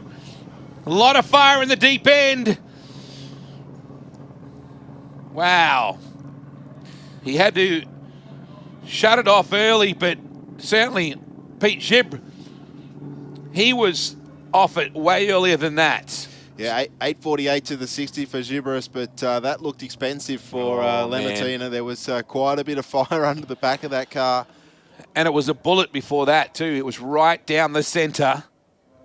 So it's not one of those moments where you go, well, it was tracking well. You can see the fire crew down the deep end just to make sure that everything's okay with the Carrot King. Kids, eat your carrots. The more carrots you eat, the more top fuel cars you'll get. It's not necessarily that simple, Bushy, and I understand that, but I'm all about the encouraging local agriculture. Well, it's simple in principle what you're saying, isn't Yeah, it? Yes. absolutely. They are Australia's most high-profile and successful in a lot of ways carrot farmers, the Lamartina family. And you got to love the little junior, the Angry Carrot. Always looks fantastic. If you're driving anywhere between, well, Mildura and Sydney, Mildura and Melbourne, you see the big Lamartina trucks. They're very distinctive on the highway. Oh, man, at least the Lammies don't have to thrash for a third round tonight, Bushy. That's probably the good part. Yeah, they can certainly take their time overnight, and most teams switch a whole engine out rather than try and rebuild the block that's in the car. I wonder, Betsy, if you can see me down there, how are your friends going from the bend? We didn't get a chance to look down to see, are they on their knees? I think Noddy Prendergast is down there somewhere. We need to check that the folks are okay from the bend because they're in the middle. And what an experience that is. Phil Lamartina, of course, was a domestic Mildura Sunraysia-based sedan drag racer and just enjoying that experience and quite happy with what he was doing. Then a guy called Darren Morgan said, you should come with me to the Willowbank to the Winter Nationals. Lammy said, sure, I'll do that. Then he went, wow, where's this top fuel thing been all my life? The drag racing bug. Yeah, it sunk its teeth in pretty deep. And, of course, Darren Morgan went on to win Australian Championship glory with the Lamartina family. Phil, of course, stepped in and success of his own. And then you had Kelly Betts get into that car as well and be very successful in that car as well with an Australian Championship. So the Lamartina family, since investing a lot of time and energy and money into the experience since they first went to Willowbank with Darren Morgan, have certainly become one of the most iconic teams in this country.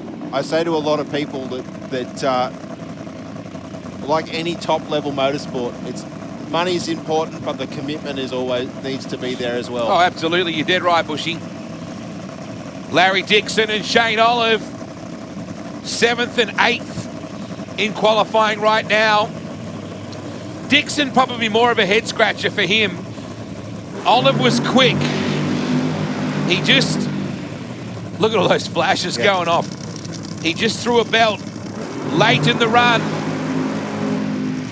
Dixon lights it up.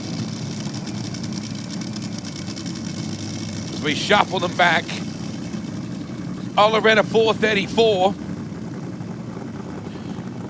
6 in the championship in his second year. Won a round last year in a round that started here and finished at Heathcote. Yes. At this event. Exactly right. I mean, Olive, no stranger to nitro racing at all. Has probably done more laps in a nitro funny car than many other races in Australia. Justin Walsh is down in the pits. Morris McMillan. A bunch of those guys that have done a ton of laps around this place as well. That they do. Look at the fuel out of the Dixon car for Rapazada Autosports. Just pouring out, isn't it? Boys go to work. Olive, a much more relaxed looking situation in the right-hand lane for now.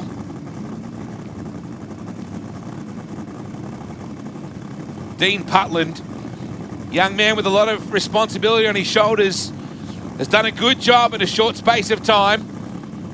Probably the youngest crew chief in the field. Dixon in the left-hand lane. Let's see what the Indiana NHRA star can do this time. Revs come down. Oh, both of them heavy on the tyre shake. It's a lot of work, Bushy, isn't it? You add up the amount of runs at, say, let's say 4 seconds. Let's just average things out, right? Yep. How many runs do you run in our championship? Is there even 5 minutes in total track time for the thousands of man hours? Not when you're running at 4 seconds at a time, no. But you know, the issue with drag racing is staying motivated, staying hooked. Absolutely. To say what will happen next time? What will happen next time? What will happen next time? Even when you do a 377 like Phil Amantina. Yes, he was smiling, but I bet you he went back to the pits and said, oh, I think we could do this a little bit different, and maybe run a 375. And I mean, that's half the problem too, isn't it? Because if it ain't broke, don't fix it. Yes. And that's probably a situation that a lot of people go through is how much better do you want to be? Are you okay to bank that 377 and go, that's all we need to do? Nothing has changed in our qualifying order right now, by the way. We're about to see a pair of Rapazada Autosport International cars to come out here very soon. Wayne Newby and Damien Harris. You talk about people that have done laps around this place, down this place. Wayne Newby would be up in the top part of the order with that. Was exceptionally good in a top alcohol car. I always remember him and his dad.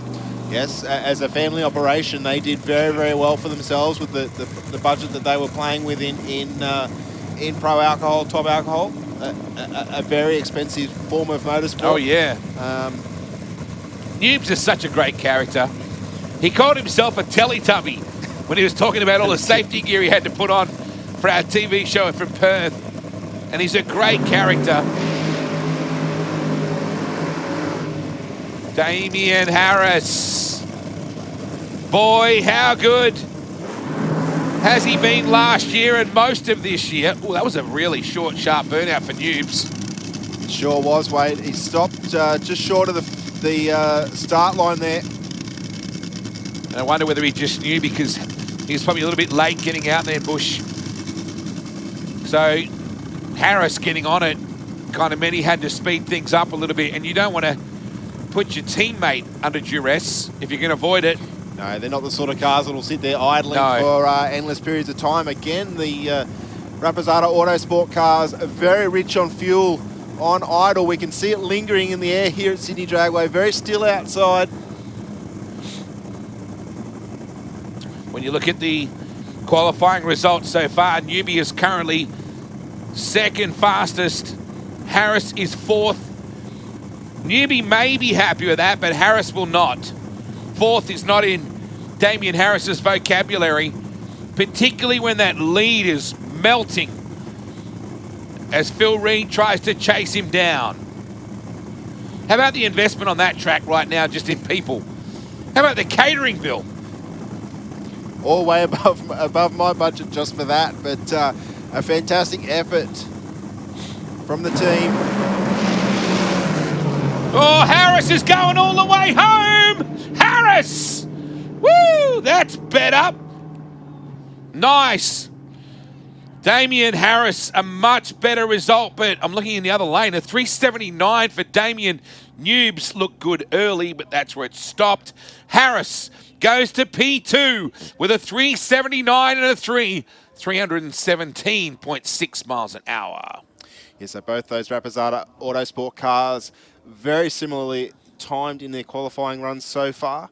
379 with a 3 to a 380 with a 0 for Newbie. Told you he wasn't happy with P4. Not that that was any great stroke of imagination on my point. We know Harris is not happy with anything outside of P1, but it puts him to P2 and it puts Newbie back to 3rd. Those two, of course, raced against each other in the B final at the Perth Motorplex for our previous round. As we now see Phil Reid up against Kyle Putland. Phil wasn't overly unhappy with that previous run. We saw some sparks and snakes a little bit earlier on, but he wasn't overly unhappy. There's a little bit of carnage out of that one, I dare say, as well. But as you say, Kyle Putland, he put down a good, a good grounding pass for the team. 423 with a 5. Currently puts him 7th in this qualifying run. Phil Reid still managed to put in a 408 with a 0. Second in the championship and starting to really put some pressure on Damien Harris. This team is doing a lot of testing as well, but they recently tested a fair bit with Jim Oberhofer when he was over here for a brief period. Of course, Bruce Reid has been spending a fair bit of time with the Clay Millican team over in the US with Jim Oberhofer to return the favour. Great friendship between the Oberhofers and the Reids. It spans a few decades, that one, I think. Yeah, it does. Sure does. So Phil Reid would not be happy with 5th currently.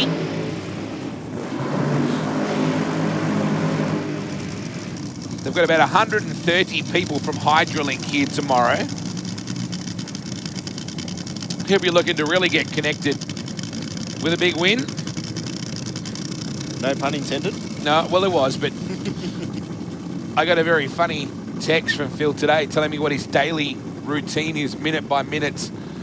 It includes a coffee in the Macca's drive-thru. He actually schedules that in as part of his build-up. Of course, he ran 2nd, or was beaten by Pete Gibris here for the Slam in January. Then he went on to do a hell of a drive job at the Perth Motorplex.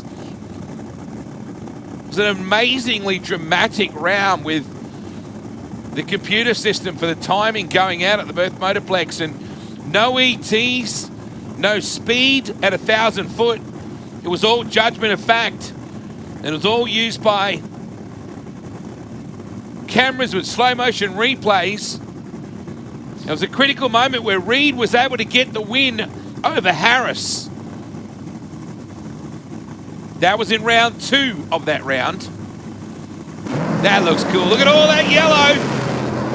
Reid off early. Putland. Yes. Woo! Kyle Putland. You reckon he's having fun? I reckon he's having fun. Only 255 mile an hour through the finish line there, but a 417 with a 2, 915 to the 60.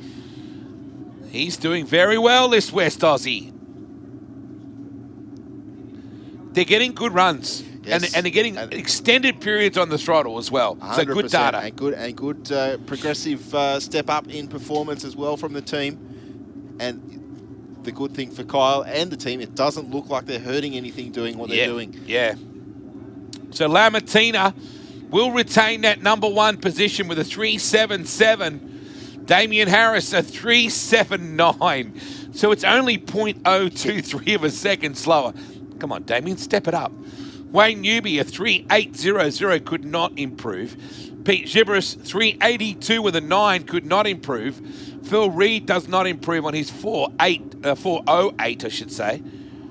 Kyle Putland, a 417. Shane Olive, a 434 with a 1. And Larry Dixon still with some head scratching to do as well. Yeah, I dare say the team would not be happy with Larry sitting in 8th, but at least he's in the show, and I'm sure that they'll work their magic overnight, come up with a tune-up hopefully that works for them for round number 1 tomorrow. So Harris too looking at top speed at the moment. Those little, the bald-headed boss was just in the house just then, the Silake. Just called in from a previous adjoining corporate suite. So Lamartina, currently fastest, though Harris has that bonus situation at the moment for top speed. Nice job. Door Slammer coming up a little bit later. I'll hand you back to Shopper Docket. Thank you very much, Wade. Just going to run the tractors a few times up and down in both lanes. And next up, we can see some motorcycles down below us here for their next round of qualifying. Well, guys, I just saw Aaron Deary downstairs from Fuel Motorsport, and Yes. Just let everybody know, and if you're watching at home on the live stream, Aaron is okay. He's got a bit of a sore knee and some sore ribs. The downside is, guys, is he may not be back tomorrow on the bike. So that's what he's told me. He may be out for the event, but we shall see tomorrow. They might find something over the night. They might be able to fix something. So, yeah, I mean, we want to see Aaron back tomorrow racing, but at this stage, from what Aaron's told me, he doesn't think the bike will be back tomorrow, unfortunately. Yeah, of course, there is only so many things you can fix at the racetrack. I know there's lots of talented people down in the pits and in workshops that are willing to stay open to all hours to get races down the racetrack. But, you know, as I say, there is only so much that can be done in what is relatively a short period of time. And, you know, number one concern is always the driver or rider's health as well. Yeah. If they're not feeling physically fit enough to do it, yeah, might be a good sign to say, well, hey, we'll come back another day. Yeah, that's probably a wise decision too. But we're about to get back in the fuel bike, and we've got his teammate Benny Stevens about to come out on the Works Equipment Twin V-Twin, the big Harley, and he's going to be taking on Leonard Azzopardi.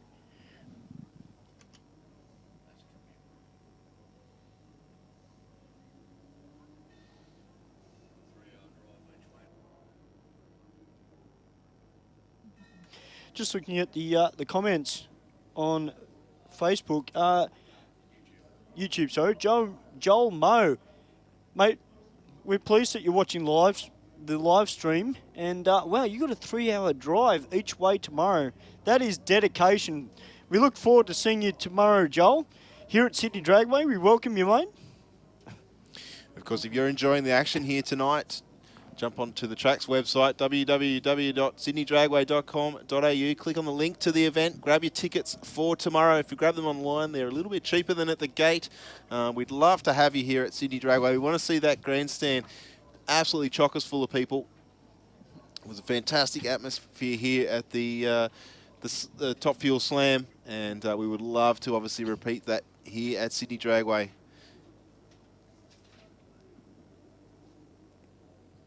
Of course, the schedule tomorrow is to kick off at 8 o'clock, I believe, with all our sportsman categories for the Speed Addict Clothing Co. Championship Series. They're going to be in eliminations. Yeah.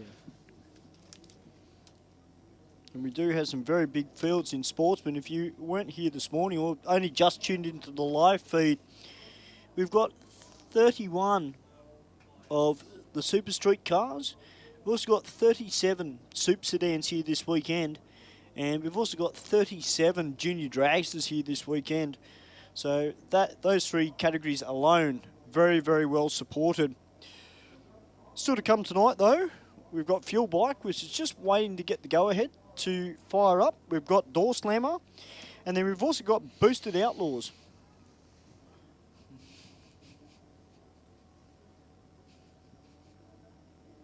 And Pro Alcohol will be coming out as well.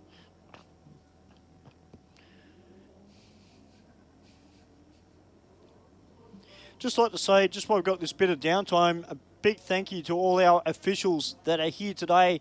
that have worked extremely hard, not only to clean the track, but around the whole venue as well, whether they're bracket marshals, helping out in the tower, down on the ticket gates. You've done a great job, guys. I know you always do, but you deserve to be thanked as well. All right, Leonard has fired up, Steve, on the Force 9 surfboards bike. 1,428 cc's on board for Leonard. And Benny Stevens, the big V twin, 192 cubic inches on board.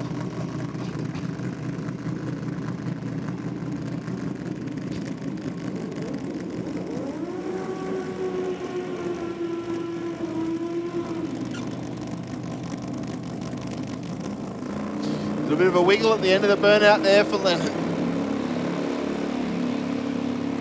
Listen to that, Stu. Just hold it on the front brake and just let rip on the burnout for Benny Stevens. Big whop of the throttle right at the end. Yeah, I saw him put his hand up, so I wasn't sure whether he was actually communicating to his crew chief. It's like, well, how long do you want me to do the burnout for? I have a feeling it was a photo opportunity. Oh, is that what it was it? That's what it looked like to me. That'd be a pretty cool photo, just quietly. All right, V-twin versus four-cylinder. The nitro flame out the side for Benny Stevens. Flickering a little bit at the top end of the racetrack, but on the throttle all the way down. 662 with a 9, 210 mile an hour through the finish line. Went 114 to the 60-foot. Yeah, Leonard does a party, 0.170 reaction time, 1.48 in the 60, and at half track, he went 9.968. All right, John Zara coming out now, Steve, on the Lucas Oils and Filter Wash at Mackay. Sponsored bike, new billet head, new wheelie bar setup. The first pass, probably got a little bit of data from it. Probably wanted to go a little bit further down the track, predominantly closer to the 330 mark. But nevertheless, they would have got some data, and I'm sure that they will improve on this run, no doubt.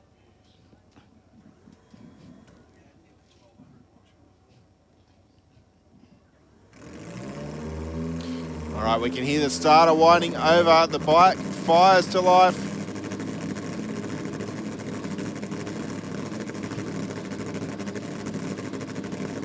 Such an aggressive idle for 1.5 litres of fury. Well, it has got a different sound to it compared to when they had the old heads on it. I mean, 60 pounds of head pressure compared to 100 pounds of head pressure.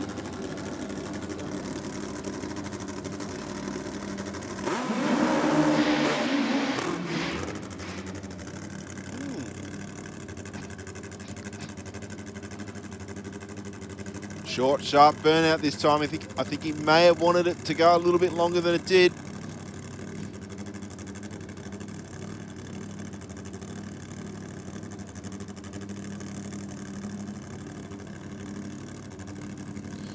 And of course, they need to be mindful of temperatures. He had a fairly long pushback on the first run.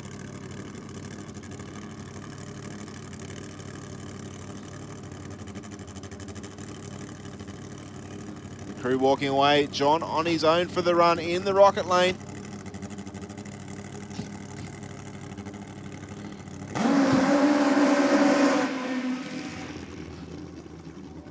Well, 1.14 to the 60 there for John Zara. 3.49 with an 8 to the 330. I think that's the pass he was probably looking for in the first round. But nevertheless, that was good effort there from the Zara team. Gasman 67, he goes, fuel bikes, oh yeah. Actually, you know what, Gasman, I totally agree with you too, mate. I love fuel bikes. Well, for the first time tonight, ladies and gentlemen, Adam Layton is making his way out. Had a fair bit of work done to this bike through Newbie Engineering. And Rob Casser on that trusty nitrous-powered bike of his.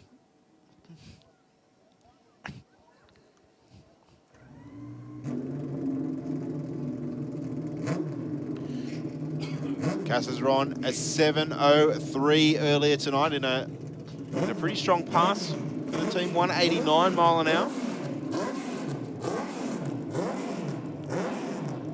I think he will be going on a solo, Stu, according to our timing monitors up here.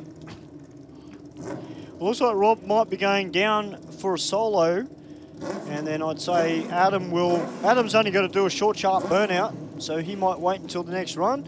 Interesting to see what Rob Cassa does, because a 7:03 with a 9 is extremely stout for a nitrous bike. But I'm wondering if you can get this thing just a little bit lower in these conditions, Steve. I'm sure he'd love to see a 6 in front of his time slip.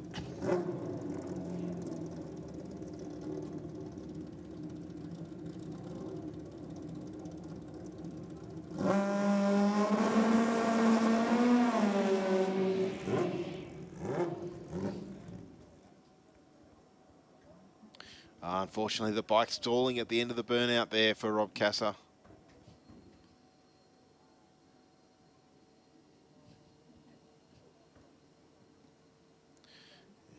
Unfortunately, he'll have to step off and they'll push the bike back.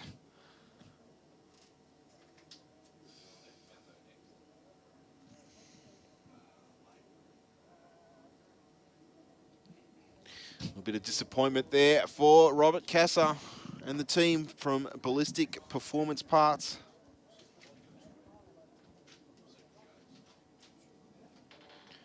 They can be a little bit of a temperamental beast. Oh, they are, these fuel bikes, but you know what, they are extremely exciting to watch, and it's great to see the class actually get some numbers back here to Sydney Dragway, because they're pretty massive over on the West Coast. But over here on the East Coast, we've been a little bit lean here in Sydney the past few years. But it's encouraging to see that there's bikes that are on the way back. And all the bikes that we've got racing this weekend. All right, Adam Layton running for Gulf Western Oil. He's on his Harley Davidson. Also sponsored by APL Performance Bikes, which is his business. Dunlop tyres and Yuasa batteries. The first meeting of the bike has run at, Steve, since he's had the rebuild. Yeah, I haven't seen Adam Layton here at Sydney Dragway for quite some time. Not quite sure what the plan is with this run. 200 cubic inches of power plant there for Adam. He's got a nice new tyre on the rear of that bike. Still can see the stickers on it as it rolls over.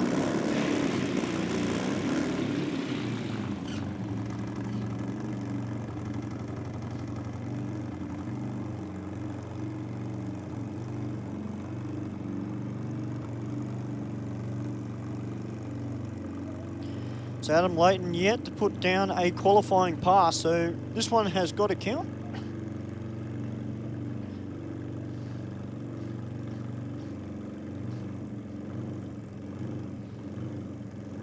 Doesn't have the typical thump, thump, thump of a 200 cube power plant, does it? But I'm sure once the wrist is twisted wide open.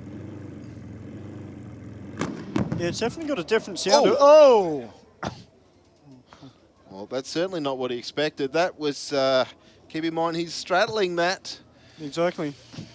And that's why, ladies and gentlemen, a lot of these fuel bike riders do ride with a ballistic jacket underneath their leathers. And that is for that exact reason why they wear it.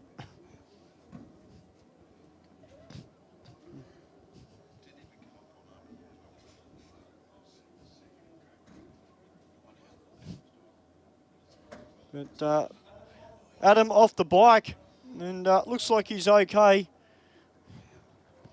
That would have become a bit of a shock to Adam. It'd become a shock to anybody if that happened.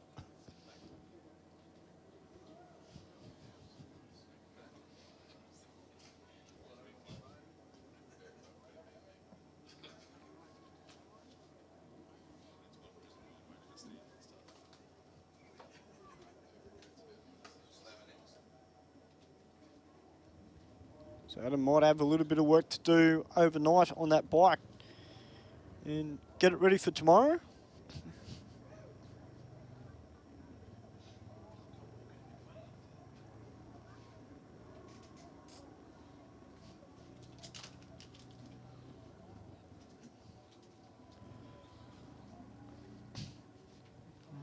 All right, guys, we're about to get into Pro Slammer.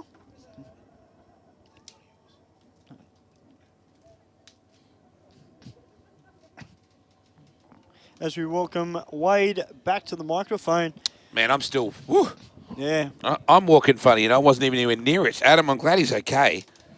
That was a firecracker around the firecrackers. Wow. Literally.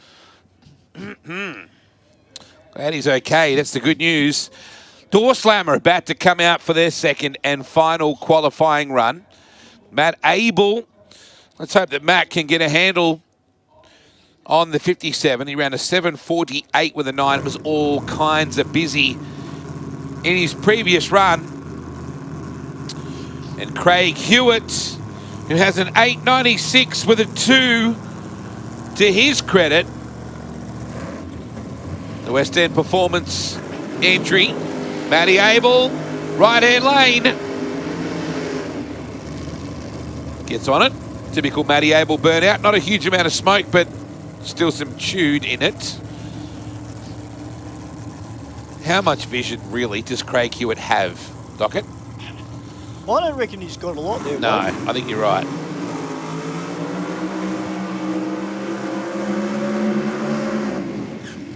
And the winner is... It's Craig Hewitt. That's a nice little burnout. Someone against Matt Abel, who prides himself on good, strong, smoky burnouts. Now, the last time we were here in January, Matty had reverse select issues on one of his runs. Ended up having to just keep going. He did a burnout almost half track and then had to keep going. Couldn't come back for the run.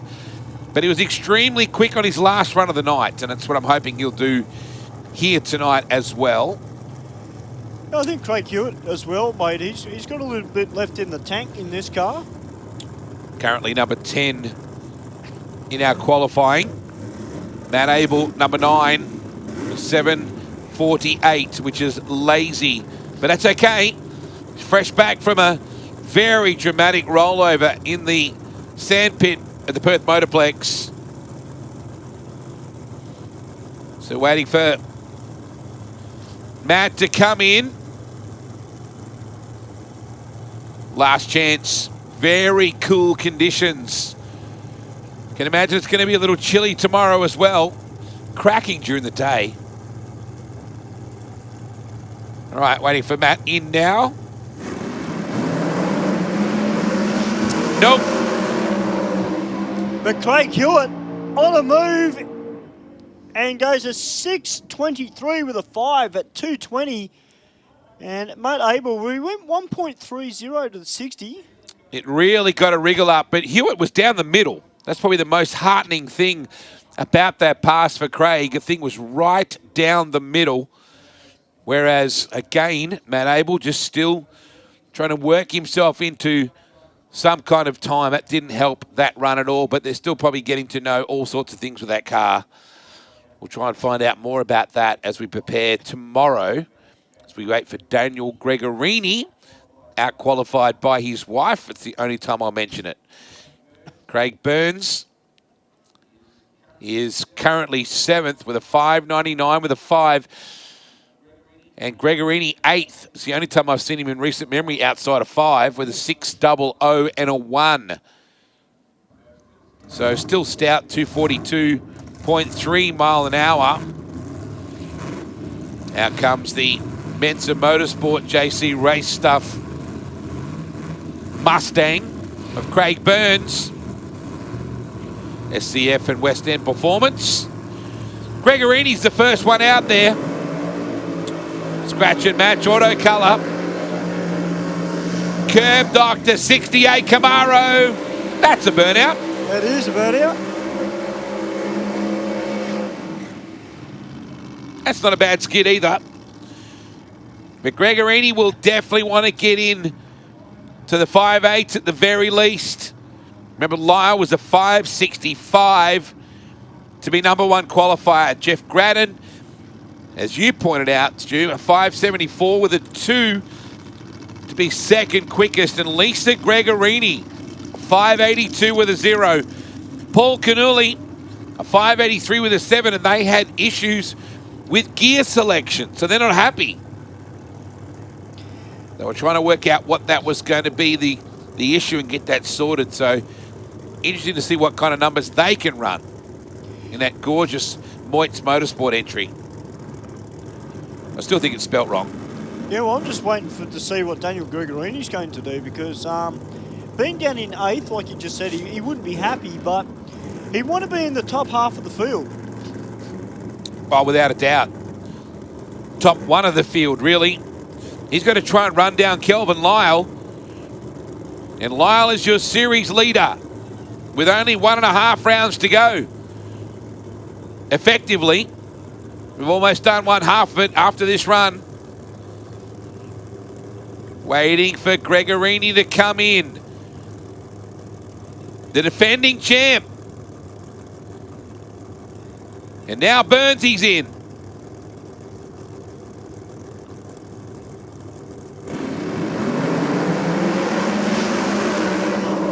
Burns started far right, came back to the middle. 5.69 with a 6. That's better, Daniel Gregorini. Way better. 5.98 with a 1 for Burns will be the best for him right now.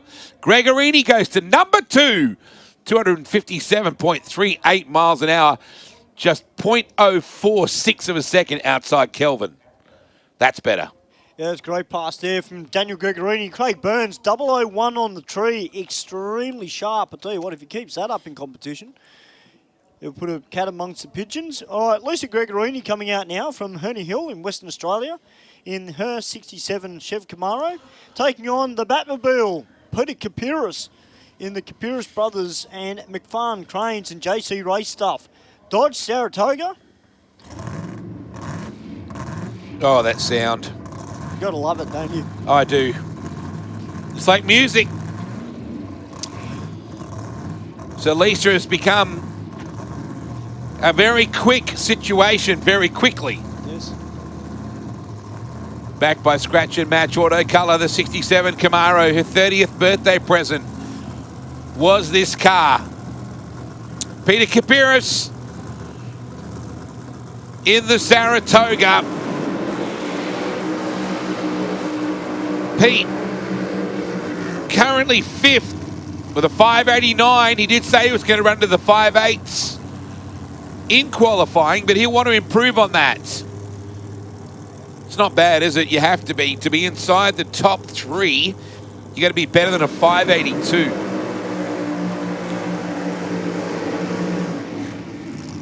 Lease does tend to get the thing all twisted up on the burnouts. I love it.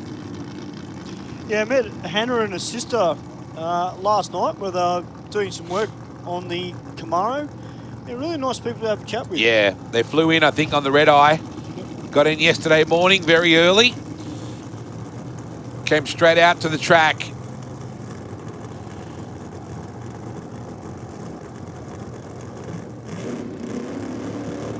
Pete, so good to have him back. It's been a lengthy time away.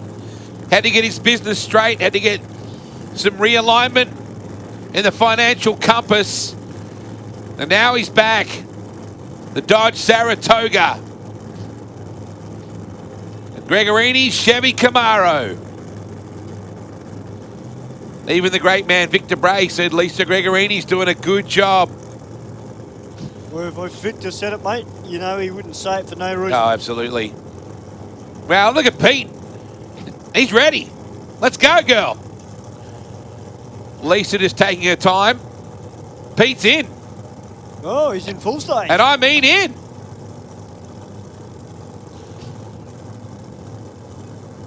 Lisa really taking her time getting down there. Yep. She's about to come in now. Lisa is currently 3rd. Kapiris is 5th. Now she's in. Let's do this. Oh, Capirus is ugly.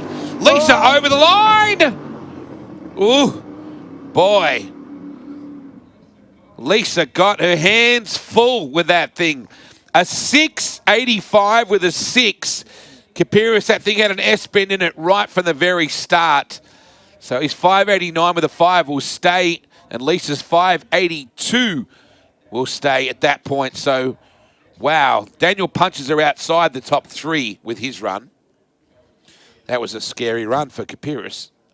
And unfortunately, Lisa just couldn't keep the thing off the centre line.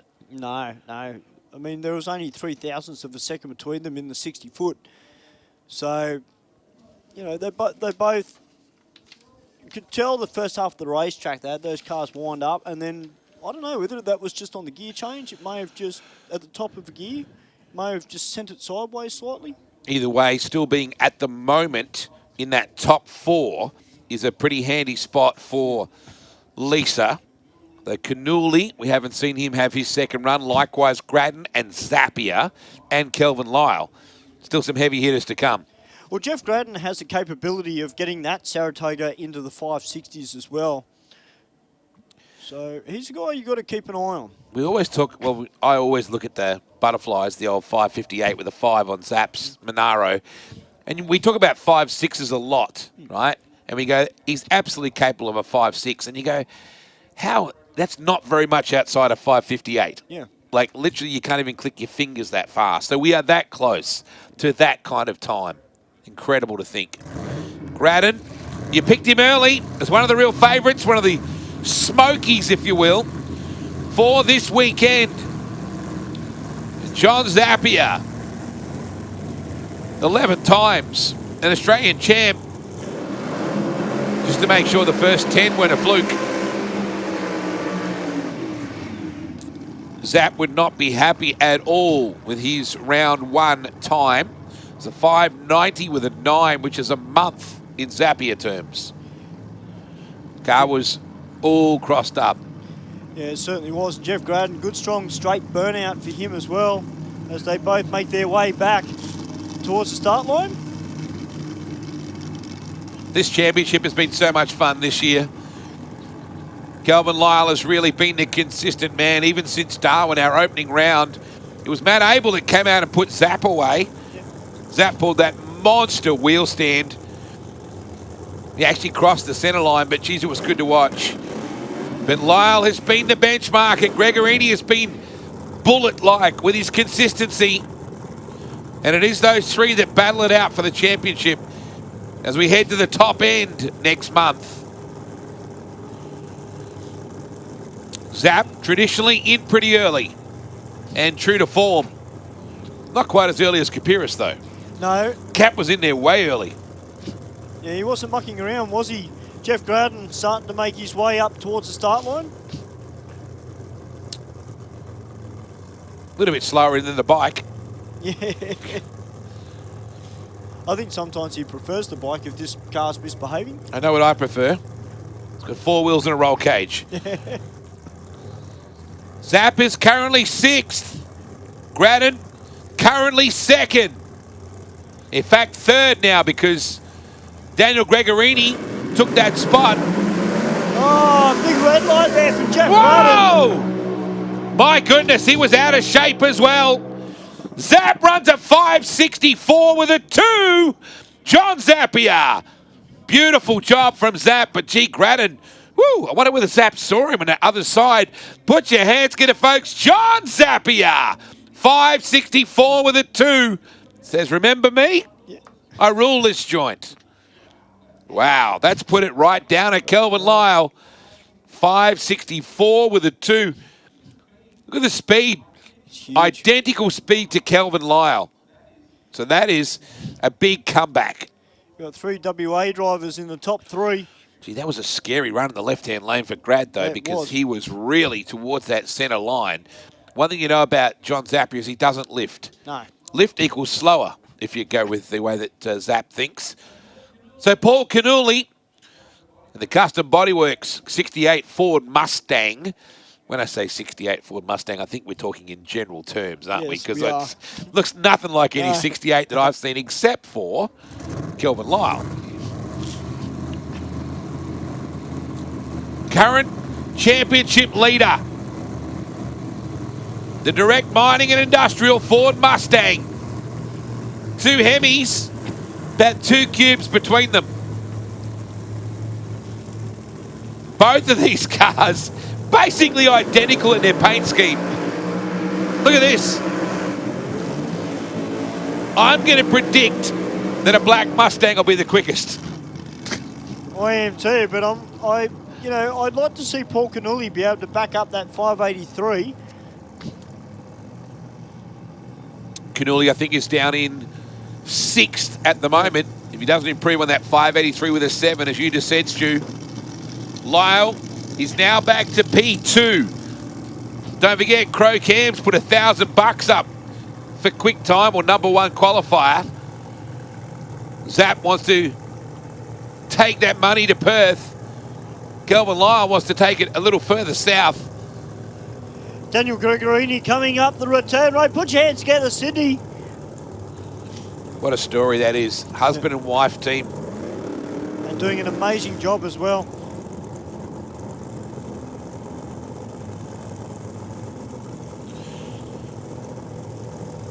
So last run for us to determine the way we stack up your top 10 before they get a night off. Not.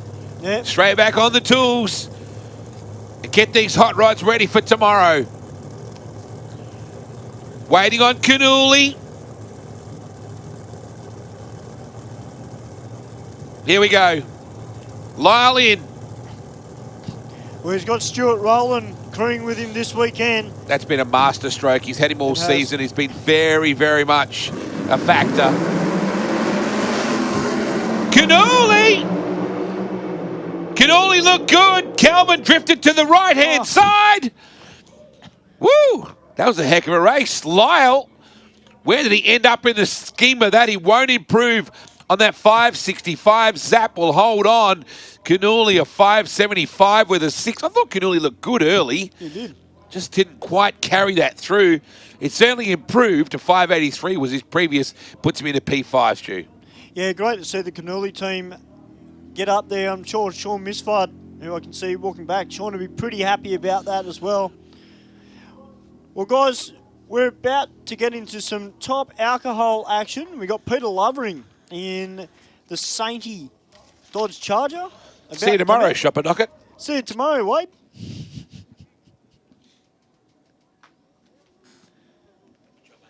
Thank you.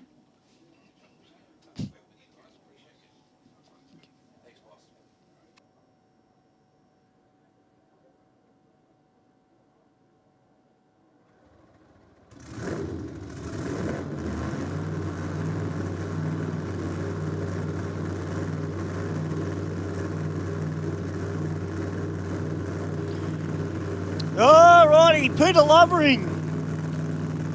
Now, he's had a little bit of an issue with tyre shaking his car for a very, very long time. They've been struggling a little bit to get on top of it.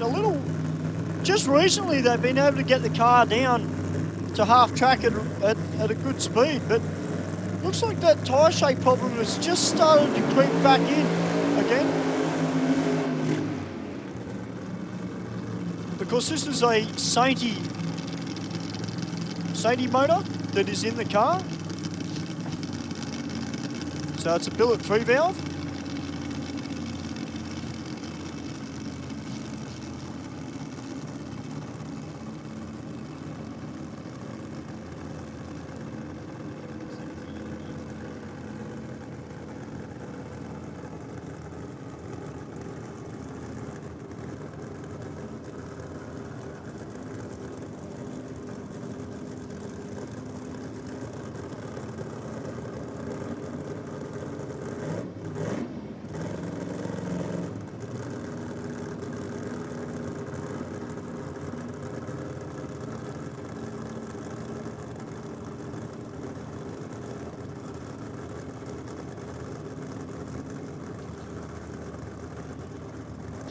All right, Peter Lovering in the Gulf Western Oil Speedflow Dodge Charger with the Sainty billet 3 valve alcohol motor in it.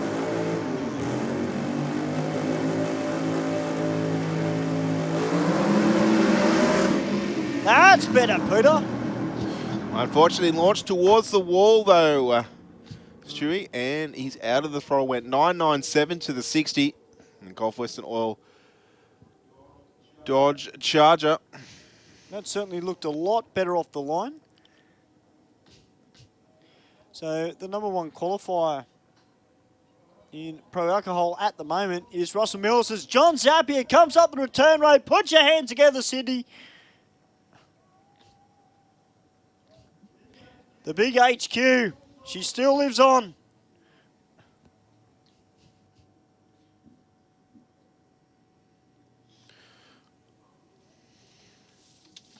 If you missed out on Top Alcohol, Pro Alcohol earlier, Russell Mills was our number one qualifier.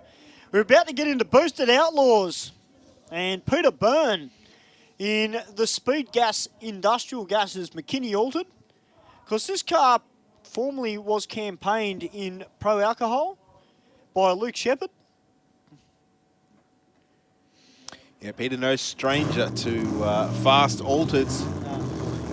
Used to run across the road with the Star Performance backing on that car, and good to see him back behind the wheel of yet another super fast altered. There is something particularly special about an altered in its appearance, in its raw form. It's purpose built to perform a task, and the way that these drivers have to manhandle the car down the racetrack. They've got very limited downforce, only the wing on the top.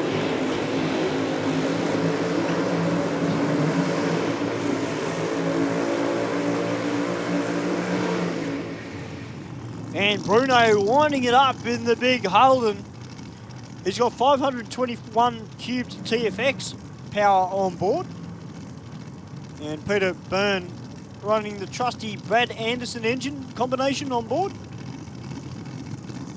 I love that Alters of Peter Byrne's. It just looks evil. I like it. It sure does, Stu. As you say, Nort can run in Pro Alcohol if he wishes. Doesn't seem too different in its combination between the two categories, but I dare say the driving style would change a little bit between the two. Yes.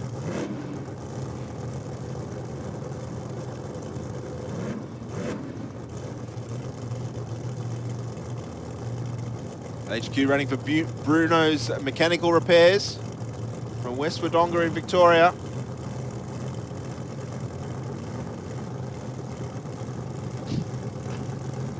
Been a little while since we've seen Bruno Matajasevic up here at Sydney Dragway.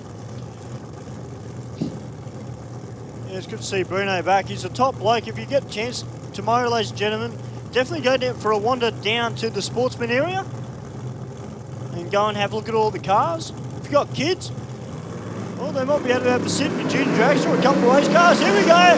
Bruno, big move to the right. Peter Byrne obviously saw that, just moved to his right slightly. And Peter Byrne goes to 7.04 with a 9 and 152 miles per hour. Bruno goes a 7.30 with a 1. Yeah, that was a pretty wild ride there for Bruno Matajasevic. He was hunting the centre line from the head of the throttle pretty much, and to his credit, able to keep it off the centre line. And it still run through for a 7.30. Now, I've been waiting for this car all day to come out. Everybody that's a regular here at Sydney Dragway knows I absolutely love this car. And Charlie Ladani down there in the VZ Ute used to be formerly campaigned by the Craig's Automatic boys. And they've kept it black, they've kept it evil, they've kept it blown. It's got a 521 cube Brad Anderson engine in the front of it. And beside him is probably one of the most beautiful looking 63 split window Corvettes in the country. That is Kane Finn from Victoria, running a 496 cube TFX motor on board.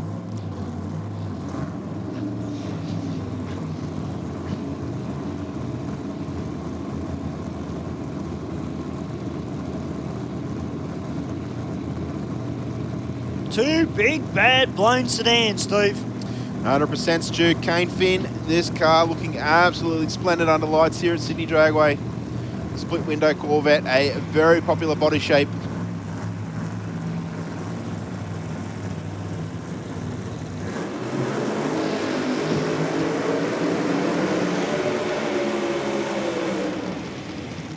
Ladani with plenty of RPM there, but not much tyre smoke there, Stu. No, it's a bit of a weird burnout. It was almost reminiscent of a burnout we saw earlier in Slammer.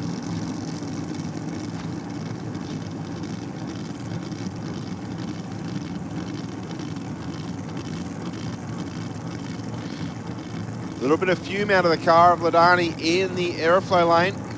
See just how still the night is here at Sydney Dragway.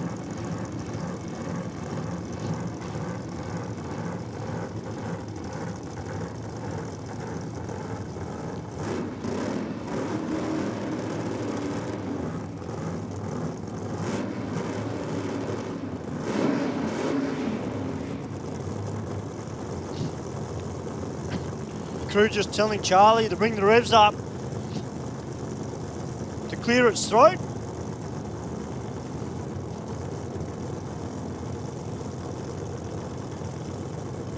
And also with the methanol, they don't want the butterflies to freeze, so they spray it and they rev it up.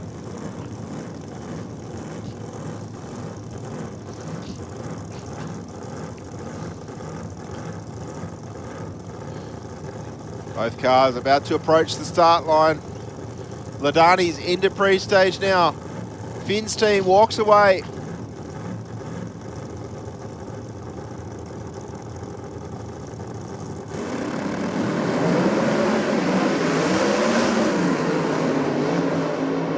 Ladani moving around on his mission towards the finish line. Finn's already got the parachute out, I think, and a 764 with a 7, 141 mile an hour there for the Chevy Corvette, and Charlie Ladani was loose to say the least in that pickup. Yeah, it looks like there was a little hint of tyre shake off the hit for Charlie Ladani, and it's just unsettled the car up to about 60 foot. And then obviously just trying to control the car, but also trying to get some data on the car too to get it down. Now, if you love alcohol dragsters, guys, you don't get a much prettier car than the one that is sitting below us in the commentary box. That's Andrew Hodgson from Riveston, the Alki Race Products, JBK Smash Repairs and Dynagrip Dodge Avenger. He's got 526 cubes of Hemi power on board. And if you're into the Fords, like my co-commentator is, we got Anthony Bull downstairs in the BA Falcon with the 412 cube Windsor motor on board. Yeah, and Anthony Bull from Shire Performance Race Engines and Machining. A Ford racer through and through. Yeah. He's been campaigning this car for a few years now, but was also campaigning the old XF that he had as well. Also ran a very tough Windsor power plant in it too.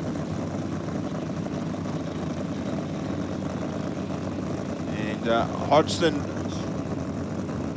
capable of running low sixes in this funny car. Yeah, I love Boosted Outlaws. I love to see the Altereds, the Dragsters and the funny cars up against the supercharged sedans.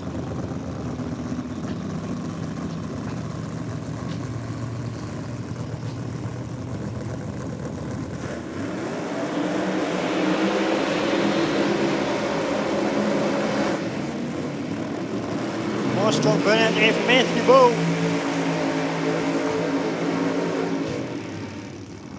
And an equally good strong burnout there from Andrew Hodgson.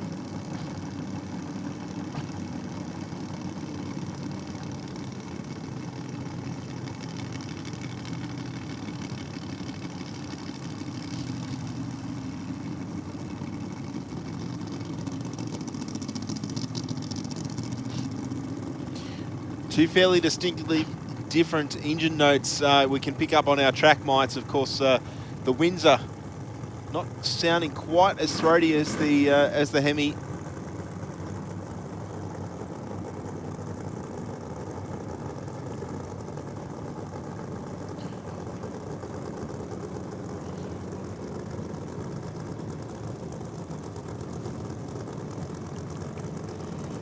Yeah, it's a great class, this one, Boosted Outlaws. If you are stepping up in drag racing and want to go blown alcohol or turbo, it's a great class to cut your teeth in before you step up to a category like Pro Mod, or if you want to step up into Pro Alcohol or Slammer.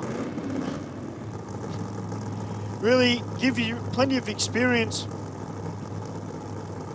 in not only driving the car but also servicing it, as well as sponsorship, all the rest of it. I think it's a really good stepping stone class as an all-rounder.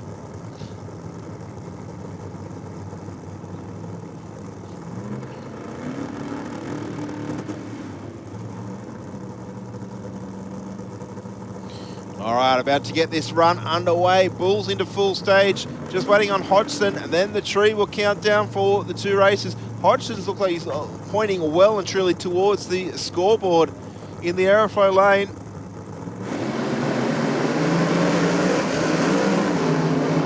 Car moving around for Hodgson. Well, it took the long way, but goes a 7.18 with 3. It was offered at about 1,000 foot. Anthony Bull, a 1.06 in the 60. And Andrew Hodgson goes to number 2 qualifier in Boosted Outlaws. As next up, we got David McGaw. David Quickdraw McGaw. Good stuff. Great to see him back in the funny car. 511 cubic inch Hemi. And he's taking on Darren Hubbard in the Endeavour Liquid Waste Holden HK Monaro. He's got a 521 cube TFX motor on board. These guys were thrashing last night, Steve, to re-put a gearbox in. Yeah, Ben was saying they damaged the gearbox recently in some testing. So good to see that Darren and the team able to repair the damage and get ready for their qualifying shot here tonight.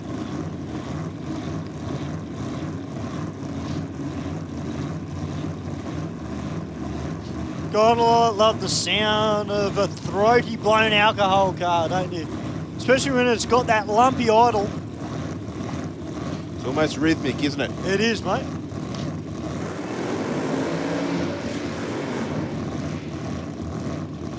Oh, Hubbard's car struggling in the burnout there. Stood up on the tyres, but not much tyre smoke.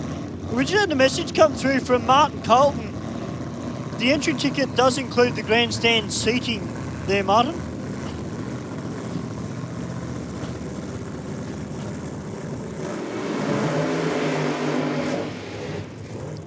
All right, Dave McGaw.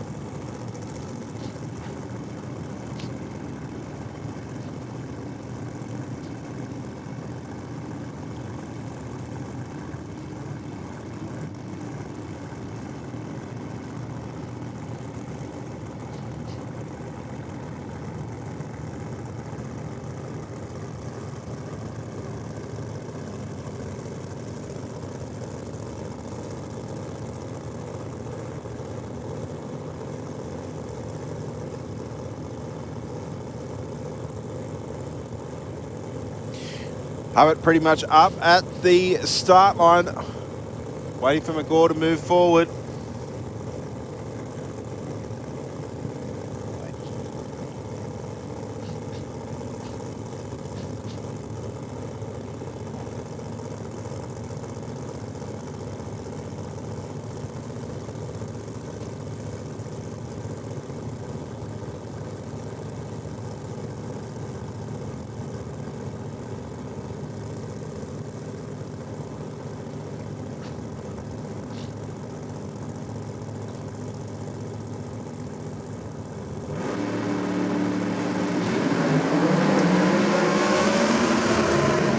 Oh, the funny car with a violent hit of the throttle, a bit of tyre shake. Hubbard's car will take the win here in a 9.12 with a 7, only 99 mile an hour. Certainly not a clean pass for either racer on the racing surface right there. McGaw had a few stabs at the throttle, had a good couple of shots at trying to get it to hook up, but I think it looked like it was shaking. Looking at the parachute, the way the parachute was bouncing around each time he went for the throttle. Oh, yeah, ladies and gentlemen, you want to see the best looking altered that in recent times that has come to a drag strip? Feast your eyes downstairs now, because Darryl Wolford is down there in the Southern Risk Surveys 37 Fiat Topolino He's got 540 cubes of Brad Anderson engine on board. Daryl actually has raced this car in Pro Alcohol, but he has stepped it back for Supercharged Outlaw, but I don't care what class it's in. I love this car. It is a credit to Daryl and the team, and I can't wait to see this Fiat Topolino do its thing down the quarter mile.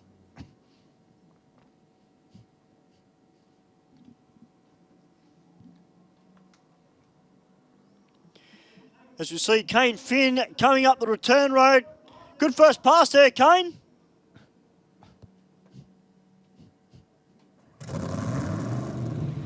All right, here we go. Daryl Wolford.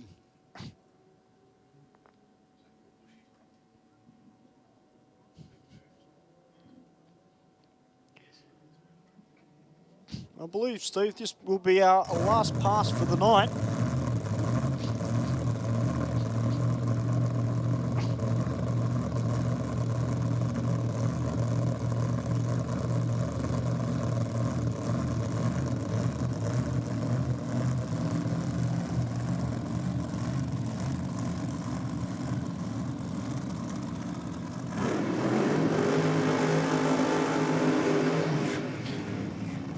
Certainly looks that way, Stu. This will be our last pass for the evening here at Sydney Dragway for day one of the 2023 Gulf Western Oil Nitro Champs.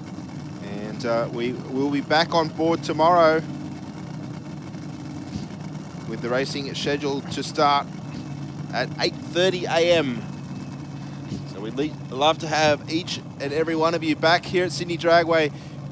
Get on social media, get your friends involved, get them out here at Sydney Dragway. Check out grab your tickets online through the track's website, www.sydneydragway.com.au. Pricing is a little bit cheaper online, so just get out here, grab your tickets, come and enjoy the sunshine. The weather predictions for tomorrow is pretty much a carbon copy of today.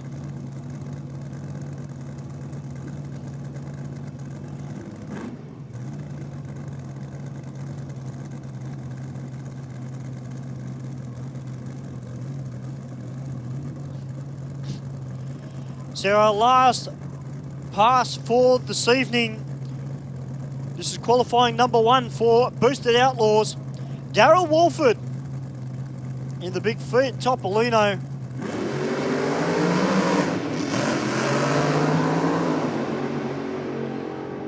Had a bit of a pedal, a little bit, probably 300 foot out, and rolls on through for 7:58 with a 6, 124 mile an hour, and 110 to the 60 foot. And that concludes qualifying here for day one of the Gulf Western Oil Nitro Champs here at Sydney Dragway. Look forward to seeing you on deck tomorrow from 8:30 a.m. And we've got Top Fuel scheduled for their round one of racing at 2 p.m. tomorrow. Their second round at 4:30, and the finals at around about 7 o'clock tomorrow evening.